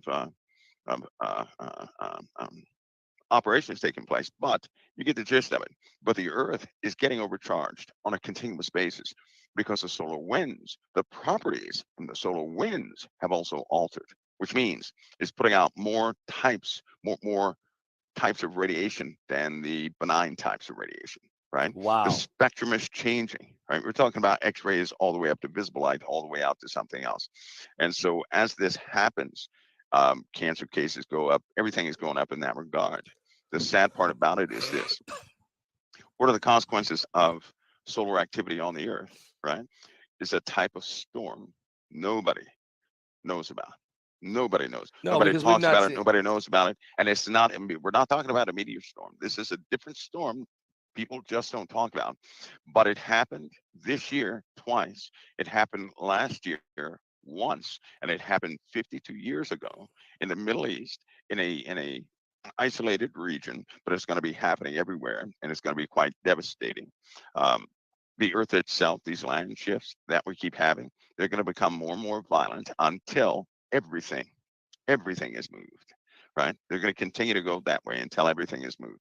So as we continue to have this solar activity, and it will increase, it'll increase, then it will go to sleep, and then it will come back with a vengeance. In the meanwhile, we're going to have a solar stream hitting Earth that's similar to a CME, a constant CME, right? Yeah, just one after another. A constant one. Like, will it come like in streams, but did it come in pulses as well, or eruptions from the sun?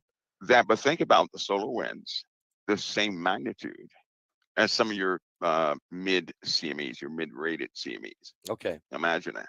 We're Yeah. talking constant Constant. stream, right? Which means forget the solar winds. Well, You're is gonna it- have a constant stream Well, won't that of mess up energy our coming off it. magnetosphere? Won't it? It will cause the magnetosphere to become super chaotic.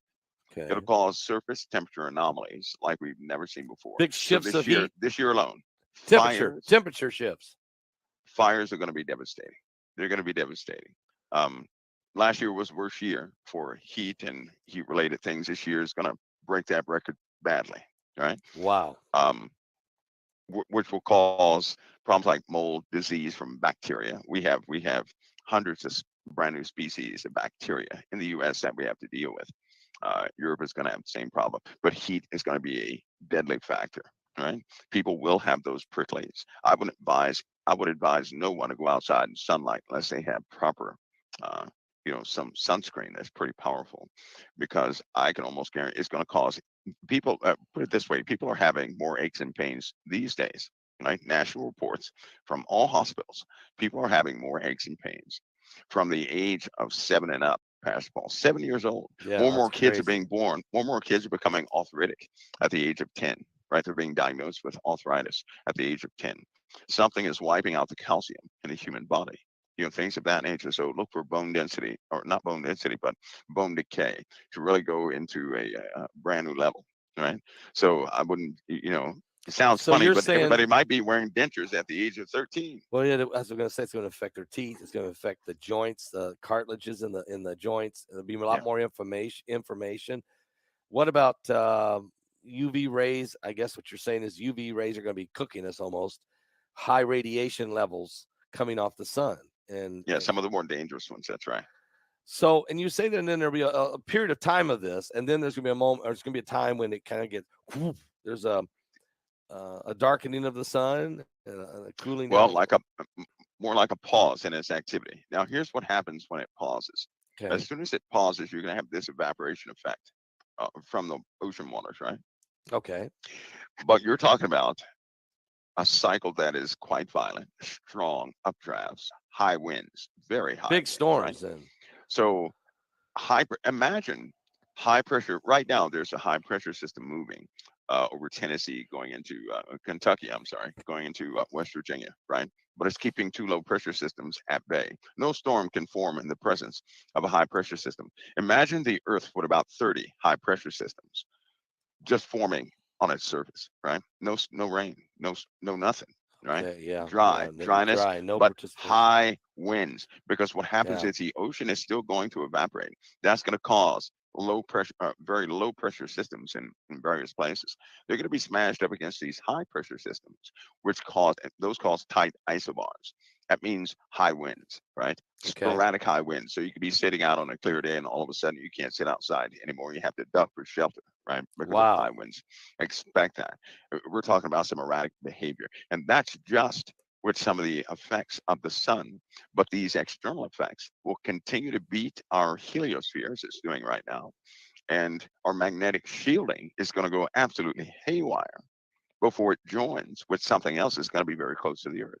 Now, right? is this process of these heat waves and wildfires, mold, UV rays, high winds, is this something you see happening in 24, or is that? Yeah, no, 24. Okay. 24. This summer's going to be a bad summer. Yeah, it is, and just so, because here's something everybody can research. It seems like about every 79 to 81 years, right? And 2024 would be in that cycle mark. Every single time there's some alterations in the magnetosphere and the composition of the atmosphere that absolutely affects humanity, causing humanity to become hyper aggressive, which ultimately results in wars. Almost every 79 to 81 years, this happens.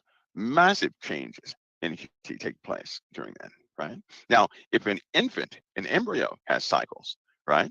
That's true. If they have different cycles, then so do we. So do we, because the same God developed all of it, right? So the process of a child being born is much like the process of generations progressing in this world. They go hand in hand. You can chart that out and see the data matches. perfectly. Every 79 to 81 years, there's some major wars. Well, Are we in that 79 to 81 year in the window? Yeah, I do believe we are, because we're not, what's happening now, Pastor Paul, although it looks somewhat benign right now, it won't be. Right. There's some major things, major Mike, things happening. Mike, in just 4 days, Israel took out Hamas's leader with a direct strike in Beirut, Lebanon. Then Israel took out the senior Islamic Jihad commander with a precision strike in Gaza. Then the United States took out Iranian-backed militia leader in Baghdad. And then the Jordanians this afternoon decided to take out a couple weapons convoys that were leaving Syria toward Lebanon. And then somebody blew up in Iran. ISIS said they did that to celebrate the death of Soleimani, which I don't know. But these first four strikes, I mean, looks like a concerted effort with the United States, Israel, and maybe Jordan. I don't know if Jordan is just pretending, but I mean, is this thing broadening? Is what I'm saying? Is this broadening? Yes, broadening big time. Following a commitment from the U.S., Israel made their move. They got a commitment. So then, okay, that's right. So U.S. CENTCOM, right, which is charged with its coalition with Afghanistan, Bahrain, Egypt, Iran,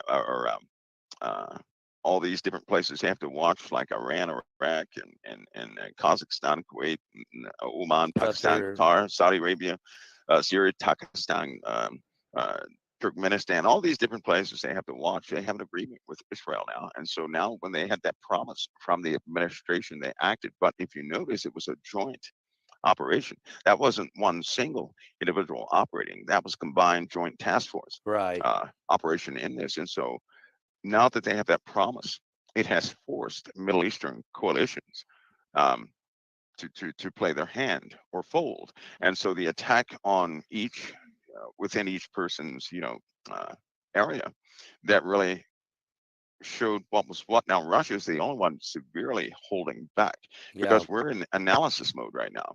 Here's how you do that though. You attack these forces, right? And you have analytical personnel out there that will see what they're going to shoot back. When they shoot it back, you do data extraction on those armaments or munitions, right? The only one we've got data on everybody except Russia, right? Because Russia's pretty slick.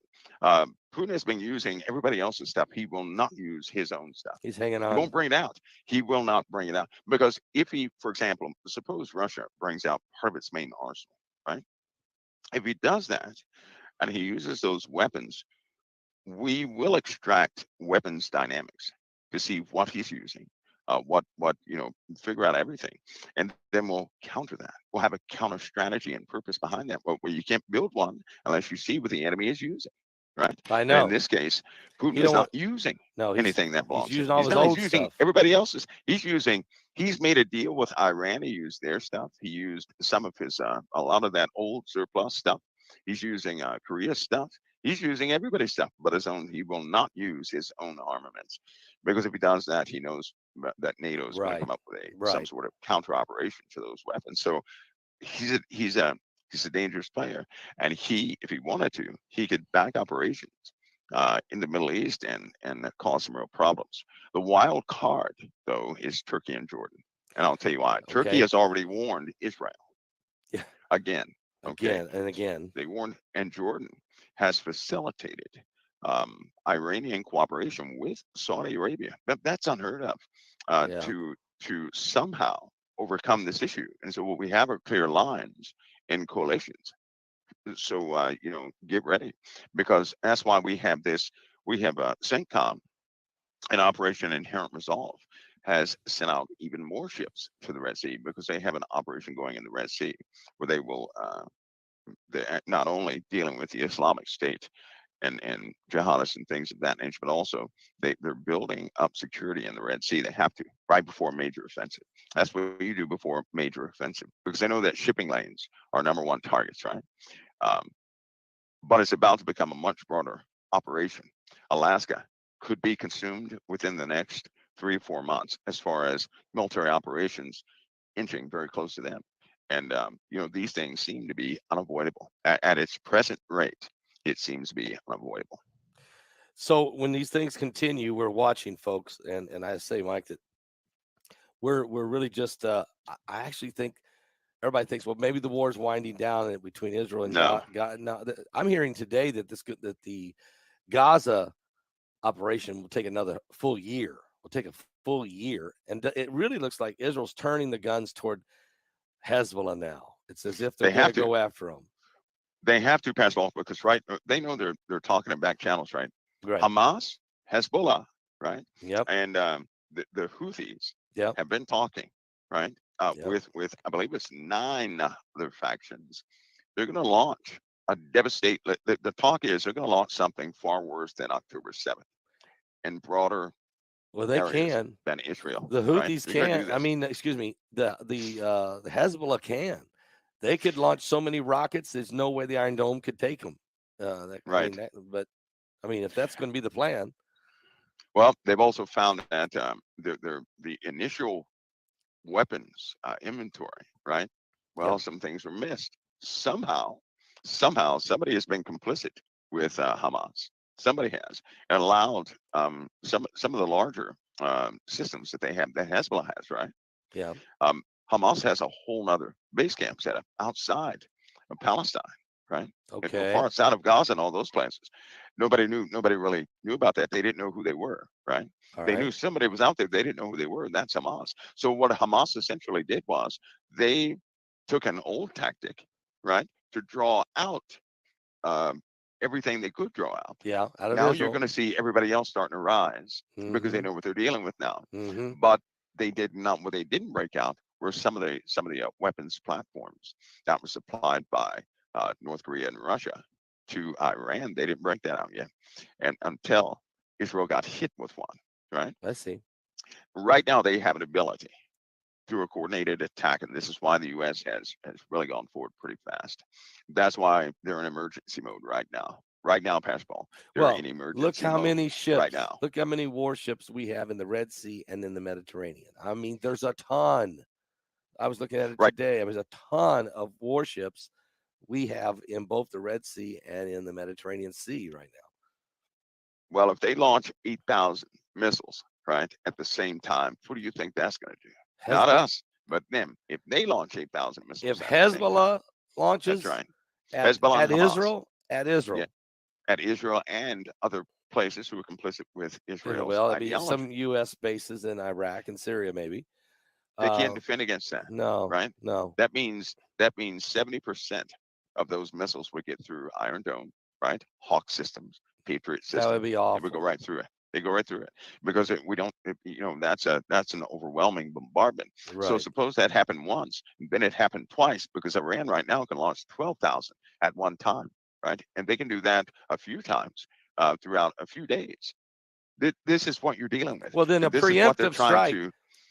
If intel on the battlefield or out there, I should say, the intelligence community senses this is the plan, a preemptive strike is almost necessary, absolutely mandatory, almost. Now you know why Benjamin Netanyahu continues to say we have to hit them now.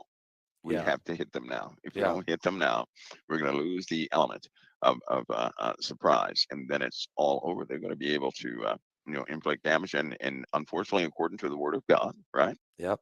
According to the Word of God, Jerusalem, we're going to have to entertain Jerusalem being occupied for 3.5 years by hostile forces. We're going to see it. So we know at some point some communications that the U.S. is not going to help them. So it's just one of those unfortunate things. So All right, Mike. Let's talk a little bit about Russia, Ukraine, because it seems like the Russians have really stepped up their bombing offensives especially toward even the capital of Kiev. And again, they're not pulling out their best equipment, but are they trying to put pressure on Ukraine to go ahead and surrender? Are they putting pressure on Washington? Are you going to fund these guys? Are you going to let them go? Where are we going here? Russia has they always do things long term, right? No, they're not in no hurry. If a war takes 50 years, it's going to take 50 years. And so what they do is Putin right now, he has a strategy of he's hiding his mainline armaments and weapons, and he's just wearing the Ukraine down. And if you notice, he's doing it proportionately, right? Here's what if Putin were to ever overwhelm them, right? NATO would jump in. They would have a right to jump in. That's their agreement, right? Yeah. Now, they're still under agreements. And so what Putin is doing is, based on the proportion of munitions that are going against him, he counters that, right? But he's countering that with old stuff, with old worn out things and other people's equipment. He's not doing it with his own. So that's why on occasion he'll have a threat. You know, we're gonna get this this air base operational, or this missile base operational, this, that, and the other, right? And he's talking about pulling all these different people in, but nothing has really happened on those fronts yet. And the reason why is he keeps utilizing this old stuff in proportion of what the Ukraine is doing. He's countering, right? He may even lose some men here and there, right? But if you notice, what he did was he pulled out his what they call them, his light battalions. They don't go frontline. They're as for a real war, he says, as for a real conflict. He doesn't call this a real conflict. That's not what he's calling it. And so he's throwing well, I guess, you know, all the people who don't matter that much at this war. Right. I guess you could say that. Right. In other words, he's not committing anything of quote unquote Mother Russia against this. He's using all his, you know, external inventory first, or his, you know, all these, because half the troops that are over there in the Russian army that are fighting, some have been Syrians, a lot have been Syrians, a lot have been Iranians. They've been on rotation since it began. Right. I know he's been getting them from Africa. He's been getting them from everywhere. That's right. That's right. And so what they're doing is rotating their force count, or force multipliers that are over there come from foreign entities, not really Russia. And so he's preparing for something else. He suspects something else, and he's going to continue to do this and beat them down until, you know, one of two things happens, until he gets what he wants, or he's opposed by stronger forces. Right. Right. Other than that, he's going to continue to do this. I don't see that happening now that we have a Middle East situation. I don't see stronger forces coming. No, do you? I do see Russia, right? I do see it because they're doing it right now. Russia does tactical planning for Middle Eastern factions, right? Okay. Yes, they do. So he's already working with them. And what they're doing is kind of slick, but what they're doing with all these little things they're doing, their soldiers are getting practice is what's happening, right? Yeah, yeah. And what are we doing? We're not getting that practice, right? Is in big simulations are one thing, but when you get in an actual theater, that's another whole your deal. plan changes. You need that combat experience, right? Real-time Middle Eastern experience to stay on the edge. Because if you don't, if you lose the smallest edge, they're going to take full advantage of it. And the way the world is now, let's go ahead and face it, the U.S. does not have friends. We don't have friends. Israel does not have friends. And both of us, the U.S. and Israel, are being, you know, that's starting to be challenged in the public's eye by other nations, right? Which is why electronic trade increased with China and everybody else except the U.S., right? They're going around the U.S. Saudi Arabia is making tons. These guys are making so much money. They're putting everybody to shame, and it's going to alter the markets big time. Saudi Arabia is going to do this. People are going to notice that they're going to have advertisement for more and more people to come down to Saudi Arabia and start living and start doing whatever they have to do with these new cities that they're building and actually completing this time. So it's not like last time. Anyway, the whole Middle Eastern situation is changing, and war is inevitable, right? Yes, it really is. It's coming. It's not going to end. I mean, I look at prophecy and I see Ezekiel 30, Psalms 83 and all this collaboration against Israel. That's definitely in play. Wars broke out from that. You know, it's happening right now. Right now, it's happening right now. Right. And then you know, you're rolling closer and closer and closer to Ezekiel 38. Right. I'm just watching Turkey and Russia because they're the main players. That's right. Iran's already there. Right. So you're right on the money, and so we just got to watch it, folks, as it gets bigger and bigger. Absolutely, Mike. Fastball, and I believe. Go ahead. I believe it's already begun, right? Yeah, I do too. Sometimes in America we make this mistake just because it hasn't come through our front door. We say it does not exist. Well, World War II, right, did not come directly to our front door. Yet we had World War II. Yes, we right did. now we have a similar situation. War ordnance has been dropped in World War II. In fact, they've used more munitions in this war than they have collectively in World War I and II so far, right? Wow. So, and this is ongoing, not to mention we have massive cyber threats happening right now. Yeah, right? Yeah. We have infrastructure defense issues and all this, that, and the other. So the USA is tasked out in many different areas. Plus, we're dealing with internal turmoil, right? And you know, folks, are at some point, but unlike the other times, at some point, America becomes a physical target. Oh, I would say we're already on that list right now. They have that capability. And when I say physical target, I mean they're going to have the ability, not only the ability, but they're going to do it. And we're going to entertain being hit by some long-range munitions. Yep. Yeah. We will. And sabotage internally. So. Yes, that's a double whammy. And I look for that too. And I really do. And I hope it's not 2024, but would not shock me. It really wouldn't. Mike, there's another question for you. I mean, to people's mind. You remember this summer we had the 8-foot creatures in Vegas that was documented and was seen. Yeah. Now we've got another situation. I don't know if it's true or not, but down in Miami, Florida, I seen the TikTok video. There was 60-some squad cars converge on a mall. There was helicopters flying over top. There was absolute shutting everything down. There was no gunfire. Nobody got shot, nothing like that. And the final police report was there were 4 kids fighting in the parking lot with sticks. But the reports on the ground is they seen 8 and 10-foot tall creatures, and that the swarming was to contain this. Now, is this just out in left field, somebody just making stuff up, or is there something? Are we looking at another incident here? Well, Francois, you have, I think somebody has combined 4 stories, right? Okay. For example, in the morning, before the police got there in the morning, they were reporting they had an uptick in security anyway because of the marketplace and the sheer number of children that were around, and they knew the nature of these kids, right? Okay. Afternoon comes around, they had some incidences. They had about 5, 6, or 7 incidences before this main thing happened, and then a couple of people they had damaged property and things like that, right? So these kids started getting a little rowdy. And this happened about 6 or 7 times. And that's why all the police presence was there, because these kids were coming out from everywhere. And they did not want all those kids to continue to build up so that there'd be a repeat in California, in Miami somewhere at that marketplace. And they kind of shut that down and were looking to make sure that because a car got hit, somebody threw a bottle at a car, and somebody did this, and all sorts of reports were coming in. Some true, some not. But it had been happening all day long. And I think that some stories got converged. The creature story, if I'm not mistaken, that's supposed to be separate. That's separate from all of that. Okay. So that's why I say a convergence. Well, there was reports of some of an incident or 2. There was a report of that, but I don't think it had anything to do with the kids. All right. I think it was a So you're convergence saying it's a convergence. So the all the police presence and the helicopter and all that really had nothing to do with the creatures, but there was. Yeah. But there was a report. There was in Miami. Was it in Miami? Things about that. Yeah. Yeah.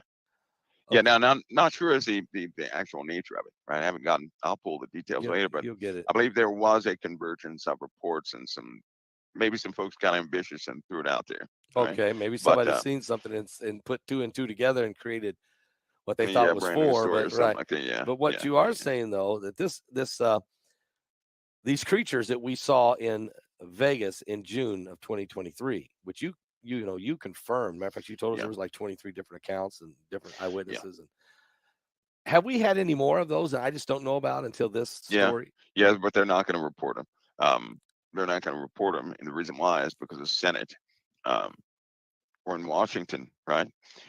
You have, I'd say, about 40% who are in agreement to bring out these stories of craft, right? Yeah. Of specimens. Yeah. And of some other things. And then you have the other percentage that says no, because it's not going to be financially responsible. It's not going to be a good financial move to do that with elections coming up, with the chaos of how people are, right? Because if you introduce some unknown component to the world that they really don't think it exists, for them to find out it does exist is going to cause more problems. See, they've already gone through some simulations, right? And in every single case of all the simulations, society starts to break down and people become highly fearful. Now, when people are fearful, they start becoming violent, very violent and responsive. And so they're being very careful. Then there's 2 subjects then that they are, in my opinion, hiding or trying not to let out because people would become extremely fearful. Number one, the Planet X going by, disrupting our entire solar system, our sun, and our planet. Yeah, they're never going to never going allow to fully that to allow forward. that, right? Never. No, and number two, the creatures that are crawling out of the bottomless pit, or crawling out of wherever, that live, these beings that live underground, underneath the river Euphrates, live underneath the, come out of these places. They're not going to say that's true, because that would creep people out and put fear in. So that's never good. Well, if you notice, they back away from that subject. Have you noticed? Oh, I know. They started back. They don't really have a true or false thing. They just kind of back away. And the reason why is because you're dealing with something ancient now. Every Christian should know exactly what they are. Yeah. Every single Christian should know. And yes. they should also know there's a time that those things are given. They're given a time to manifest. They're given a time to operate. That time is not now, but they have been doing things, right? Sneaking out, kind of creeping out a little bit at a time. Well, they have been doing things like the abduction deal, right? Yeah, well, absolutely. in the book of Daniel, in the feet of the statue, the dream that King Nebuchadnezzar saw, in the feet there was the iron mixed with miry clay, right? Yeah. And it was partly weak, partly strong. Of course, the iron, I had my opinion on the iron and the clay, but when it says they will mingle their seed with the seed of men, but they will not cleave one to another, that's a big hint to make, because in the time of the giants they took unto themselves wives. Yeah. Yes. So they did cleave. They did cleave to the woman, right? That they became one flesh. That's what marriage is. This time they said they will not cleave. They're going to mingle their seed with the seed of men, right? Yep. They will not cleave. So no marriage, right? No walking around or spending time, but taking reproductive, liberties, stuff from to mingle with their and come up with whatever. And that's been underway. That's now, creating hybrids. That means that's but the government knows manufacturing hybrids by extracting sperm or eggs from human beings. They've been doing that. They've been doing that for thousands of years. Well, I'm not shocked. I mean, Genesis chapter 6 is 4,000 years ago. Right, I mean, I'm not shocked by this. I'm not. And the little gray alien. Yeah, thing, little gray. Just like what people know the little alien gray is at, right? Yeah. They dig up these pyramids, and near the bottom of the pyramids, both in South America, not those stone fake things people saw, but the pyramids. They dig them up, and what do they see? They see the etchings of these things. Yeah. Yeah, they did. And they dug them up in China, same thing. They dig them up in South America, Peru, same thing. Yep. They dig them up in the Arctic, same thing. They dig them up in Africa, same thing. And now we're talking deep into the earth, right? Deep. So they're just getting to this stuff in the last 5 years to see these etchings, right? To see these gold etchings. Yep. And so we're talking thousands of years ago. The same thing has been, these guys have been busy all time. over the world. So they couldn't have communicated with each other. I mean, well, think about this. They have already been influencing what's been happening on the earth. There's one thing in the Bible it says when in Revelation, when it says the kingdoms of this world have become the kingdoms of our Lord and of it. That stopped me in my tracks because I said, wait a minute. That means if at that time they're just now becoming the kingdoms of the Lord, right? Yeah. After all this stuff happens, whose are they right now? Because there's no middle ground. There's none. People are either darkness or light. Yeah, you got to be on one side or the other. That's right. So that means all these things in the kingdoms are purposely designed by that influence, period, right? By that influence, which makes a Christian's purpose, role, and existence in this world even more critical than they can possibly believe, right? Right. I know for a fact that there are folks out there that do specific things that call these things unto themselves, and it's not fantasy. They're physical things happening right now. But a Christian acts as almost a repellent, like raid against flies, right? Wow. But where a Christian is not, these things can occupy. And there will come a time when they're given space or given years to operate, right? Now, not against anybody who belongs to Christ, because of two promises from the Most High concerning us. Once we accept Christ, they can't overcome Christ, so they'll never get to any of us. Amen. But we can give up on Christ if we ever give up on Christ. The Lord has already told us that it's going to be like Sodom and Gomorrah, and we're going to be put.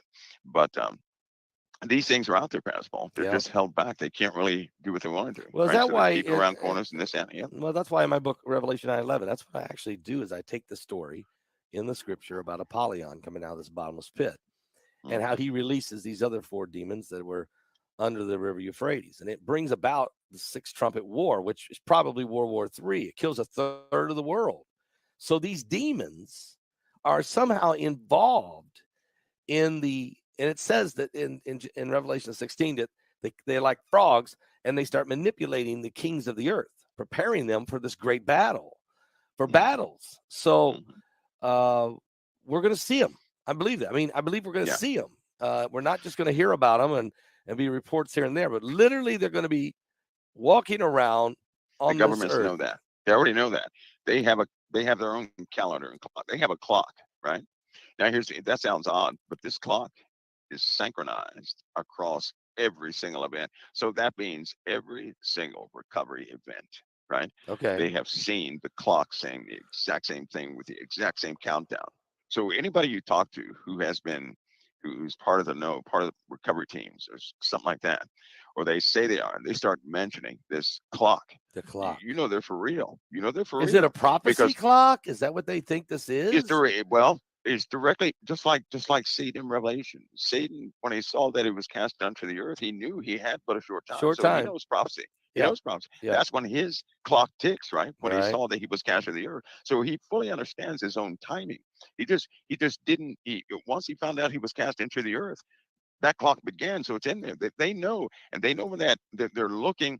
Look, they said they're preparing for a great war. So here's my understanding is this. Men will have a war, right? Yeah. One of the worst wars they've ever had. So Yeah. we've already had war on the earth, but we're about to have a big one. Gonna have a right? big That one. will cost a lot of lives. Yes. But then there's going to be another war, a war where Satan directly and all of his minions directly deceive the inhabitants of the earth to go against the living God, which is that fulfillment of all things. So that comes after World War III, and I believe you're right. I believe you have this big man-made war, which is caused by manipulation by demons. But then Satan and his minions themselves will participate in a war against humanity and against God. You probably got people out there right now, right? They may be shocked I must say this, but any one of those who have gone through this abduction experience, they haven't told people, but they've been prepared. They've been sent through simulation after simulation to fight anybody. These things induce them to fight against. I mean, to kill them dead. So they have to be emotionless to the point where they would kill anybody. Here's the bad part. Anybody who goes through those,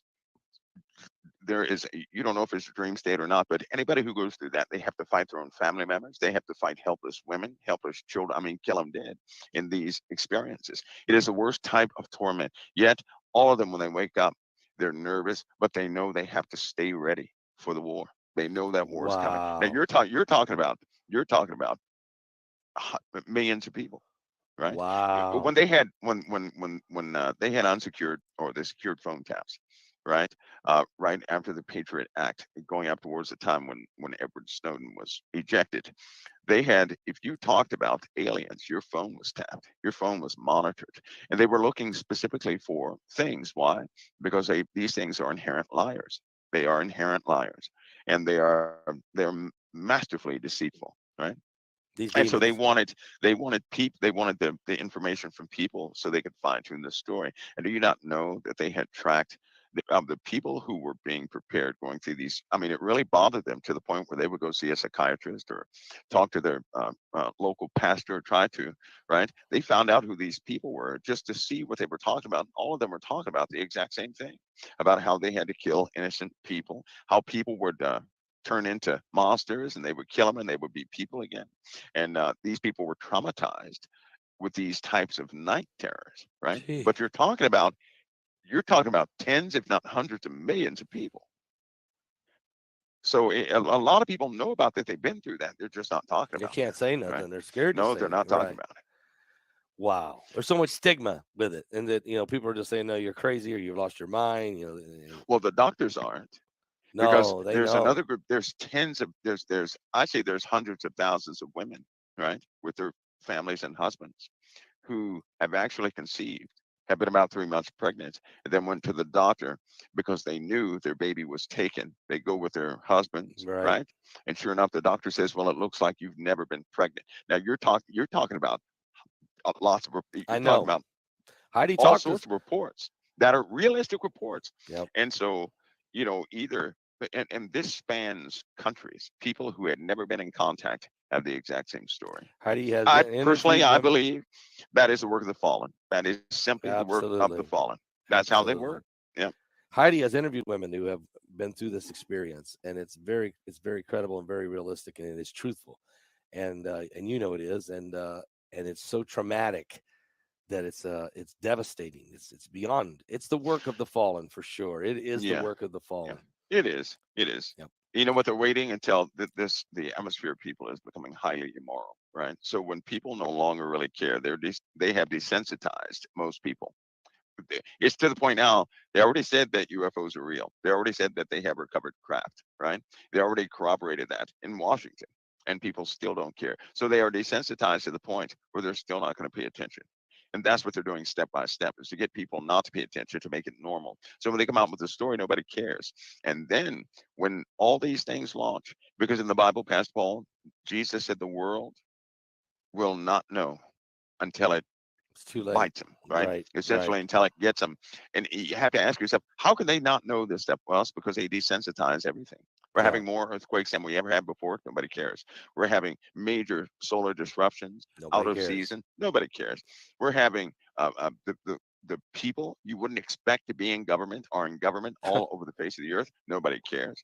Things have been going wrong. The weather phenomena is just topping the charts as far as first time happenings. Nobody cares.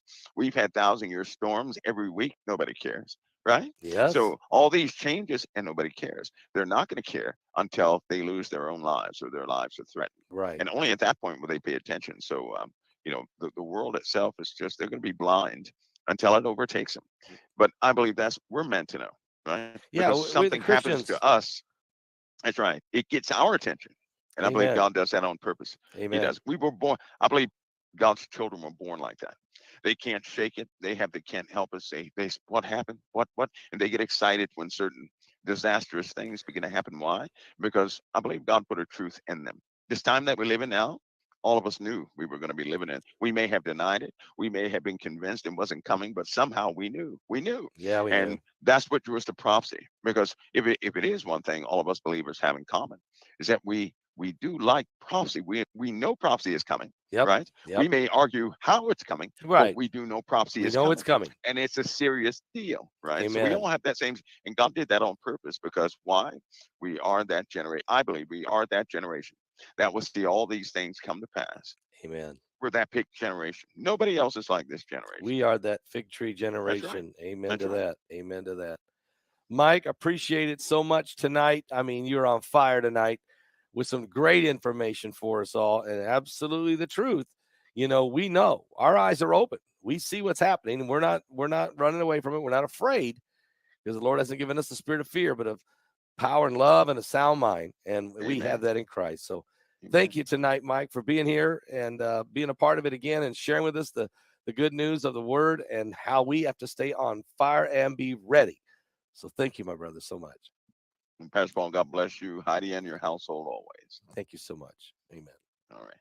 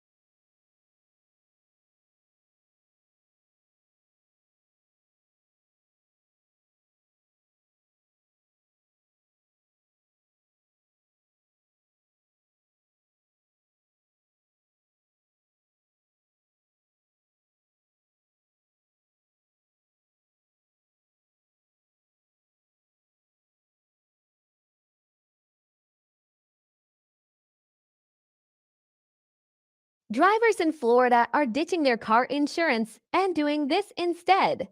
I got this car recently, and look how much I was paying for.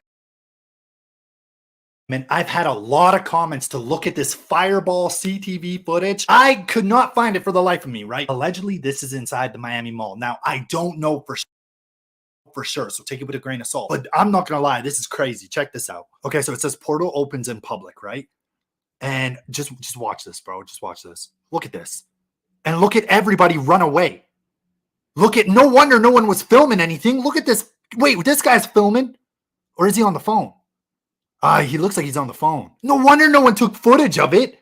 It looks like the fucking sun entered the mall. Like I said, please take it with a grain of salt. I finally found the clip, though. A lot of you guys told me to check this out. I have no words, you know? And then that one guy on TikTok, I made a video on him the other day. He was drawing allegedly what he saw, and he said that it's something glue, and it looked like a portal. Maybe this is what he's talking about. I have no idea, man.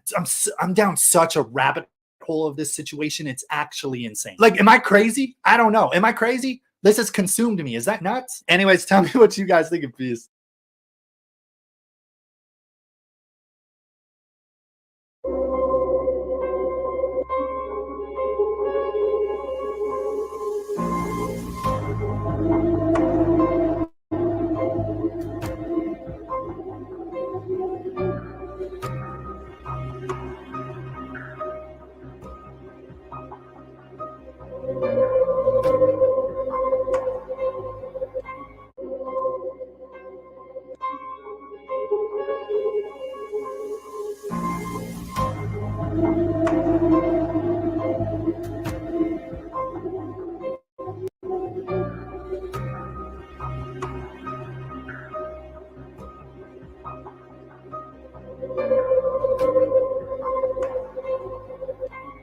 Please excuse the way I look. I still do not feel good, but there is no way I'm going to go to bed tonight without sharing the video. Yes, the actual video from inside of the mall in Miami that witnesses captured of the boys apparently opening a portal, the same portal that, according to witnesses and the men who recorded these, released the 8 to 10 foot tall creatures into the Miami Mall that night. Check it out. Yeah, I know it's gonna be quiet. There it is, right there, right there, right there. See it? Kind of hard. Right there. See, there it goes. Okay, let it go back again. Let me rewind it again one more time. I know. I'm telling you. Hold on. But this is. Yeah, just let me start it over a little bit. Watch. It's gonna be right here. Right here. Check it out. Go to the right side, right here. See, everybody's running. See it? We already did it. See it? Watch it one more time. Let me do it again. One more time. Yo, just stay with me. Right here in the right side. Right here. Right there. See it? See it? There it went again. I know it's hard to see, but if you look on the very right-hand side of your screen, when they show the very right-hand side, you can actually see like an energy wave and then something shoot out of it. Watch. I just gotta do another one because somebody asked for a still shot. Okay, look, you can see it right there. This is the still shot. Okay? Now, what is all this? And what is that? Now, let me go ahead and play that part. It's gonna go quick. Let me play. Yo. See that? Let me back up a little bit. Let's run right here. Watch this. Let's go fast. Right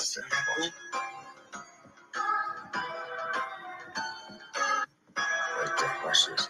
Nah, man, look, it's right there. Oh, see it? See that, right? Yo, man. You seen this? Yo, you seen that shit, bro? Come here. Look, I'm gonna do it right now. Look, right there. You see it? Yo. Quiet, bro. Once you actually see it, what they're looking at, you see it. There's definitely a pulse, a big energy shift, and then something comes out. When in the beginning of this last video I just showed you guys, you can also see kind of like, it almost looks like an oil, like a weird energy in the middle of the video in the screen during the still shot in the beginning. Okay, so I literally just went through his video and recorded it in slow motion, y'all. And I did some screenshots to show the differences in the energy shifts. Check it out. Pay very close attention to the right side of your screen.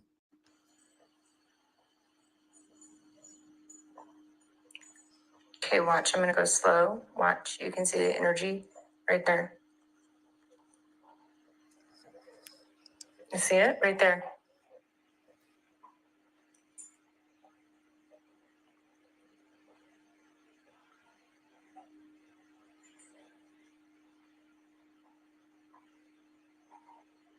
Look at that.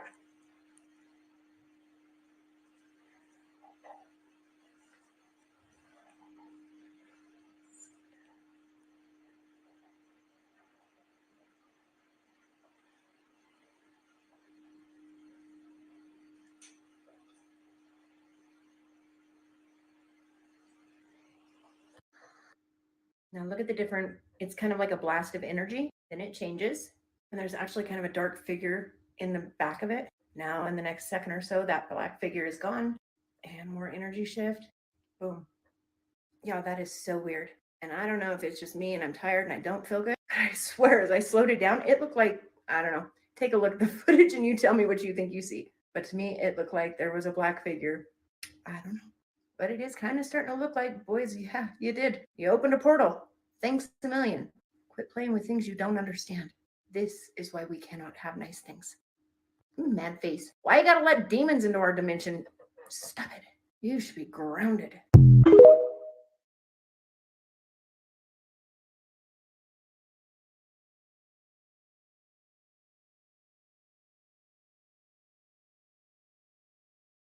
Heard about this. My dad's a police officer in Miami, and I mean, like, he's even running for sheriff, and I just talked to him. He didn't say anything about that.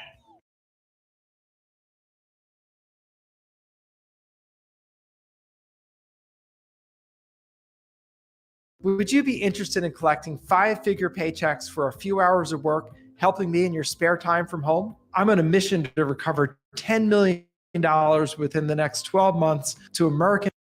I know in my other video I said I know it's getting to be a bit much, but nothing is ever too much, is it? I'm sorry, but I can't stop. I can't stop. I'm not sleeping tonight. I'm going to be looking at these TikToks all day. Please, please, please, like usual, take this with a grain of salt, but allegedly there is some footage, whatever was inside this mall, if there was even anything in the mall. I don't know. I have no idea how authentic it is or anything, but shout out to the paranormal chick on TikTok and roll it. Take a look at this brand new footage coming out of Miami, Florida regarding the Bayside Market alien incident. This witness captures those 3 beings on film. Okay. I have enhanced the video as much as I possibly could, as well as slowed it down at the end so you can see. Bro. Everyone going this way. What the hell? Yo, what is that? Bro, you filmed this on a potato. Is that actually the creatures? Dude, I'm sorry. This quality, I don't know if I'm buying this at all, honestly. Like, what did you film this on? Your fucking sneaker? Did Nike come out with a camera? I don't know, man. He's saying everyone come this way, so it kind of sounds like he's in the mall and seeing this, but at the same time, he could easily just be faking this. I don't know if I'm buying it, bro. That's exactly what I'm saying, though, is if people legit saw these things in the mall, there has to be footage, bro. Even from the CTV cameras inside the mall, like something, right? God, I'm way too consumed into this right now. This is going to be a Netflix movie in a month. Tell me what you guys think of PS.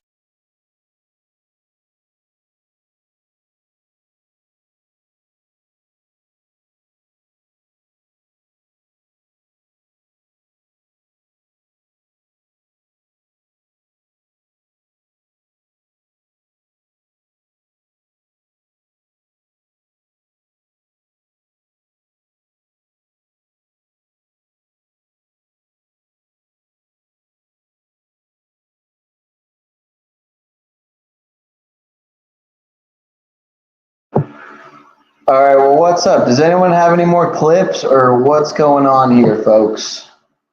I need some more videos on the topic because after 8 videos, I think I'm out.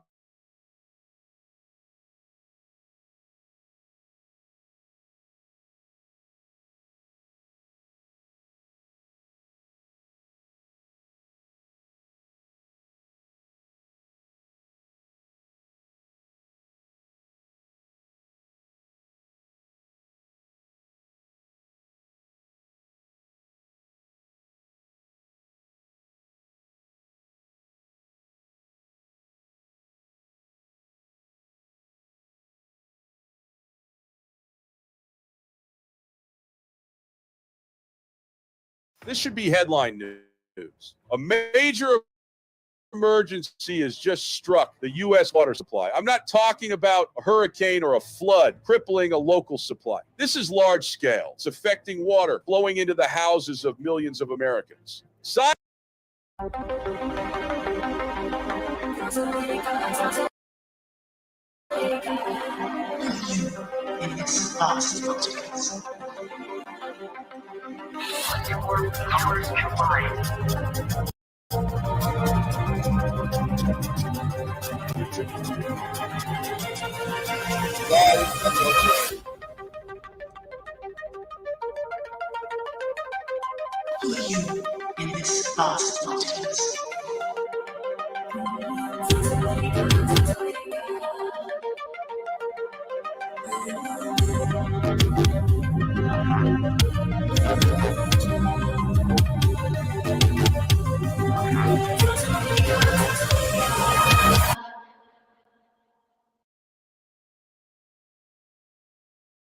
Aloha, what's up everyone? Welcome to tonight's presentation, Ancient Oblivion category.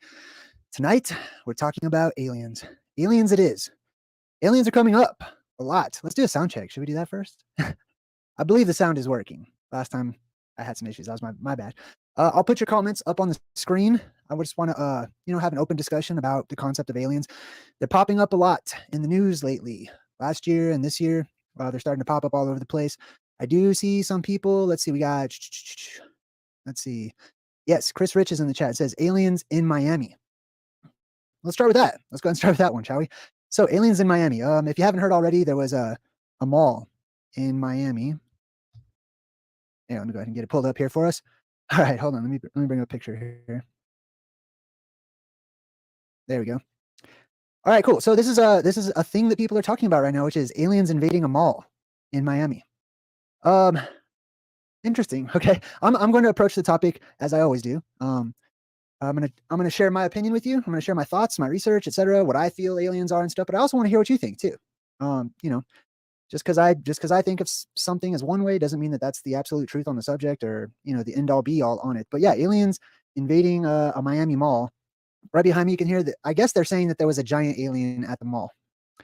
So, I just want to tell you what I think about that. I don't see a reason why aliens would visit a mall in Miami. That's just off the top. You know what I mean? Like me, that's just me. I can't rationalize any good reason why aliens would be at a mall. You know what I mean? Of all the places that they could stop or visit or reveal themselves or whatever it may be. Plus, think of the danger of just revealing yourself inside of some random mall to just strangers all of a sudden. Eric, Ibu, Elliot, thank you so much. Appreciate you. All right, so yes, I'm not super convinced. I'm not convinced by a lot of the alien sightings, although I do believe in aliens. I do believe in the concept. I talk about it all the time, right? I just have a different perspective about aliens. Thank you so much, Eric. Super appreciate you. Noob, that's funny. I just wanted to say to Eric Ibu, if you want to come over here, sir, we take contributions and donations too, sir. So much love. I also wanted to say, how fucking great am I for passing out there for what was that, like 7-8 minutes? Not even, was that even 10 minutes before? Passed out, woke right back up. It's like my spidey sense tingled, my pineal power percolated there. And I'm right back at it, folks. So I gotta just say, I'm not really that new to this, but I am true to this. I'm still kind of new to this. I'm about a year into the streaming game, really. So anyway, all right, I'm gonna shut up. Peace and love.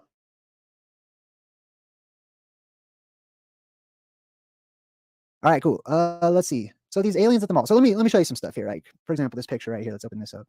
The weird thing about this is an image that was taken, from the helicopter that was at the mall or whatever. Apparently, from what I understand, the police were responding to, some sort of a fight that broke out.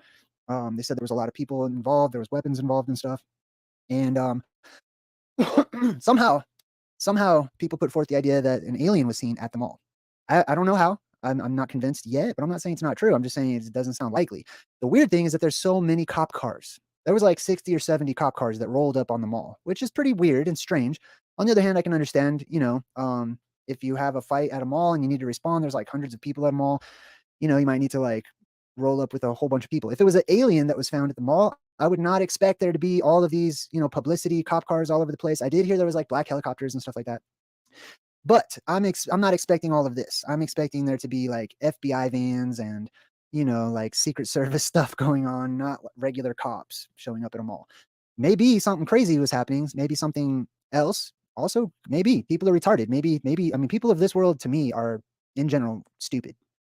Not everybody, not you, don't take personally, but most of the world is pretty dumb these days. Unlearn the System. Hey, good to see you. Let me see what Unlearn the System says. Unlearn the System has been a member Big for 59 months. Congratulations and thank you for your support.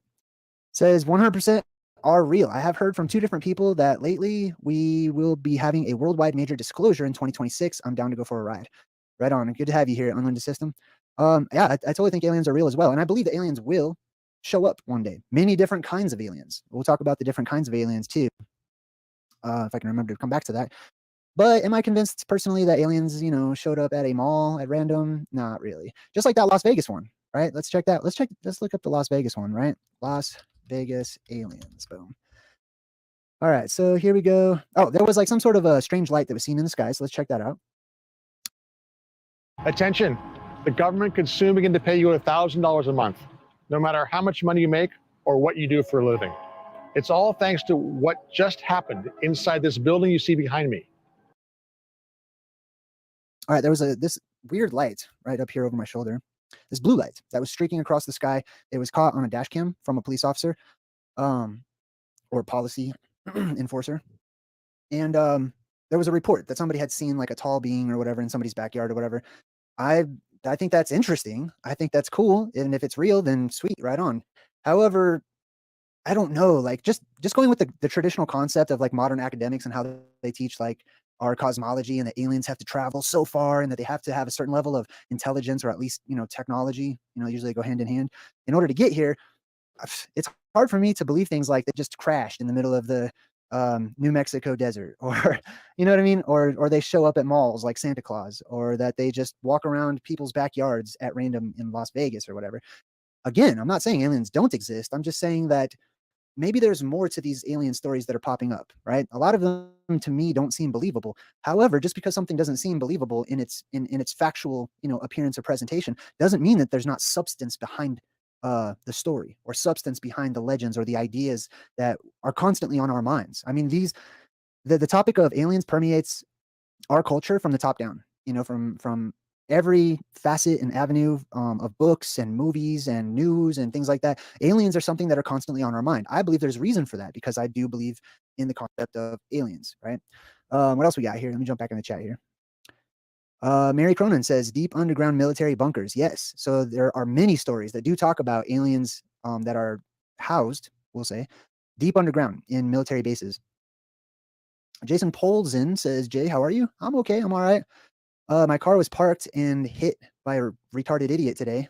I don't know how you hit a parked car, but that happened to me today, so that was crazy. You know, other than that, it's cool. It snowed today. I took my son sledding and stuff. It was a good day. What's up, Sojio? Good to see you. All right, we're talking about aliens. Let's see. We had the Peru sighting, right? There was, and the video is always so bad, right? With these alleged aliens, it's like Bigfoot videos for the most part. There's some good Bigfoot videos, or at least they're getting better. But the Peru alien, everybody like all over TikTok, they're like, oh, look at this video. It proves aliens. Look, it's right there in the forest. Look at all the Peruvians freaking out, right? And it was like the most grainy, distorted, blurry, terrible. I could see nothing. And I wanted to see something. I wanted there to be a damn alien. I wanted to check it out or whatever, but no. I saw no alien. I saw a bunch of people freaking out. You know, sometimes we see lights like this one right here behind me, right? That's a light. That's a light in the sky. That does not mean to me, oh man, it's advanced technology. That's a physical craft that was flown here from another world, you know, and they have all this technology. That seems like a hop, skip, and a jump too far for me to go based off of that. You know what I mean? To me, the first thing I'm thinking of is that's Mother Nature, that's plasma, that's electricity in the sky manifesting and, you know, following the electrical currents in the air, which I believe happens a lot. And we talked about that a few times too in some of the other videos when we talked about ball lightning and plasma balls and stuff like that too, right? So yeah, we had the Las Vegas one, we had Miami. I don't even know how aliens came into the Miami story. Maybe I haven't researched deep enough into it. I don't know, but it's weird, you know, it's kind of strange. I don't know. But what else we got? Let's see. What other alien sightings? Oh, there was Mexico, right? Let's check this out. We got to check out the Mexico bodies. You want to see some alien bodies? Mummified. Alien bodies in Mexico. Well, let's check that out. There you go. There's ET right there. This is allegedly the genuine article. Let's just bring this picture up. I like that one. Okie dokie. So here we have what? Come on. Okay. I got to keep an open mind, you know. This thing's tiny too, right? This alien body is not like a big, tall, giant, lanky alien or anything. This one right here that they like unveiled during some sort of, I don't know, government thing they did in Mexico. They're like, oh, we've got these bodies, and they're like in these professional caskets all laid out. These things are like that big. Like they're I mean, I would be more inclined to believe that these were like somehow preserved ancient bodies of you know, like dwarves or what are those little dudes that live up towards the North Pole? Not elves, but you know what I'm talking about. What do they call them? What do they call those tiny people? I forgot the name. My mind went blank. I'm on the spot. But anyways, I'd be more inclined to believe this is some sort of a tiny ancient like human-related race that was here a long time ago during the legendary times when there was giants and tiny little people as well. And there's many myths and legends about both. Then I would believe that that was some sort of, you know, alien that landed here or whatever. I don't know. It doesn't look convincing to me. It looks like it's made out of sand. I don't know how to explain that. It looks like a sand sculpture. Alien Guru says, you're amazing. Finally, you're showing us aliens. Yes. Okay. Well, I don't know. You know, I'm not. Thank you. I super appreciate it. Yes. Finally, we're talking about aliens. I've talked about aliens, you know, as well. I've got many videos on aliens. You have to go back a ways because we haven't really talked about aliens in a long time. Screen name 229. What's up? Says Jay. They clarified at the hearing. Is definitely not ETs, but it is terrestrial. Yeah, I'd be more inclined to believe that these were, you know, that these are possibly like real, actual beings, but there's no evidence for me to believe that looks like a sand sculpture. There's no evidence for me to even jump that far to believe that these were on some sort of metallic flying saucer ship or whatever, right? Prisma Lunar says, Jay, I believe we're being replaced in the movie Us. Something interesting underground is going on. I haven't seen that one yet. I've been meaning to check out that movie, but yes, I believe many people will be replaced actually by visitors from other worlds, from other realms, I should say, from other places, even those from underground and those from above. Many people are going to not make it. They're not going to make it during the apocalypse. Many people. And they'll be replaced by those who come in during the apocalypse, the visitors, the newcomers, the new people, however you want to describe them. And that they will replace the current population, and that we will have to, you know, deal with that, however we deal with that, good or bad or whatever. Let's see. Linda's in the chat and says, I wonder if they're referring to the Nephilim as aliens in Miami. Possibly, could be. I don't know. Nephilim are supposed to be pretty big.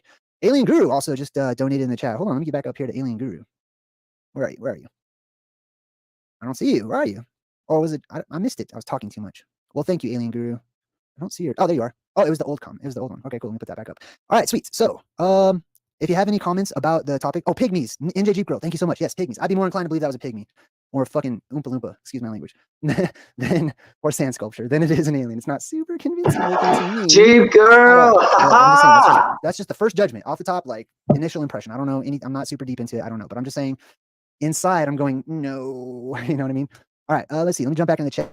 We got Chipichu. Oh, homunculus. Yeah, that's a good one. That's not the word I was looking for, but we do talk about the homunculus. I have a homunculus theory, actually, which I posted on my website, too. So you can check out my theory on the homunculus in the... Hey, yo, shout the fuck out to Mr. Watch the Clash podcast. It is good to see you, sir. Happy fake Gregorian Jew year, sir. Hope all is well with you. Happy 111 as well. I think the new moon is today. I hope all is great in your neck of the woods, sir. And peace and prosperity in Pineal Parish. Same to Mr. Christos Delipolis. Interesting comment there, Mr. Watch the Collapse. Indeed. Shout out to Jesus, who makes the best tacos down at the border as well. Jesus is my homie. I'm going to shut the fuck up and continue listening to Mr. J. Dreamers. I don't know if that name was at all inspired by Deemers, but I need to smoke some Deemers. It's been a fucking minute. Anyway, I'm going to shut up. The section of my website called the Fractalverse. So check that out if you'd like to. It's pretty detailed. Inuit, yeah, well, I don't know if this would be the body of an Inuit. Inuit are typically way bigger than this, right? Inuit are typically shorter. I'm like 6'2", 6'3" with shoes. This thing's like 18 inches. This is 1 cubit. All right, let's see what else we got. Doctor Who is in the chat. Maniel says, Daydreamers, pygmies, or the natives call them the little people too. Yes. So let's see, we talked about these Mexican body aliens, right? And I'm not here to slam on it and say like, oh, look, it's all fake, you know, aliens don't exist or whatever. That's not what I'm getting at. What I'm getting at is there is a reality behind whatever may be fake or whatever people may be interpreting like that as crafts or visitors from other places. This is because, I'm going to leave it here for a second. This is because I believe in something called the collective subconscious, right? Or subconscious. Or subconscious, either way. The collective subconscious is something that we all share and resonate with. It's a subconscious knowing or remembering of what I call spirit memory, or memory from past lives, or even a reverberating echo of history that sort of waves through our world and wakes up certain parts of our minds about things that we have forgotten about, which I call ancient oblivion, which is the ancient ways, the ancient world that was once commonplace and common knowledge, but has all but been lost because we stopped focusing on it. We stopped practicing. We detached ourselves from Mother Earth, and we've become numb and distracted to the point where we forgot our origins. Let's see. We got Think Right says, spread the love. $5 in the super chat. Super appreciate you. Thank you so much. That was very kind of you. What's up? Not really here. Good to see you as always. Ama in says, Jay, have you seen the Skinny Bob video? No, that sounds weird. I don't even know what that is. Let me see. Let me Google it real quick. I hope it's not too weird. If you live in Florida and you don't know this, you're probably overpaying for car insurance. Stop telling me that you need to stay with your car insurance company longer to get that. Skinny Bob. Oh, is this? Oh, yeah. This is Skinny Bob right here. Hold on, let me show you guys. Bitch, I don't have insurance. What are you, retarded? Okay. Think Right. Not Thank a you so much slave. again. So I guess this right here is supposed to be Skinny Bob. This is one of the, I have seen this video actually. I can't remember when. It's a pretty damn good video as far as like, I can't tell if it's real or fake or not. But like I said, just like when we talk about our omens, right? Whenever I show you guys the omens that are being shared with me from around the world of strange anomalous activity around the world that harkens to and acts as a harbinger of the apocalypse to come on the way, right? Some of those videos, they might not be 100% totally real. I don't know. I haven't, double checked to verify I wasn't there, etc. Right? They can be faked, but there's something to it whenever something's faked over and over and over and over, or talked about over and over and over and over, or is a main theme or subject over and over and over. And I believe that it stems back to our collective subconscious. Our collective subconscious is us remembering visitors, us remembering the time whenever beings could come into this world. I don't believe they can right now. I don't see any evidence that they can actually get past the firmament or come up from the depths of the hollow recesses of our world. You notice how I say hollow recesses of our world instead of other terminology? Right, that's purposeful on my part. Anyways, excuse me. All right, yes, I have seen the Skinny Bob videos. I like it actually. It's a good one. Man, excuse me. What's my take on breakaway civilizations? For example, the moon Nazis. I'm not sure. My take on it? Breakaway civilizations? I'm not sure exactly what that is, honestly. I haven't really heard that term, but I will say, as far as like that particular group and the moon, etc., already, right? That I believe that there is a physical thing up there that's a part of our firmament that is the actual moon, right? And that the light in the moon, the light that we call the moon is just a luminary, it's just a light in the sky. So I believe that group did study, or at least their leaders or the people that sent them out on various crazy expeditions, that they did have access to information, that they were constantly studying otherworldly humanoids, I'll call them, right? And they had their own unique names for them, basically calling them things like supermen, right? And they knew there was a connection between these supermen and the moon, the real moon above, right? Which is actually connected to Antarctica, which is off to the sides because it's a part of the dome. That's how I see it, right? So yes, I think there's a connection there. All right, let's see what else we got here in the chat. We got hold on, let me see here.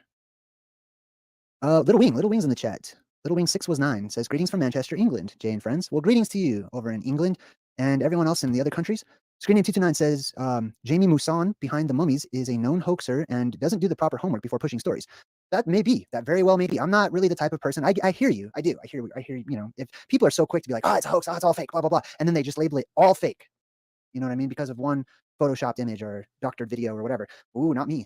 Not me at all. Even if it is complete garbage and BS, even if there's a story that's just totally made up, like Skinny Bob right here, if he was not real and it's just some guy wearing a little costume or whatever, I would add that to all of the other instances, we'll call them, right? Just like if I was in court and I was putting together, instances of evidence, and one little instance on its own is nothing, really. It's nothing that has much weight, like actual weight. When you put instance upon instance upon instance, it starts building weight, right? You know what I mean? So I believe that it's all connected to our memories that we have, our spirit memory of the time when the visitors did come. Just like somebody said earlier about the Nephilim, right? The Nephilim is a clear example. Like, it blows my mind that anyone that believes in the Bible literally cannot believe in aliens, because it straight up tells you, like, they fell down from the sky, they came down from the heavens, not blinked into existence from some other dimension or whatever. They came down from, quote unquote, space, from other realms, you know what I mean?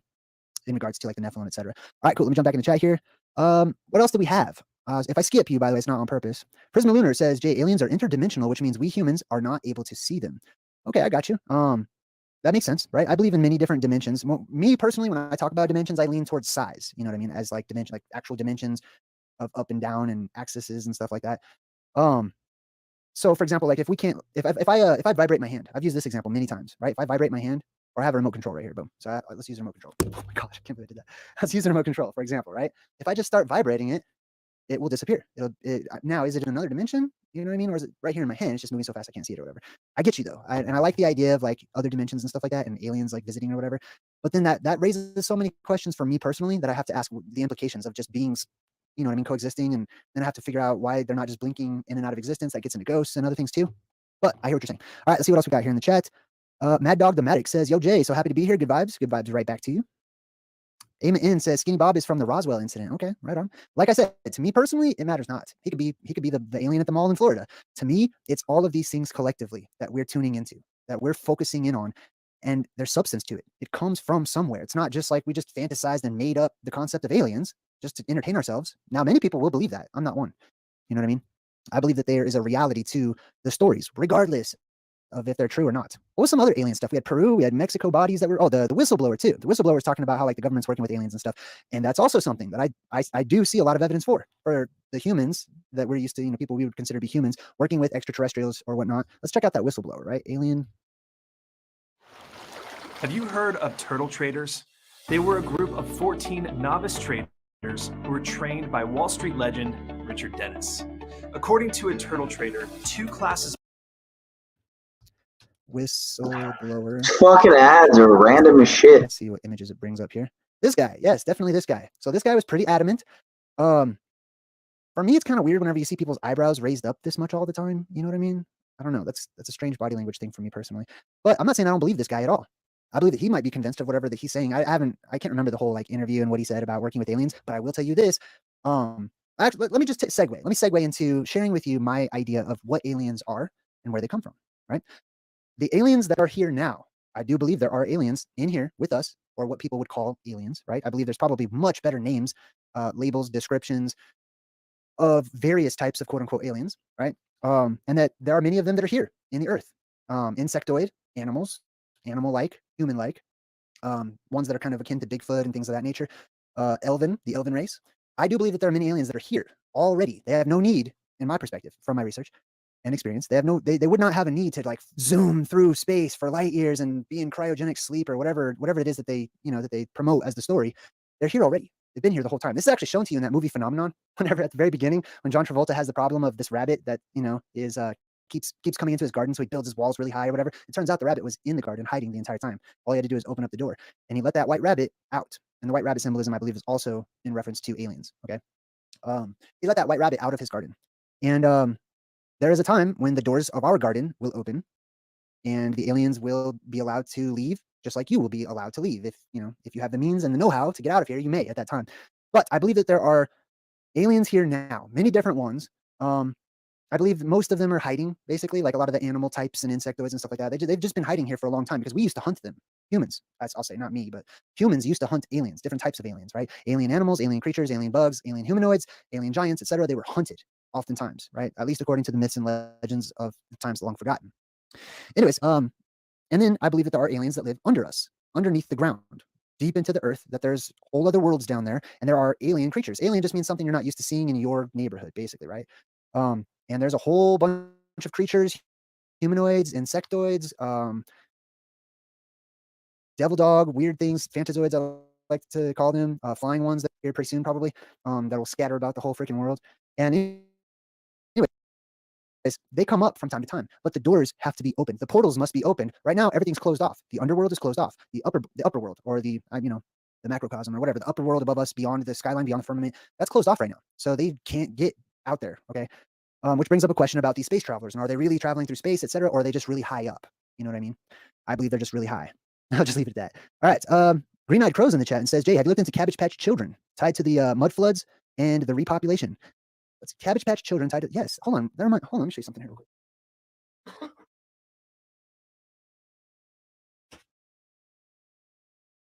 Alrighty. Since you brought it up, happy to oblige.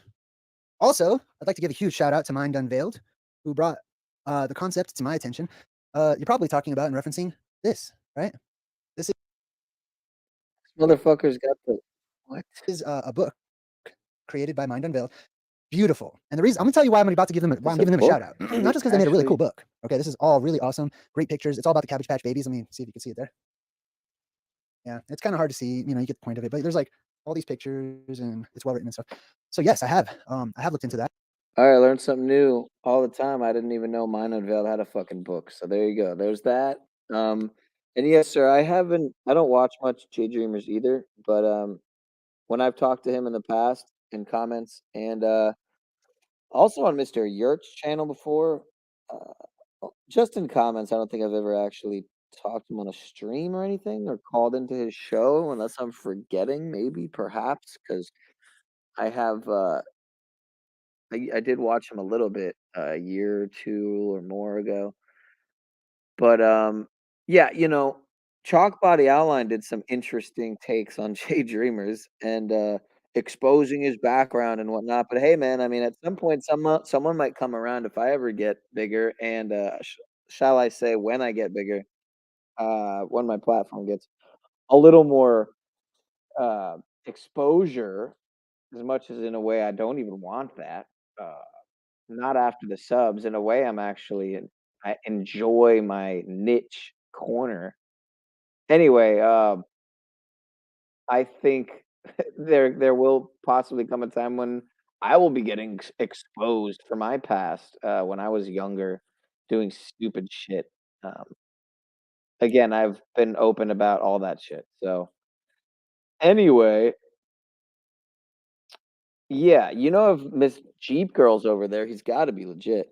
But no, fucking dude, the time when I was watching Jay Dreamers and Chalk Body calls into his show and literally invents a new word, and Jay calls him out. He's like, because he says, "Why are you platforming Archaics? Why are you platforming him, bro?" He's like, "Platforming? What does that even mean?" He's like, "Why are you giving him a platform, man? You're putting him on your channel. You're platforming him, bro."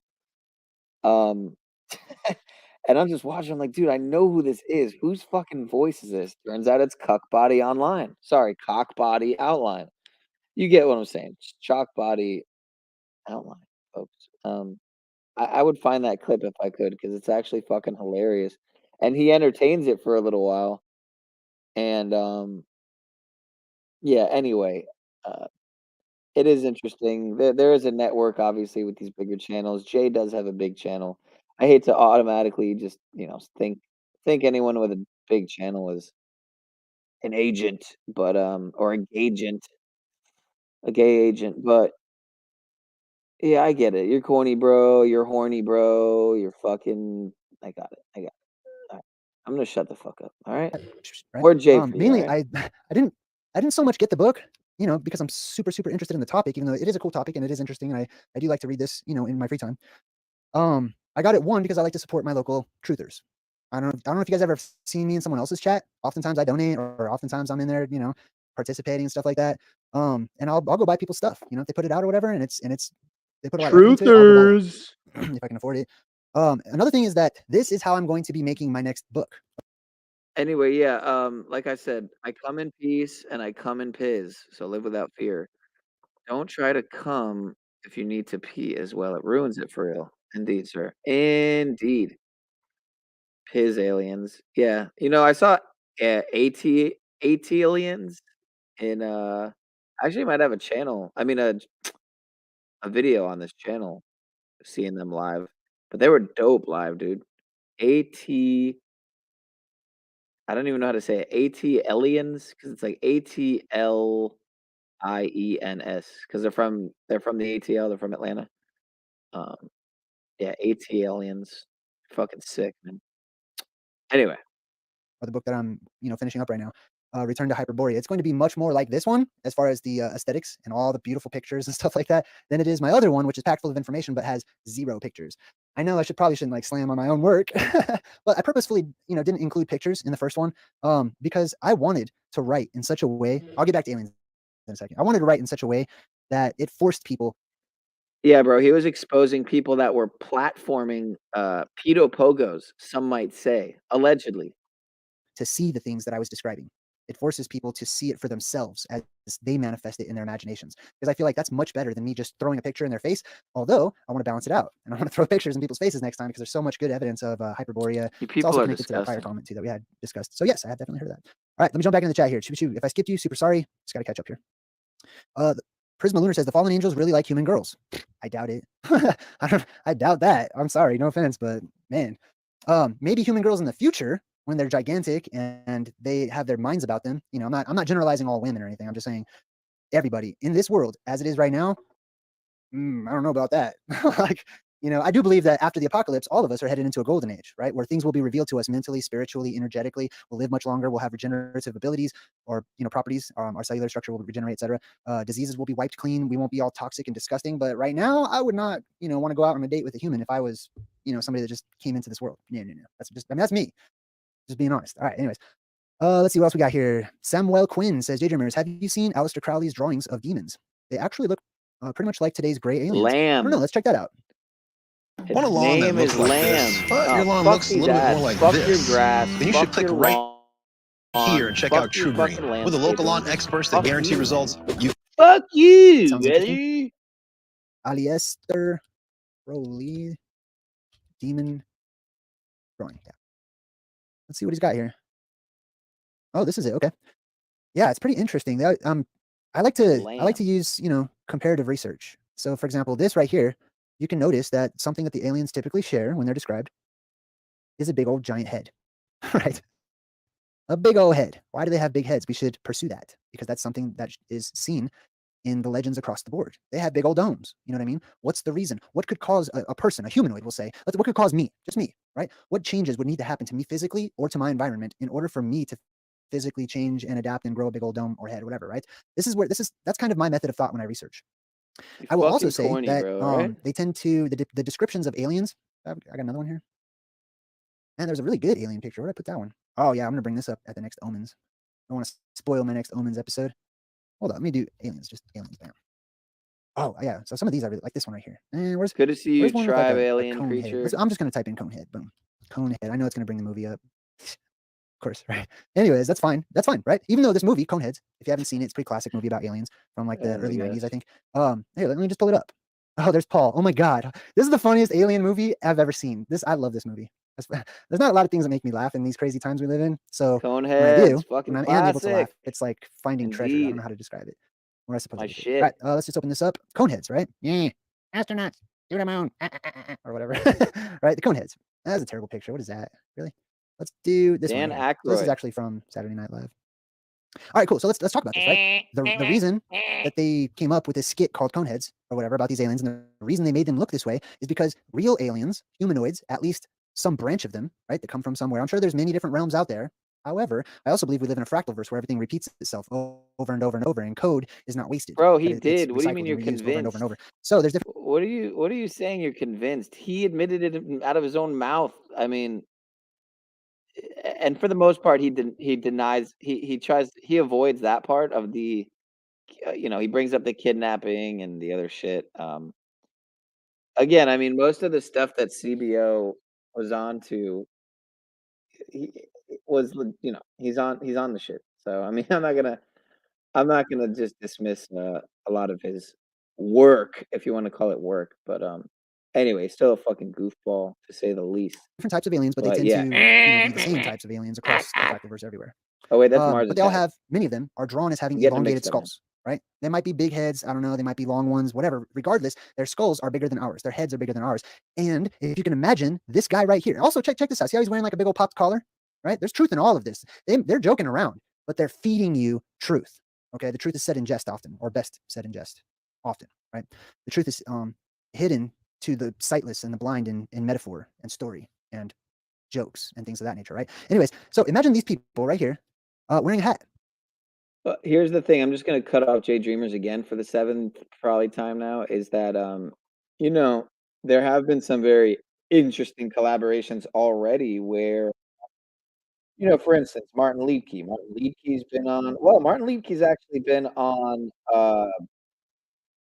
OTWs back in the day. I think that's a private video now that only members can see, and my membership just expired on OTW, which is bullshit, right? Because shout out to Mr. Shively. I'm pretty sure he was the one who. Well, I don't know if it was intentional, but it just happened to land on me that I got one of the memberships because he was buying every membership. But fucking OTW was gone for a week, so a lot of people who had memberships, you know, essentially got a week of their memberships unused. Well, I guess they could have used them to look at the private videos, but OTW wasn't streaming for a week there. I guess neither was I, but I had family shit going on, so I have an excuse, sir. I got family medical stuff going on, and like so. Anyway, yeah, Martin Leedkey. I think Martin Leedkey might be. I don't know. I don't know. He could be a bona fide shill too. I don't fucking know. Flat Earth British. I tend to think a lot of the Flat Earth peeps are bona fide shills, but yeah, Leedkey was with OTW. Leedkey was on London Man. London Man actually dropped in the chat a few hours ago, by the way. But shout out to whoever's listening and doesn't comment. I just always, as usual, wonder who the fuck you are, watching, waiting, lurking, hopefully not hating. But yeah, I feel like a lot of the people who haven't commented have been here the whole fucking almost 8 hours now. And I just wonder who you are. I wonder who you are. Sunshine Time, if you're there, much love, Mr. Shively, Sherelle, any of my contributors and supporters who are there watching, waiting. Much love. Peace, prosperity, and pioneer power to all. And again, I'm going to shut the fuck up now.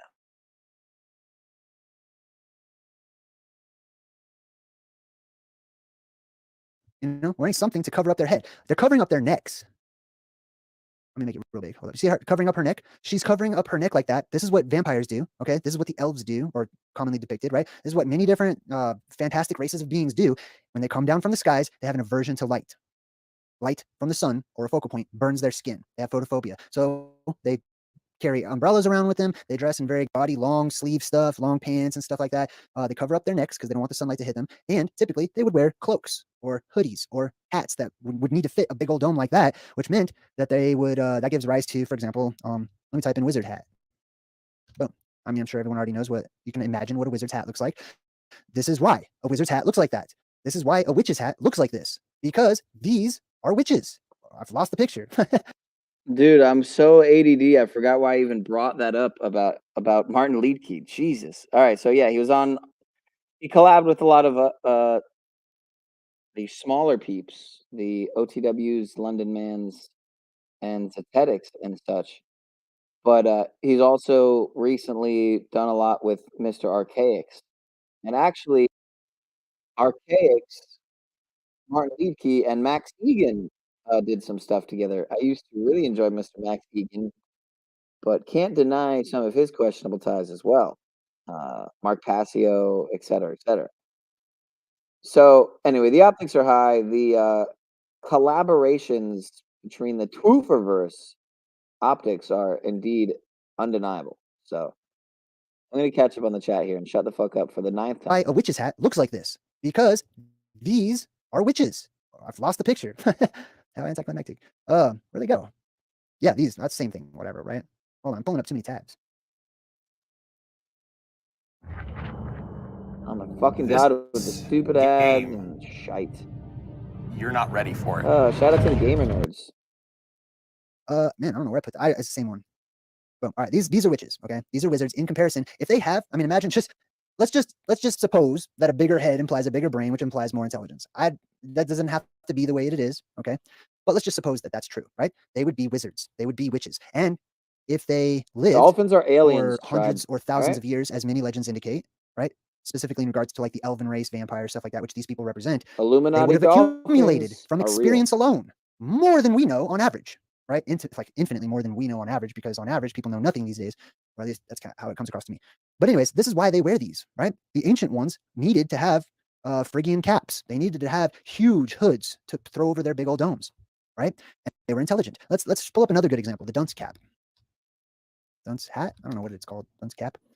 All right, cool. So you may have seen something similar to this in in yesteryear, okay, back in the black and white days or whatever, right? Dude, The I think bad that kid, might be a or fucking not the bad hat. kid. I It was more always used forget, for I kids forget if that he was wearing a were getting the answers wrong. beanie or Okay, it wasn't used at first to humiliate somebody or whatnot. It had nothing to do with them acting up, really. It had to do with them being dumb or being unintelligent, and they weren't getting it. So what they would do That is a is weird they beanie, knew that if the so. wizards, the smart people, the wise, Like he's Islamic or something. wore hats like that, and they would put a wizard's hat on a person in the hopes that it would somehow improve their brain, their ability to think. They didn't put this on because this just represents an idiot.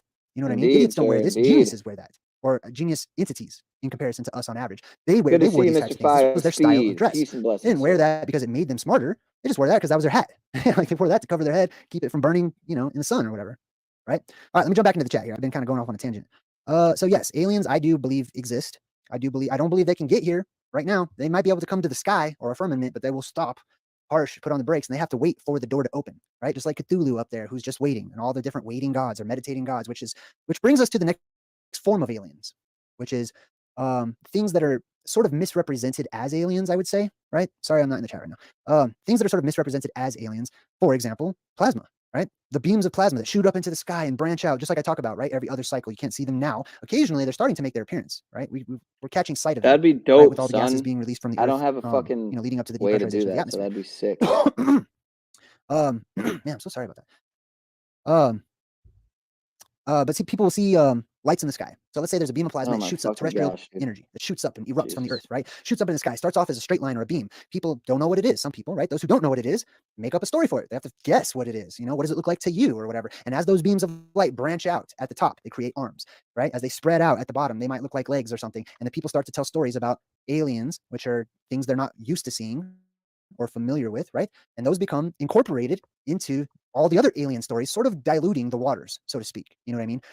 Yeah, Which makes it a little bit. I'm just gonna have to cut off Jay again here to say there is a reason why I changed Mr. Shively's info at the bottom scroll bar there to his Cash App. If anyone feels the desire to contribute to Mr. Shively, it is $Shively Jimmy. So I have changed his name there in the bottom scroll bar. From now on, it will be his Cash App. So if anyone else would like their Cash App to be displayed there at the bottom, drop it in the chat. And just in general, if you'd like to advertise it in the chat, then drop it in the chat. Notice how I haven't dropped it one time in the chat this whole stream. How about that? As a matter of fact. A bit more difficult to like put your finger on the specific subject of physical, actual humanoid beings that are not from our realm, right? That they are our sky brothers or sisters or whatever. They are our neighbors, our space neighbors, fractalverse travelers is what I like to call them. Top of the Right? morning, At least those ones that Grand Rising. purposefully arrive in ships, which I do believe they will, just like NASA and Elon, they'll leave in ships. They're gonna be gone. Aloha slot cars, Hawaii. Hey, how cool. Those are 3 things I like. Slot cars, Hawaii, and aloha. All right, anyways, let me get out of this little deal here. Let's go back to some alien pictures. Where's a good alien picture? Let me go back to aliens. Alien wallpaper will do. Drivers in Florida are I ditching would- their I car would- insurance I would and say doing that's this a slight instead. broad brush. I got this Mr. car Tribe, recently, but for the most part, I and agree. look how I much I agree, was for the most paying part. for insurance before. Yeah, I used don't have insurance. I'm not a I fucking didn't have like a whole lot of slave. images all all right. prepared or whatever. Now let's do Get oh, over even the like the classic fucking alien, right? From the insurance movie ads, Aliens. man.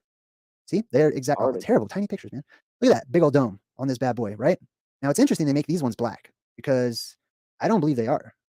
But that might be related to the whole black goo thing, and that takes us down a different rabbit hole. So I digress. Let me get back in the chat. All right, we got let's see. Above Majestic is a must watch. Oh, I never heard of that one. It sounds interesting. So sounds, I mean, a Majestic Above sometimes is tied into Majestic. the You know, I still gotta the watch Majestic that 12. one Is just that what to they're called, pick right? apart the The nonsense. secret top men of the government or whatever. The dunce cap were brutal. Okay, interesting. Never heard Let's see of what else a- we got. Anything else in the chat? Are you serious? Sorry, I don't like Is this stay guy in the serious chat right and now? stuff. What's up, Nikki Baxter? I think he's Good to playing see you. dumb now.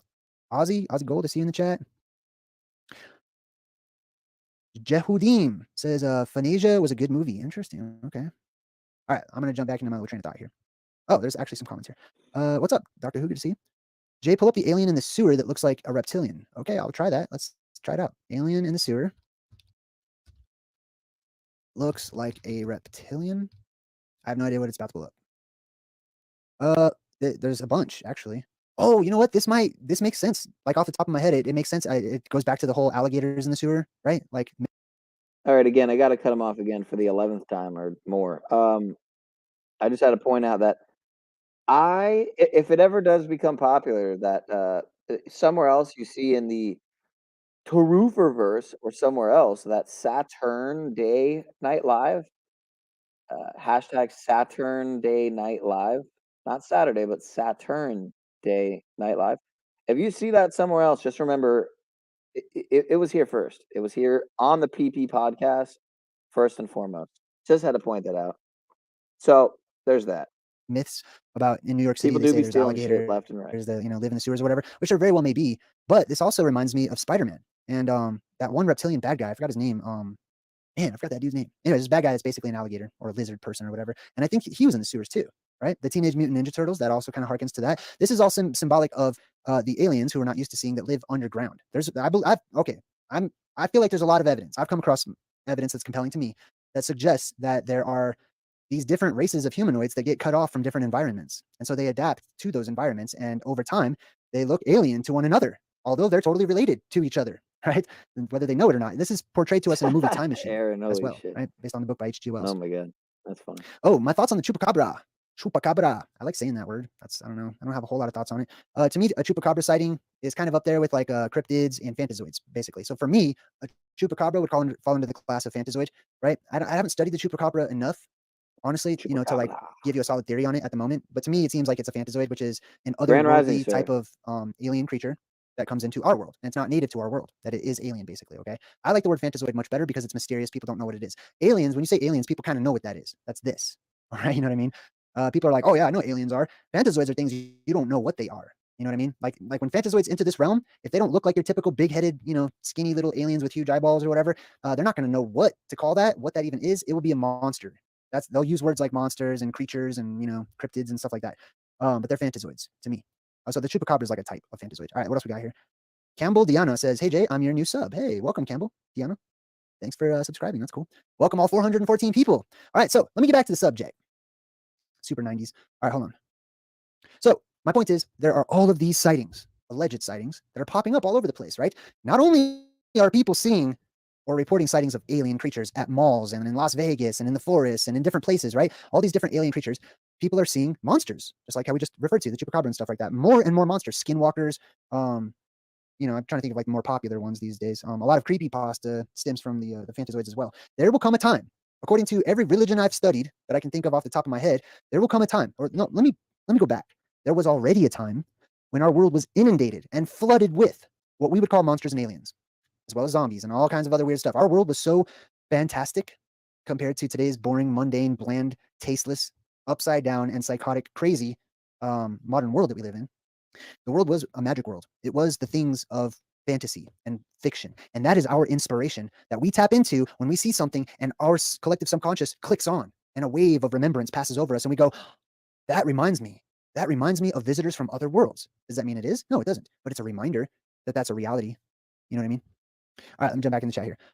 Let's see. We got Ama in who says, Jay, there's an upsurge of people reporting paranormal activity. Yes, I totally agree. So this is why I love talking about the plasma apocalypse for so many reasons. So many. Can't wait.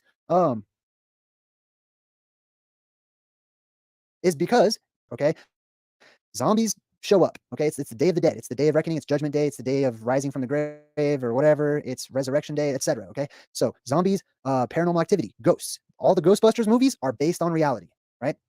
Or I mean, I say right a lot. Sorry, doesn't mean it is right. I'm just saying you get my meaning, right?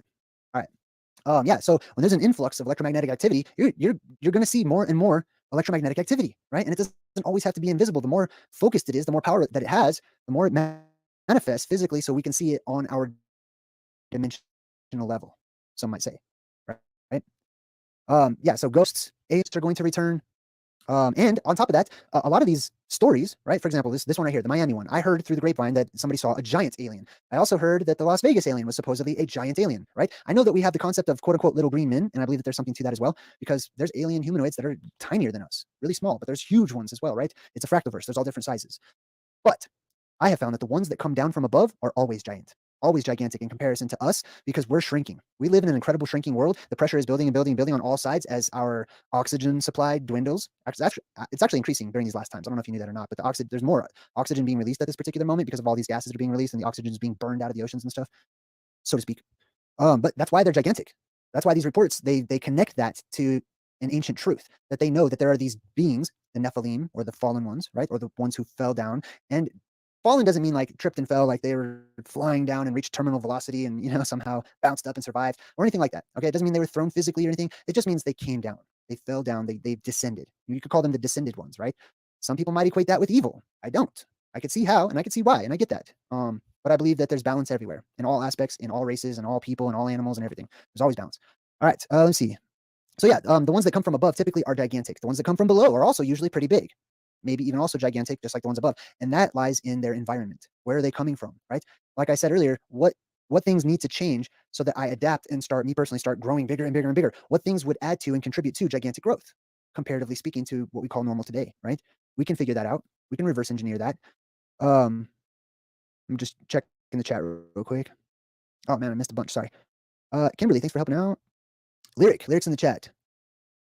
Lyric says, Jay, we had a dogman creature in Circleville, broke a giant barn door into pieces and carried a full-grown horse into the creek after jumping over a 5-foot fence before grossly mutilating it. Cool. Let's talk about dogman. I love that one.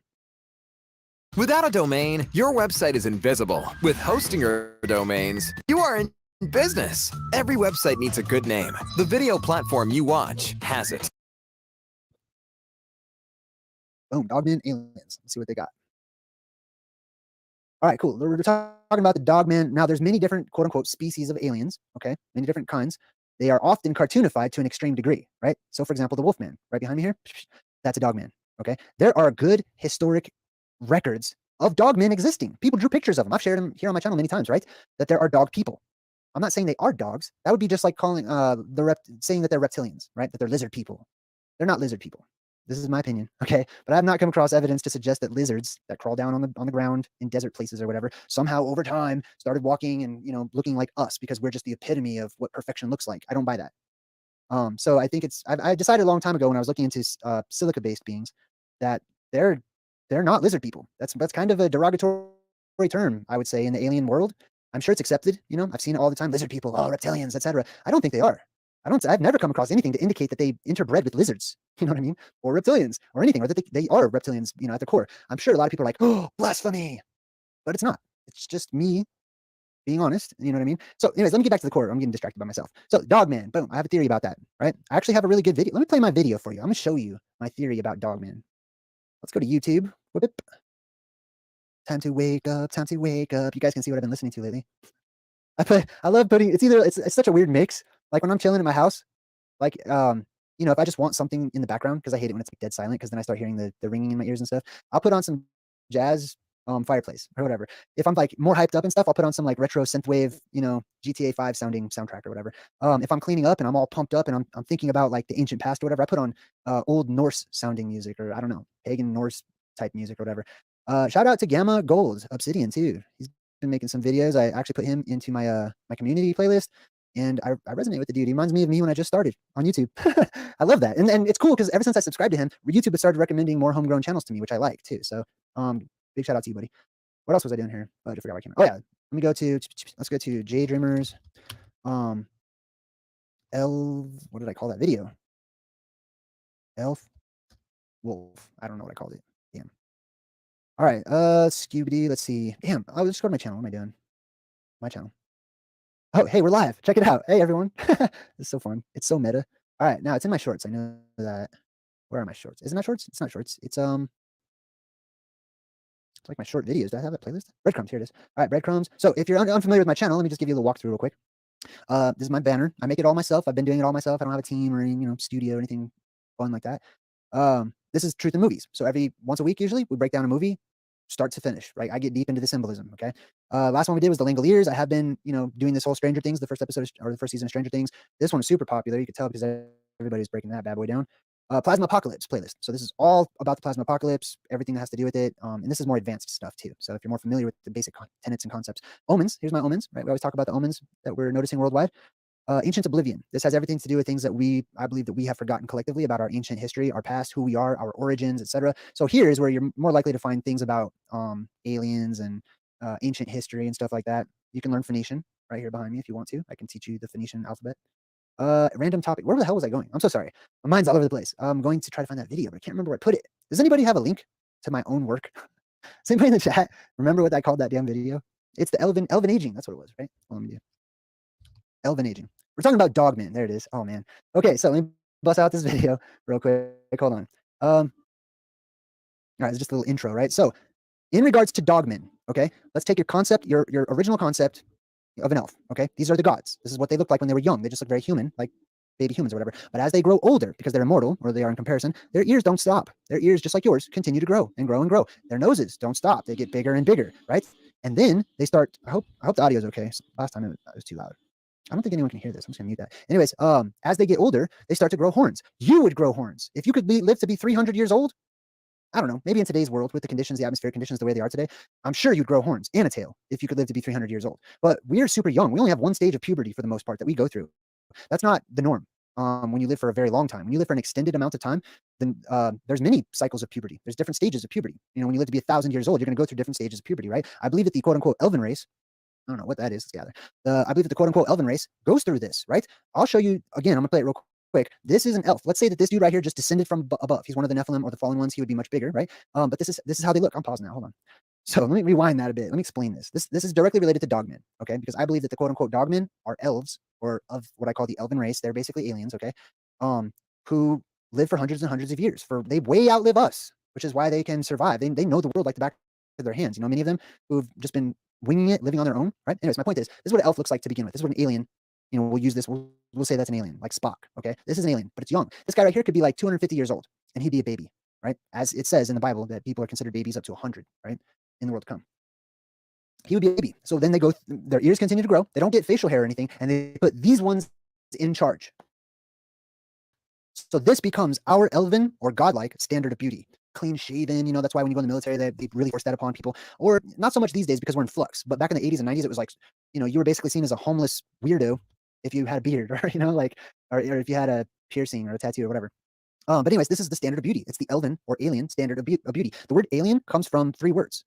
El, or al, which means mighty one, commonly translated as God. And then E, or I, which means possessive form. It means my, or me, from myself, mine, you know what I mean? Stuff like that. And then on, which means of thee. So these are of the gods. These are children of the gods. These are the offspring of the gods. These are people who are related to the quote unquote gods, not actual God, you know what I mean? But aliens, basically, like otherworldly beings that came down, extremely powerful, extremely large, extremely intelligent, right? They were called the mighty ones or the gods. So anyways, this is a young one, right? But they grow. They slowly grow. When they get into this world, their aging process seems to almost, you know, stop. I wouldn't say it actually stops. I'm not talking about how time affects them or anything like that. I'm talking about the breakdown of their cellular structure that develop wrinkles and gray hair and, you know, backs curving and all the messed up stuff that it does in this world under a closed system, right? As the pressure builds up over time and we lose, you know, we lose life-giving properties that we need. We use up our resources and stuff like that. And the earth just naturally uses it up as well. But anyway, let me get back to my point here. We're talking about aliens. Somehow I'm about to connect this to dogmen. I already know, I'm sorry. All right, so anyways, this guy goes through an aging process, right? He goes through another 100, 200, you know, I don't know how long, maybe let's say 500 years. They start to grow. Their bones will start to coalesce in certain areas and they'll grow horns, right? I've shown this many times. Humans grow horns, okay? There's many examples. Typically, it doesn't happen until they get really old, like 90, 100 years old. They just start to grow out little nubs. In the world we live in, the horns look pretty ugly and deformed and messed up because we live under what seems to be conditions of exponentially increasing entropy in this world, or the breakdown of our cellular structure and other things too, right? The energy that's being lost, etc. So anyways, they start growing horns. That's another part of their puberty cycle, right? I don't know so much about like scales and stuff like that, but that was just a part of the image. Now, you have to imagine, let's say they get up there in age, right? 900 years, maybe, I don't know, I'm just throwing numbers out there, but really old in their timeline, not ours, right? We're babies compared to them. We're actually seen as babies. Like, they think we're babies, right? I also think that too. Anyways, you could tell when they start, when they do come down into this world, because that's where you age, okay? When the pressure is released, right? Those of us who are under exponential entropy, we will feel like aging has reversed, right? It really hasn't. It's just that it's slowed down so much and there's regeneration and stuff like that. But you continue living and accumulating years and stuff like that too. Anyways, my point is they start getting ugly just like we do, okay? They start getting, you know, their body does eventually start to break down when they're down in this world. They still live for a very long time because they're used to that. That's in their DNA. That's in their genes. They go through a final stage, right? Remember, their ears continue to grow. So you see the wolfman or dogman, you're going to see huge ears and stuff like that. Oftentimes they will actually have horns as well, right? Sometimes they show them with horns, sometimes without. But as we see in, you know, if the movies are indicative of any ancient truths that we may have forgotten, in Hellboy, he just shaves them right off. He doesn't like his horns, you know? He figures that they're ugly, right? Because it's just his personal preference. They can shave them off. These humans today that have horns, shave them off. Babies that are born with tails, the doctors will cut them off, right? It's just a standard of beauty. And beauty was very important to them, to the aliens that came down a long time ago. You can call them the Anunnaki, you could call them the Nephilim, etc. But the ancient stories that I've gone over and read over and poured over time and time again, these alien creatures are constantly talking about beauty being so important to them, right? There was even like 2 different classes or families of aliens that fought amongst each other. One was known as being the beautiful ones. They were called the Vanir. They were beautiful. They were beautiful to behold. They were probably younger, right? And then you have the older class that's gone through puberty and growing hair all over the place. You know what I mean? And then they're starting to look like dog people, basically. I'm sorry, I went off on a tangent on the dog people thing. Let me get back in the chat. All right, anyways, check that video out if you'd like to. So there's all kinds of species of aliens. That doesn't necessarily mean that they're genetically totally different or anything, but we just have to open our mind to different conditions, right? That could change a body and make it appear extremely different or another species or alien to us or whatever, right? Oh, that's so many funny alien ones. Like here's a clear bug one, right? There's the bugs, there's the animals, the devil dogs. This is like a cute version of a devil dog. This Men in Black dude, this one right here, there are dog-like aliens that are actually interterrestrial. The dog ones, I believe, come up from inside of the earth, as well as certain like species of flying ones and stuff like that. Those ones are spoken of in Revelation. They come up out of the bottomless pit, which is basically Mount Meru. But these dog ones, yeah, not that. No, that's a dog. You know what I mean? That's not a dog alien. That's a dog. There are dog aliens. They're hellhounds. They're devil dogs. I mean, I can't remember all the different names for them, but they're portrayed in the movies all the time. They have a dog-like sort of appearance. They usually walk on all fours, etc. They might not look exactly like dogs, but you know that might be the actual ancient origin of dogs. On top of that, right, we've got animal aliens. Attention, the government could soon begin to pay you $1,000 a month, no matter how much money you make or what you do for a living. It's all thanks to what just happened inside this building you see behind me. This government handout is called Universal Basic Income. And while this idea of getting free money might sound good to you, it's actually let's see. What's a good one? How about the white buffalo? White buffalo sky prophecy, is that right? Let me check it out. Fuck you, partner. Well, anyways, there's these many different prophecies that different cultures have about animals that originate from the sky or space or heaven, right? And they came down into our world and they came from above and they were all white, right? There's all of these holy or heavenly animal creatures are always white. Jesus comes back on a horse. How the hell? Like, how do you even ride a horse down from space? You know what I mean? I don't know. Like, this is how I'm imagining. I'm just on the physical realm, right? I'm not imagining that Jesus is just a magician that just can fly and he can just put pixie dust on his horse and it can fly or whatever. I get that. But for me, that's like a cartoonified version of the truth, right? In reality, the world depressurizes, right? That pressure needs to go back to reach its equilibrium, allowing the things that were floating up due to increased buoyancy to float right back down. It doesn't just turn off. You know what I mean? It's not like buoyancy is just restored the way that it is today, and it's not. It slowly is restored. So anything that is above our world when the sky opens up can fall down into our world and safely land, or do the traditional superhero, landing or whatever. Like that's why animals can fall from space and not die, or giants can fall from the heavens and not die and smash into the ground. You know what I mean? Because one, they're going to weigh almost nothing. Like they're just floating down as they come down from the sky or whatever. But anyways, there's many ancient prophecies. I like I'm partial to the Native American prophecies and stories that talk about the origin of where the animals came from. If you read them, they say they came from the sky, right? Or they came up from inside of the earth, right? But that's where they come from. And many people would just dismiss that and they'd be like, oh, what it means to me on the inside symbolically is like animals are like, they have like higher spirits, they'll just get very out there with it, which I appreciate that. And there's truth to that. But I also believe in the actual physical, meaning that they said they came from the sky. So they came from the sky. You know what I mean? And there's ways that that's possible. All right, let me jump off my high horse. Ama says, Jay, whales came from the sky. I do believe they did, actually. That's what I heard. Yes. I've got a really good video about that one too. It's one of my Fantazoids. So if you type in the search bar on my thing and just type in Fantazoids, it probably will pop up. Yes, I do believe that dolphins, probably whales, probably many different types of creatures actually came down from above, that they're alien, basically. Or we would consider them to be. They're not alien now because we're just used to them, right? Well, you're used to giraffes. You're used to rhinoceroses. You're used to hippos.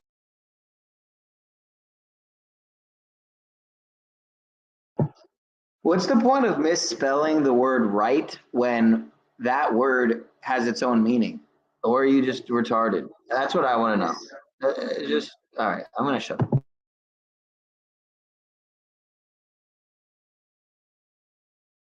You're used to buffaloes and whales and dolphins and strange looking things, man. And they're all here and they're all mixed up. They're all aliens. They're basically, what was that one I did? Damn, I was going to start like a series about it, but it wasn't popular like at all, and it made me sad, honestly. Hold up, what was that? What was the animal? The elephant, right? Yes. Let me check that out. Hold on, I'm going to show you an example. Really good video. I put a lot of time into this one. J-Dreamer's elephant. Let's check that one out. Yes, this one right here.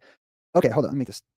You see that? Okay, boom. Fantazoid animals. Okay, this is the only one in this whole series like I did. That's sad. I got to come back and do another one. Anyways, this whole video puts forth the case that elephants might be aliens, but they're not. They don't seem to be surface dwellers, right? That they are. I'm more inclined to believe, and there's a lot of evidence that I found that suggests that elephants, either descended from above or came from below, but they're not terrestrial. They're visitors, and we just got used to them. We just got used to seeing them. Anyway, that's a really good one. All right, let me stop doing this promotion stuff. All right, oh, let's watch the scientist eat the mammoth again. Isn't that bad? Isn't that terrible? That just shows, you know what I mean? That just goes to show. That's a scientist. That's like an acclaimed, approved, probably has degrees and all that. That's somebody who represents the academic community and geniuses and whatnot. Just eating permafrost. Like, oh, here's some permafrost. Look, it's got meat in it. Oh my God, I'm hungry. Let's have some permafrost. That's terrible. That's so messed up, bro. If you like eating meat that bad, best of luck. I don't know. Probably get the T virus. All right, anyways, where was I? Prisma Lunar is in the chat and says, Jay, when I ride my bike sometimes, it goes on its own without me pedaling. That is interesting. Strange. Let's see what else got. Oh, you don't want to meet an evil dog. No, let's stay on the topic of dogs. That's a good one, actually. So let's check this out. Let's think about dogs as aliens, right? Just for a moment, right? Suspend judgment. Breeds of dogs. Let's just check this out, right? Look at all these different kinds of dogs, right? Where's a good one? I want to see.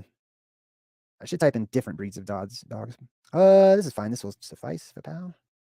All right, cool. So here's just an example, right, of different kinds of dogs, right?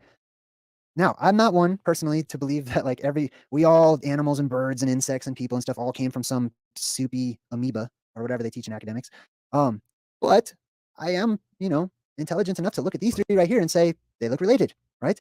And I've also done research about dogs to see how long it took for like different breeds to actually, adapt or change or evolve or whatever words you want to use. They're changing. You know what I mean? This is also shown to us in the movie. What was it called? The Eternals. Right? Ooh, man, that's a good breakdown. I highly recommend that one too, because the Eternals gets into fantasoids and the origin of animals on this world and people and stuff too, right? It gets into their quote unquote extraterrestrial origins. These could easily derive from some otherworldly alien creature, which I believe these guys, I believe all come from Earth. They're Earth oriented and they resonate. I feel, this is hard to describe when it's a lot of like feelings and you know what I mean? So I'll just say I feel, and I've sensed inside of me that we share a connection with these creatures, an earthly connection, right? And that somehow we sort of like know each other. You know what I mean? I'm generalizing. I don't know how to put into words what I'm saying right now. But basically, like I feel some kind of like ancient kinship with these particular animals, right? I like dogs, right? I'm a dog person. Cats are fine, whatever, but I just really like dogs a lot. And when they're portrayed on the movies, they're always portrayed as your protector. They have humanity's best interest at heart. And I don't believe that it's just because, dogs are fun to play with. Where'd that come from? You know what I mean? There's bad dogs. There's crazy dogs. There's psychotic dogs. There's killer dogs. You know what I mean? But it may be that a long time ago, when all of these fantasoids entered into our world, that we learned a new relationship. We had to learn how to have a relationship with different types of creatures that have different. Hey, here's the thing about thinking that cats are whatever and dogs are cool. Fuck you, pussy. All right? They're both awesome. And I myself have only had cats my whole life, but I don't have any fucking indifference towards dogs. Dogs are awesome, man. And that's coming from someone who's almost been killed by a dog, had part of his ear bitten off, his arm fucking torn to shit, was in a hospital with cellulitis, handcuffed to a hospital bed. That was a long time ago, folks, long time ago, 14 years ago. I was 17, right after my dad passed away. But here's the thing, right? They're both awesome. So just deal with it. They're different. Go watch Cats and Dogs again from how many years ago? Classic movie if you've ever watched it. And yeah, just get over your fucking like your passive aggressive, like shallow, not shallow, it's not the right word. You're just kind of like hating towards pussies, man. Pussies are great. All right. I got 3 running around right energy now. signatures, So fuck you. right? And we had to learn all about them. And some of them became friends with us. Just to put it simple, right? Like elephants. Like elephants became friends with us because they helped us to do things that were easier for the elephant to do than it was for us to do. And dogs they're just really good at protecting. That's because these hellhounds originally protect the realm of the dead. They guard the underworld, right? Maybe they probably don't look like that. I doubt it. Like if these 3 are guarding the underworld, I'm walking right past. I'm just gonna toss them a treat.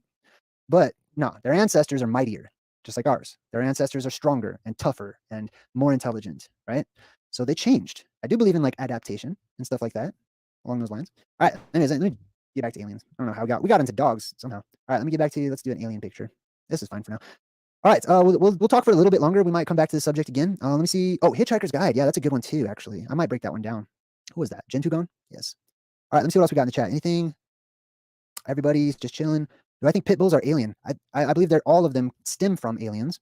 If you would like to use that word, I use all these terms loosely, especially the word alien. It's Friday Junior, That's folks. like saying God. Friday Junior. Like everyone believes in God, but they all have totally different gods. They have their own concepts. You know what I mean? So same with aliens, basically. Yeah, all the dogs to me have phantazoid ancestors, right? And I mean, there's some animals that just to me are clear that they have phantazoid ancestors. Like there's just some that are just like, damn, that's alien looking. But that's just an initial impression. Yes, man's best friend, right? Oh, and also there's the whole story of the ancient Tartarians or the Tartarian tribe, right? That I believe circled in from the North Pole, just like I talked about in my Tartaria video, right? And that one I think is on my Ancient Oblivion playlist. The Tartarians were known to walk around as they traveled. They were nomadic. They had huge dogs, right? On the maps, they'll show like these Great Danes or something like that, like giant dogs, right? The dogs are getting smaller and smaller and smaller and smaller and smaller as we go. There's anomalies and stuff, but no, it's all shrinking. You basically live in Hermione's bag or Merlin's bag or Felix the cat's bag or whoever's bag where everything's shrinking. But fear not and worry not, because the time is soon coming when gigantism will return, when magic will return, when aliens will return, like in abundance. They'll be everywhere. We will be the minority. The animals will be in charge of this world once more, I believe. I could see them easily coming to their own power and reclaiming the earth once more, right? As we hide. Like we have no guns, we have no technology, we have nothing. We're just feeble bodies, you know what I mean? Well, the survivors will likely have stronger bodies, but you know what I mean? All right, what else we got? We're talking about aliens, right? Let me see. Okay, cool. All right, let me just go off the top then. I'm just gonna go off the top about aliens. So we've talked about how the concept and the sightings are prolific. They're popping up all the time in the time that we live in. It's a topic that's on many people's minds. Oh, there's also the Bluebeam, right? The Project Bluebeam. Might as well bring that one up. Every Medicare recipient over 65 years old needs to see this. The government just gave me thousands of dollars on a new spending card that I can use for groceries, gas, and rent. It's actually crazy. All I did to get mine was go to this. I do want to talk about that. I enjoy having an alternative perspective on Project Slave Bluebeam. privileges, All right, folks. that'll work. Okay, cool. So I'm going to talk about Project Bluebeam and its relationship and association with the aliens, right? So according to mainstream fringe thought processes on Project Bluebeam, many people, sort of get together and they believe that there will be a fake alien invasion, right? That the governments all across the world are all collaborating. I don't believe it. Like you can tell by my tone of voice. They're all collaborating. They're going to shoot lasers into the sky or from space, which is even crazier. And they're going to like create pictures that are going to be so realistic and convincing that people will like bow down and see their gods in the sky or whatever. But they also say that they're going to create a fake alien invasion. Now, hold on, right? On one hand, I don't believe it. On the other hand, I completely believe it. I can reconcile the two. There's no contradiction, right? There's just perceived contradictions. Anyways, so we have the pressure building up in our world. Electricity is building up in our world. More gases are being released into the air. You're going to have sightings. You're going to have an increase in lights in the sky being seen by people, right? And if their gas pockets are opening up within the earth and, there's earthquakes and the animals and humanoids and creatures that live down below our feet, their world's crumbling and falling apart, I could see them surfacing and coming up to where there's safety or whatever, right? But according to Project Bluebeam or mainstream thought about it, my phone's doing something weird. Anyways, according to Project Bluebeam, there will be a fake alien invasion, right? On one hand, it will be fake, right? People will just see lights that may hover over, what do they call them? Dragon lines, ley lines, right? They're going to follow the currents because if it's electricity, right? If it's electromagnetic in nature, like ball lightning, for example, right? There's many different forms, but let's just take that. Let's say you have ball lightning up there in the air. All these gases are being released into certain areas. They're going to follow a current, right? That current is eventually going to settle over a place that has a vortex or a vortice, right? Or a funnel that comes down and it'll just hover over. Many times that's over major cities. Many times that's where people settle, is in the places of power after the apocalypse, where the beams of light shoot up and they can have light, right? They just went through 3 days of darkness. They see these poles shooting up that are illuminating things around it. There's no other light, so they flock towards these columns and pillars and poles and stuff like that, right? Those are places of energetic power. They call them polises or, cities, basically, like metropolis, right? Those people settle there. They end up over time forgetting all about the lights and all about the energy that's released from huge cavernous systems or volcanoes or whatever it may be. And those all fade into memory. It becomes ancient oblivion. And then the energy starts to return as it coalesces and builds up for the polarity flip that we're going to go through, right? So all the pressure builds up, all the electricity builds up, all the gases are being released, they become ionized, and then you have the lights that will start to appear everywhere, and they will settle over these vortices. They will settle over these places of power, or ley lines, or dragon lines, or whatever you want to call them, or even subsidiaries, right? Even little side vortices and stuff, just like a river, just like any fluid, they're going to settle in those areas, right? And the people down here who don't study any of this type of stuff, and they're just used to Steven Spielberg, right? They're going to see a big old light hovering over their city in a circular shape, and they're going to cry alien. They're going to cry invasion when they see them starting to settle over major areas or populated areas or whatever. So that is the fake part of it. That's the fake alien invasion. I don't believe that it's anything orchestrated or done by humans, right? Like just from my personal experience with humans, they are not team players. I can't see them doing this. I don't see them. I don't know. Like if you think that the governments of your world have the technology and that they're going to, beam pictures of Jesus and Muhammad and aliens and stuff like that into the sky, the world across, so that everyone sees it or interprets it into their own way and sees their own personal gods or whatever, fine, cool. I'm not saying it's impossible. I'm just saying to me, it's improbable. It's unlikely. When compared to something that is more probable and more likely, which is Mother Nature doing it, right? So anyways, that's the fake alien invasion. But immediately after that buildup, when you have the 1,000 points of light across the world that are all starting to settle, this is also Childhood's End, right? If you've ever, I read the book, I haven't seen the movie, but it's a short story. It's very good. I highly recommend it to put it on your reading list. It's just, I don't know, maybe 100 pages, if that. It's called Childhood's End. I think it was Arthur C. Clarke, but anyways, a really good book. And it's all about the same thing I'm talking about right now. So you have the fake alien invasion, which is basically lights, okay? This is the year of lights. It's the time of lights. All these lights show up all over the place. They'll take different forms, right? And people will have a huge increase in supernatural phenomenon that they see, ghost sightings and things of that nature, and they'll interpret it however their perception filters it. But then you'll have the real aliens that come afterwards, right? The fake ones are lights. That's all they are. They're just electricity in the sky or whatever. They're lights. That's all they are. They're lights. Are they sentient? And in that manner and respect, are they alien, like alien beings that are aware and sentient and stuff? I tend to believe so, because I believe that's spirit in its spirit form, but that's just me. But in regards to actual humanoid physical alien beings that walk and talk much like we do, or similar to how we do, right? Those come afterwards. Whenever all that pressure is released, we get through that polarity shift. We get a neutral point where the protective electromagnetic dome around our world goes down. All of the gases that are being held down go up to the apex. They blow out the top of the sky. And there is a portal. There's a Stargate, if you want to call it that. There's an opening. The eye in the sky will open up. And beings will be able to leave here, but they'll also come in. The legends all indicate that when they arrive, there's a bunch, right? Not just the humanoids, okay? There's all kinds. There's weird looking alien bugs, probably gigantic, that are up there, probably crawling around the top of the dome.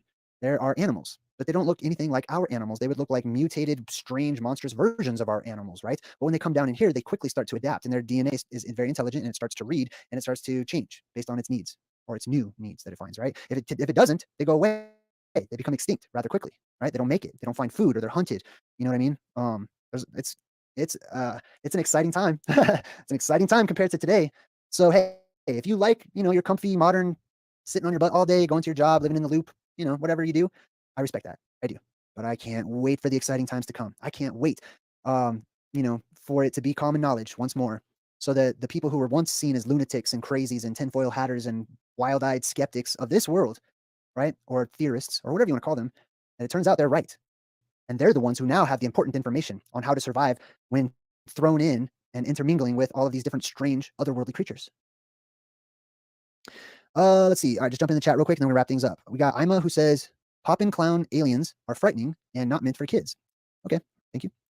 Let's see. Overlord says, "Yo, what's up, Jay and Good Vibe Tribe?" What's up, Overlord? Good to see you. Jason Polzen says, "Jay, I have had visions of face appearing in the firmament, a woman wearing some kind of uniform." Okay, interesting. Let's see. Gen2 Gone says, "Jay Dreamers, have you seen the Flat Earth art exhibit at the Denver airport?" No, I have not yet. I have not. I'll have to remind me of that next time. I'll check it out. Cat Van Du says, "Wow, Jay just described me." Well, I'm really just describing me, honestly. And the cool thing is that many of us resonate. That's why we're all here right now. There's going to be people that watch this video in the future. It was just a random video. They just came across it or whatever. And they're like, wow, it'll resonate, because like attracts like. We resonate. Our vibe is similar. So just like magnets, we all start coalescing. We all start getting together. Yes, thank you. All right, let's see. Ant people weren't represented in this discussion. Yes, they were. You just did.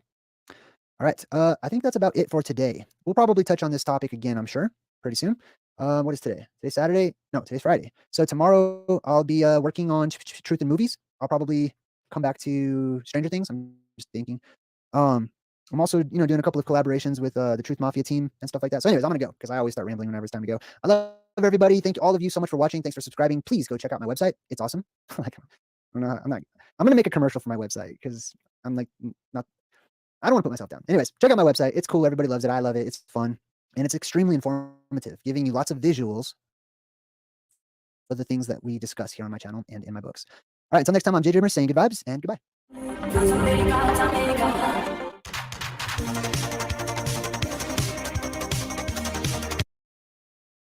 I buy the same products you do. only I get them much cheaper. I save hundreds of dollars a month by doing this one simple trick that I'm about to show you. Don't spend another dime shopping online until you watch this first. Watch this. I can show you how to get the sweetest deal. I try so hard to fade away, but something's forcing me to stay. It'd be easier for me if I were to leave. But there's something going on with the way we are gone. There's so many ways to escape, but I guess it's time to wake up, time to wake up. Not too many ways to escape, but I guess it's time to wake up, time to wake up. Time to wake up, time to wake up, baby. Time to wake up, time to wake up. Time to wake up, time to wake up, baby. Time to wake up, time to wake up. I know I should've done this, should've quit this long ago. Can't stand another heartbreak, but it's time to let it go. It'd be easier for me if I turn away to flee. Oh. What is this gay ass song, honestly? Sign you up. So many ways to escape, but I guess it's time to wake up, time to wake up. Time to wake up, time to wake up, baby. Time to wake up, time to wake up. Alright, I'm looking something up in the background. Time to wake up, time to wake up. Interesting perspective, sir. I would say that's very possible and maybe even highly likely. I would say that's highly likely. So you have no security.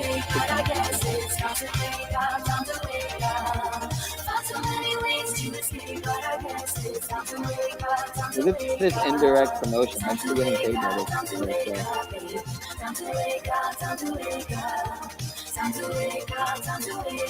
Oh, here we go. Is this the one that Ice Bros dropped here? Krungbin? Oh, nice. Krungbin and Leon Bridges. I saw Leon Bridges at Okeechobee Fest. Good times.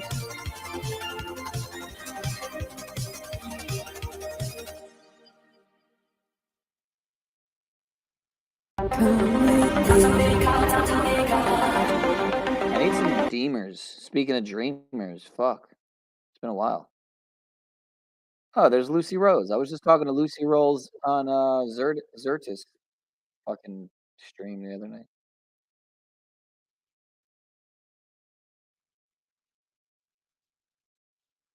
Fox Tarot time travel ritual, cell signal virus. Looks like Enter the Stars is live. Mr. Casey. Shill or not, I'm not sure. I really don't know.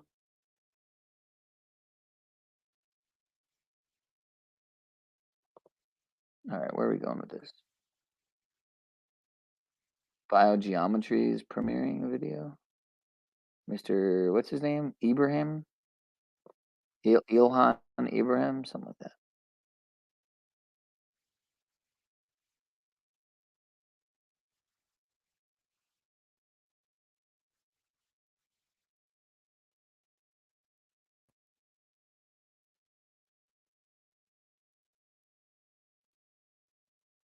All right, how about a musical interlude? I think it seems appropriate enough.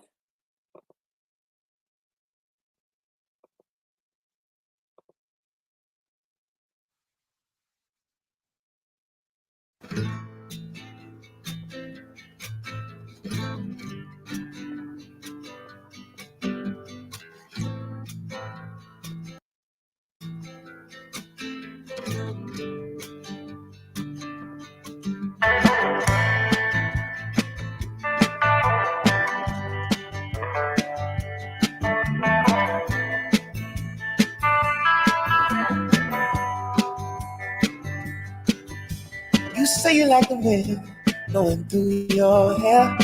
Come on, roll with me till the sun goes down. Looks like Mr. Freedom Grows Texas live. sun. Say you wanna hit the highway while the engine roars. Come on, roll with me till the sun goes down. The Texas sun, okay.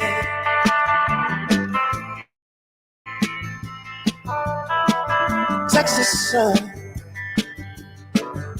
caressing you from Fort Worth to Amarillo. Come on, roll with me till the sun dips low. Texas sun,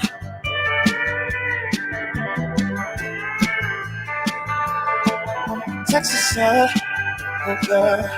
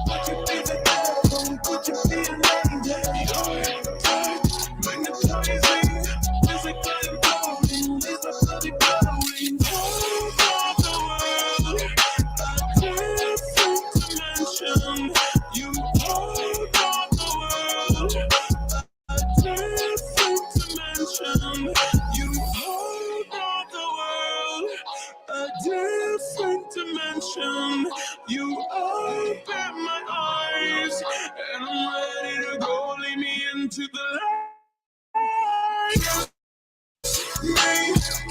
It's gay. Skip it. Gay. Wanna be a victim, ready for abduction. Kiss me, kiss me, infect me with your love and fill me with your poison. Take me, take me. Wanna be a victim, ready for abduction. You're an alien, your touch so foreign. It's supernatural, extraterrestrial. You're an alien, your touch so foreign. It's supernatural, extraterrestrial. You're an alien, your touch so foreign. It's supernatural, extraterrestrial.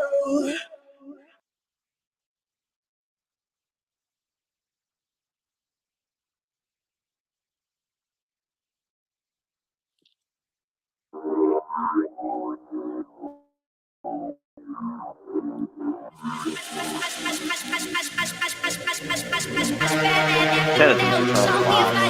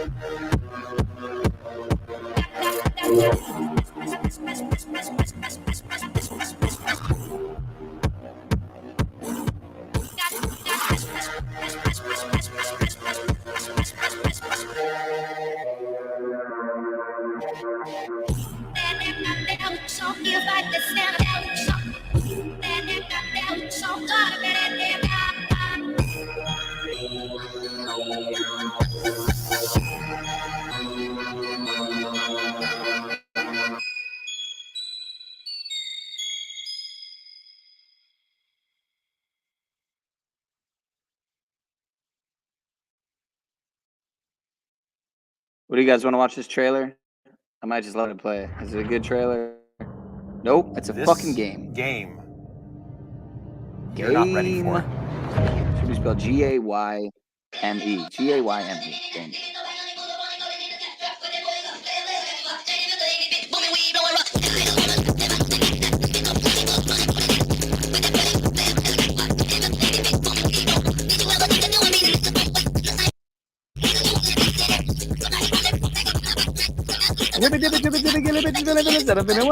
I'm insane in the membrane and my brain don't really want to change.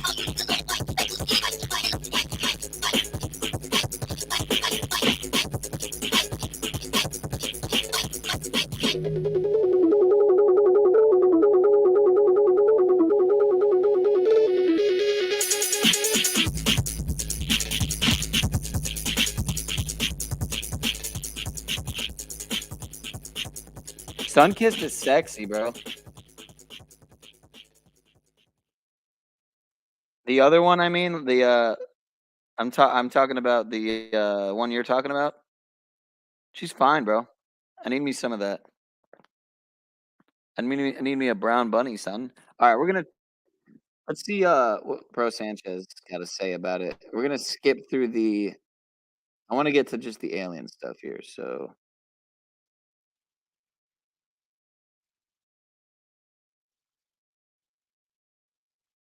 Introducing Unfiltered Wisdom, 100 Powerful Proverbs for Independent Thinkers.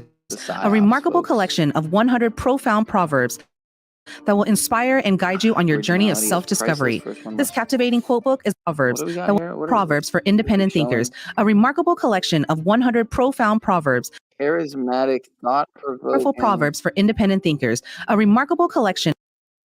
And charismatic, thought-provoking, and unapologetically controversial. Oh, is this some Chat GPT shit? Well, I'll just put my name in there. Pineal Power has a unique ability to challenge the status quo and ignite critical conversations with his bold and unfiltered perspectives. I agree. Of 100 profound proverbs that will inspire and guide you on your journey of self-discovery. This you don't have to like the truth for it to set you free. Captivating quote book is a treasury of timeless wisdom, carefully closed mind is a prison for the soul, and open mind is a window curated to offer insights and reflections for every aspect. Spirits are like drips of water, and the creator is the ocean. The creator is not a spirit. The creator aspect of life. This quote book is not only a source of inspiration, embrace the wisdom of your years, where time's passage reveals life, but also a perfect companion for daily reflection. Whether you find know the difference between those who are trying to build with you and those who are trying solace in quiet moments, or seek motivation to overcome the body lives. The body lives in the earth. But the mind challenges. lives in the body. Unfiltered Wisdom offers a treasure trove. In order for people to dig up your past, they have to travel backwards. The sad thing is they often do it because you move forward. Of proverbs to uplift and enlighten your spirit. Let's get to the alien optics here.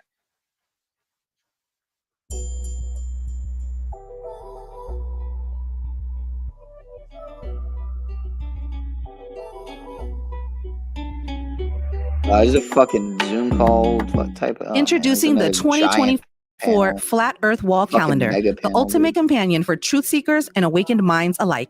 Embark on a captivating journey through 26 pages that challenge the very foundations of modern science. Each month unveils a thought-provoking observation, meticulously crafted to make people question the so-called reality that has been given to us by those in power. Each month is also accompanied by its own captivating haiku. Whether you're an ardent supporter of Flat Earth or simply curious about unconventional perspectives, this calendar sparks conversations, ignites debates, and encourages critical thinking. It's the perfect gift for free thinkers, science enthusiasts, and anyone with an insatiable thirst for knowledge and exploration. Pre-order your 2024 Flat Earth Wall Calendar today.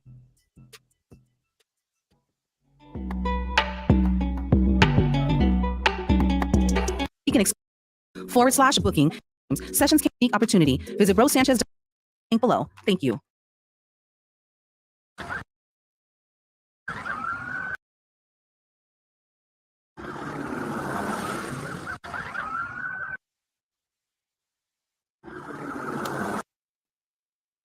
Really? Really? Have you seen this or no? Have you seen this? Fucking silliness, bro.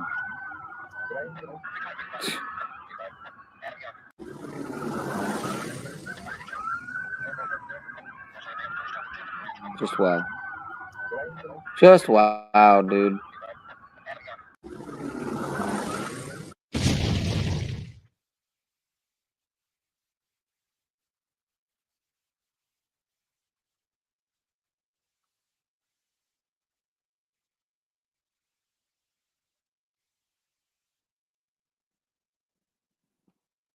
That is true, Mr. Red. I agree, Scott. I agree. I agree, sir.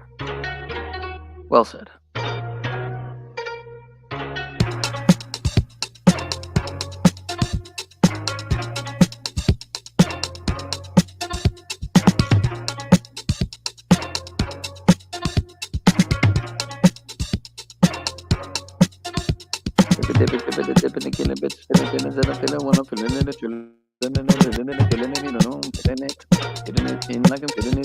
Thinking about the lips of the tip, thinking about the spit, thinking up on the lips. She's checking about my dick. Thinking about getting in. I haven't really stepped yet. I accept an word. I think I need to end in the stream and get to it right.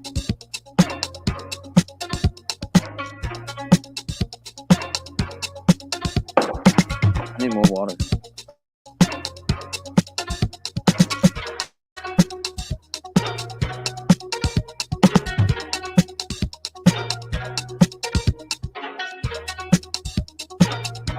Blah blah blah da da da. My whole thing is the optics. Pigo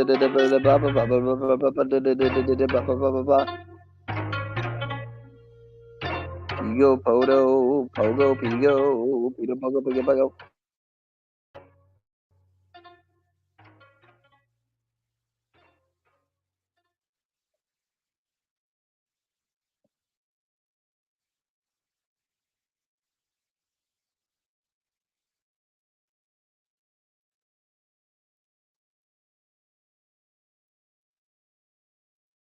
I could show you one you'd probably like a lot, actually, Mr. Christos. I'm looking it up right now. I have to remember what to look up, actually. Damn.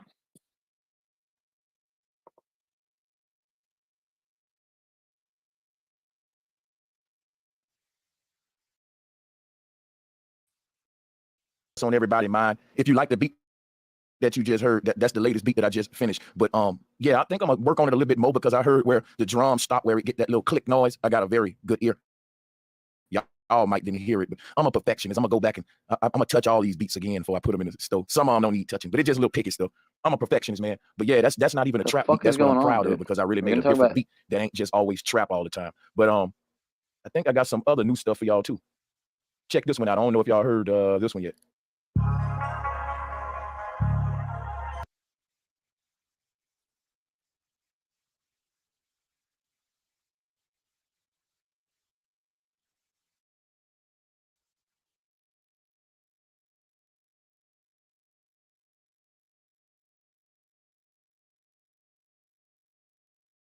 Yeah, it wasn't nothing about aliens. Yeah, it's a play. We don't believe that. Yeah, I mean, it's this. I'm gonna show y'all the footage real quick because when I show the footage, bro, it's like, come on, folks, come on. What are we doing? You saw the other footage too? Yeah, watch this. Here it is. I had a flat earth question. I got you. It look like a movie. That shit look fake as hell. Look like a movie, like a motherfucker. Man. It's more videos. Now you know what? If they would have kept them like this right here, then you got this little vague black. Now you can say, well, that shit still look fake. That shit still do look fake. It still look fake. Thank you, bro. And you know what? And you know, and I'm gonna tell you how you know it's some bullshit, right? Peep gang. Let me get my roast on just 1 second, right? Watch this, bro. Watch this, bro. More videos. But I gotta roast one at a time. This one here is just like, if that's what they saw, like, and then the black shadow was standing up like this. You know, because all the monsters got to act like they about to hug your ass, right? Can my nigga, I mean, you know, like crazy scary. You know what I'm saying? Rah, that's the only thing he didn't do. Like, that shit's so fucking fake, bro. And he's standing like this. I thought he was gonna be like, rah. You know, like, that's the only thing you didn't do was hit a nigga with a rah. You know, like, god damn, bro. God damn, that shit looks so. Yeah, man. It was a rah. A goddamn scream. Yeah. Bro, they gotta quit. Man, listen, I want to know who did the hoax. What's up? Because they love doing that stuff on Payside too. This is some kind of projected holographic, like this is some dope technology, but this is a form of blue beam, I think, because these goddamn grifters. I think it's CGI, just like the planets and shit we see. The goddamn whole video might be. But that means everybody out there lying in. So, you know, so I Ain't nobody running, nobody scared, nobody shaking, none of that. Everybody just cool and calm. That's fake. Right, bro. That's fake as fuck, bro. That's making these female lashes, though. My dude. These goddamn shapeshifters. Baseball, everything going on baseball is not real. Like, Bro, nobody got trampled, nothing. And it's like an alien flew light years to Earth to get here and go to the mall and do this. right. Like, God, what the fuck? Hey, look, nobody. Hey, look, if a fight break out in a football game. The crowd at this point, he said, "I don't even know what's happening. I'm just taking off." When I look back, he say after the fireworks, you start hearing real gunshots because he's like whoever up in there got to shooting at this shit. So he say, as I look back, he was like, "Nigga, I bullshit That not. It's a facepalm shadow, like a emoji, solid though. shadow." He was like, "This shit kept disappearing and showing up." Then he like, "Nigga," he was like, "Nigga, we were so afraid." Motherfuckers like, "Why y'all?" Who told they were like, who told? You know what I don't get? Niggas say, "Nigga, I ain't never seen no shit like this." But here's what I want to know. Shit like that. Here's what I don't get and what I want to know. What the fuck? Because they keep saying shadow alien. Now we saw the big silhouette. I want to know what the hell that is, man. Y'all, let me pull that back up. Oh my God. I want to know what that is, man. That shit. Hey, Yeah. what you talking about? I play it now. I'm trying to see what I do with it. Bro, why the whole Miami Dice Division of Police is there, bro? There was so many people out there. Them folks down there saying, "Man, this all like for no teenagers." Like, No, it's not. A damn shadow. Oh, here we go. I'm ready for this one. Hold on, y'all. Now, look, I got it, y'all. Check it out. Now, check this out, right? Because check it out, right? Here's my thing right here. My thing is somebody doctored a video or some kind of shit, and this ain't no real exclusive footage. Because look, yeah, this is some fake ass. Yeah, That looked like the man. Bro, here. let me tell you something. No, this is a troll video. I'm gonna tell you what it is. Let me tell you what it is, though. Let me tell you. It's so easy to make some shit go viral. Guess what I think this is? This probably different scenes of certain places where they got alien props in the town. That's probably, I don't think this is even a real story that's being acknowledged. This is some internet started shit. Some of these stuff be stemmed from content creators. You know what I'm saying? But Francis, that's a filter, bro. If you why, like, you know what I mean? That's Like, if you go to TikTok, you can do a filter like that easily, bro. Hold on, but guys, I'm actually trying to help y'all understand one little that film right there. If you would have paused it right there when I want the real footage. People keep saying we reviewing the wrong footage, and this is a video. No. Okay. What I'm saying is like real shit. This is the debunk why this is fucking Fruity Pebble type fucking documentary. I don't think this can't. Hold up, bro. I need you to stop 1 second. I need somebody in the chat room to email me the damn right footage because I don't want to sit here for minutes reacting and reviewing to the wrong footage. That'll be an epic fail. That's why I said, is there any legit news stories on this shit? Bro, Sanchez, sorry, let me interject, but so there are several people that were actually interviewed. Did actual TikToks in regards to what happened. People actually were there. Some people were actually saying that there was like a group of one guy, for instance, said a group of teenagers sat something down, and then they actually just opened up some kind of like technology. Said, all right, it's all clear, and then they opened it, and then basically some kind of shadow creatures came out of some kind of portal or whatever. But it looked like it was holographic, right? So I mean, people who are conscious or consciously aware of that Project Blue Beam technology, I pretty much think it's actually possible that it could be something of that actual. Well, I need some more receipts. I really. We just sent it, yeah. And then this one's called Sanchez. Now I'm not into the alien shit, but when shit like this happens and they get to attach an alien, Bobby, when you sent it, back chat got you. I sent it in the back chat. Yep. And the people get to talking alien shit. Right. The actual videos of the TikToks and the people there say, man, it was shadows. It was like disappearing. That don't sound like aliens. It doesn't. Hold on. But how do you know it's not actually like propaganda? They want you to see that. They want you to believe there's actual aliens. People don't know about.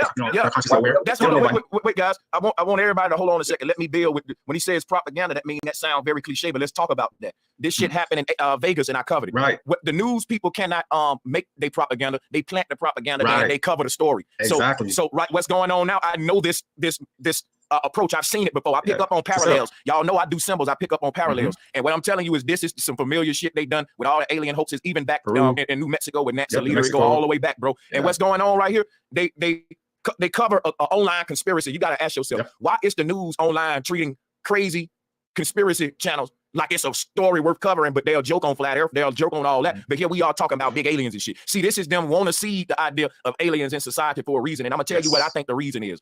I think, and this is where I go into my tinfoil hat mode.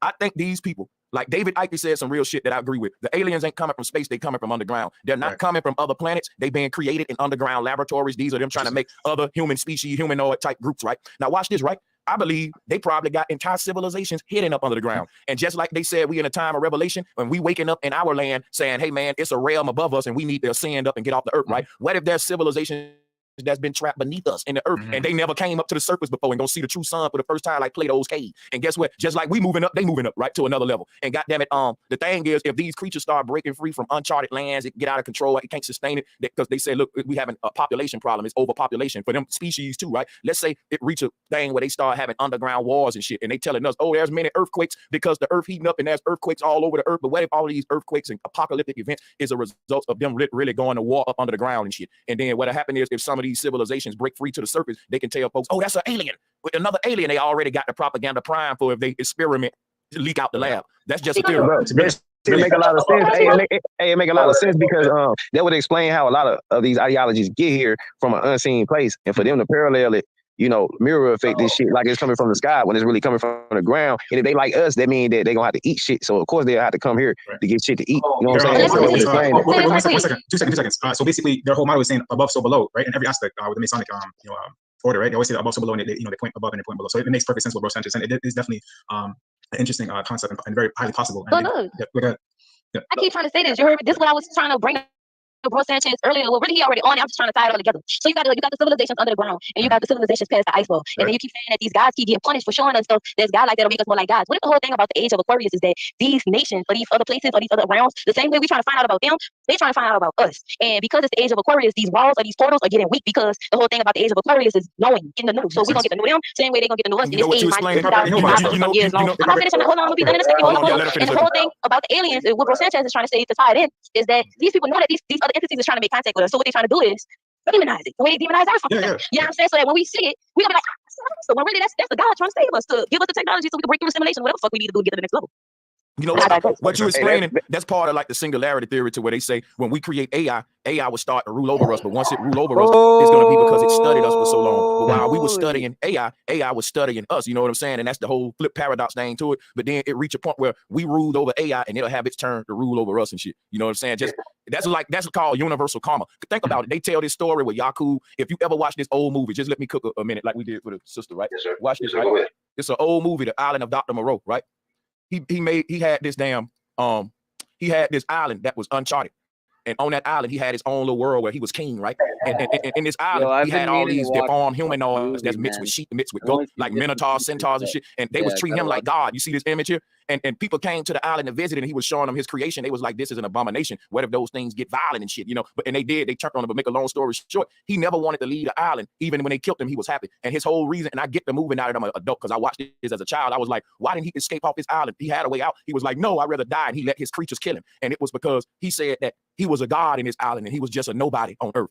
All of these deformed, ugly creatures, they needed him. They needed to be treated, medicine, and all that. You know what I'm saying? So he was a god in his island. And then as I'm older, I think about the masses, humanity. They got us in a deformed, modified, genetically modified state. And why would they harvest us in that state? We're not even efficient enough to they don't keep you at a certain level of dumb down. And I thought about this move. I said it's because if you want to be God, if you want to be fucking the man above everybody, but nature created everybody equal, then you literally got to break some people and deform some people and make this shit unequal. For example, right? If everybody get new shoes and shit, and I'm so damn jealous, I want all the clout. Then I got to step on your shit, stain your shit, and just my shoes looking good. You know what I'm saying? But that's what I'm saying about what they doing is like they creating a whole under race or a slave race so that they can have glory out. And like God, think about what the God in the Bible did. He created humans just for what reason? So that God can get the glory. How would God get the glory through human suffering and all that? Because if they gonna suffer if they don't worship him. That's how God get the glory through your suffering. Because I used to hear that in church a lot. Like, how is God magnified in my suffering? Those who suffer with it's because God is relevant in your suffering, like a doctor is. If you sick, he can be a savior. But the moment you see what I'm saying, the moment you can heal yourself, the doctor ain't relevant. God ain't. You see what I'm saying? So that's the same concept with this movie right here. It's the same thing they use in society, bro, Sanchez. They do that. They feed us a lot of low vibrational stuff here on this physical plane that we live in, right? To keep us trapped here. I mean, I'm not sure if you actually believe in this aspect, but I personally believe that they keep us trapped here on this low vibrational frequency. We're actually light beings within, right? It's already proven biblically, scientifically, spiritually, etc. And I believe that they constantly keep us here as a reincarnating here to worship the materialistic world, to keep us working as slaves and I believe it goes hand in hand. See, I don't believe it though. Now, let me just say one thing too, right? Let's say things go. Man. It's just a quick announcement to the people in the chat room. If y'all want me to in the future, I can break down the Island of Dr. Moreau, and I can show you even his album cover is giving me Emerald Tablet vibes with the green and shit. So we can talk about. We would love for you to do that. Yeah. Sure, we'll do that, but the video. Don't forget about the video. Hey, but then too, look at it like this, bro. Hey, when you was talking about, I look at it like this. I look at our light. If we thinking about ourselves as light, and we thinking about this shit as being different realms, the only way we're gonna be able to travel is to become liquid or light, to be like water. You understand what I'm saying? Because every atmosphere that we talking about, we only talking about some shit being less dense than the next. That's why you get lighter as you go above, and you get heavier as you go down. But we gotta understand that, Hey, and you missed it, Jeeps. We watched Jay Dreamer's video, and he showed your comment. That's pretty funny. How funny how small these screens are, but yeah. I'm trying to figure out whether or not I'm gonna ride this out till the max cap, the 11 hour 55 minutes or whatever. or further, or if I'm gonna end it at some point soon. We'll see how I feel. I might doze off, and if that's the case, I guess Bro Smith is gonna take it away because this is a fucking mega stream, and I'm around the 3-hour mark, and it's almost 8 hours. So. Wet stream, folks. Wet stream. When we're talking about projecting our light and shit, when we get to light, that it's going to project at different points within the atmosphere. So that's why it's real to learn the cosmology of what this shit really look like. You know what? I want to give credit. I want to give. Oh, am I skipping somebody? Because I don't want to skip. I just wanted to respond to Sean right quick because he said something that was pretty deep, and I didn't want to like jump over it before it got kind of acknowledged. On one end, what you was asking about, Sean, and this is a real quick one, y'all. It reminds me of what Sophia Stewart. She is the author of The Terminator and The Matrix. Like all salutes to Sophia Stewart. Yes, sir. Yes, sir. Yes, bro. And she mentions like her whole purpose. If anyone who was like, you know, who went live, like she was on Killer Priest podcast, not advertising anybody else, but this is just where I remember her last most recently mentioning where she split the difference in regards to the meaning of her even writing her books from UCF, where she went to college, all of that. Her whole thing was simply separating the difference between us being organically born from the mother versus being robotically born into this age of robotics. So check it out, right? So check it out, right? We think that we're in an age of technology and robotics right now, but just hear me out for like 3 minutes. I'm going to blow y'all away, right? Check this out, right? The technological age was like thousands of years ago. It was so technological that they created the very body that your soul is inhabiting right now in the simulation that you're in right now. Think about it. We inside of a computer, and we just invented computers in the 70s and 80s and shit. And we think that we're in a technological age. We're little Sims in a damn computer, and the technological age is on the other side looking at us as an experiment. You know what I'm saying? We are technology. Yes. Hold on, so let me add on to that, Sanchez. That's the biobot we living in. You feel me? We can't get this technology and give it all this credit. This is the white man's feeble attempt to demonstrate the supreme being. It's only one life, and that is the supreme life. How could it be any other life? If you can't create or destroy. Check it out. I gotta say something. Shout out to my brother Awakening Minds, because he just gave me the jewel I was looking for with this island of Dr. Moreau, because I was like, yo, this is the Emerald Tablets, and I'm thinking to myself, this is the North Pole. But right in my face, I'm looking at the name Dr. Moreau, and I'm gonna admit on the record. Mount Maru. Yep. Right, that's Mount Maru. But he dropped it in the chat room, so give him the props for it. But yeah, you know, I thought the same thing, but I ain't even peeped that. Yeah, Moreau is Maru for sure, and that's what I do. You know what I'm saying? Yeah. So that just ties it all together and confirm that I ain't reaching now. Hell no, you ain't reaching, nigga, bro. As soon as I seen that shit, I'm like, yo, Moreau is Maru. Yeah. So but literally, the pyramid, you know, salutes my nigga. You know, yeah, man. When you drop this, it's on a whole nother level. I'm gonna bring you on when I drop it. I'm gonna try to do it tomorrow. When you say Moreau is Maru, it's crazy, right? I want everybody to chill for a minute, right? Just everybody else mute up besides Awakening Minds, just for 1 minute, real quick, and I'm gonna pass it around because I gotta do this. Like I'm saying, I'm gonna do this tomorrow, but I'm gonna do it tonight and tomorrow because I don't want to wait while it's on my mind. Check this out. If you look at the Virgin Mary, because the name Mary is Maru, right? If you look at the dude in this movie, he's literally playing the Virgin Mary because he gave birth to all these beings through a immaculate conception called science. And if you look at the cover that he got, check this out. This is old Christian artwork with the Virgin Mary. Check that out. Guess what I just taught a few days ago, right? Mary, Maru, Moreau. Look at his island. Look at this cover. He's saying I'm the Virgin Mary, Moreau, with the children around him. And check this out. Guess what I was saying? I was saying that Mary ain't the true natural mother. She's a motherboard. She's an AI portal. She's an ancient CERN portal. You know what I'm saying? That's an artificial womb. And it's kind of like what science found a way to manufacture beings. And then there's natural beings that you can't create. They always been here. They gods. That's us. We got souls. Even in this movie, the beings that he created, they didn't have souls and shit. And it was where they was talking. See, this movie's so deep because there was a lot of conversations in the movie where they was like, do they have souls? Do they have feelings? And then the beings was like, where there's a soul, where are feelings? They was trying to teach them about what made them, separated them from us is the fact you're an abomination, your soul is being. And the fact that these beings was having feelings and they started realizing like, wait a minute, you created me and I'm like lesser than you, you know. And they kept asking him, like, why are you so good, God? And we're not that good. Anything's possible. You know possible. what I'm saying? He kept telling them, you're not a monster. You're my beautiful creation. It's so deep Oh because my it God. reminds you of just like, bro, it's so fucking crazy. no. Like me being older now, thinking about this movie, I'm watching it again, bro, because I wasn't picking up on how deep it really was. And then I didn't know all this symbolism about Mary Maru. Like, this is crazy because we're in a man-made creation. So that means we think we had a childbirth, like in the Matrix, right? But really, your mama, let me show you some shit. Here's the truth. And then I'm gonna give you the flow. So look, it's like we think we had a childbirth, but you was never born. Neither was your mama. We're all in a pod connected to a tower at the North Pole. And as soon as we entered this simulation, our memory was deleted on what we signed up for, and it started with a childbirth. But the childbirth is just their way of simulating a start point or a beginning within the construct. Really, energy can't have a beginning or start point. But in a simulation, things got to have a beginning that always was. And that's how, so that's why even in the Matrix, they said, look at all these humans. They really think they was born, living out their lives, all this stuff. But truth is, your childbirth was your mama's womb is literally on the other side. It's a portal. Even your mama avatar ain't even. These are just like on a computer, how you use icons to navigate programs and stuff. Like so, because am I the only one who wished like Bro Sanchez could just be a little more class in his a little less? It's not even hood. It's just a little more staccatoed, like a little more. It's just his. You know, you gotta like do this thing and like do that, and you know it's like this and like this and like that, and like it's just incredible how his voice is. I can't. you don't know the whole computer code behind it, so they just give you a pretty little icon to click on. So the thing is, what's on the other side is so complex, like this portal technology, the North Pole, like the black holes. We still trying to study the nature of black holes, and that's what we're talking about. What's in between a woman's legs, childbirth, the miracle of a soul coming into manifestation. But the thing is, and I'll land here, you know, it's crazy because this simulation simplifies it down. Instead of telling you a big portal, a stargate, and a black hole, they just say a mama. And they instead of, so for example, right, and I swear I'm a Yale right here. Watch this. I'm gonna show you a black hole. And I showed this before. Talk your shit, bro.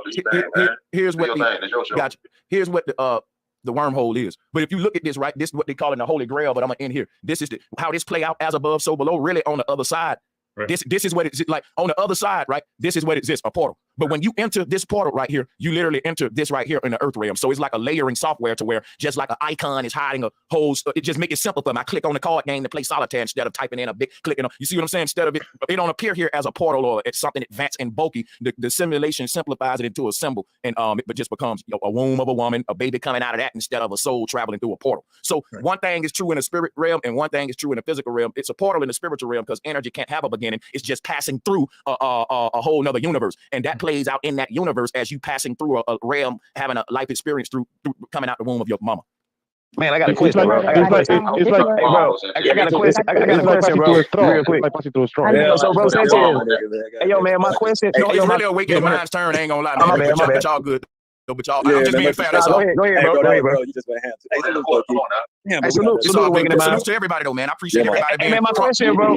Look, check it out. This is a question for everybody on the panel. So, but I want to ask, bro, Sanchez. So, by you saying that this life actually being a simulation, is it because like when it's a mirror, the other side gonna be the parallel form of it? So, with the other side being the real side, would this have to be the synthetic side when it comes to like? How would you explain that? Like, you understand what I'm trying to say?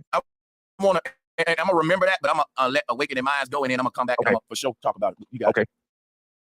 Appreciate that, bro. Much respect, y'all. Man, bro, you just fucking killed it, man. Again, you know. Now, when we start talking about Mama Ru, I'm gonna have to watch that shit again, bro. Because like right away, they even got the Maru up there with the human bodies, you know. And I'm glad you start showing the womb. Like, man, that's literally the womb right here on the, you know, the circle, the toroidal field. It's so crazy. You know what's crazy? When you said, like I said, I've been wanting to build with awakening on this, and so I don't want him to be interrupted again. But he's every time like he's throwing me shit because I covered this right here with Jesus rapturing up all his people and how all the people look like a mountain of humans, a tower of humans going up to Christ right there. And then like we're really doing this right now because if you go to the Moreau cover again. It's the same thing, like he's rapturing them up like Christ and shit. I'm with it, man. Let's do it. Let's. And you know what, my nigga, this shit ties in also with your last stream when you was talking about Prometheus. You know, Prometheus is just Morpheus. It's the same concept. Prometheus is Morpheus. You know, my nigga. But to see the people making the fucking pyramid, it just reminds me of what frequency and vibration is. You know what, bro? But you know that shit I want to show. You know what's crazy? Once again, man, I just thought about it. You brought up Prometheus, and I brought up the Joker, the mind face, and look at his face, white face, like I was saying about Prometheus too, with the white paint and shit, like the Joker and the fucking the minds and shit. That's crazy. The Papa Legba, it's the same power. It's the same shit, but we can go do DD. But when I seen that fucking tower, the Moreau, and it literally spelled Moreau, like you can't hide this shit. This is real shit. Like they're hiding what the truth is, the correlation of it all.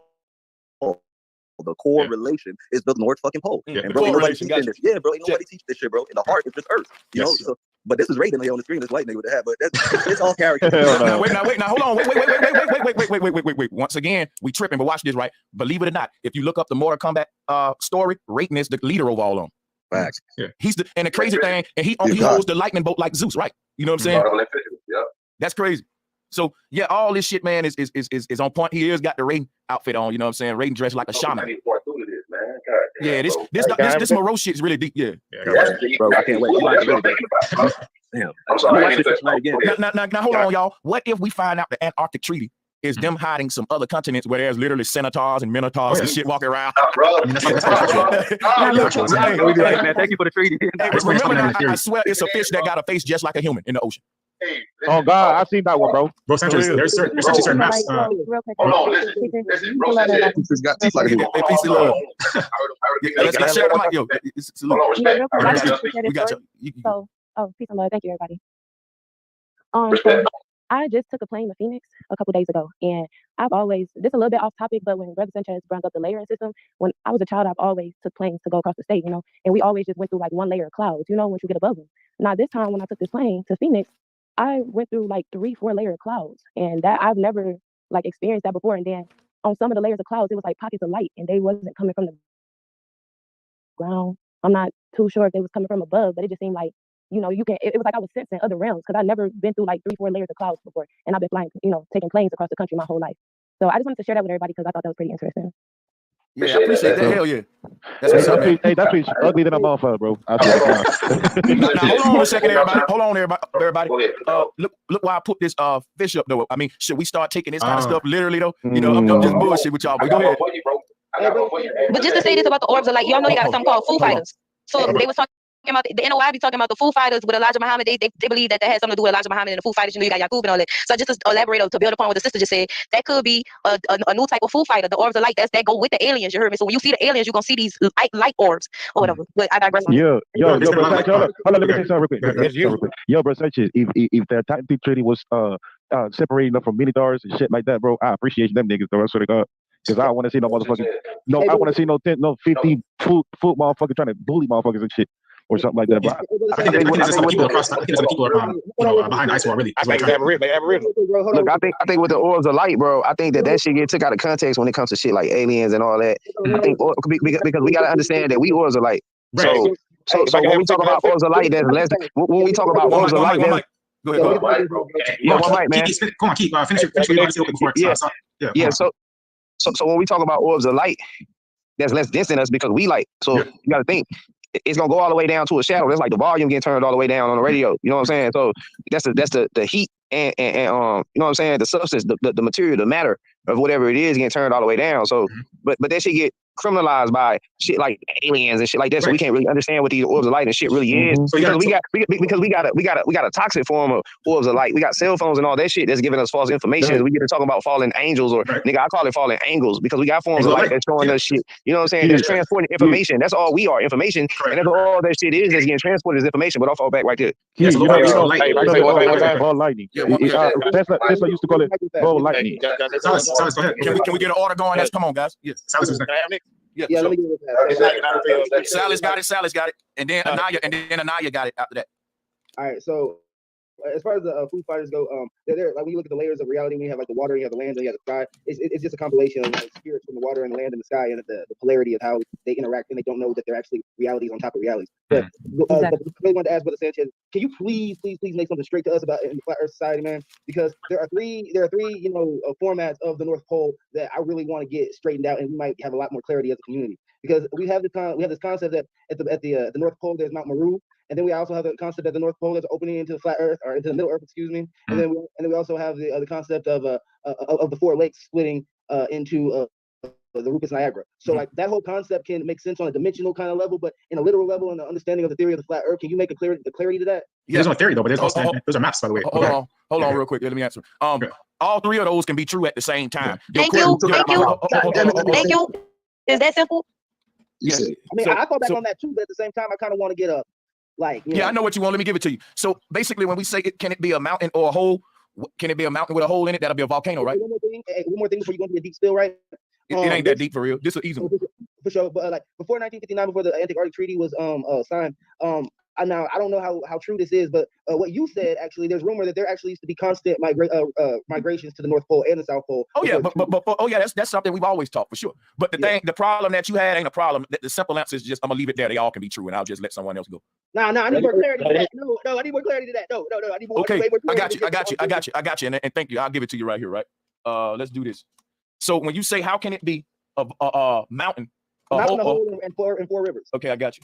So when this is how a volcano is made. I want everybody to mute up. I'm gonna be quick with silence. I'm gonna show him how when we talk about a volcano, right? That's the answer to what he's asking me. So it can be a mountain and a hole if it's a volcano. But now for the river part, because automatically people, when you look at this, right? Let me just put this next to it just to show you. Look at the flat Earth model. Now let's look at the layout of a volcano. You see? So watch this, right? Watch this, right? The river, right? What's going on with okay, so check it out. The four rivers that's running from that's at the North Pole are coming from Mount Meru. What happens, right? When a volcano erupts, then you'll get lava rivers. You'll get these rivers of lava that flow out. So it's supposed to be four main streams of this volcano at the North Pole, by the way. This is what they call in a tree of life. This is the machine that's projecting our whole holographic experience right now. So when I talk about lava flowing out, I'm really talking about the light of creation flowing out instead. And it goes in out in four main rays like the Jesuit cross. That's brilliant. I like Could that. I build on that right quick? So wouldn't it be opposite of the volcano though, in the sense that a volcano is spewing out lava? Wouldn't this be sucking things into it because it's going into the earth to refresh itself and then come out somewhere else? Or is that the out? I got it backwards. It's doing both. Check it out. That's what making a paradox. Watch this, right? And I'm glad you pointed that out.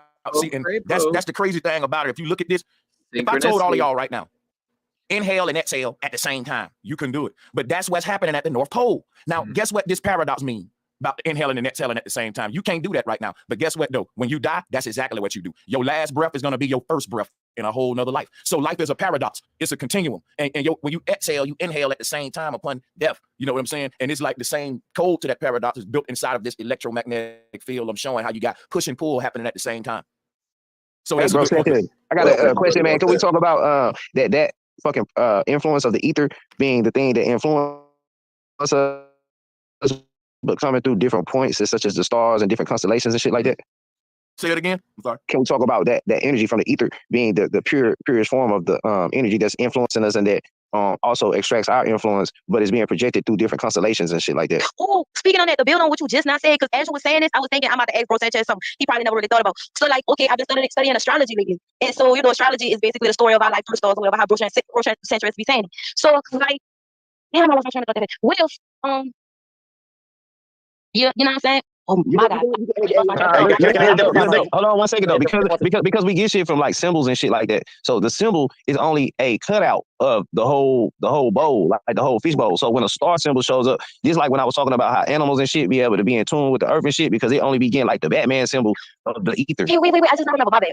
Before I forget it, it's really deep. Okay, you know how your soul is marked by the time and place that you come into existence at. So like when I say I'm a Taurus, it get deeper than that. If I'm in America and I'm born at 12 o'clock, that also dictate my soul and who I'm gonna be. What if you can use astrology in this way, some kind of way, to track souls, to know when they're gonna come back? You see what I'm saying? So like if my soul leaves a certain impression based upon a star pattern, I can sit there and project in the future when my soul will reincarnate into back under that same star pattern or a similar star pattern. You see what I'm saying? I can then know where, not only where I'm be born again, but where. Because the stars. First of all, you don't want to come back. That's the first thing. But my Bro Sanchez said, when you exhale, you inhale at the same time. So and then the brother said something about the stars. I was just building upon what he said. Not about like that. I get you. Hey, so how the stars actually tell the story of everybody's life from beginning to end through the astrological chart, and basically how how you can predict like through understanding like your Saturn return and different things like that. You can understand the roller coasters of the ups and downs of your life and be prepared and navigate into the so above, so below, so within, so without concept. I'll say this right. I like astrology, and I'll say this. There was an old saying that say our stories are written in the stars. I remember that old saying. And one thing, I take that with a grain of salt, because I say that we're in a simulation and the stars are just the end of our neurons. And I'm gonna go into that in a minute if y'all want me to screen share and go into depth on that. But that's the science behind why astrology works and how we connect to the stars. I can go into that. But the thing is, we program our own simulation. And when we say that our story is written in the stars, the catch is we're writing it in real time too. We can edit it as we go. See, the thing is this: the ending, our life is already sealed. I don't believe in randomness. I think that tomorrow is already written out. But you know how what they call it, comedians get the ad lib, but you can give them a script, but they get to put their little twist to it and kind of edit it a bit to make it fit they I know persona, exactly what you know what I'm saying? Yeah. So that's the whole thing of making it yours though. You know what I'm saying? And that's what what about the concept we live in multiple like timelines? So basically along multiple timelines like simultaneously why we live in this life. So just to land my plane real quick, yo, I just wanted to say never, because a lot of people say, well, I'm a Taurus, I act this way. You can change the way you act overnight, and you want to be, you born under a certain star don't mean you stuck to be a certain fucking way. You know what I'm saying? But yeah, go ahead. That's all I was saying. Right. Hey, because you closer over, man, to the end, bro. When you a Taurus, if you closer to being the next sign, then you closer to being the next sign. You're not, all Tauruses ain't the same. So we got to stop categorizing because when we put jackets on ourselves, that's the team that we represent. We got to understand what energy is and shit like that, because that's what we are, energy and motion. So categorizing or using jackets and like that, the way the stars work is that if you sleep and you're not paying attention to what you're doing, this is basically your autopilot. This is what you're going to do on autopilot, is what's written in the stars. So if I'm a Taurus, it say I'm stubborn all the time.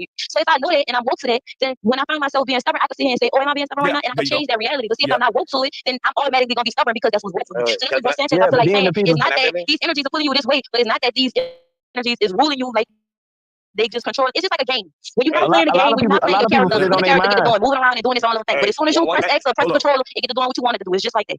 One thing y'all gotta all believe or know as a fact, that the ether is real. The ether is out there. There is a liquid outside of this earth that we came from. We are not. It ain't a. I wouldn't say it's a liquid though, but yeah, I got you. I'm with you. Facts. Like, I mean, they found, salute, brother Sanchez. They found this ether field back in 1986. They performed an experiment and they sent the lasers out there basically trying to detect the rotation of the earth, but they found out that the earth is not spinning. Right. And they found out it's liquid out there. It's the same ether that we say that we from. But that's what we saying though, bro. See, the sky's spinning. The liquid is in the ether that's in the atmosphere. The atmosphere is what. But see, look, but look what I'm saying though. Look what I'm saying. This the treat. This shit rolling around like a cup of beer. The sun's at the top. You know what I'm saying? We can be on this right now. You know, hey, listen, and you remember in the movie The Matrix when Morpheus was saying to Neo, you think it's the air you're breathing? Hold on, one mic, yo. Hold on, Silent. Real quick, just real quick. What I was saying. Go ahead, yeah, no doubt, my nigga. Remember in the movie The Matrix when Morpheus was saying to Neo, like, you think this is air you're breathing, Neo? Like, if we really understood what this air is, like, my nigga, it's you can formulate it or think of it as being in an ocean. You see what I'm saying? Like, we're swimming in the shit. You know, so this is where you also we underwater, bro. Yeah, I've been telling niggas this shit a long time ago, bro. We underwater. The air is the water. It's just less dense. That's why we got the clouds. That's what I'm saying. Now listen, now watch this, right? When we talk about density, right? It's crazy how the universe is made. Check me out real quick. From inside of our reality or simulation, whatever you want to call it, the heaviest things is what we build our foundations on. Like, you know, some heavy. But that rule is a lot on the spiritual realm. The lightest things is what's the strongest. It's about the light shit, holography and light and things that weigh nothing, getting rid of the weight. It's kind of like the most advanced. It's the most advanced technology because what makes things more technology get better, the less bulkier it get, the more sleeker it get. But think about this, right? On a spiritual level, right? When you talk about density, it's the lightest, the least dense mediums in the universe that foundate all of the so-called what we think will be heavier ones. So, you know, you got this concept where that ends up to being the lightest so-called element in the universe. You can't call it really an element. It's the stuff that make all the elements. That's light. The thing that's the stuff that's illuminating your room is the foundation of the whole universe. Not a granite stone, not a steel foundation, not no iron, steel, wood, all that. This shit that illuminates your body is light. It's in a liquid form. It's blood. It's plasma. It's sperm. All this shit is light. So I see people. I see people clowning in the chat and shit. But this real shit I'm saying, like you can't defeat the shit I'm saying, bro. This shit is light. We light, bro. Then I'm coming out the key. Like our body is a system. Dropping it, bro. Dropping it. I'm damn, my bad. This system we live in. Hey, yo, bro Sanchez, take into consideration this, right? You have oxygen, right? And then you have H2O, right? Which is hydrogen with oxygen base, right? Then you have H3O, right? And then every time you take in a different form of oxygen or a different lesser form of oxygen, your body becomes lighter. When you take in oxygen, you regulate your body, right? But then when you take in water, you hydrate your body, right? But then when you take in H3O, you alkaline your body, right? So take into consideration those forms of oxygen are the different layers of reality when we were talking about water, or we can even say like this, just like water, land, and air, right? Because I want you to take this into consideration. This is a ballpark, right? But you remember the experiment where they point a laser at the moon, and then they said they put a mirror on the moon. Remember that? And they said they reflected the laser from the moon, and it came back, and they timed it, and that's how they got like how far. Hey, somebody need to come up with somebody need to come up and bring some smoke, man, and wake the show up a bit. I got it. No, this is some good smoke, yo. I'm not talking about salads. I'm talking about period. If you heard anything you disagree with, hit the link and come up. Because this is going into the be mindful. We got a bunch of folks. You got to go ahead. Yeah, but this is going into where they say that the most O3 that they found is on the moon, right? Facts. So they say the most O3 is on the moon, and they say that I gave you the concept of the oxygen, the H2O, the H3O, and the breathing and the hydration and alkalinity, and then the laser that they pointed from the moon to they said they pointed the laser to the Earth, and they had the moon pointed it back to the thing. And my question to you is this, right? If we didn't go to the moon, what the fuck came back and what the fuck came back and what the fuck did they measure? But see, that's what I'm saying.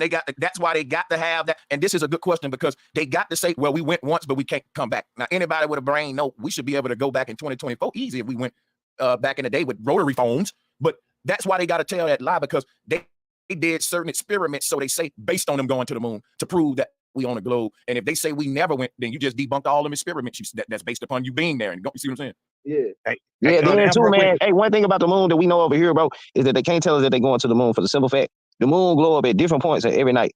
Some nights it don't glow up at this point. Some nights it do. So you mean to tell me all that dust that they kicking up while they supposed to be filming this moon shit is the shit that's glowing up at night at half points, and it ain't the same dust that we kicking up over this motherfucker, bro? Simple shit like that is what keep me from the moon theories, bro. That last Mars landing they did, it was in 2020 something. I can't remember when it was. But the last Mars landing they did, it looked so fake. I don't even see how anybody could take that serious. Did y'all see it was a CGI plane? Hey, yo, I can see the moon during the daytime and the nighttime. Let me know that it doesn't matter when somebody want to go to some goddamn moon. I'm gonna still see it from gas. So I'm gonna just put it just like you can see the moon during the day and the night. I don't care about no cow jumping over the moon, no NASA trying to get to the moon, no goddamn Hitler thinking he done slid to the moon overnight. I don't give a damn. We can see what's happening on the moon. We need to give a damn about what's happening here on this rock that we on right now. So I agree. Now let me, and I agree with that 100%. And check this out, right? Let me pass the mic to the folks that's just joining. Let me rush y'all up into the queue line and bump y'all up, right? Y'all don't gotta wait. The people that's just joining, welcome to the bill. And whichever one of you guys want the mic first, go ahead and grab it. And once again, salute to the brother Mike L, Comics and Crystals on YouTube. Y'all sub up, man. Question. It's like 903. Okay, yeah, you got it. You know what? My bad. It is 903's turn, and then we'll go to iPhone and whoever else. Hey, thank y'all, man. Salute, Sanchez. My first time on your panel. Like what my brother said, the guy with the glasses, the light reflected off the moon and bounced back. Like the whole point of the entire experiment was to detect if the Earth was spinning. Period. They didn't detect the Earth's rotation. What they really found out was that it's just a big expansive field outside of this world that we live in called the Matrix. They found this out in 1986. They found the water outside of the world already. Like, they got the evidence for this. Okay. Well, if you take hold on, nope. I'm not allowing no one to respond to him. I gotta, it's too much. I gotta trim to, let him. You know what I'm saying? I'm pressing for time. I got a bunch of new people that want to build too. We've been talking 4 hours. You know what I'm saying? This experiment was performed by the United States Air Force. The equipment was made by General Electric. Basically, they came to a conclusion that there is no need to go into outer space to detect anything else. They basically said in the same experiment that like a global satellite positioning system is impossible. They can't put satellites in space. They can't go out there. And there's other ways we can debunk satellites too. Man, I'm agreeing with everything you're saying. You on a panel with the people that's on the same page with you, so you don't get no smoke there. Let me go to iPhone here, man. Salute. That's the name that's on your box, so that's what I'm gonna call you for the second. Yeah, you got it. Salute. Salute, guys. Hey, this is my off topic, man, because I just open this thing up and I listen to you guys all the time. One question I got, and kind of a general question for the panel, and I'm not really sure what you guys are talking about, but are you guys angry at, and by the way, I'm on board with a lot of stuff Brother Sanchez says. Are you resentful at the way the world is? Actually, I look at the world, I'm resentful at the way the world is. I got to be careful how I answer that. Am I resentful? Because resentful may be, I would rather say I'm heartbroken about the way the world is. Because in my mind, I can close my eyes and picture a heaven on this earth that it can be. And I say to myself, it really don't take much to make that shit if I was in charge. And I look at the people in charge and I say, damn, they going out of their way to make hell on this motherfucker. So, and that hurt me. I can't lie yet. Okay, well, but don't you think that you need them? Well, I think if this is a simulation and the people that run this simulation design it specifically for a place where souls can come and explore the nature of evil, which is what the serpent was basically telling Adam and Eve. Because, Plato said basically every human's default form is good, which is the word God, right? And that we don't even know the knowledge of evil when we're conceived and when we first are conceived in the upper realms. And maybe we still don't know it. And we come here to actually learn it, though, is what I'm saying. No one can say they don't know. Now, you may not do it. You may not agree with it, but you literally come here to be exposed to it. And you can't unknow it once you know. And I think that, to some degree, there's more to the nature of evil than just, ooh, it's bad. There's a lot can be learned. 100%. From it. Yeah. That's my point is that I look at it like we need it. Like it's a requirement. Yeah. Right? Like, I'm with who you. I need it. It has to be there for me. That's how I better myself.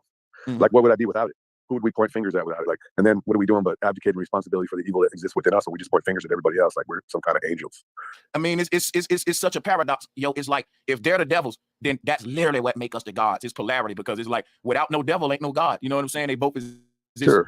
But let me say this real quick. If the devil exists outside you, then you just let go of all responsibility for your own actions. I think the trick is for them to make us think that the devil exists without us, when the truth is it's within us. Because if it's outside of us, then we're victims. If it's inside of us, then we take responsibility. And I think it's both. I think when we start to look at the propaganda that they put out there to corrupt people, we can we look inside of ourselves and examine our childhood and realize how we've been corrupted and how that propaganda may have shaped our paradigm, and we self-reflect. You know what I'm saying? Yeah, that's right, bro. Sanchez, hey, just 1 second, please. I just want 30 seconds. I think that makes us put the devil inside of us, because we came into a world that was already going when we came. We already came, needed a birth certificate, all this type of shit. Like, we didn't come and start creating this reality and shit. So we got to understand that just like if you wake up one day and it's raining, you can't stop it from raining, but you got to put your fucking raincoat on and just be in this shit and not of it. And I'll fall back. Salute. And somebody in the chat room said, no one needs evil. But here's why evil exists, because good exists. Because if evil didn't exist, that wouldn't be no such thing as good. Because how would you know it's good? It'll just be normal. And It's so like the video thing, editing. yeah, you know when somebody done a good act because the polarity is a bad act. I mean, I can't explain it. It's like 100%. it's like because I exist, my shadow exists, and you can say, well, the shadow is evil, like the old Hellenic people used to do. They got a place where souls are shadows and stuff. But that's what I'm saying about like. Or maybe evil's the wrong term, man. Maybe it's just polarity. You know what it is? It really should be negative and positive. Negative. We are conductors. Instead of evil and I good. think people connecting themselves to the evil form because that's what's promoted within religion and shit like that. But I think people connect themselves to the negative form because everything's so physical on earth. So people don't want to deal with like mental shit and being able to project themselves higher. I think that's what makes you a god, to be able to project your energy or your light at a higher point, whether it's within this universe or whether it's within. See the unit. I don't want to go too deep or whatever, man. But I'm leaving right there. I wanted to build upon all that which I was talking about. As far as the knowledge of good and evil, I feel like that's what we come here to learn. And like the brother was saying, it's a battle against evil because we are inherently good. That's what I believe. I believe all people are inherently good. We just learn negative and evil ways through the simulation and stuff like that. But as far as our souls, I think we good. But I think the Egyptians had the best kind of like deciphering of the good and evil because they didn't really call it evil. They really didn't have a good and evil. They had the polarity where Brother Sanchez talked about. Mind you, the commandments came from them. So I used to say, I have not lied, I have not sinned, I have not spoken badly about nobody else, God. Not to say that you couldn't do it, but using discernment on when you did it. You see what I'm saying? So if somebody come to my house and kill my baby or play with my baby bad and I kill him, we normally consider that act of killing evil. But I use my discernment, I use my judgment. My heart not gonna be heavy if I kill this person because why? They came over here playing with me. You see what I'm saying? I ain't go over there playing with them. So that's about using the discernment because at the end of the day, when you die, how heavy is your heart against this against this weight? Against this feather, because that's what's gonna determine whether or not your spirit gets to pass through this realm or not, or whether or not you come back here. So to summarize and say it all one more time, I think you come in here to learn the knowledge of good and evil, and the battle is against the principalities of good and evil. That's the real battle. But we all got evil. Had the best, like, this makes sense though with the whole simulation shit. Okay, so listen, she was just giving her theory. I gave mine. I don't agree with everything everybody's saying, but I don't really want to debate nobody right now. Y'all can know because I did call for smoke. I ain't gonna lie, but y'all free to give your theory if you don't want to agree with hers and let it just speak for itself side by side. You know, that's another approach. I just like how she articulated herself. You know, she has a, everybody got a way to speak their own, you know, how they want to speak their mind. But man, the sister says interesting stuff. I say it makes sense. I say it makes sense, man, because you know the blood is an impression of the physical form, the non-physical form, the blood. You know what I'm saying? So for us to be able to see, you know, the imprints from the other side, man, that would just be a confirmation. You understand what I'm saying? And then for us to be able to get different energies and shit from the stars, different cups that's poured into us, man, that's coming into this stream, because I'm seeing a lot of people that got like smoke with the whole water situation shit, and I'm up for that, man. You know what I'm saying? I get real deep with this shit. I think we need like to say something. I got some fire lectures coming up in the future, man. Oh yeah, y'all got it. One thing that I wanted to throw into the polarity conversation was that to allow yourself to actually have full control as a god in the simulation is to understand polarity, and to really understand polarity is to not knock off the understanding that polarity is a trinity, not a duality. So you always talk about the positive and the negative, but if you don't influence the neutral, that's when you don't necessarily allow yourself to have control, because the roller coaster or the teeter-totter becomes either too heavy or too light for you to withstand, and that's like a mental battle, and then it's a spiritual battle, then it's a physical battle, then it's just teeter-tottering. So when you understand that polarity is a trinity and not a duality, that's when you actually have full control of the Game Boy. That makes sense. But like, you would also have to know your orientation in this universe. So check it out. It's 2 check and it 3, out. not 2 and 2. Hold on a second, guys. Let me get just a little order going here. Mike L, let's go, man. You got it. You've been chilling for a minute. Appreciate you. Peace. I said, hey, peace to everybody, man. Peace. And peace, Sanchez. I saw the debate. Congratulations on another successful debate. Yeah. Hey, man, I really appreciate that, man. And the people that saw that one, man, is on Golden Wings Media. If you didn't see it, but salutes. Check that out. Yeah. So real quick, man, I don't know if you had something to say, but I'm gonna say I'm about to get ready to wrap this thing up. I do got some stuff. Man, well, what you got for me? Go ahead. Man, I just no. I'm enjoying the show myself. I think everybody's just enjoying the show. It's fine. It's fine. We enjoying the show. We don't want to. I got to organize. Yeah. Hey, Silas, man, I'm gonna make a crown for you. Because you said you want to collab before. So send me something. We'll figure it out, and then I'll make a crown. This man says he's about to wrap this shit up. I'm around the 4-hour mark of an 8-hour stream. It's fascinating, incredible. Yeah, sir. I'm just clicking buttons out here. I gotta show this. I gotta show this clip really quick though. What is this about? I don't even know if this will show up or not. Not even sure if this will show up. Hold on, let me see.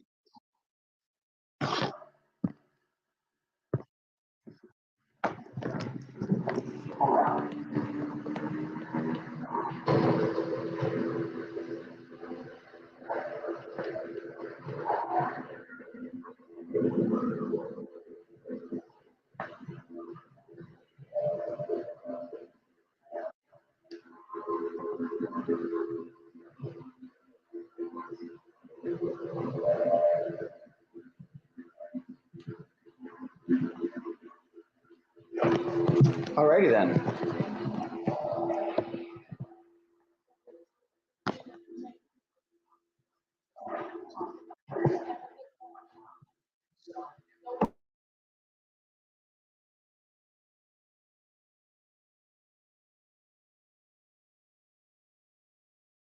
For you, because you said you want to collab before. So send me something, we'll figure it out, and then I'll make a crown for you. With some That's what's up right there. Yeah. That'd be fun. About and get out of the phone. And what I was gonna say, I really like what the sister said. I'm not sure what her name was, but I really agree with it. And I like what Silas said. And Silas, man, come on, man, you can't be changing hermetic law. How you gonna throw dualism in it? I mean, how you gonna throw what you said, neutralism? You said neutralism. I tell you I what, agree. It sounds great. y'all want me to keep the show going? I tell you what, let's do this right. $1,000. Somebody, no, I ain't talking about donations. Let me put the cash app there for everybody. No, come on, guys. I'll order pizzas. Y'all gonna do me like that? Come on, let me speak for 1 second. Let me speak one second. So I wasn't gonna say nothing about the donation. What I was gonna say was people who a lot of people was disagreeing on me saying chakras ain't real. And I think it's fairly enough people to get some smoke or some going about that. You know what I'm saying? If y'all want to be here, let's have an aim. Let's literally, screen share. Sorry, Rosange, you said chakras was real. Can I say something? Rosange, is it clarify real quick before you start? Rosange, you said it or somebody else said it? Someone else. Someone else said that. Yeah, So a lot of let me say a what I lot want of to say people. and I've heard. that too, please. I'll say this. I heard a lot of why I say that because a lot of people told me, look, I rock with you, man, but the chakras is just Hindu mythology. That ain't. They real. haven't done their research. They haven't done the research, and they haven't even become conscious of their own self to not be aware of what chakras actually really represent. So that's kind of crazy to me. But okay, Rosange. Who disagrees? I wanted to say something before, if I may. Go ahead. You got it. I just put the cash app in there a few times. If y'all see it, respond to it. Send something to Brother Sanchez, and then I'll say this. So what I wanted to say was what the sister was saying sounded good, and I almost forgot what she was saying because you know what I mean. But let me just say I agree with that for now, and then I get to what Silas said, and maybe I remember. Okay, so look, they say the chakras control every aspect of human reality. I'm glad Bro Sanchez got the little picture up. You heard me. So this how you shut that down with just common sense. They say the root chakra is about sex. The natal chakra is about what creative energies. The solar survival. The solar plexus is about creative energy. The heart chakra is obvious. It's about the heart. The throat chakra is about communication. Third eye, awareness, crown, spirituality. Yeah. Even if them things didn't exist, we all have sex. Exactly. We're all creative. We all have whatever that wisdom and power, love and healing. So all that is, if you have these attributes, if you're spiritual, if you're aware, if you communicate, if you have these things, those is representative of the chakras, regardless if you believe in them or not. When you have control over your spirituality, that means your crown chakra is active. When you're aware of everything that's going on around you, that means your third eye is fucking active. When you're able to communicate and articulate and talk to people on different levels, if I could talk to a hood nigga and then go talk to the president, guess what? My throat chakra is motherfucking active. If I could talk to somebody from Nigeria and then go talk to somebody in Japan, my throat chakra is active. I know how to communicate. If I can communicate with body language versus words, with colors, pictures, whatever it is, that's communication. My throat chakra is active. If I know how to love people, if I know how to heal people, if I got people around who love people, who draw energy up, guess what? My heart chakra is active. Like, it's that simple. It's that simple. When you want to science, what I'm saying won't change. Period. What I was going to say was, like, I agree with something else that you said beyond the chakras. If you can remember one thing, I could probably jog your memory. Was it about astrology? Was it about the giants? Respond to this. Let me just respond to this now, because this is fresh. It doesn't matter. It was good what you said, both, everything. So what to add on to what you're saying is, I'm gonna go in a minute. Yeah, you got it. So we're talking about emotions, and we're identifying particular centers on the body with emotions, and these are spiritual centers that we can't necessarily prove. Like, I can't prove a root chakra. I can't prove a sacral chakra. I don't know how I can do that. Then I deal with crystals. You have them all in physical form, though. I deal with crystals, right? You can't prove it, though. So you could literally prove it, but you got other ways. They got scientific ways to prove it. You have them physically, though. All right, well, it hasn't been proven to me. So listen, I deal with crystals, right? My channel is called Comics and Crystals, and so I entertain the idea, because in these books they teach that chakras are real. So I entertain the idea. But if someone says you can't prove it, I can't say yes I can, because I can't. But hold on, please, guys. This is how we can make sure no chaos happen. When it's somebody turn to talk like on Jerry Springer, only let the host come in between the joints from here on out. It ain't going to be Royal Rumble from this point, because I brought the topic up and put a screen share up to stray away from the Royal Rumble. It's tiring me out. Like, I want to end the show and shit. I just want to have a little order. You know what I'm saying? Go ahead, brother. Yeah, I'm what's going on right now? I'm talking to different people about chakras. I'm in teach mode right now. Royal Rumble is officially over. It's Sanchez teaching about chakras to different people. If you're interested in that, you can stick around. Go ahead. You got it. Is it me? Yeah. Whoever was just talking about the chakras, I forgot where I was about to go. What was because I brought up this so that the people that disagreed about it or had smoke for it can speak on it. And somebody just had smoke for it, and I wasn't able to respond to them. You know what I'm saying? I wanted them, can they reiterate where they left off, and I'll pick back up right there. Comments. Okay, I'll start where I left off. It's kind of hard, but I'll do it. Because, I kind of lost my track of thought. So what I was saying was, can't prove that chakras exist. Me personally, I can't do it, but I'm willing to entertain the idea. And I study crystals, so of course I'm open to the concept, to the idea, to the teachings. But what I'm saying is I can't prove it. So what I'm saying is it could all be a lie, because all that's taking place as far as this chart, let's just deal with this chart. Grounding, root, sacral, what does it say, emotional and intimacy. So these are all emotions that we can all identify with, and we can all point to a center on our body and say, okay, like this is something that I can agree with, but can I find a physical chakra? No. Can I find a spiritual chakra? No. Let me ask you, let me say this. Hold on. Now, everybody, I just want to be a one-on-one with this brother because I want to go slow and I don't want to lose my train of thought. I smoke. First of all, do you believe, what's something that they teach us that you believe? Like, do you believe a globe? Do you believe in, for example, a virus that they say exists? My thing would be, there are certain things that you believe in that they tell you exist that you never saw. But I can prove to you chakras are real and you can't see them, though. That's a fact. Now, how do we see chakras? Let me break that down, because my answer ain't just going to be where you can't see them, just believe in them. I just want to point out the fact that there are a lot of things science tell people and they just believe it. But let me show you this shit. Wow, and we got order now. Human aura, real photos. So there's technology that they got today, and I forgot the name of this thing. Somebody. Calirian photography. Calirian photography. What's the name of it? Calirian photography. Oh, I never. That might be it. KILRAN. Calirian photography. KILI. I could be spelling it wrong, but okay. But it's a kind of photography that allowed them to take pictures of human aura and shit. Oh, right damn. Oh, this is it, ain't it? That's life force. Yeah. Okay, and just let me explain something to you. So this is what I'm looking for, because you know, like, you can clean up human blood. You could clean up human blood in a room, for example. And then I have the book with all of those pictures in it. I'm listening. But you know the whole thing about how, like, luminant law work when at the crime scene, and we be in rooms and shit, and you think that the blood from the years is washed away, and then that shit light up like the stars. But the thing is, it show you that a lot of things that make up a human are very bright, and they shine with fluorescence on another optical spectrum. So the aura is one of those things. And when you use certain equipment, like I said, you can see human aura. And there's more equipment than this. But one thing about seeing human aura is this, right? Here's what human aura basically is, right? Ferrocell. Human aura is nothing but the magnetic energy that exists around all things. So once we know that humans do have a torus field, just like all things in creation have a torus field, that's just a fact. That's something we can't argue. Even that's on both sides, even the tinfoil hatters and scientists, if you will, in the mainstream, agree that there's a field of energy around everything that exists. How big that is, that's different. It varies. But let me point this out. When you finish, let me say something. But the thing is this: the energy that exists around everything. If you just give me about 2 more minutes, right? The energy that exists around everything flows through everything, like what this picture shows. This is the toroidal field. So this energy that I'm speaking of is called energy in motion, or what you call emotion. And so these chakra points are literally that. They're emotional wheels that governs your appetite, your sex drive, and notice I said drive because the word chakra is wheel. These are the 7 wheels that drive the human body. 4 wheels drive your car, but 7 wheels drive your body. And that is to say, you think with your penis, your stomach, your solar plexus, your heart, your throat. All of those are minds. Those are minds. Each one of those influence your actions. Yeah. I'm also familiar with the fact that if you want to deal with chakras, each meridian point on your body is considered to be a chakra. So when you look at the Chinese acupuncture map of the meridian points, all of those are chakras. But then also I'll ask you, not to challenge you, but also because I want to learn, and for the sake of everybody on the platform learning, are there deities assigned? Maybe you can Google this in real time. Are there deities in the Hindu tradition, or I think it's an Indian tradition, assigned to chakras? Because through my research, I found that chakras are actually attributed to particular deities within the Vedic culture. And people who know about that will say chakras aren't real. These are just the names of deities. I got you. And these deities, I mean, are you familiar with that? So here's the thing about that.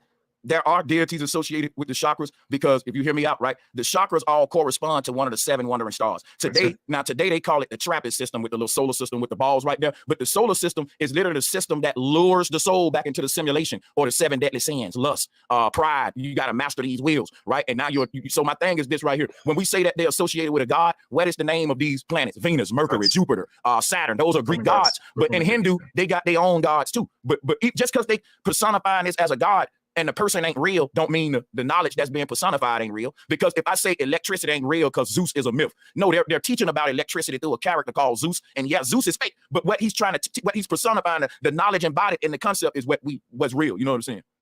So through my research, I found that the chakras are named after particular deities, and when you call them, when you try to invoke the energy of, or utilize or harness the energy, or whatever you want to call it, of that particular chakra, you're really just harnessing the energy of that deity. You know what? All of that is the pseudoscience that I don't agree with, because check it out. I don't care who you calling on for energy, right? All this kind of voodoo stuff. why you ain't rich, why you don't rule the world. I don't give a damn if you drop to your knees right now and call out on the planet Venus. You still gonna be broke as hell tomorrow if you broke today. So I don't agree with people doing all them little rich. It's vain. And I don't think like harnessing the energy of your chakras. You know how you do that? Get your life in control. Get your throat chakra under control by quit cussing people out at the snap of a finger. Get your sacral chakra under control by quit having gut reactions and moving off of butterfly emotions in your gut. And get all of these is how you master yourself. This is what it's about. And it ain't no deep old, let me call on the heart chakra of Venus and call on that's the spooky stuff. No. Yeah. Well, see, I look at it like we have an emotional body, and all these are aspects of the emotional body. Like your awareness can affect your emotions. The way you communicate with people affects your emotional body. The love that you have and your capacity to heal can definitely affect your emotional body. Wisdom and power. So I see these as all aspects of the emotional body, and maybe that's in harmony with the whole concept. You know what I said? I'm not challenging, really. Oh man, I'm chilling. I'm chilling. My thing is this right here. I want you to clarify the last portion of what you said one more time before I speak too soon. Go ahead, take your time. Salute to the panel, man. I mean, I could just say it again. These just seem like, if I'm looking at the chart, and I believe. Oh, I want to respond. You did ask a question about belief. You said, "What do I believe?" Right? Well, no. I said, yeah, I would say, I summed it up and just made it short by saying there are some. If you think satellites are up there, you believe in somebody. So do I believe in something? Or, yeah, right. So, but I'll just say that to respond to that and to get back to this. Yeah, anytime I personally tell you, or if somebody tells me they believe something, to me, the way my understanding is, belief is a confession that you don't know. Right. So if I tell you that I believe something, I'm confessing to you that I don't know. So somebody else tells me they believe something, I take that as a confession that they don't know. Even if they feel like they know. Let me holler at you for a second, right? Let's prove that chakras exist, right? Because one way you know that we got senses, sight, smell, touch, and look. I can't prove something with the sense of sight, but I can prove it with the sense of touch. I can't see a fart, but I can smell it, and I can say somebody's smarter. You know, I can use my sense of smell, right? So cool. But so with that in mind, check this out, right? Let's say we can't see these wheels of light because they shine out of our 20/20 spectrum. Well, let's ask another question. Can we feel them then? Now, how can I prove?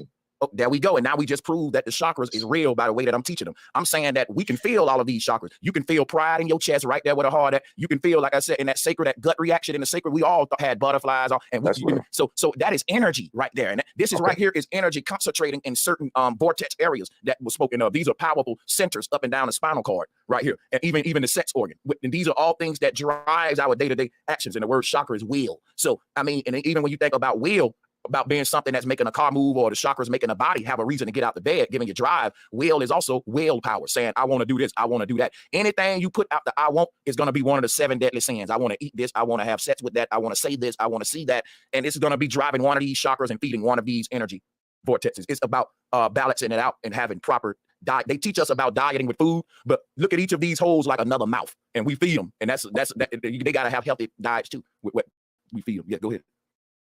Well, I still don't feel like I can prove it. Bro Sanchez, comments. Can I ask you a question? Or can I even just respond to comments? So he actually already proved it himself, though, because when you say emotion, right? Energy in motion, right? Those actual chakras are energies within motion. They're aligned with you. He showed you the toroidal field, right? And that's how every being on this earth actually has a toroidal field. So it really goes through those chakras. And if they're blocked, right, by you, for example, they actually make McDonald's, right? They make it red and yellow, right? You're working in those lower vibrational chakras, right? So you're continuously eating those lower vibrational foods, which can keep you in that lower rooted chakra. Not only that, physically, right? You have a heart, you have a physical heart, right? Don't you? You have a physical throat, right? You have a solar plexus, right? You actually have feet that ground you, that roots you.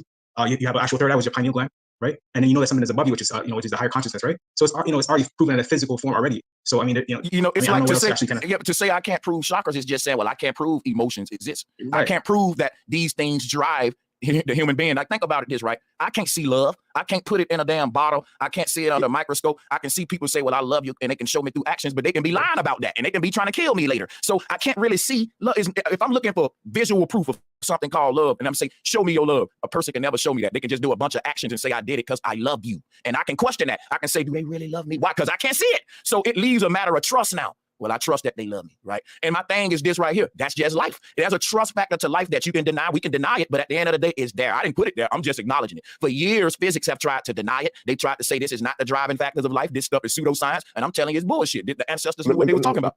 Let me say this. So to be consistent with what I'm saying already is, see, that's all right. See, we're dealing with the metaphysics. So the metaphysics is beyond the physical. So if we're dealing with hermetic law, then yeah, okay, I can understand everything physical has a spiritual counterpart. So all right, so if I have a heart, then okay, I have a heart chakra. If I have a throat, okay, I have a throat chakra.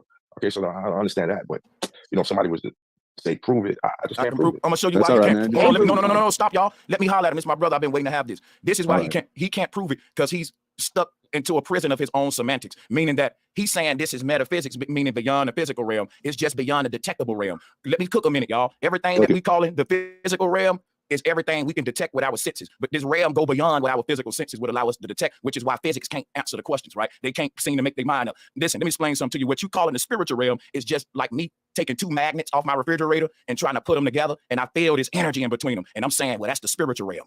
No, that's the magnetic realm. That's the realm of electromagnetism. We can't see the forces of magnetism, attraction forces and repulsion forces. But this is the two basic laws of polarity that drive human interaction, right? People I'm cool with, we attract like two magnets stuck together. Soon as you take them two magnets and put them anywhere near each other, they just, what up, my nigga? They clap hands and come right together like two humans don't see we're magnets. Some magnets, you try to put them together and they won't stick for nothing. You can try your hardest. They will not go. And them just two cats that can't get along. The same energy that drives magnetism, according to the Hindu and all these other ancients, these are the same forces at nature that we're making up the unseen driving forces of creation. What is that? Love, hate, envy. All major events were a result of energy and motion, of what we call a human emotion. A man got mad. He led an army to war. A man had everything, every decision that's made is driven off one of these desires. It's a nigga right now on the corner selling dope, taking a prison chance because he's telling himself, man, his root chakra telling him, if I get my money right and all that, and he got butterflies in his gut that's making him get up and take that chance. And he's saying, look, what's driving him? In his crown chakra, he see a picture of him flipping that money and getting out the game. He got a whole vision. But guess what? What's fueling it is down here. Desires of, I'm gonna have a bunch of women, a big house, a get rich quick scheme.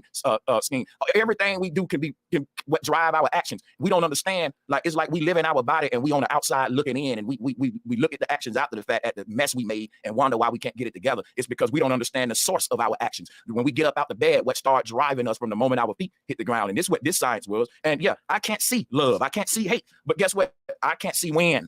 I can see the things when affect. And so my thing is, we got to understand when we think of chakras, like Tesla said, think in terms of sound, vibration, magnetism, which is what we're telling you. When you say the spirit realm, you're just talking about the spiral realm. The word spirit is the word spiral. Why am I bringing up spiral? Because this is what the chakras is doing. Let me show you something real quick. Hold on. Yeah, this is a magnetic energy field. This is science. This ain't no pseudo shit. But check this out. According to the Nordic people, please just let me do this real quick. If you look at, no, y'all good. I'm just saying. I don't want to forget. Check this out. Here go the universe according to the Nordic people. Hindu got a goddess called Shiva. She looked like she juggling with a bunch of little in a circle. This thing is recycling these stars like it's juggling these balls right here. Seven. But that's what our chakras are. Those are gateways into alternate realities. Now you may say, well, I can't prove alternate realities. That's all a dream is, man. It's an alternate reality. And guess how we can prove that these alternate realities ain't fake realities? Because your body, and this is research from Berkman Institute, your body don't distinguish between a dream and real reality. According to your human psyche and consciousness, whatever happened to you in a dream, that happened for real. Your mind ain't distinguishing between the two. That's something you really need to think about. You know what hey, I'm look, I'm thinking about it, but listen, I'm gonna ask you a question, and I'm really thinking about it. I'm not so sorry to be so quick to respond. I'd like to interject one sentence. I'm loving the bill, and I'm allowed him to interject as well. Okay. But so here we go. Why is it? How is it possible? I want you to explain to me. And this is a good question you can use for any time. Like everybody could just use it. But so if that's the case, explain to me why it's impossible for chakras not to be a reality. Why it's impossible for them not to be a reality? That's the question. Yes. To the person who want to say something, you got to be patient with us. So here's why it's impossible for them not to be real, and why they must exist. Because I have a chest, I have a heart in my chest. Now that's a physical heart that's beating, keeping me alive. But I tell you this, Michael, I've been heartbroken before. And I'm not talking about the physical thing in my chest. I felt a pain in my chest before that wasn't coming from the heart beating in my body, right? The source of this, like I just wanted to rip my chest open and take this pain out, but it ain't physical. How do I? Has anybody ever been heartbroken, felt that way before? But my thing is this, and so my thing is, can't nobody tell me that ain't real, and can't nobody tell me what I'm feeling. That there's not a source for what I'm feeling. If somebody smacked me on the back of the head and tell me, well, how can you prove I did it? Because my shit hurting and stinging right now. There's a source for this pain. This pain had to come. And where does it? I know where my poop come from. I know where my pee come from. Where does my heartache come from? It bleeds out of this portal called the heart chakra. It has to be there. I'm gonna tell you, it has to be there because I feel it though. Like if somebody wet me with a hose pipe, I know a faucet somewhere. That water had to have a source. Or where something what water dispenses water is around. Because I'm wet. Let me ask you then also how you feel about the smack. Somebody smacked you, then how you feel about it. So it hurts physically, but then it might also hurt your feelings too. Especially if it's your mama. All right, so I'm just entertaining the conversation. Man, you doing? I gotta drop you a bomb, bro, because that really made the show progress to a fire segment. Hell yeah, Mike. And then, remember the question I asked you is like, how is such and such impossible? Like, use that for other people when you're asking them and let them explain. And I accept your answer. And that's a fair man right there. Mike. Yep. Yeah, facts. Yeah, hey, Mike, I like that. You know what I'm saying? So you get an understanding though of what chakras are. That was great, bro. You know, these are I'm still not a believer, but I'm listening. I can't be an instant believer. This ain't called. I got you, Mike. And you know, we got respect for you and love here too. Mike, hold on real quick though. Mike, I just sent you a picture in the back chat, bro. If you can pull this picture up, bro. You know, I just want to show. I never did it. What did I do? Just at the bottom it says chat. If you click on that, you'll see I sent you a picture that I kind of want bro to pull up because you know I'm glad you asked the question. I don't know how to pull it up.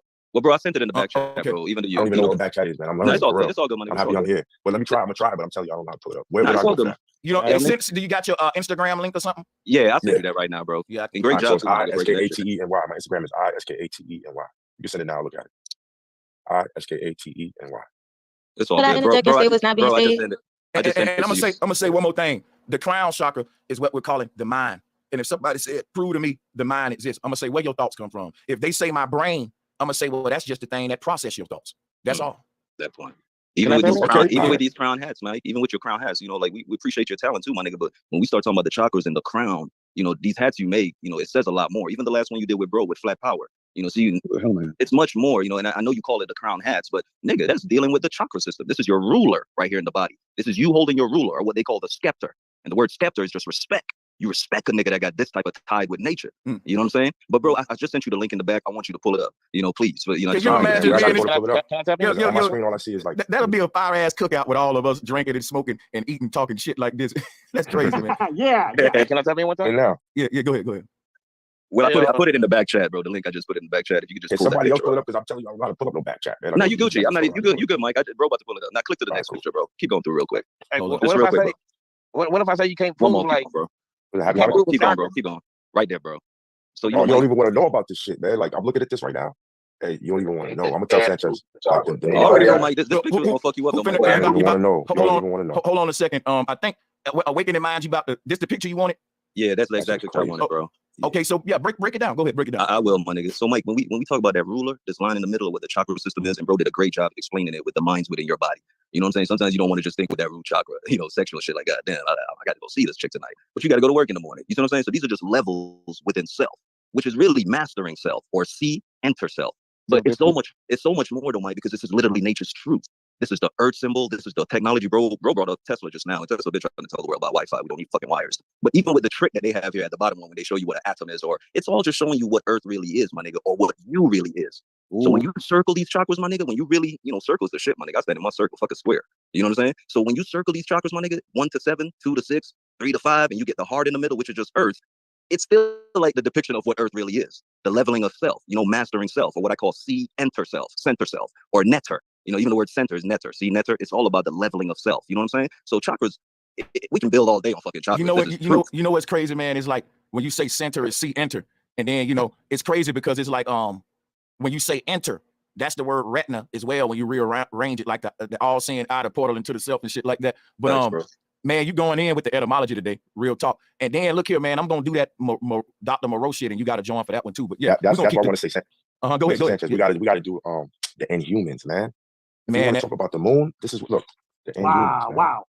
Gotta do the Inhumans, man, from Marvel. You want to talk about the moon? The Inhumans. It ties into everything you talk about on the channel, except for flat Earth. Yeah, they ain't gonna put that. They depict the moon and the Earth as being round, and I think they might have a joke in there about it being round versus flat. But you gotta check it out. I'm gonna tell you the Inhumans, man. But look, if you look at this right here, but check this out, right? If you look at the chakras, though, this is the original solar system. Like I was saying, though, how all of these planets, like what they showing us is this right here, right? Let me show y'all something real quick, because when I say that, I forgot to show this with it, this expound on it, right? This will be quick. This is what they say the solar system is. This is really DNA. But the whole concept they're giving us right here, that is how. That's this. They trying to give you electromagnetism without giving you electromagnetism. And they say all the planets go around the sun like this. But the sun is just the center, the pole. It ain't the sun in the sky. They got people fooled like the planets going around the sun, but they can see that the sun itself is even going around something in the middle of the earth. And this tree right here shows what's happening. The sun, moon, the 7 wandering stars are basically being juggled around this tree like how this motion is here. All of these worlds are. Now, guess what? Just hear me out. I want everybody to, let me mute everybody because I don't want to feel rushed. I want to give them this. There's an article. You can pull it up and videos on YouTube that shows that at any given time inside the human mind, there are over 10 versions of yourself operating at all times. So scientists are rewriting how they think the mind works. They used to think that the mind was a single observer. Now they waking up to the Leviathan concept that we're a 7-headed dragon. So the thing is that these different minds that they say is influencing us. Let me show you how this works, right? There's a multiverse. And in each of these little stargates that you see on this tree, the Nordic people is saying that's an alternate reality where there's another version of you in that world. These the versions of us that we go to in dreams and stuff. When we leave, they still walking around on autopilot doing their thing and just waiting on you to go back. Don't interrupt me, guys, please. Just let me go. Can you have discipline? Your niggas went in the military. But check this out, right? So in each of these portals, there's a different version of you. And basically what these chakras is and how they influence us, that goes into astrology. Because the 7 wandering stars that we see in the sky saying, hey, Venus influencing you, Mercury influencing you, right? That's saying that when they said the will of God gonna be done through your body, that's astrology. This is the solar system, because each of these is a God, and that God is a guide. Each of these portals lead to another you in another universe, and all of y'all tethered together. So you have all of these different flares of emotions constantly going through your body. And when they say that it's different versions of you constantly always flowing through you, it's because each version of yourself is constantly recycling through your body, like this right here. Each of them dream versions, and it's constantly going through your one body right now. So it's several different versions of yourself. Your comedy version is a whole nother you. That's a fucking comedian in the world. Your goddamn gift of gab, that's a whole nother you. In some world, you a damn presidential damn candidate probably. And all of your gifts and all of your curses come from upper worlds and underworlds that's recycling through you right now, influencing you. So it ain't just astrology. The stars is influencing my actions. We are the stars. The stars are gateways into different versions of the self, and their influence, those other versions are in. For example, right, someday you'll just feel bad, but then that happened to you. You're like, why the fuck I feel bad? Ain't nothing wrong happened to me. Something happened to another version of you in an alternate one of these other versions, right? It's his turn to recycle through your body, and something happened to him in another alternate reality, and you feeling it. Y'all all tethered together. Sometime, right, you can just have a burst of joy for no reason. And guess what? Another version of you in an alternate reality got good news. Something good happened, and that version, that energy is pouring over into. And you may say, well, that's the energy of Venus or Mercury, but these are just openings and gateways that's allowing the energy of your alternate versions to bleed through and influence you here. So if you think of in the sky that you got these 7 openings, right, and these connect to 7 different astral planes that are recycling through here, like this, right, up and down the spinal cord. And the crazy thing about that is that, and I'm gonna go real deep. If you think about what I'm telling you, each of these 7 balls, right, they are just an opening in the sky that's letting the light from another reality shine on you. And that is like a string attached to the puppet, helping control. Each one get to have a person to control your body. And guess what? When my screen just went to like 1,100 people, because I'm teaching. And that's why I wanted y'all to just give me a minute. But check this out. Drop a 1 if we still going, because they hate that. And now they trying to say that my shit is buffering and shit. But watch this. I'm gonna go even deeper if y'all get the numbers up. Watch this. I'm finna go deeper. Watch this.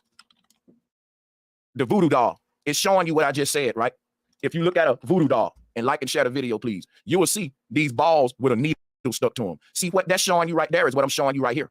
Each of these is an opening to another world, and it's trapping you in the flesh like this voodoo doll, the trappist system. You see what they call it, the soul-luring system. You got to take each one of these needles out, and guess what? That's going to hurt.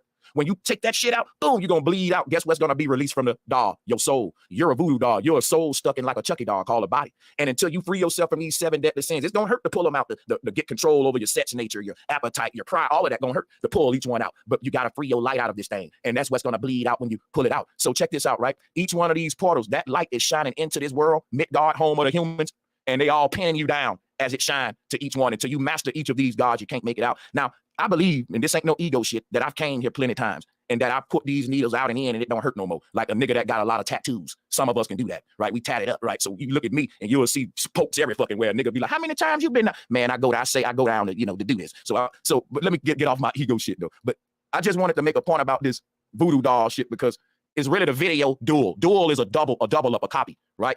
And dual is doll. Anybody's doll is their dual, their double, their twin. And voodoo is video. It's an old word. It's a video. And so, Hollywood is video, which is the holy one, the thing they use to control minds. So that shows you even in the ancient world, they understood that voodoo was taboo, or videos, movies, Hollywood, telling stories through script and on stage, right? That can be a powerful tool of mind control. So yeah, they got us thinking now that the magic is like a nigga would make a doll with you and poke it and think that I'm going to hurt. But it really was taken from this chakra system. And this dude's trying to practice it a different way. They just look stupid. They dumbed it down and watered it down. The real voodoo is the fact to master your avatar and rise above all the vices that TV trying to sell us and stuff. That's the magic they're using on us. But a nigga will tell you get into real voodoo magic, like take it literally. But this is all talking about the chakra system. I'm gonna fall back, y'all. Thank y'all for letting me do that, man. I'm gonna share the floor.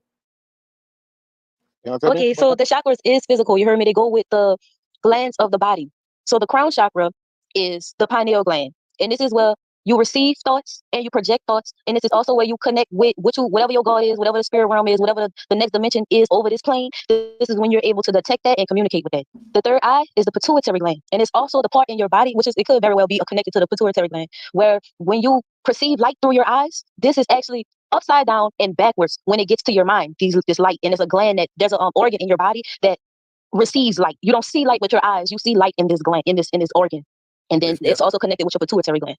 Then when it comes to your throat, you have a thyroid gland, but you also have your physical throat box that is making these frequencies, which is your voice and your tone, or your pitch, all of that, which is all different things. Your voice, I have a female voice, it's a feminine voice that has nothing to do with my tone. My tone is real calm. When you listen to my pitches, it's more like a medium type pitch, like an alto. So all these is different frequencies, which is my throat chakra, which is my communication. So the thyroid gland manages your weight and it manages your mood, which comes through your throat and it comes through your voice. Like, so for instance, you know I'm calm because of how I'm talking. This is how you can detect my mood. When my mood changes, the thyroid gland produces this chemical that reflects that mood, and that changes also my pitch and my tone. My heart. So This is a little different because this is when you go into Bro Sanchez realm, because this is where the electromagnetic pulse of your body comes through. This is also the middle of your chakras, where you have 3 chakras above and 3 chakras below, and the heart connects it. So you can, this is where the strongest part of the electromagnetic pulse coming from. Well, this is where your electromagnetic pulse is produced from your heart. Yep, that's true. And we also know we give and receive love, but it goes a little deeper than that. But you also have the blood. So the blood, whatever is in your blood, is going to dictate how your being is. For instance, when you got a lot of fat or cholesterol in your blood, you're going to be a sluggish type of person. You're not going to be the most loving person. You ever heard that person is full of shit? That has something to do with the blood and the stomach and the gut all together. But we're talking about the heart right now. So I just want to say, when you don't eat right, you taint your blood, which then affects how you give and receive love, because that shapes your perception. Okay, so when you go down to, hold on, my bad. I forgot what gland that goes with. Hold up, it go with a gland. Hold up, my bad. Because you got the thyroid gland, the pituitary gland. Hold on, my bad. It's a chart I want to pull up. So the heart goes with the thymus gland, which regulates your immune system, which also would dictate how you move about in life. For instance, if you feel old, and 9 times out of 10, your immune system is weak. And so also you would be more irritable. So like if somebody's asking me to love them, I might not feel the energy to love them or whatever like that. It might be too daunting for me because my immune system is weak, if that make any sense. But I'm gonna move on to the solar plexus. The solar plexus goes with the pancreas, which regulates your metabolism. And that also goes with how you move about your day. So if your metabolism is slow, you're gonna be sluggish. You might be lazy. You know what I'm saying? But if it's high, you might be super active and you might do a lot of stuff. You might get a lot done. So that goes into with procrastination and stuff like that in the physical, with your actions and stuff. Then you got your sacral chakra, which is your adrenal glands, which is another thing. It regulates both what the last two did, the immune system and the metabolism. And that goes with creative energies and stuff like that. I can't really elaborate on it because it just backed the last two up. It go with the immune system and metabolism. So I don't really want to repeat myself. But when it comes down to the root chakra, then you have the reproductive glands. And that goes what I was saying. So either you want to be a person where you can control your sex, like you don't want to be ruled by sex. You don't want to say, oh, that person was so beautiful, I just lost control and wound up sleeping with them. If you want to be promiscuous, you want it to be a choice. But if you want to be with one person, you want that to be a choice. You don't want your organs to rule you. And that's what it is when you create balance within all these different chakras. When you create balance, and none of these things is like love don't become an addiction, drugs don't become an addiction, food don't become an addiction, talking don't become an addiction to the point where you're not listening and learning nothing. You think you know everything. Seeing stuff can become an addiction. You want and being spiritual could become an addiction. Once you create balance and all these things, just you heard me. That's like the end goal to break the matrix, and that's what Bro Sanchez be talking about with blocking these energies and all these different shells that people be wearing. You got to go through each one of these portals to release the shells, to release yourself from the matrix. And I'll digress from them. I just want one couple sentences. Okay. You got it. I speak. Mm-hmm. Sometimes I agree with the chakra stuff, right? But I believe it becomes too complex for people. And I think it all comes down to truly taking responsibility for your actions. The chakras are great, but I think sometimes they can be hard for people to understand.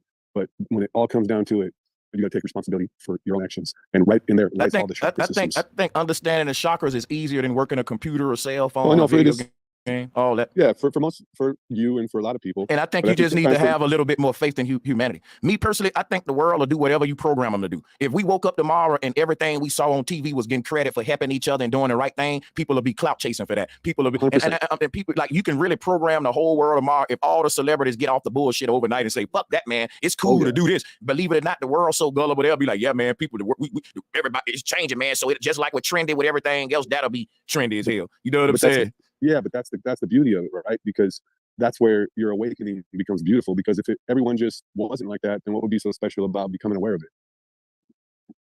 I mean, me personally, when I deal with awareness and awakening, I really don't really. This is a every man for themselves type of thing. We on a ship that's sinking, right? We on a sinking ship, and you got to learn how to swim before we go under. And that's like me. I mean, I care about everybody surviving, right? And I hope they learn how to swim, but I got to do this every man for themselves. So I mean, basically, just meet you where you at. And we dialogue. We're going back and forth. Hold on a second. And what I was saying was what you're saying, right? Don't look around at the world and lose faith in it because of the few dumbasses surrounding you. And yeah. I don't lose faith in the world. I believe that the world is doing its job. Right. And its job is it's like a filter. Right. And it's supposed to be this way. So, like, I'm not angry at the quote unquote evil rulers, right? Because they're all trapped in their gilded cages too. You think that like some wealthy family son's going to just rise up and go against his whole family's tradition? He can't do shit about this either. They're trapped on this bitch just like we are. We're all trapped. We're all having emotional problems. Well, I mean, trapped in the sense that we're not trapped like that, brother. I mean, we're all in it. Like they're in it with us. They're playing their role. And we're playing our role. Like, I'm not mad at them. Can I ask you a question? And I hope you don't be offended. Yes, sir. You're speaking right now, but you really are lacking some very crucial in this conversation. A point. Go for it. A point. Like I want to say, what's your point? Right. I want to ask you, what's your point, but not try to sound like offensive or nothing. Oh, I'm sorry. I'm a little buzzed. Excuse me. My point is with the chakras, I 100% agree with you, and I can totally see it and everything else. But just like there's children, and some of them need to drink milk first. And I think No, I don't look at no, brother. Hold on, wait. Slow down. What I don't do over here, yes, sir. I don't give grown people milk, and I don't treat adults like children. You got to think, brother. I come from the Air Force Infantry. No, I don't mean that. Yeah, no. What do you mean exactly, brother? Because I ain't gonna lie, this is getting crazy at this point. What's going on?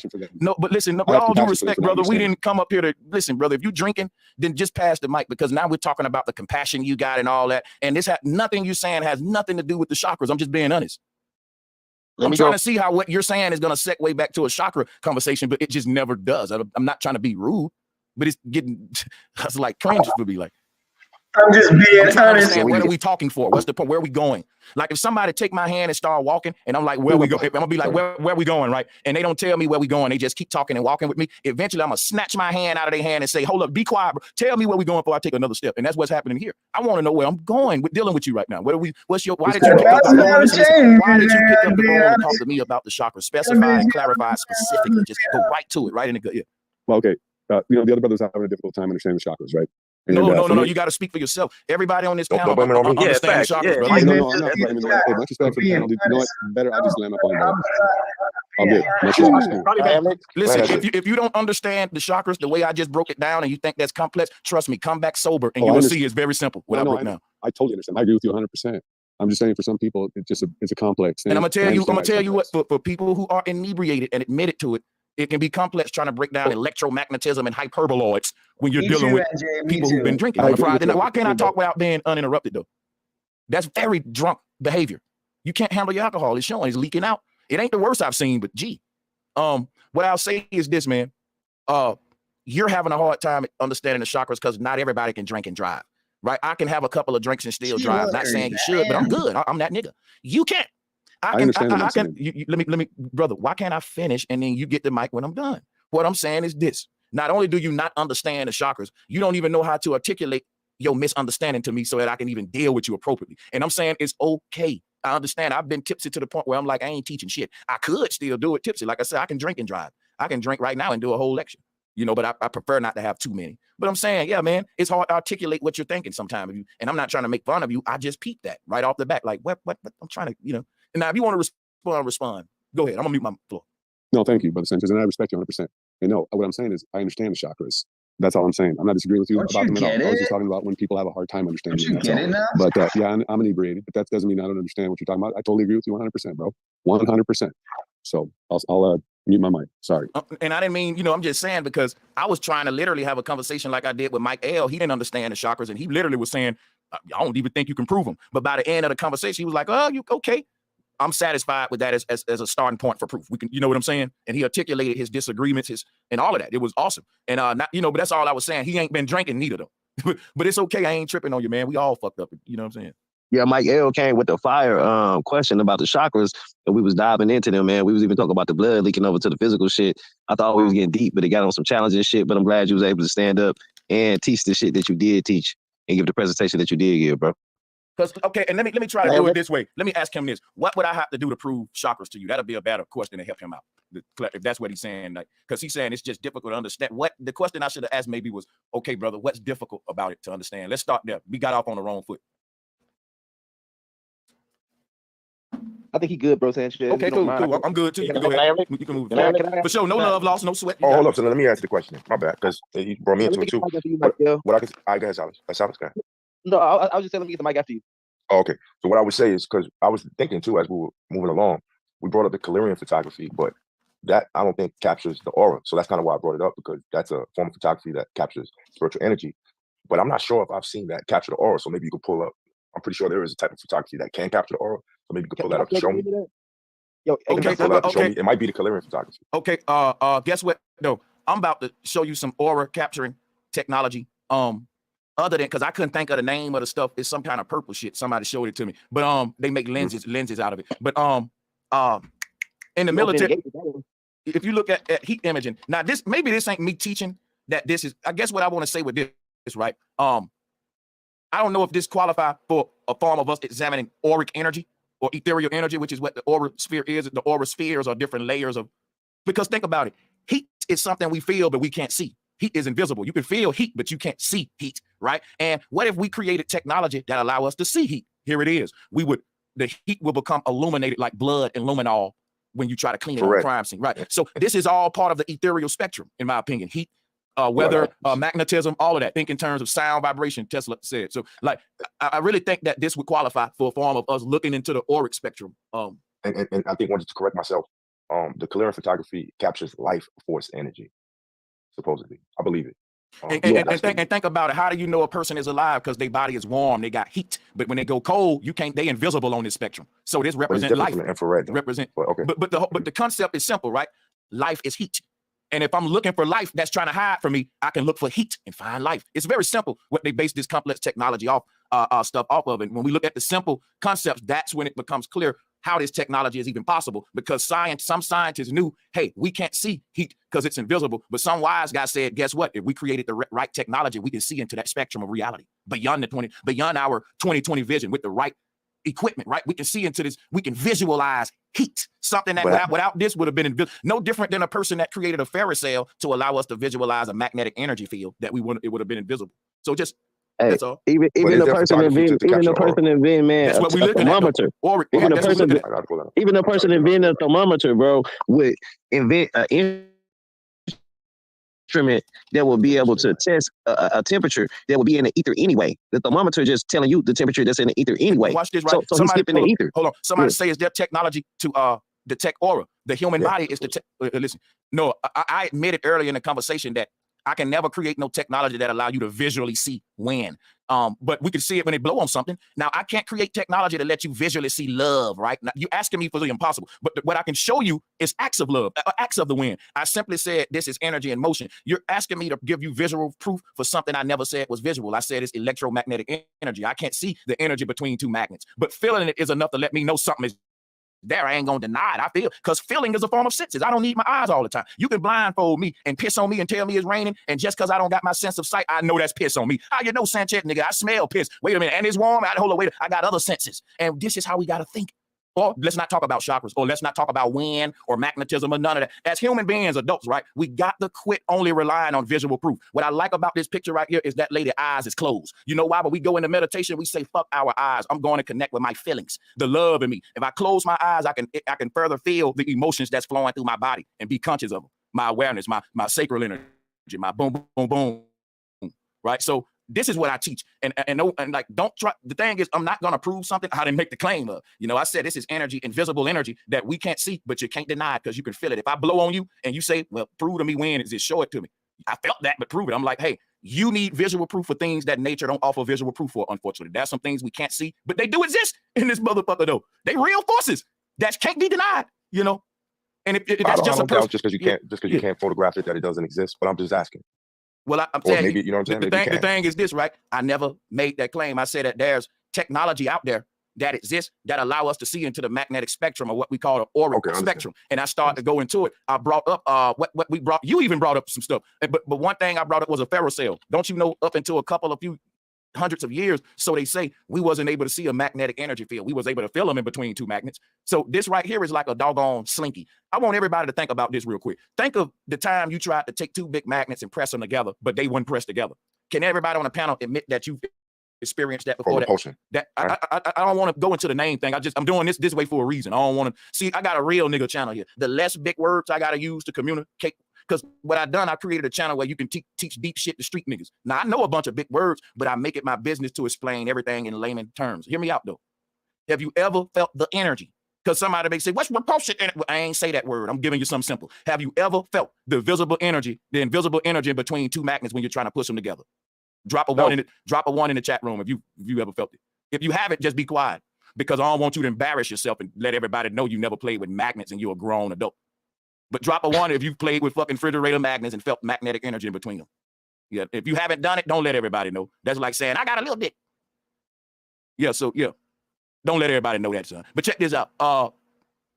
So that's the whole chat. The lonely no, that's what I was trying to save you from. That's why I didn't want to ask the no's. I ain't even think it was a nigga existed in the world like you. Goddamn. I'm gonna be honest though. If you in my chat room and you never played with magnets before, tomorrow I'm gonna ask this same question. If you still say no, I'm gonna roast your ass for hours. You better go to your damn refrigerator and do what I said. That's easy. We've been talking about magnetism on this show for years, and you telling me you ain't never goddamn played with a magnet.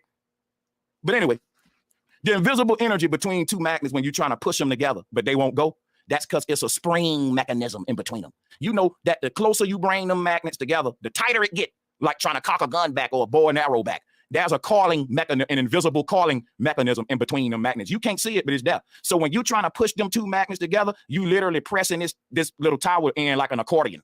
And as soon as you let the magnets go, they just bounce back out. It's like an invisible magnetism is spring mechanism type energy, is what I'm saying. That's why I'm showing you this with the spring. So you can't see it, but it's there. That's just like this, right? Your car got a shock system on it. They hidden from you though, because the way they hidden behind the tire column shit. But when you go on a bump, you know something absorbing that energy. Just like when you pressing them magnets together. You can feel the tension. So that's what I'm saying. I don't gotta see it to know that. You know what I'm saying? It ain't nothing physical that don't got a non-physical side to it. Hey, bro, Sanchez. That's hermetic law. That's what I was saying. That's why Even the building, bro. Even the building. You know that building, such and such inches by such and such inches by such and such height or whatever. It got dimensions to it. That's the spiritual side of the shit. You understand? The shit that you said that you can't see that manifests into something physical. That's the medium to the physical side, the non-physical shit. Hey, bro, Sanchez. If you Google DECEPTiON goggles, those are the goggles that allow you to see electromagnetic fields. Guess what, Joe? Hey, let me drop a bomb for Silas. That's the shit that I was trying to say, man. Appreciate that. That's what the hell. That's a big. That word threw me off. What is it again? DECEPTiON. You want me to spell it for you? It's a DYC DYCE. Yeah, man. It'll pull it. You gave me enough. It'll go from there. Yeah, thank you, man. That's exactly what I was trying to. Here go another. Yeah, you got it. Have you even heard of that? I don't think. Hey, there's a person on Instagram named MUSEUMOFTAROT. He actually sells a version of them. He makes them. If you want to pull him up. Oh man, yeah, we're gonna have to pull him up. Yeah.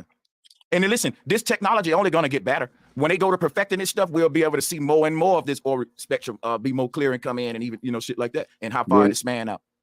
Hey, yo, without being flamboyant about it, hey, I dropped my Cash App in the thing, so I'm trying to get these goggles. I'm gonna do a whole YouTube with these goggles. Man, this and Pharisee is some shit that I'm gonna go on here. Man, what these ain't nothing. No. Go to the dude. Get him from okay. Yeah, he actually has the liquid, which is actually a it's made from you know what? It's called cyanide. It's like a cyanide oil based. It reminds me of that little dark bluish like liquid that's in the 8-ball that you shake up, kind of. Damn, yeah, it do actually. Damn, that was a hell of a synchronicity. Or the shit that's inside them little light lamps and shit that kind of take shape. You know what I mean? Like the cactuses and shit. Well, if you do the research, the actual liquid that they coat the lens in, it's like a cyanide. What's that? Acid cyanide, and they base it with like an oil, and like that's what they coat it with. And like when you look through the thing, you can see the electromagnetic spectrums, and like you can literally see auras of everything. And I actually got like a lesser version of them, but I want to get the real thing. Hey, now that you say that, Silas, it's kind of like oil, sand, and water, and everything kind of takes its shape as it goes back. I gotta make an important announcement, guys. I've been going for 5 hours. If y'all want me to keep this shit going, everybody watching the video in the chat got it. Send in $2 right now. I shot you 20. Bro, look, I put the Cash App who keep trolling them? You know they all ain't gonna send me 100. That's wishful thinking, but thank you though. I sent you $20. I appreciate it. That ain't shit. $20. Hey, I appreciate that. I just sent you double digits. Hey, I appreciate that, my sister. I got the humble praying hands up. I appreciate y'all. Guess what? You deserve more than that. It's Friday. We're gonna keep this thing going, man. For the people. But yeah, we've been going 5 hours strong. We're gonna keep it going. Appreciate you going in too, It's bro. the best show on YouTube. Hey, this is the best broadcasting period, my nigga, and I can't wait for tomorrow with that documentary. Oh man, bro, we gonna. It's so much better. What's going on tomorrow? There's a documentary. You said what? No, yeah, yo, tomorrow. Guess what we doing tomorrow? We're doing what is shit at? I got it up here right now. Damn, I took it. No, the Island of Dr. Moreau. This is an old movie about what I think the Earth is. I think the human being is a fucking experiment that spiritual beings are performing an experiment with, and that we agreed to be this shit. We agreed to be a test subject in this shit, and we're from this advanced universe where we're trying to figure out time travel and space travel, and this world right here is a subject of interest. For example, I mean, I can go deeper, but yeah, I think we. But that's tomorrow, Brother Sanchez. I just want to know, can I get the link, please, so I can, check it out? Where are we going to be? I only. It'll be right here. Same shit. Same, YouTube and Zoom, right like that. Yeah, right here, going live on Bro Sanchez TV, right here. Oh, okay, okay, YouTube and Zoom. Okay, got it. I guess I'll just show up. Oh yeah, just show up. That shit been in our faces for years, bro. If you can pull the picture back up, the Dr. Monroe shit, that's fire, bro. Monroe. Man, it's crazy. As a child, bro, that movie had a eerie. Like, go ahead. It was one of the ones that I can watch back to back. And in movies like that, Truman Show is always something about it that let me know that may be the nature of the simulation we in and shit. But yeah, here it is right here though, Maru. But how many times you didn't depict this? We don't even want to talk about like the Matrix, because I've been saying this for years, bro. Binary is by Mary. Binary by Mary, even why they use the green and shit, you know what I'm saying? It's like the Matrix, but green is just energy, but it's like a simulation or a summit of energy, and it really man, my nigga, I can tie this shit back to so much, but I can't believe the fucking mountain, my nigga. Look at the sacred geometry, and to have the people, this shit is so much deeper, my nigga. I can't wait for this shit. I want you to know that, bro. Yeah, and then when we go to syncing it with the emerald tablets and the rapture and all that shit, bro. Emerald City and look at the rapture. What time are you going to do it, Brother Sanchez? I'm like they're agreeing. Guess what? You'll get a whatchamacall. I'm gonna have a countdown. It's gonna go to your alert. Okay, because I'm on notifications with you anyway for whenever you go live, but I'll be driving. I just want to make sure I don't want to be driving. Yeah, so check this out, y'all. So I was just talking about this image in Lucifer, Paradise Lost, right? Now, Lucifer is the earth god. He's supposed to be the ruler of hell. This basically, Lucifer is the one that created the simulation. So when in Egypt, the one that was accused of creating the simulation was this guy. Remember, I made this connection. It's Achen right here. They said he hold on, y'all. No, don't fucking hold on, man. I'm tired of this shit. That was my bad. That was my bad. Check this out, yo. So this guy right here was said to make the simulation in Egypt. And then here goes Satan right here. They said he made the damn simulation. You see, and you can see the artwork similarities. But at the same time, I just wanted to bring up Dr. Moreau. He's in this famous pose of Satan and all them. He's mounted up on the mountain with all his goblins and demons around. And the demons is like a demonstration because these beings that he created, they were demos. They were like, he had different world leaders coming to his island, like trying to see if they could, think about how that would be as like a guinea pig, or if you're creating yeah, guys, just think in mind though, if I want to actually clip this, put some music on it, you know what I'm saying? But it's all good. That's all I wanted to point out was that sacred geometry right there. Y'all got it. Much respect, bro Sanchez. How are you, man? I'm pretty good. Can't complain. Yeah, I'm glad. Respects to the panel and everybody in the chat. Just one more movie, bro Sanchez, to consider for everybody. It came out in 2006. The movie is called Idiocracy. It was supposed to be a comedy at the time in 2006, but now it appears to be like a documentary. Man, we got dumbed down. The movie, find it, see it. There's a lot of truths in it, man. Everybody dumbed down, and we need to, look into the truth. Peace out. Hey, bro, that correlation you're making right here with this correlation you're making right here showing the pyramid also with the other one from Dr. Maru. I mean, I keep calling it Dr. Maru, but that's really what it is, Dr. Maru. It's really Nurse Maru, but anyways, man, this is fire syncretism right here, bro. Even with your stream the other night. Hey, bro, that's the brain too. That's the brain too. Mm-hmm. But even with that syncretism you was doing yesterday with Sisyphus and Morpheus, just damn, tying this shit in with this, bro. That's crazy, bro. Can't nobody deny that shit. Hey, bro, Sanchez, should we take into consideration the concept of Lucifer, son of the morning, and the concept of Mount Meru and the tree of light being all synchronistically the same thing? Check this out, Silas. Check this out, Silas. When you say Lucifer, right? It's literally the Lu cipher, the light cipher. We're all ciphering the light. And bro, you even brought this up yesterday when you was talking about Lucifer. I don't remember what you had tied it in, but you kept saying cipher. And I kept putting in the chat like, my nigga, that's crazy. Because think about this. Think about this, right? A cipher or a siphon, like a funnel that you're using for all this uterus shaped thing. Like if you look at why Lucifer is holding his arms up like that, it's because his sacred geometry is the Holy Grail. It's that of a funnel. So let me just show something real quick, right? See, when Awaken and Get On, y'all already know. So check this out. This is the lotus flower that they're talking about in Egypt and the Holy Grail. But why though? You can see this cup on top of the head of Sishak, on the cup on top of the head of Serapis. What is this? Every time we see a funnel, we know as men that that's used to pour something from somewhere into some without spilling it. So if there's a funnel that's on top of our heads, just hear me out, everybody. I'm going somewhere. I build it up, right? So check this out, right? Here's a god called Serapis, sitting with the funnel on his head, the crown chakra. What is it? No, I'm gonna answer that.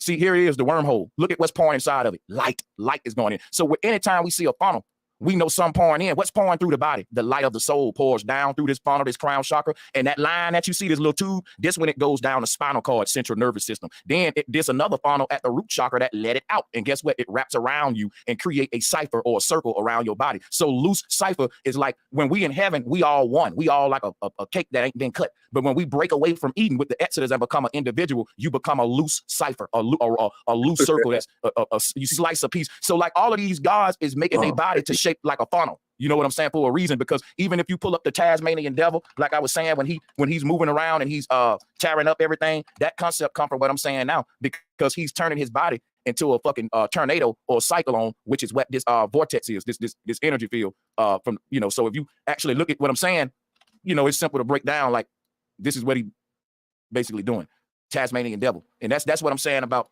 all this shit, right? Lucifer having the cipher, Sisyphus, another the one that was damned, right? Now watch this, right? When you say the word amen, that is the name of this pharaoh called Aten. But check this out. When you say Aten, right? Check me out, right? Since we cooking late night, I'm gonna do what I do best, right? Hit the Cash App, hit the like and share button. Check this shit out, and I'm gonna blow you away. Watch this. Here go the symbol of Aten. I'm gonna show you Christian something right now. Look at this. Look at this real quick, right? Somebody keep doing that shit. They know I don't like that shit, but it's all good. Check it out, right?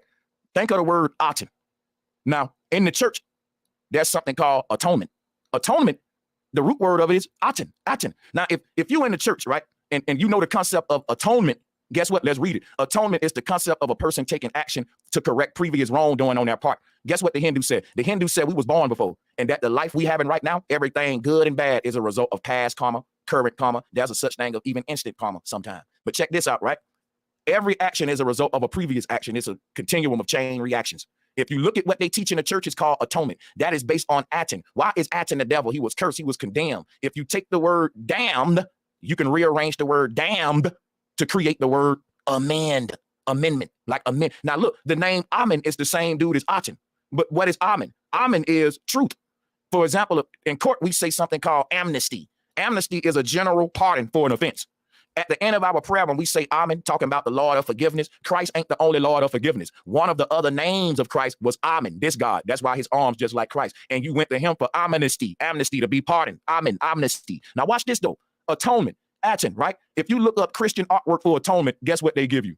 Because in the church, right, when you practice an atonement, you raise your hand up and you take responsibility. You call out and you say, Lord, I went to the club last night with my whole dress on and I took a whole bath and I came to church on Sunday morning, but I was whoring on Saturday night, right? When you show up in the church pouring out, you're taking action to correct your wrongdoings, right? That's atonement. But what this whole life experience is based on Atenism. It's based on the soul coming here to live and work out its karma based upon something we did previously. A lot of people don't like that. But for every action as a, cause, there's an effect and all that stuff. Here is Aten right here. And when you go into church today and look up atonement, they give you Atenism. So what I'm basically showing Christians is that yet another syncretism of another aspect of your faith that you thought was just yours. You think of atonement, you don't think of an Egyptian god called Aten. But yes, atonement comes from him. I'm sure a lot of people say, especially the Kemetic priests, right? They say Christianity comes from Egypt. Then I go to teach that stuff, they say I'm wrong. That lets you know that they Freemasons. Jabari, one of them. That nigga teach that the Bible come from Egypt, but then he ain't as deep as me with showing all the concepts of how they stole all the aspects of it. And when I show this, he disagree. But he say they stole Christianity from Egypt. Yeah, I agree with you, and I'm showing you how deep it go. They didn't steal it. It's just that the Egyptian faith spread it worldwide. It got popular. People ain't stealing American culture in other countries when they try to act Western. It's popular. It's trendy. A woman in another country that's mimicking Nicki Minaj, she ain't stealing our culture. It's just trend. In fact, we want our shit to spread, just like the Egyptians did. That's called colonization. But when it comes to these Kemetic priests, they stole it. No, they spread it like Columbus and them. They spread their culture. They colonized. That's what everybody trying to do. Indoctrinate everybody with their damn cult. The Egypt wasn't no different. They wanted the whole world to think like them and be under their colonization. And now yet they saying, well, instead of them, they don't want to admit that they were the first colonialists in Egypt, colonizing the world. So they say people stole some shit. That's why they don't fuck with me over there in that damn Rudy Poo ass debate league over there. I ain't gonna mention homeboy name, but yeah, I don't like the way them niggas move. But don't get me activated. But niggas don't know shit though. For real, for real. But yeah, man, I'm gonna leave the floor open. Y'all say y'all want to keep it rolling, that y'all support. Angeline, get the knife, Angeline. Man.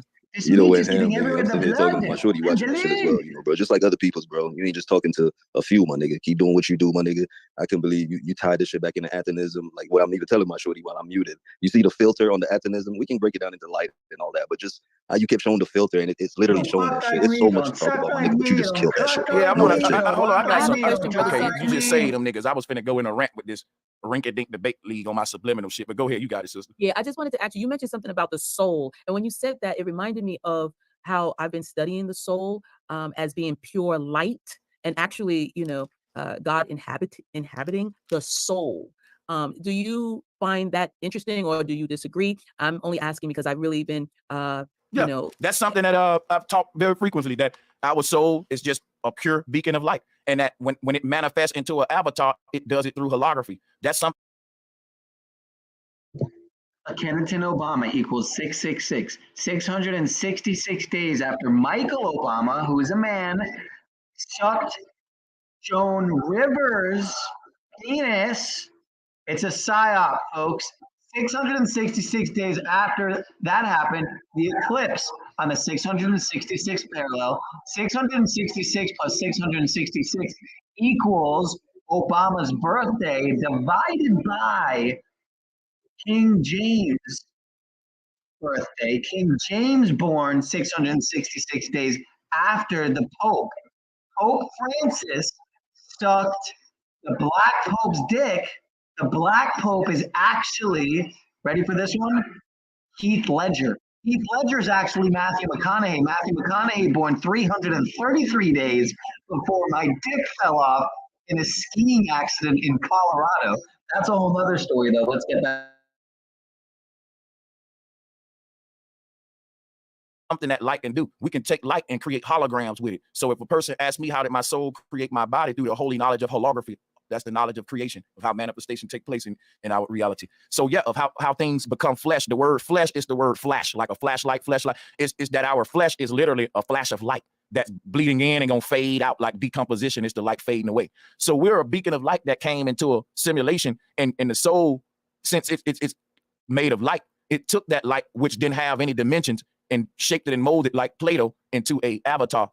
And that's like just a form of holography. That's really the secrets of all manifestation. So yeah, just to make that short, I'm definitely with you with that. Salute. Thank you. I also, I heard you say about, I think I heard you say something about being one, but I want to take it back to, would you also say that, with the soul being pure light, if you will, or the soul, being God, and that's what I'm saying, like God is light, right? I guess. But what I wanted to say is, do you think with everything that's actually taking place now, with all of the revealing, unveiling, I know I heard about the Aquarius age, but I'm not talking about that part. I'm talking about the soul. Disgusting. People are not looking at the soul of what's going on right now, because that's what I'm feeling. Well, I think what's going on right now. Well, I don't think events have souls. I think that the people that carry out these events have souls, and that will determine the nature of the event carried out. So yeah. Yeah, so to speak with what you're saying, people are soul searching now. What does TML even do? I can't even think of one of his things. Themselves and coming up with revelations. They looking at idols and people that idolize, and these people has been able to be obscure about who they really are. But during this time, the masses get to see who they really are, and then decide, do you still want to idolize this person? You know what I'm saying? Yes, because I was just looking at some of that, and I was saying, the soul has been neglected for so long that it's now time for the revelation, or whatever language you speak, it's time now for that to manifest, because in that pure light is love. And I think you mentioned something about love. That's why I mentioned about getting free. That's what's happening right now. There's freedom that's being released, and nobody can stop it, because it's got to happen. It has to go back. This is just, me talking off the dome, but I do, really feel like, it has to do with the soul of what has been neglected for such a long time. And now it's time for, those who have sold their soul or compromised their soul or whatever. It's now time for revelation, if you will. And they have a, opportunity to get it right. Mm-hmm. I'm agreeing with you. I believe that, here's the thing. We say, what did I do, man? I didn't do nothing wrong. Why do I got to come work through some karma? And you telling me I did something wrong in a previous lifetime? Here's the truth about reality. According to the research I've done into ancient concepts, it was taught by many that when the universe unfolded, all of time was created within infinity, meaning the past, present, and future was created right there. That's why we have deja vu, because the future already exists. It's just waiting to pass through this rail. But because it already exists, you can see it. If it was an empty page waiting to write on, what you would look over there and see nothing but a blank page. But we see words on the paper when we peek over, meaning like the Bible said, it was written. It's already, it tell you in the beginning was the word. It got to be fulfilled. So to check it out, right? The thing is this, because that's the nature of how time was created.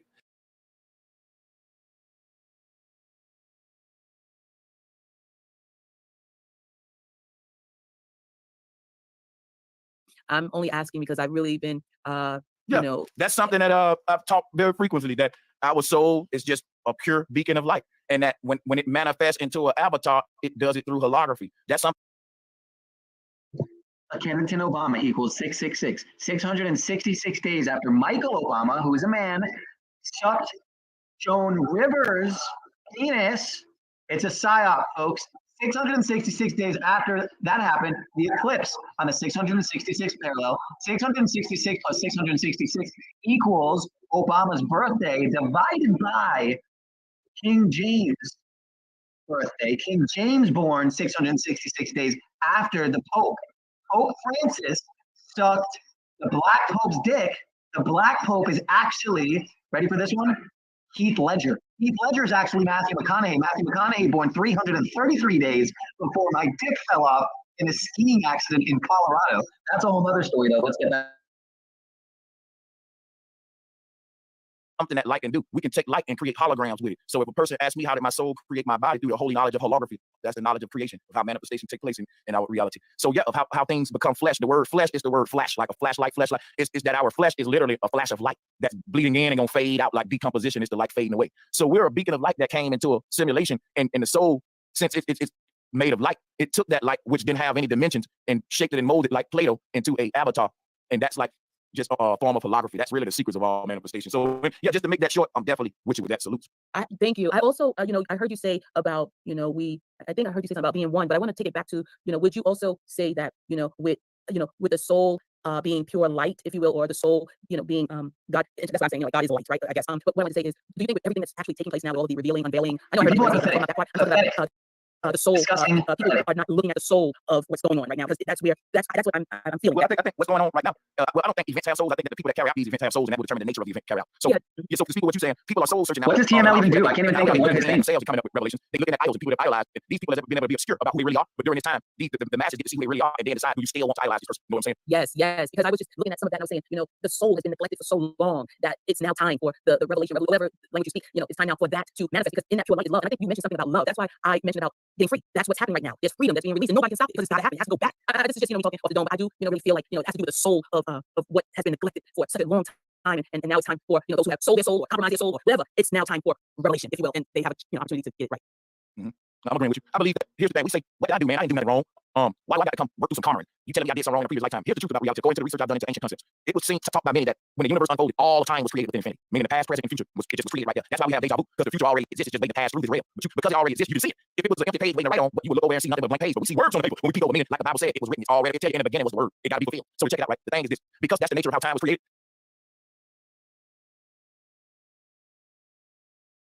I'm only asking because I've really been, that's something that I've talked very frequently, that our soul is just a pure beacon of light, and that when it manifests into an avatar, it does it through holography. That's something. Captain Obama equals 666. 666 days after Michael Obama, who's a man, sucked Joan Rivers' penis. It's a PSYOP, folks. 666 days after that happened, the eclipse on the 666 parallel, 666 plus 666 equals Obama's birthday divided by King James' birthday. King James born 666 days after the Pope. Pope Francis sucked the Black Pope's dick. The Black Pope is actually, ready for this one? Heath Ledger. Heath Ledger is actually Matthew McConaughey. Matthew McConaughey born 333 days before my dick fell out in a skiing accident in Colorado. That's a whole other story, though. Let's get that. Something that light can do. We can take light and create holograms with it. So if a person asks me how did my soul create my body, through the whole knowledge of holography. That's the knowledge of creation, how manifestation takes place in our reality. So yeah, how things become flesh. The word flesh is the word flash, like a flashlight. It's that our flesh is literally a flash of light that's bleeding in and fade out like decomposition, like fading away. So we're a beacon of light that came into a simulation, and the soul, since it's made of light, it took that light, which didn't have any dimensions, and shaped it and molded like Play-Doh into a avatar. And that's like just a form of holography. That's really the secret of all manifestation. So yeah, just to make that short, I'm definitely with you with that. Thank you. I also, I heard you say about, I think I heard you say about being one, but I want to take it back to, would you also say that, with the soul being pure light, if you will, or the soul being, You guys are enjoying this, though, right? You know what I mean, right? You know what I mean, right?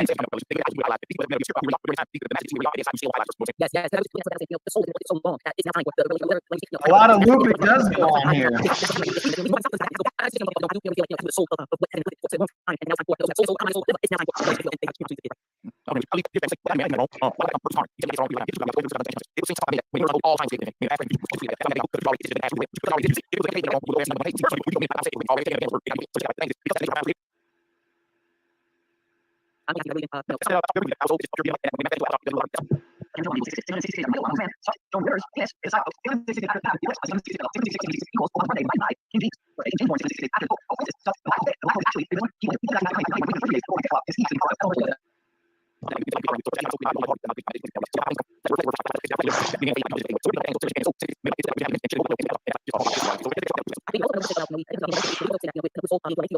You guys are enjoying this, though, right? You know what I mean, right?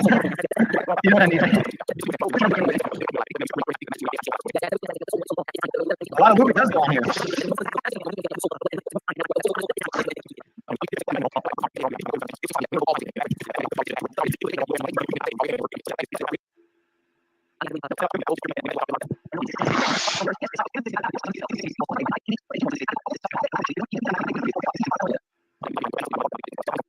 A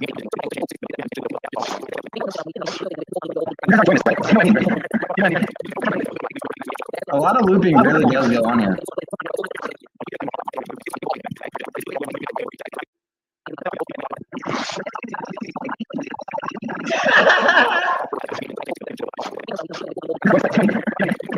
A lot of looping really does go on here.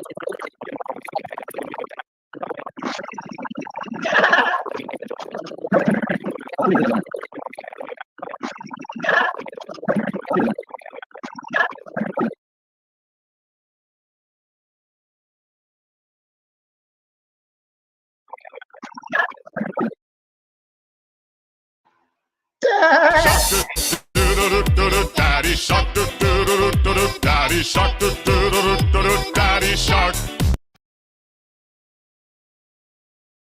Daddy shark, daddy shark, daddy shark, daddy shark.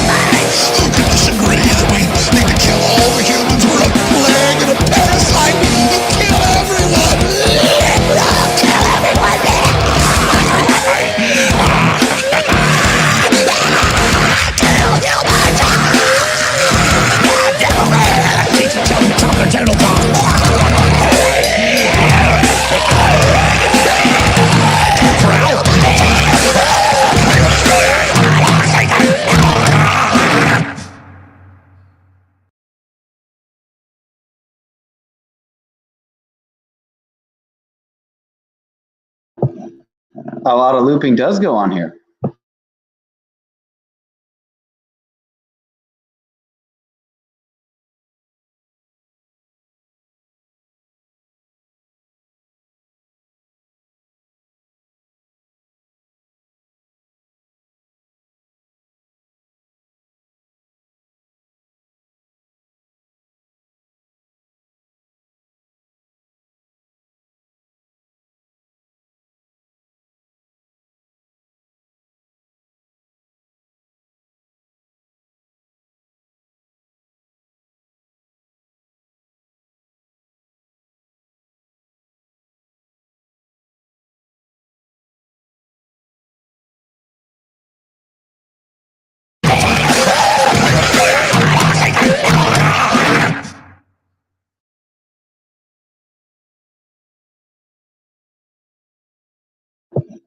A lot of looping does go on here.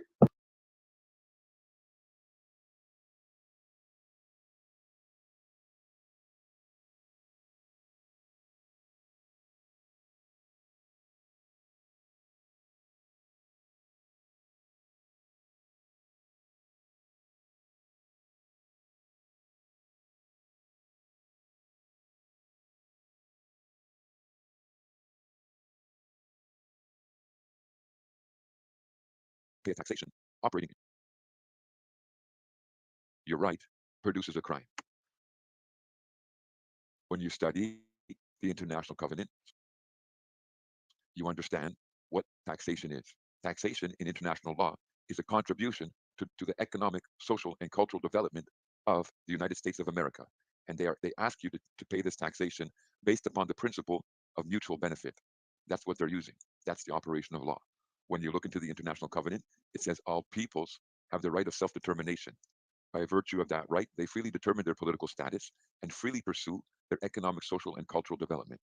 All peoples may, for their own ends, freely dispose of their natural wealth and resources without prejudice to any obligations arising out of international economic cooperation based upon the principle of mutual benefit and international law. And in no case, in no way, with no law, may a people be deprived of its own means of subsistence. When we look into Black Laws, the second edition, the designation or definition of the word people, it states the word. Let's try that. Hey there. This message is for you if you live in Canada and you've got more than 10. We don't really care. Thank you very much for that commercial. No, thank you. And I use that designation, that term, in a legal context. I'm glad you stopped by to watch this video. I have to say, after you watch this video, you're going to have to make a decision. Because tonight, and through this video, I'm going to expose a lot of things that are going on in the United States of America. And some of you may be under a delusion, I'm sorry to say, or a false teaching, a strawman teaching, concerning how to express your rights and how to implement your rights in the United States of America. Somehow, some way, you listen to someone else's teachings, and you believe and you accepted those teachings to be true. And within the context of those teachings, they have declared to you that there is no ability for you to enforce your rights in the current legal system, in the current court judicial system that operates in America. And this video is going to expose that fact. If your true motive and your real reason for teaching what you have been teaching upon the internet was because you wanted to have our fundamental rights and freedoms respected, then when you come across this video and you realize what has been transpiring, there's no reason why you cannot adjust what you've been sharing accordingly. There's no reason why you cannot make an adjustment and a declaration to the fact that you have come across new information and now this needs to be implemented in order to exercise your rights. What is ridiculous is individuals that are on the internet that are out there teaching you falsehoods, false conceptions, and then you applying them in your own life and getting into legal trouble. And with that said, I just want to remind you something. With what I share concerning fundamental rights and freedoms from international law into constitutional law, it's an all or nothing deal.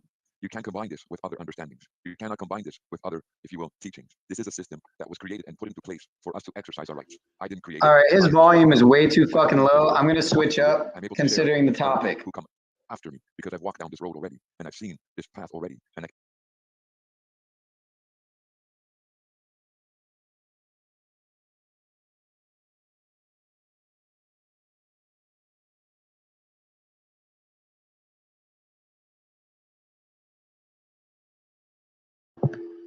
Invasion of the UFO grifters, UFOlogy 2023. Let's see what's going on over here at Truth Seekers channel. I'm going to catch a little bit of this. I got less than an hour left of recording time.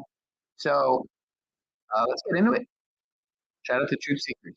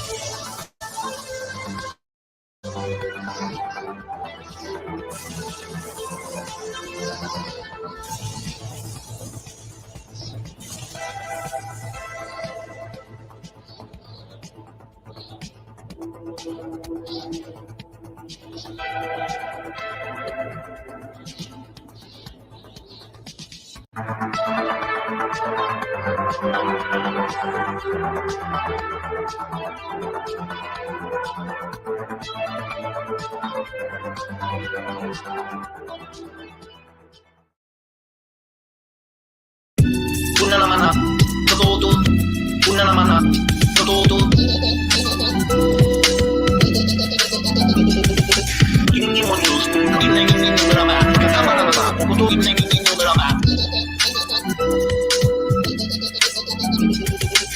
stands for the angel of paradise.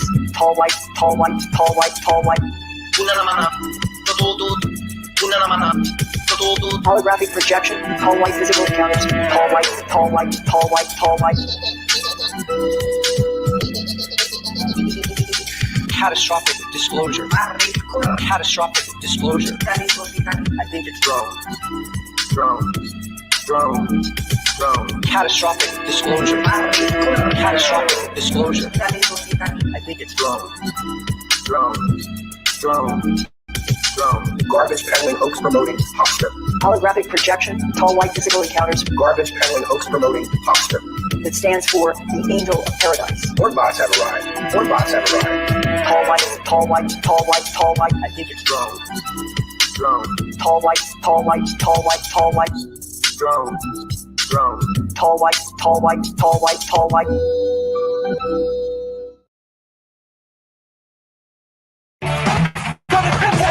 Juicy girls, sick of truth.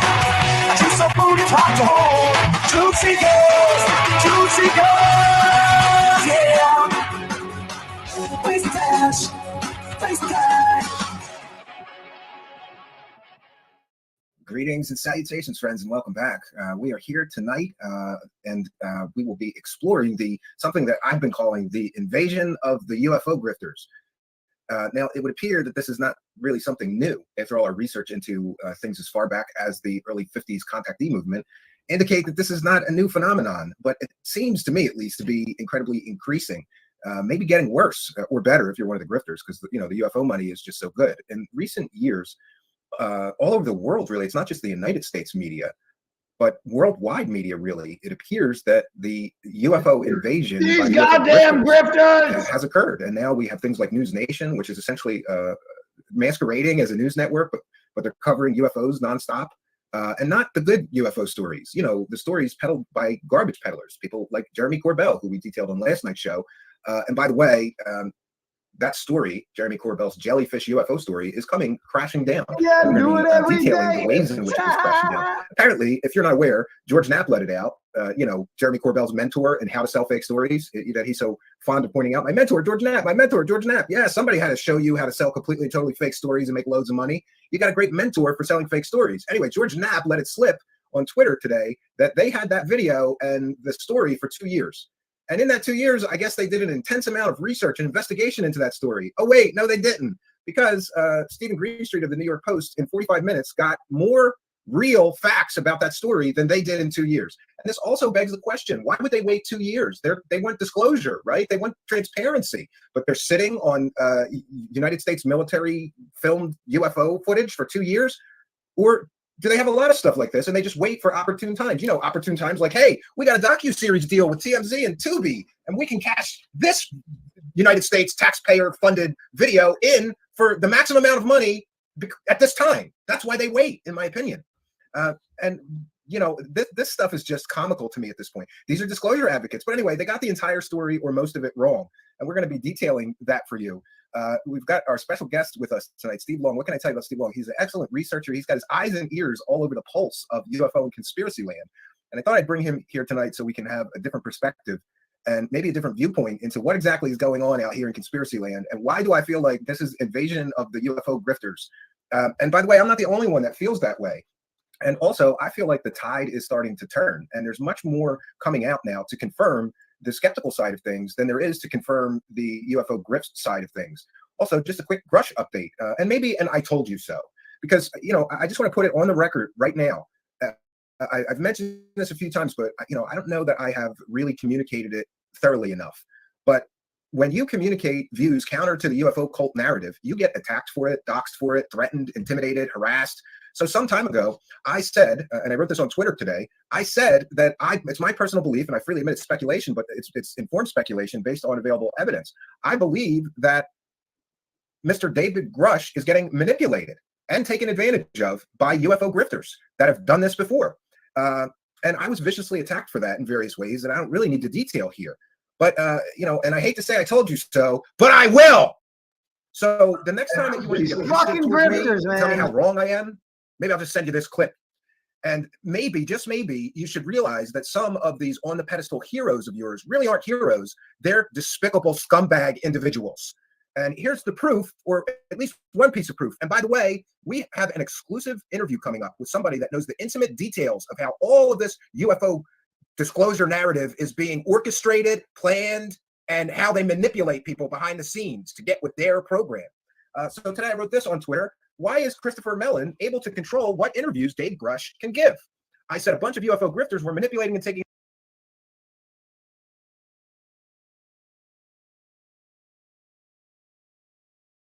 You know, Jack, I've never had an orgasm with you. Is that your opinion?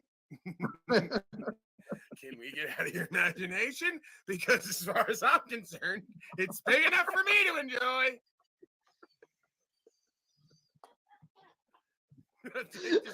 Dick just fell off his chair. Dick, are you all right? Somebody get EMS out to Dick. It's going to be the big one. You know, Jack, I've never had an orgasm with you. Is that your opinion?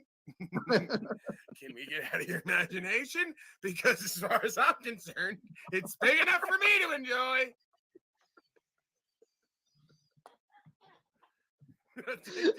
Dick, you all right? Somebody get EMS out to Dick. It's going to be the big one. You know, Jack, I've never had an orgasm with you.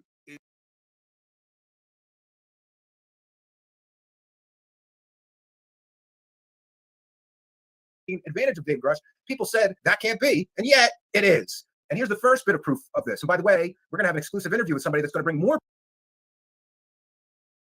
proof to bear that maybe, just maybe, the skeptical viewpoint on some of these characters, these scumbag characters in conspiracy land that get caught time and time again selling fake story after fake story, lying about things, manipulating people. Maybe, just maybe, that skeptical viewpoint is the correct starting point when dealing with these people. Dark journalist, who many of my audience are well aware of, he says this whole approach is a total disgrace to UFO disclosure. The idea that Intel agent Grush is anointed by, quote, Wall Street bigwigs to reveal secrets is the height of CIA manipulation of the field. When I spoke to Grush, he said he'd like to come on my show and talk about it, but he was too afraid of Christopher Mellon reprisals. Question: how can you take on global UFO secrecy if you're afraid of Christopher Mellon, Lou, and the whole corrupt DOD finance gang? Total counter intel op. So maybe, just maybe, I was right when I said that people are manipulating Dave Grush. And maybe I'm right in my opinion that people are taking advantage of that man. And I'm going to try to keep that at the forefront of, you know, what I talk about concerning him going forward. It's ridiculous that Christopher Mellon, who many have long said is the puppet master pulling all the strings, he was Tom DeLonge's puppet master, apparently. He was Lou Elizondo's puppet master. Well, apparently he's got a new puppet, and that's Dave Grush. So, you know, going forward, when people are abusive towards me simply for exercising an opinion, especially when that opinion is correct, I'm not going to take abuse from stupid people any longer. Okay, I get that you can have belief systems, but you can be respectful. If you come to me and say, Stephen, I respectfully disagree with your opinion on this particular subject, great. Okay, let's talk about it. Why do you disagree with me? That's fine. But these people coming at me with these endless nonsensical attacks, or hey, let's attack my physical disability for 2 hours straight on YouTube, like happened yesterday or the other day. I'm not going to take abuse from stupid people. My show here is a public benefit, and we have what, an 8-year track record of getting stories factually accurate and correct. I'm not taking abuse for that, and I'm not apologizing for that. And if you don't like the facts and evidence that we show here and our proven track record of getting stories factually accurate, then go tune into one of the garbage peddlers. Don't come here and you know, vent on me because your delusional fantasy world is coming crashing down. It should come crashing down. And if the fantasy world you live in is so fragile that I can pop that delusion bubble with a single story we present here, then maybe you should rethink your belief system, rethink your lives, right? So tonight we have a very special guest. He's been here before. He's here again at the request, apparently, of some of our audience members. I didn't think he was a very good guest, right? But people did, and no, I'm kidding. He's a veteran here. He's been here a few times. We're going to bring him in right now to talk about the invasion of the UFO grifters. Welcome, Steve Long. Hey, Steve. How you doing? Thanks for having me on.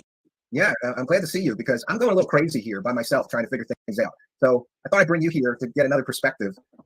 What did you think? Were you listening? What did you think of this? Dave Grush is afraid to give interviews to certain people because he's afraid of reprisals from Christopher Mellon. That's some shit, ain't it? That's some shit right there, man. That's a big story, I think. Yeah, I don't know. It might be. Could be. No, I think you're doing a pretty good job on your own, Steve, of kind of dissecting the narratives and trying to get some clarity to figure out what's going on. You've been doing it for quite a few years now, and you're one of the few skeptical shows that is left. You know, one of the few outlets that offers some skeptical research and appraisals in the situations. And you've outlasted a lot of people and helped a lot of people along the way. And it's great to be here. And I wasn't even going to do this, but I do appreciate that. Apparently you had some listeners, and they have requested that I come back on. And I wanted to. Yeah, I mean, you saw it when you come in. When you come in the live chat, people ask you when you're going to be on again, and then they email me when So we want to give people what they want, and that's pretty interesting. I'm glad that you're here. Let me know what you think of that. Let's start with the jellyfish story, because I got some things I could share about the jellyfish, the invasion of the jellyfish UFOs. We talked a little bit off air today. I think I just sent you some of the updates. So apparently, according to George Knapp, they had the video and the story for 2 years, and the moment they broadcast it, within hours,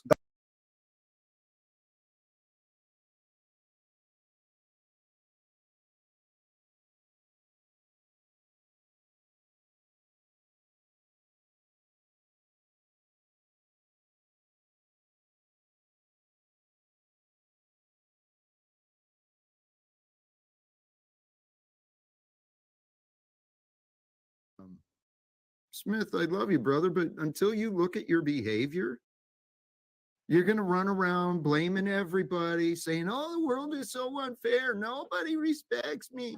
Nobody helps me. Holy shit, I'm listening to me, right? Jack, I just we can move on though. Like I wasn't saying like let's backstage him and shit talk him. Just Smith, I love you, brother, but until you look at your behavior, you're going to run around blaming everybody, saying, oh, the world is so unfair. Nobody respects me. Nobody helps me. Holy shit, I'm listening to me, right? Jack, I just we can move on though. Like I wasn't saying like let's backstage him and shit talk him. Just Smith, I love you, brother, but until you look at your behavior, you're going to run around blaming everybody, saying, oh, the world is so unfair.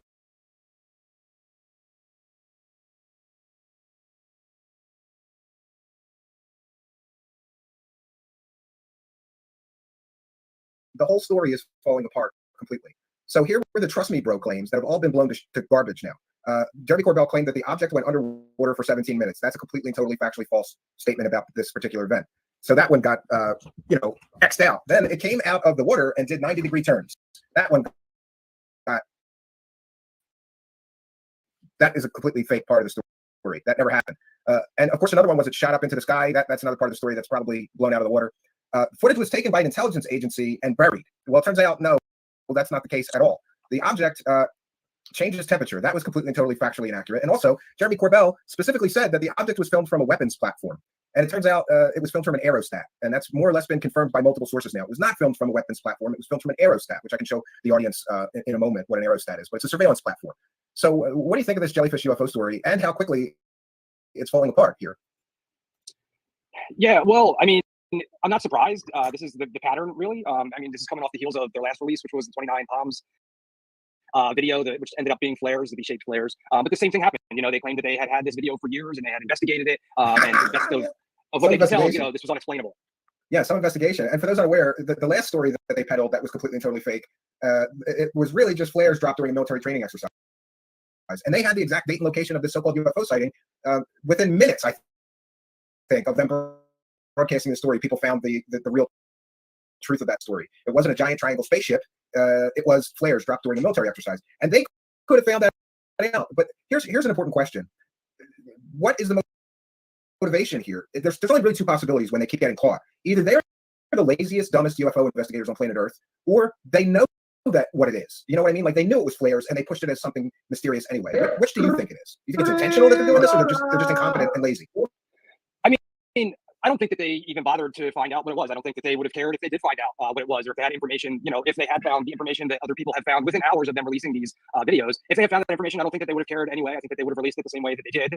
And to lie by omission, right? Just leave that out because it won't help sell the story, right? Yeah, I mean, they're not here, they're not here to be transparent. Like these people are pandering to an audience. They are doing something for entertainment value. They have profit schemes behind these things. They have podcasts, and they have all kinds of friends and associates and acquaintances that are doing the same thing. So no, I don't know what the answer is. I don't know what the truth is behind it, but certainly I just feel that they have these 2 videos, and they probably have a lot more that they've been sitting on for a couple of years now. I think somebody gave them a sizable dump of images and videos, and they're just going to release them every once in a while when one dies down, and it really doesn't matter what happens as far as people debunking them. The people that believe and that want to support their cause and their narrative will be there to do that, and that's who they are pandering to. That's who they are recording and talking to. They don't really care about what the skeptics say. They can excuse that, and they can have their audience and their Twitter followers help negate that and excuse it, call people intelligence agents and disingenuous people and everything else to just not address the actual evidence that we could discuss if we wanted to.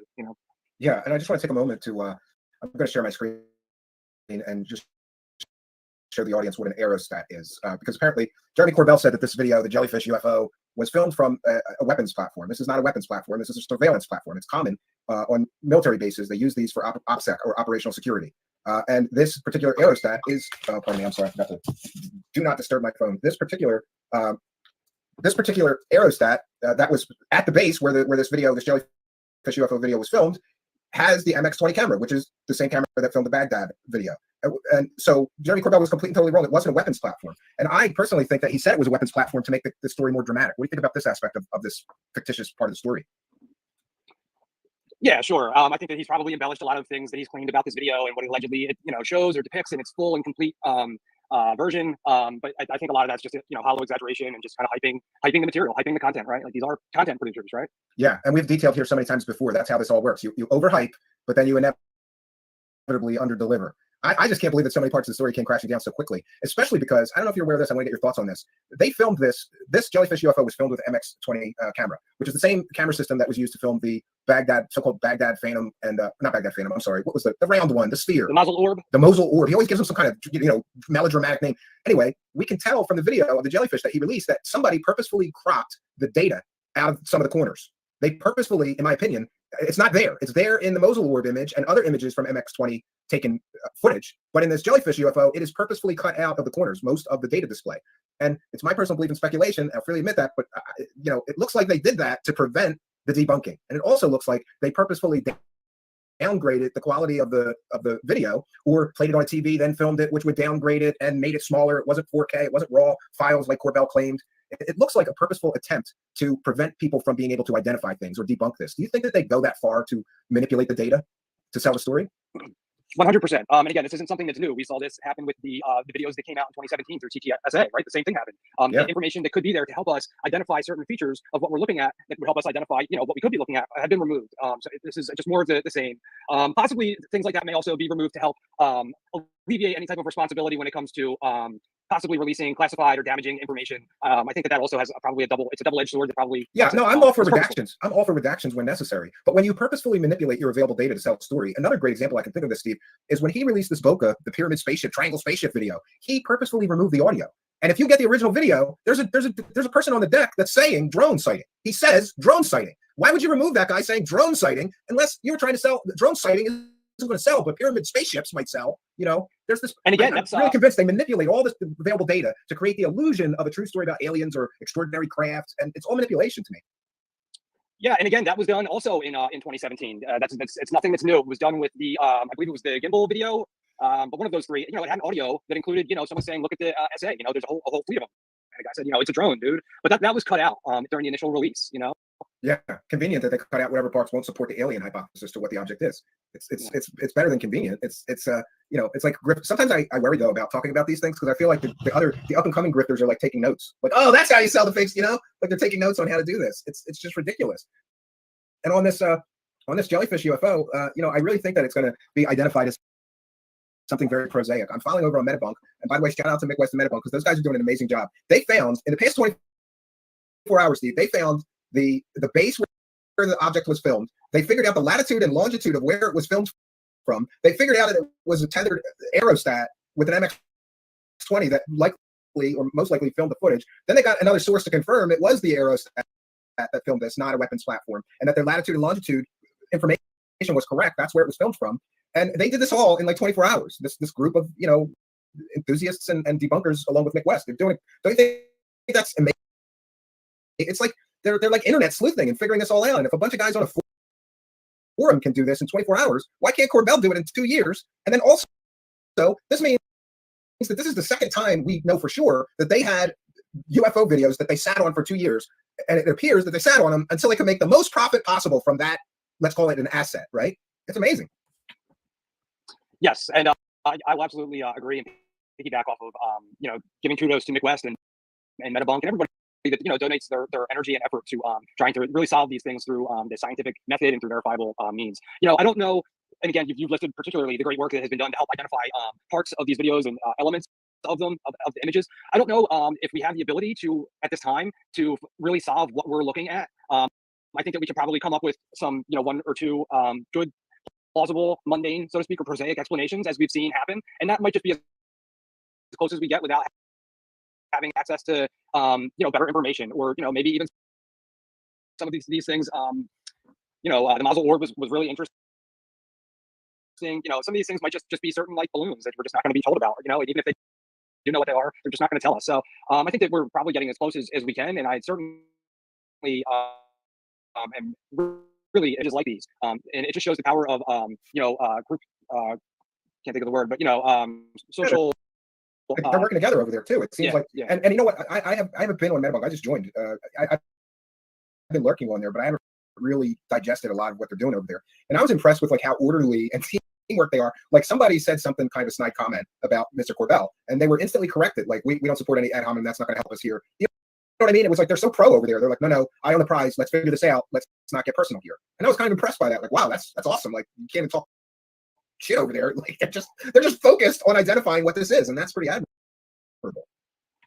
Yeah, I agree. And it's right there, open source, and it's talking about peer review. That it's right there in action and in emotion. So yeah, it's really commendable. And even just what you do is commendable. To be honest with you, I think that if I think back to a couple years ago, say 2021, 2022, there was a core group of skeptics. I felt like skeptical-minded people, say recently turned skeptical, once were a believer, and they were assessing these things. And they had podcasts and they had YouTube channels, and slowly, for many reasons, a lot of them having to do with just the social interactions and the draining and sometimes detrimental nature of this topic and community, they were pretty much all gone. And so for the few people, a lot of those people got harassed into just saying it's not worth it. Like they got harassed, doxed, threatened, like a lot of the same stuff that I've been through. I just kind of like I put my head down and keep working, but I don't blame anybody who said it's not worth it, because when people start involving like your wife or your husband and your children in this nonsense and going after your family or what, it's ridiculous. It's absolutely ridiculous. I want to ask you, did you watch this Jeremy Corbell so-called docuseries yet? Have you seen these yet? No, I was actually going to ask you if you had watched it yet. Yeah, I watched the first one, and I'm going to do a show on it, but I want to clip some specific portions out, because I just want to tell you this one. This is my favorite part of the whole thing so far. Jeremy Corbell's like walking down the street in Texas, and he starts talking, and he says that he said, I had to rewind it like 3 times and replay it because I couldn't believe that he would say something like this. Jeremy Corbell actually said in his new docuseries that him and George Knapp don't get paid for this. I'm going to say that one more time. He said that him and George Knapp don't get paid for this. Now, meanwhile, he had a 3-film deal with Orchard, which I'm sure was very lucrative. 3 film deals, and you own the rights to the film. They're going to distribute it. They were on all the streaming platforms. He had to get paid for that. He gets paid to talk at ALiEN Con or Phenomicon or any of these UFO conventions. He's got a monetized podcast on YouTube. He just got a TMZ and Tubi deal to do a docuseries. Are we really supposed to believe that he's doing all these things for free? He said him and George Knapp don't get paid for this. I'm assuming he means UFOs. Like, I don't get it. Yeah, I don't know the exact quote that you're talking about. I don't know if he was saying we didn't get paid for this, as in this TMZ deal, or I really don't know. I don't know the quote you're talking about. But maybe clearly, clarify that. It's clearly it's BS, and nobody thinks that these people aren't making money, however much that is, whether skeptics or believers. I think everyone understands that there's a financial motive here. It's just that some people excuse that or understand that, and other people think that it has something salient to do with everything that they're doing. But yeah, they certainly are. They have financial motives now, and they have also future goals and aspirations. And even if someone's not making a lot of money, what is a lot of money? You have to make $1 million a year to be considered, doing something. Like if you're paying the rent, isn't that not good enough? And I don't have any problem with people getting paid for their time and efforts, but I think that it comes down to what those times and efforts are, and when it's being used to spread incomplete or unfactual information, I think that there should be something to be said about that. So yeah, I think that they're certainly making money. How much is really the question, but I don't think it really matters as much as how much is it affecting their work, how much is it affecting their judgment, how much is it affecting the things that they're putting out there. Well, plus you kind of have to love the arrogance of a person that's walking around wearing a $50,000 watch complaining that he's not getting paid. And then the very next thing that he said was, I think that he was kind of trying to appeal to like blue collar working people, like pretend that he's like a working man? Because the very next thing he said in this thing, right after he said him and George Knapp don't get paid for this, he said, he kind of said like, oh, me and my wife, we buy properties and fix them up, which would make most people think that he's like buying old houses and like doing drywall and painting and carpentry. I seem to recall a story that the last property that he bought was like $1 million property. So, this whole thing seems like a performance to me. There's a man wearing a $50,000 watch complaining that he doesn't get paid for this, who just bought $1 million property, and he says, well, I don't really get paid for this. Me and my wife buy properties and fix them up, as if he's, some kind of a house flipper. I mean, $1 million property, that's what you just bought, and you're complaining you don't get paid. Yeah, this is me. I took that badly because I went, really? Yeah, I don't know the quote. I wish I had known so I could talk. I could talk more about it. I don't know. I mean, I could try to find it while we're talking, but it's not really important. Or I'll send it to you after the show. It's really not important, but it's right in the first episode of their docuseries, about 3/4 of the way through. He's just walking around. He's like, yeah, me and George Knapp, we don't get paid for this, and I buy houses, me and my wife, and fix them up. As if to say he's not making any money from UFOs, he has other income, which I'm fine with because everybody knows that I don't pay my house bills from my show. It just goes in the tail to support the show. I'm fine with people having multiple streams of revenue, but when you're talking about a guy that's probably made hundreds of thousands, if not millions of dollars from UFOs, saying that he doesn't get paid, I feel like you're getting into like psychopath liar territory. Like, did you really, let's go, did he really say that? I had to go back. Like, I couldn't believe it. Yeah, and again, not surprising. That's something that again is not new. We hear it a lot when it comes to Skinwalker Ranch. We hear a lot of we don't get paid for this. There's no type of monetary gain for us, and we don't really know what the truth is because we don't have financial records. We don't have their tax returns. We don't know. So they can say anything that they want, right? One would certainly have to really stretch their imagination to think that they're doing all that stuff and that they haven't received any type of monetary gain for that. Yeah, I don't think that anybody would really believe that. But hey, it's just an ambiguous comment, right? Like, hey, me and George, we don't get paid for this. It sounds like, and it's just like, who knows what he's talking about. I'd love to see his tax returns. Like, show us your tax returns for the past 5 years, buddy, because you're complaining you're not getting paid by UFOs. His tax returns would show if he's getting paid by UFOs or not. But Mr. Transparency and Disclosure Advocate probably doesn't want to talk about, release that. It's just interesting to me that a man wearing a $50,000 watch would be complaining he's not getting paid. Yeah, and I think again, like a lot of this, we're in the bold new world of like influencers and internet streaming and just like being an influencer. Like, who knows what they're getting paid for? Like, they're doing it for a reason. They're on social media having hundreds of thousands of people follow them for a reason. He said, you definitely won't find me saying this at the 38. Jeremy Corbell gave us the timestamp. I'll see if I can't find it. Thank you, Jeremy Corbell. Thank you. And don't complain about money when you got a $50,000 watch, bro. Don't do that. That's really bad. Yeah. So, what do you think of the David Grush situation? I haven't checked in a while. Wait, give me 1 second. We're at 219 days, and there's still no evidence. Tell us your thoughts on David Grush. I don't know. I don't expect that there will be evidence. We're going on almost 7 years for Lou Elizondo, and we don't have any evidence to even prove that, he ran the U.S. UFO program called ATIP, that it ever even existed. We haven't even proved that, right? Beyond the shadow of a doubt, through some type of verifiable evidence. I don't expect that we're suddenly going to start making leaps and bounds with David Grush. I think that he's going to do the circuits and see how far it can go and, whatever. I don't know how long it'll last, but I certainly expect that it'll go much like Elizondo has gone and every single other person who's ever come out over the last 80 years. Yeah, I don't think that we're going to get much evidence either way. And these people, I don't know what Mr. Grush does or does not believe. I don't know what he may or may not have been told, but he's certainly not being transparent. He's certainly presenting things in a way that you're just talking about Jeremy Corbell and that, comment about, me and George don't get paid for this. Like, it's so ambiguous. We don't even know exactly what he's saying, but he's getting a feeling across to an audience that he's pandering to, who think that, he's really doing this out of his love for disclosure and his desire to see this information get out. He's not doing it for money. And that's the bottom line. He doesn't care that skeptics might not buy that or have valid questions about his comment and it being ambiguous. He's sending a feeling out there to the people who are going to accept it without scrutiny. And Mr. Grush is doing the same thing. He's framing his answers and he's being vague in a way that only people who are already sympathetic to his message are going to accept it. Anyone else will have serious questions and red flags raised by everything that's happened since he's come out. Yeah. The lack of any type of evidence that he's presented for anything that he has said. Yeah, we want to thank Jeremy Corbell for giving us the exact timestamp. And let me put my fair use banner up. This is transformative work. We're educating the public, and we'll be discussing the very short clip that we're playing. This is just to display, I'm telling you, I was shocked by this because maybe I misunderstand what he's trying to say here, but it seems pretty clear to me. It seems like he's trying to say, I don't make money from UFOs. Hey, I do other things for money, like buy $1 million properties with my UFO money. Like, oh no. On the average day, this is a fucking average day. This is, I probably cursed too much. I'm sorry. This is an average day, man. We work on this every damn day, and this is not a job that we get paid for. I actually have a real job, but luckily it's real estate. It's I buy, my wife and I fix up properties. So this UFO thing is because we want to know the truth. So there you have it. I mean, I think he's being pretty clear. He's basically saying that UFOs is not his job and he doesn't get paid for it. Exactly, and we just talked about why and who he's presenting that message to. Because again, anyone their right mind that knows who he is and knows what he's done, and the amount of media he's been involved with, projects he's been involved with that are clearly for profit, knows that what he's saying isn't true.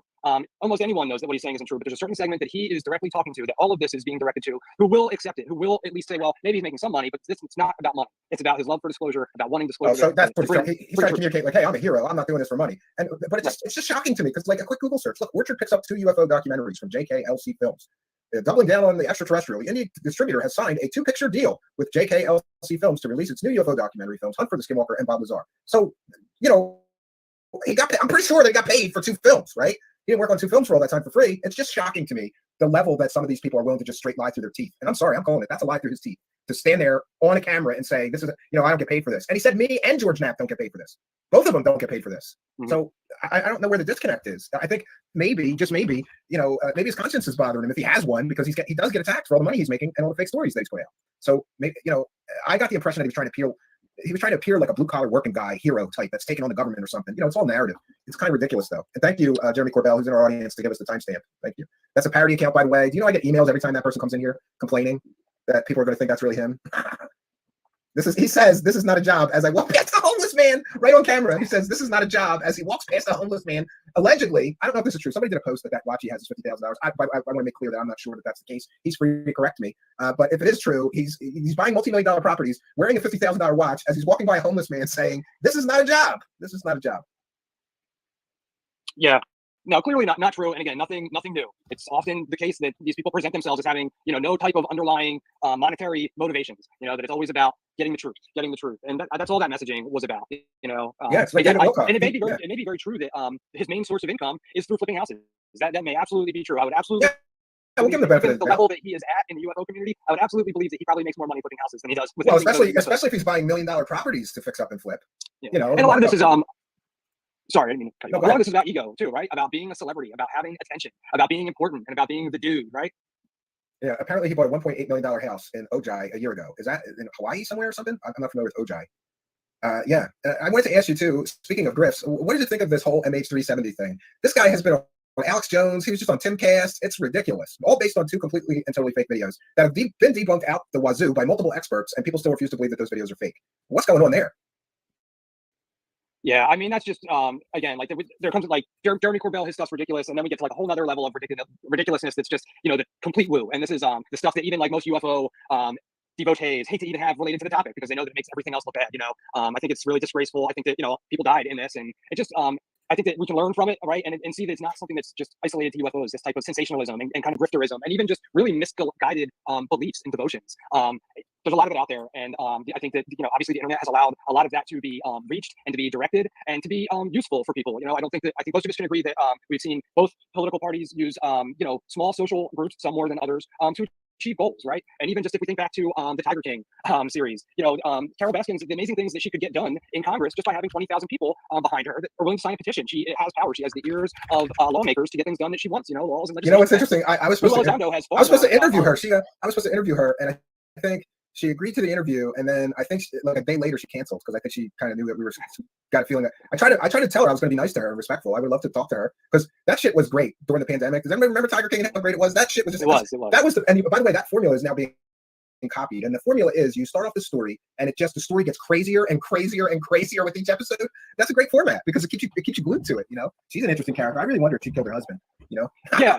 But see, and you just hit the nail on the head. Like, this is so relatable to the UFO topic because, like you said, the story just grows and grows. And we know that most of what we saw in Tiger King and the ones that followed, like, are just wild speculation, right? And it's sensationalism. But for people like her husband, his first wife, and the daughters, like, there's clearly a whole lot of, belief and emotion and turmoil wrapped up into what they're doing, and going from, wild lawyers to media influencers, and they're just putting their hope into people that they just want to find out what happened, I think, to their dad, and they just really don't like Carol Baskins. And so it opens them up to being led down all kinds of probably false paths and just being taken advantage of by people, right? And it's just very relatable to the UFO topic, even down to that very level. And then all the way up to the level of Netflix and the major media conglomerates that just want to put out content. And it doesn't matter if it's true, it doesn't matter how much evidence there is to back it up, right? Yeah, absolutely. And yeah, I'm trying to find that. I did find a reference. Jeremy Corbell didn't set out to become a professional UFO enthusiast, and it shows his $1.8 million property. It's on Pinterest if anybody's interested, but I don't have the full article, so I'm not going to share it. So $1.8 million property that he just bought last year, $50,000 watch. I don't get paid for this.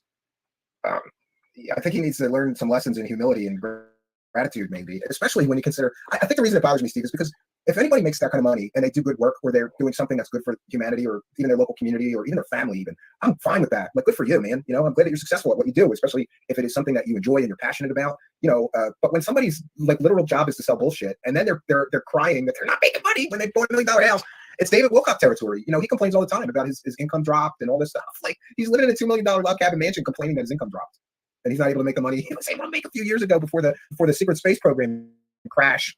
You know, I don't know. Do you know a lot of wealthy people? Because most of them are not, that I have encountered, are not like that. That they're some, at least the ones I know. Maybe I've just been blessed. They're humble about it, you know, and they keep to themselves about their finances. Yeah, I mean, people come in all flavors, right? Like, again, these people are clearly there's ego involved here, right? They want to be seen, they want to be heard, they want to be famous. Yeah, that spotlight is worse drug than crack cocaine. I think it's terrible.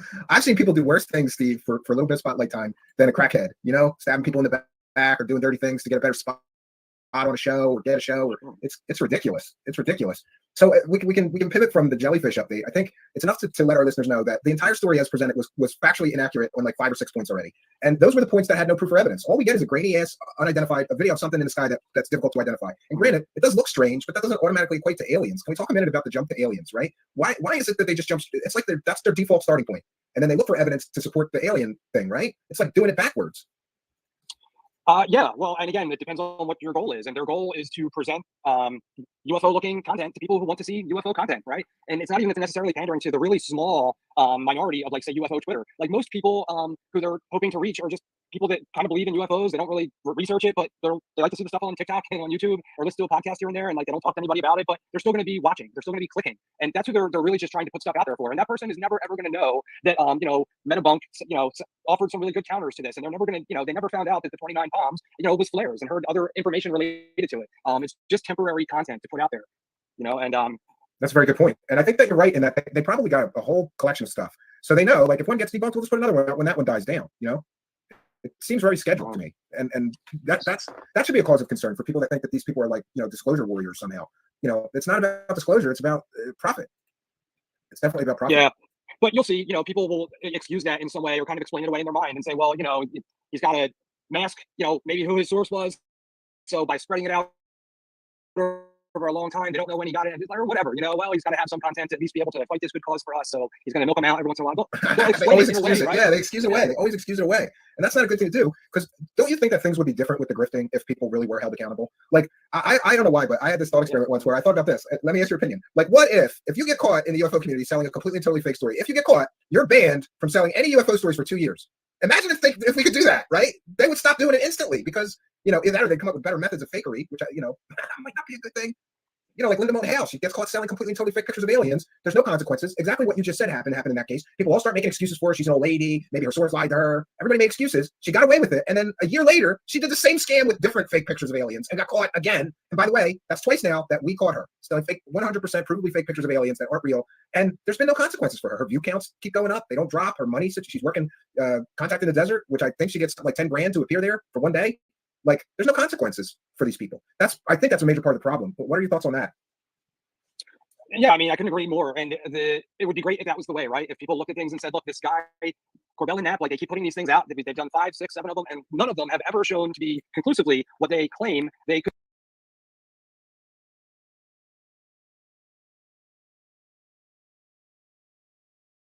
Want a lawn that looks like this? The lawn looks a little bit more like this. Then you should click right here and check out TruGreen. We're the local lawn experts that guarantee results you can see. We do the hard work for you, like clearing out those.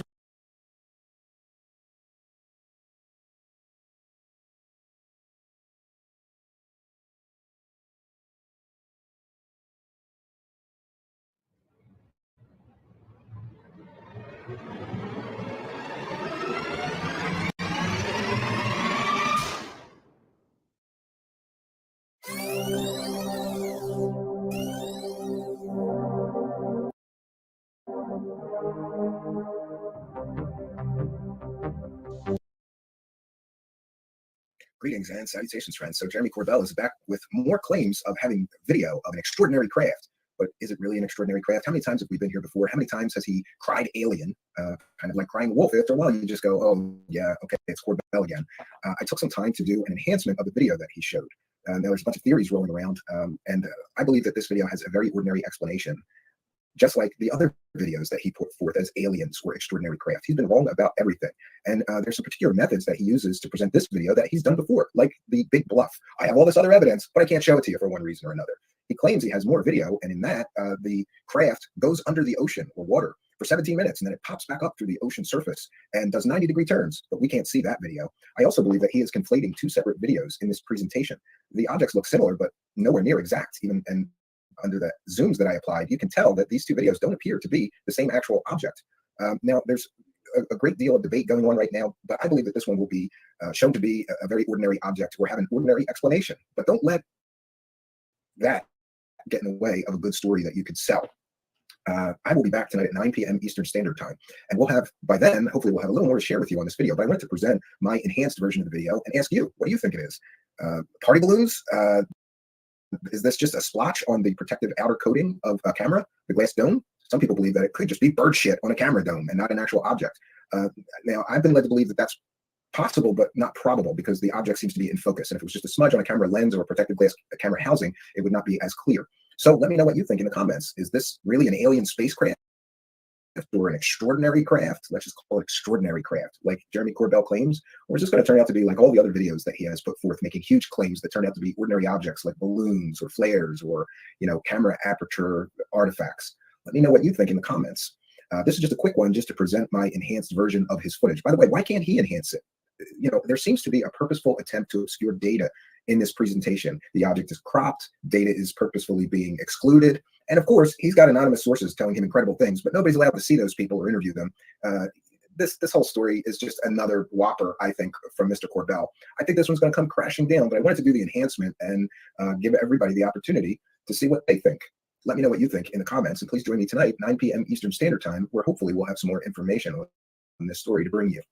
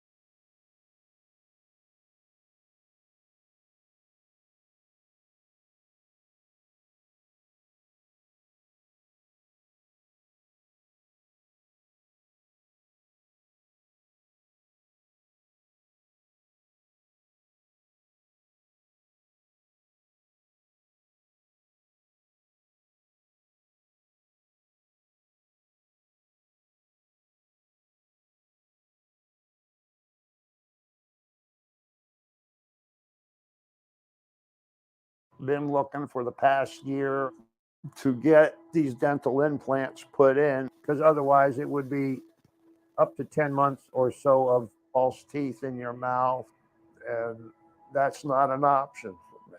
Then this place, Nubia, came.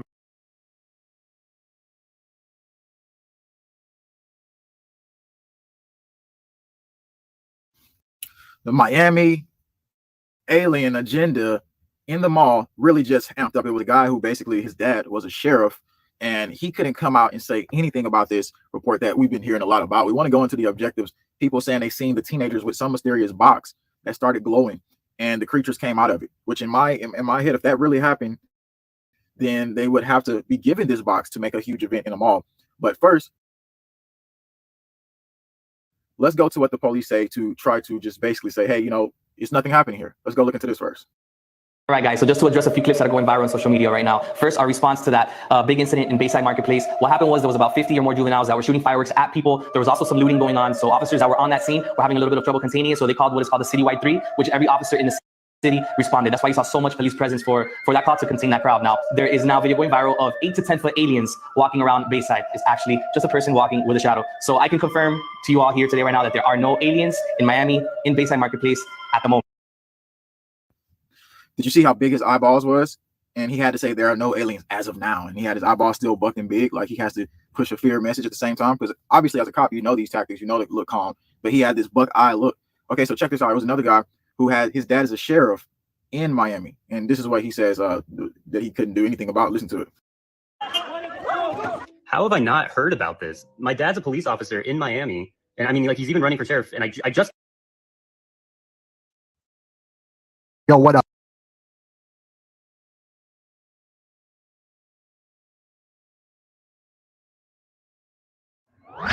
Merkel Media.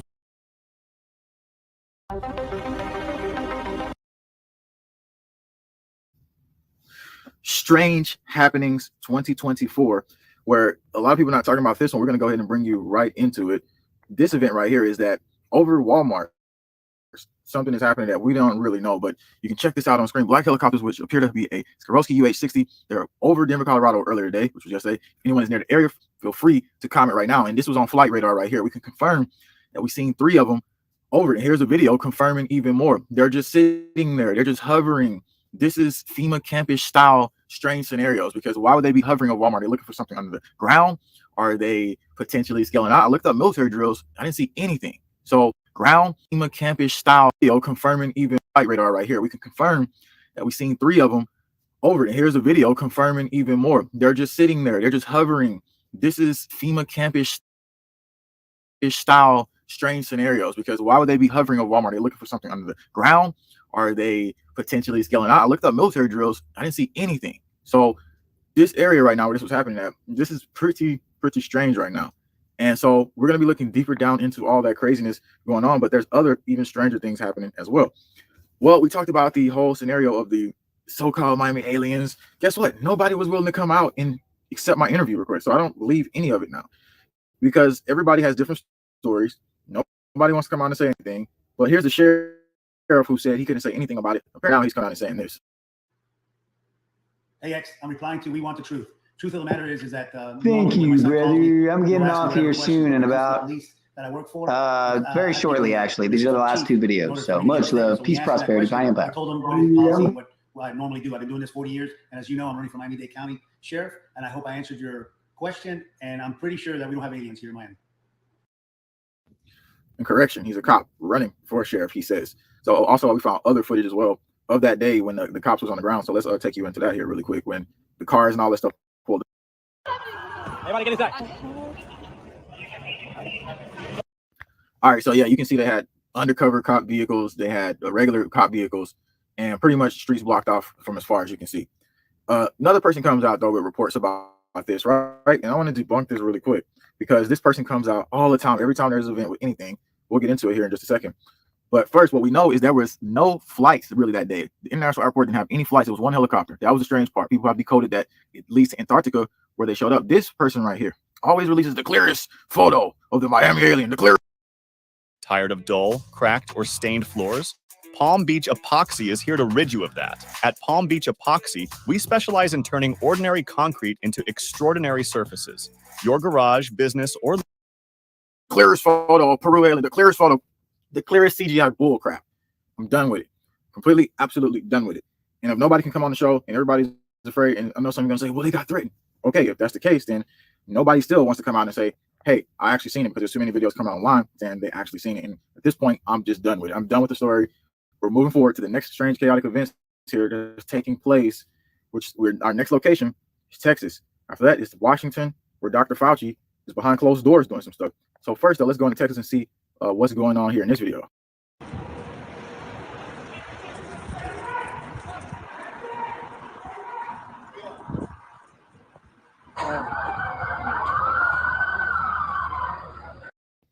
So apparently what we have here was a thing where this so-called gas explosion happened, but they call this a mass casualty event.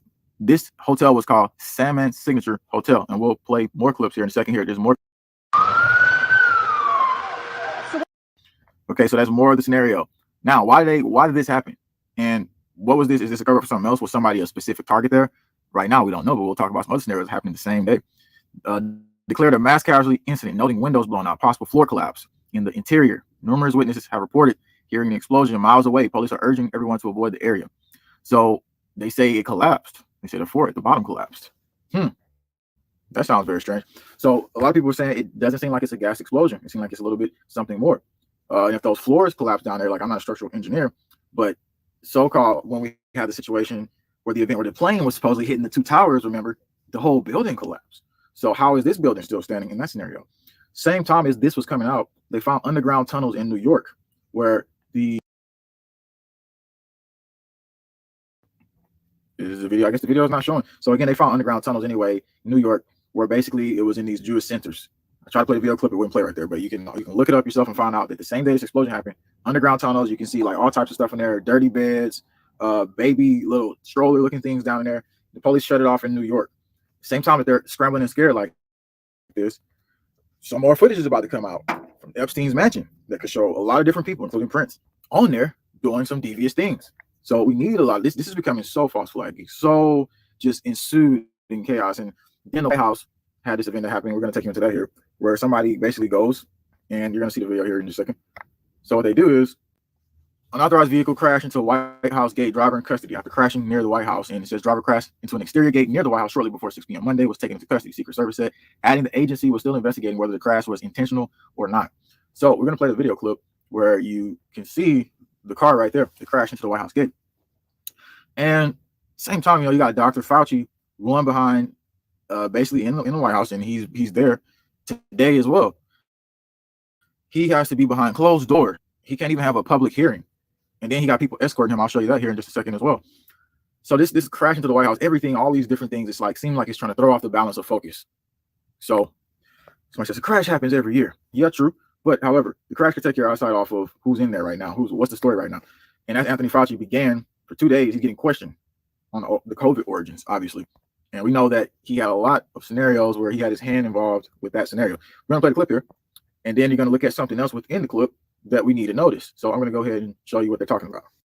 Although lawmakers have said they do plan to hold public hearings in the future. Correspondent Joe Khalil joins us live on Capitol Hill. Joe, any insight into Fauci's testimony today? Well, I can tell you, Nicole, it's really expansive because you've got hours and hours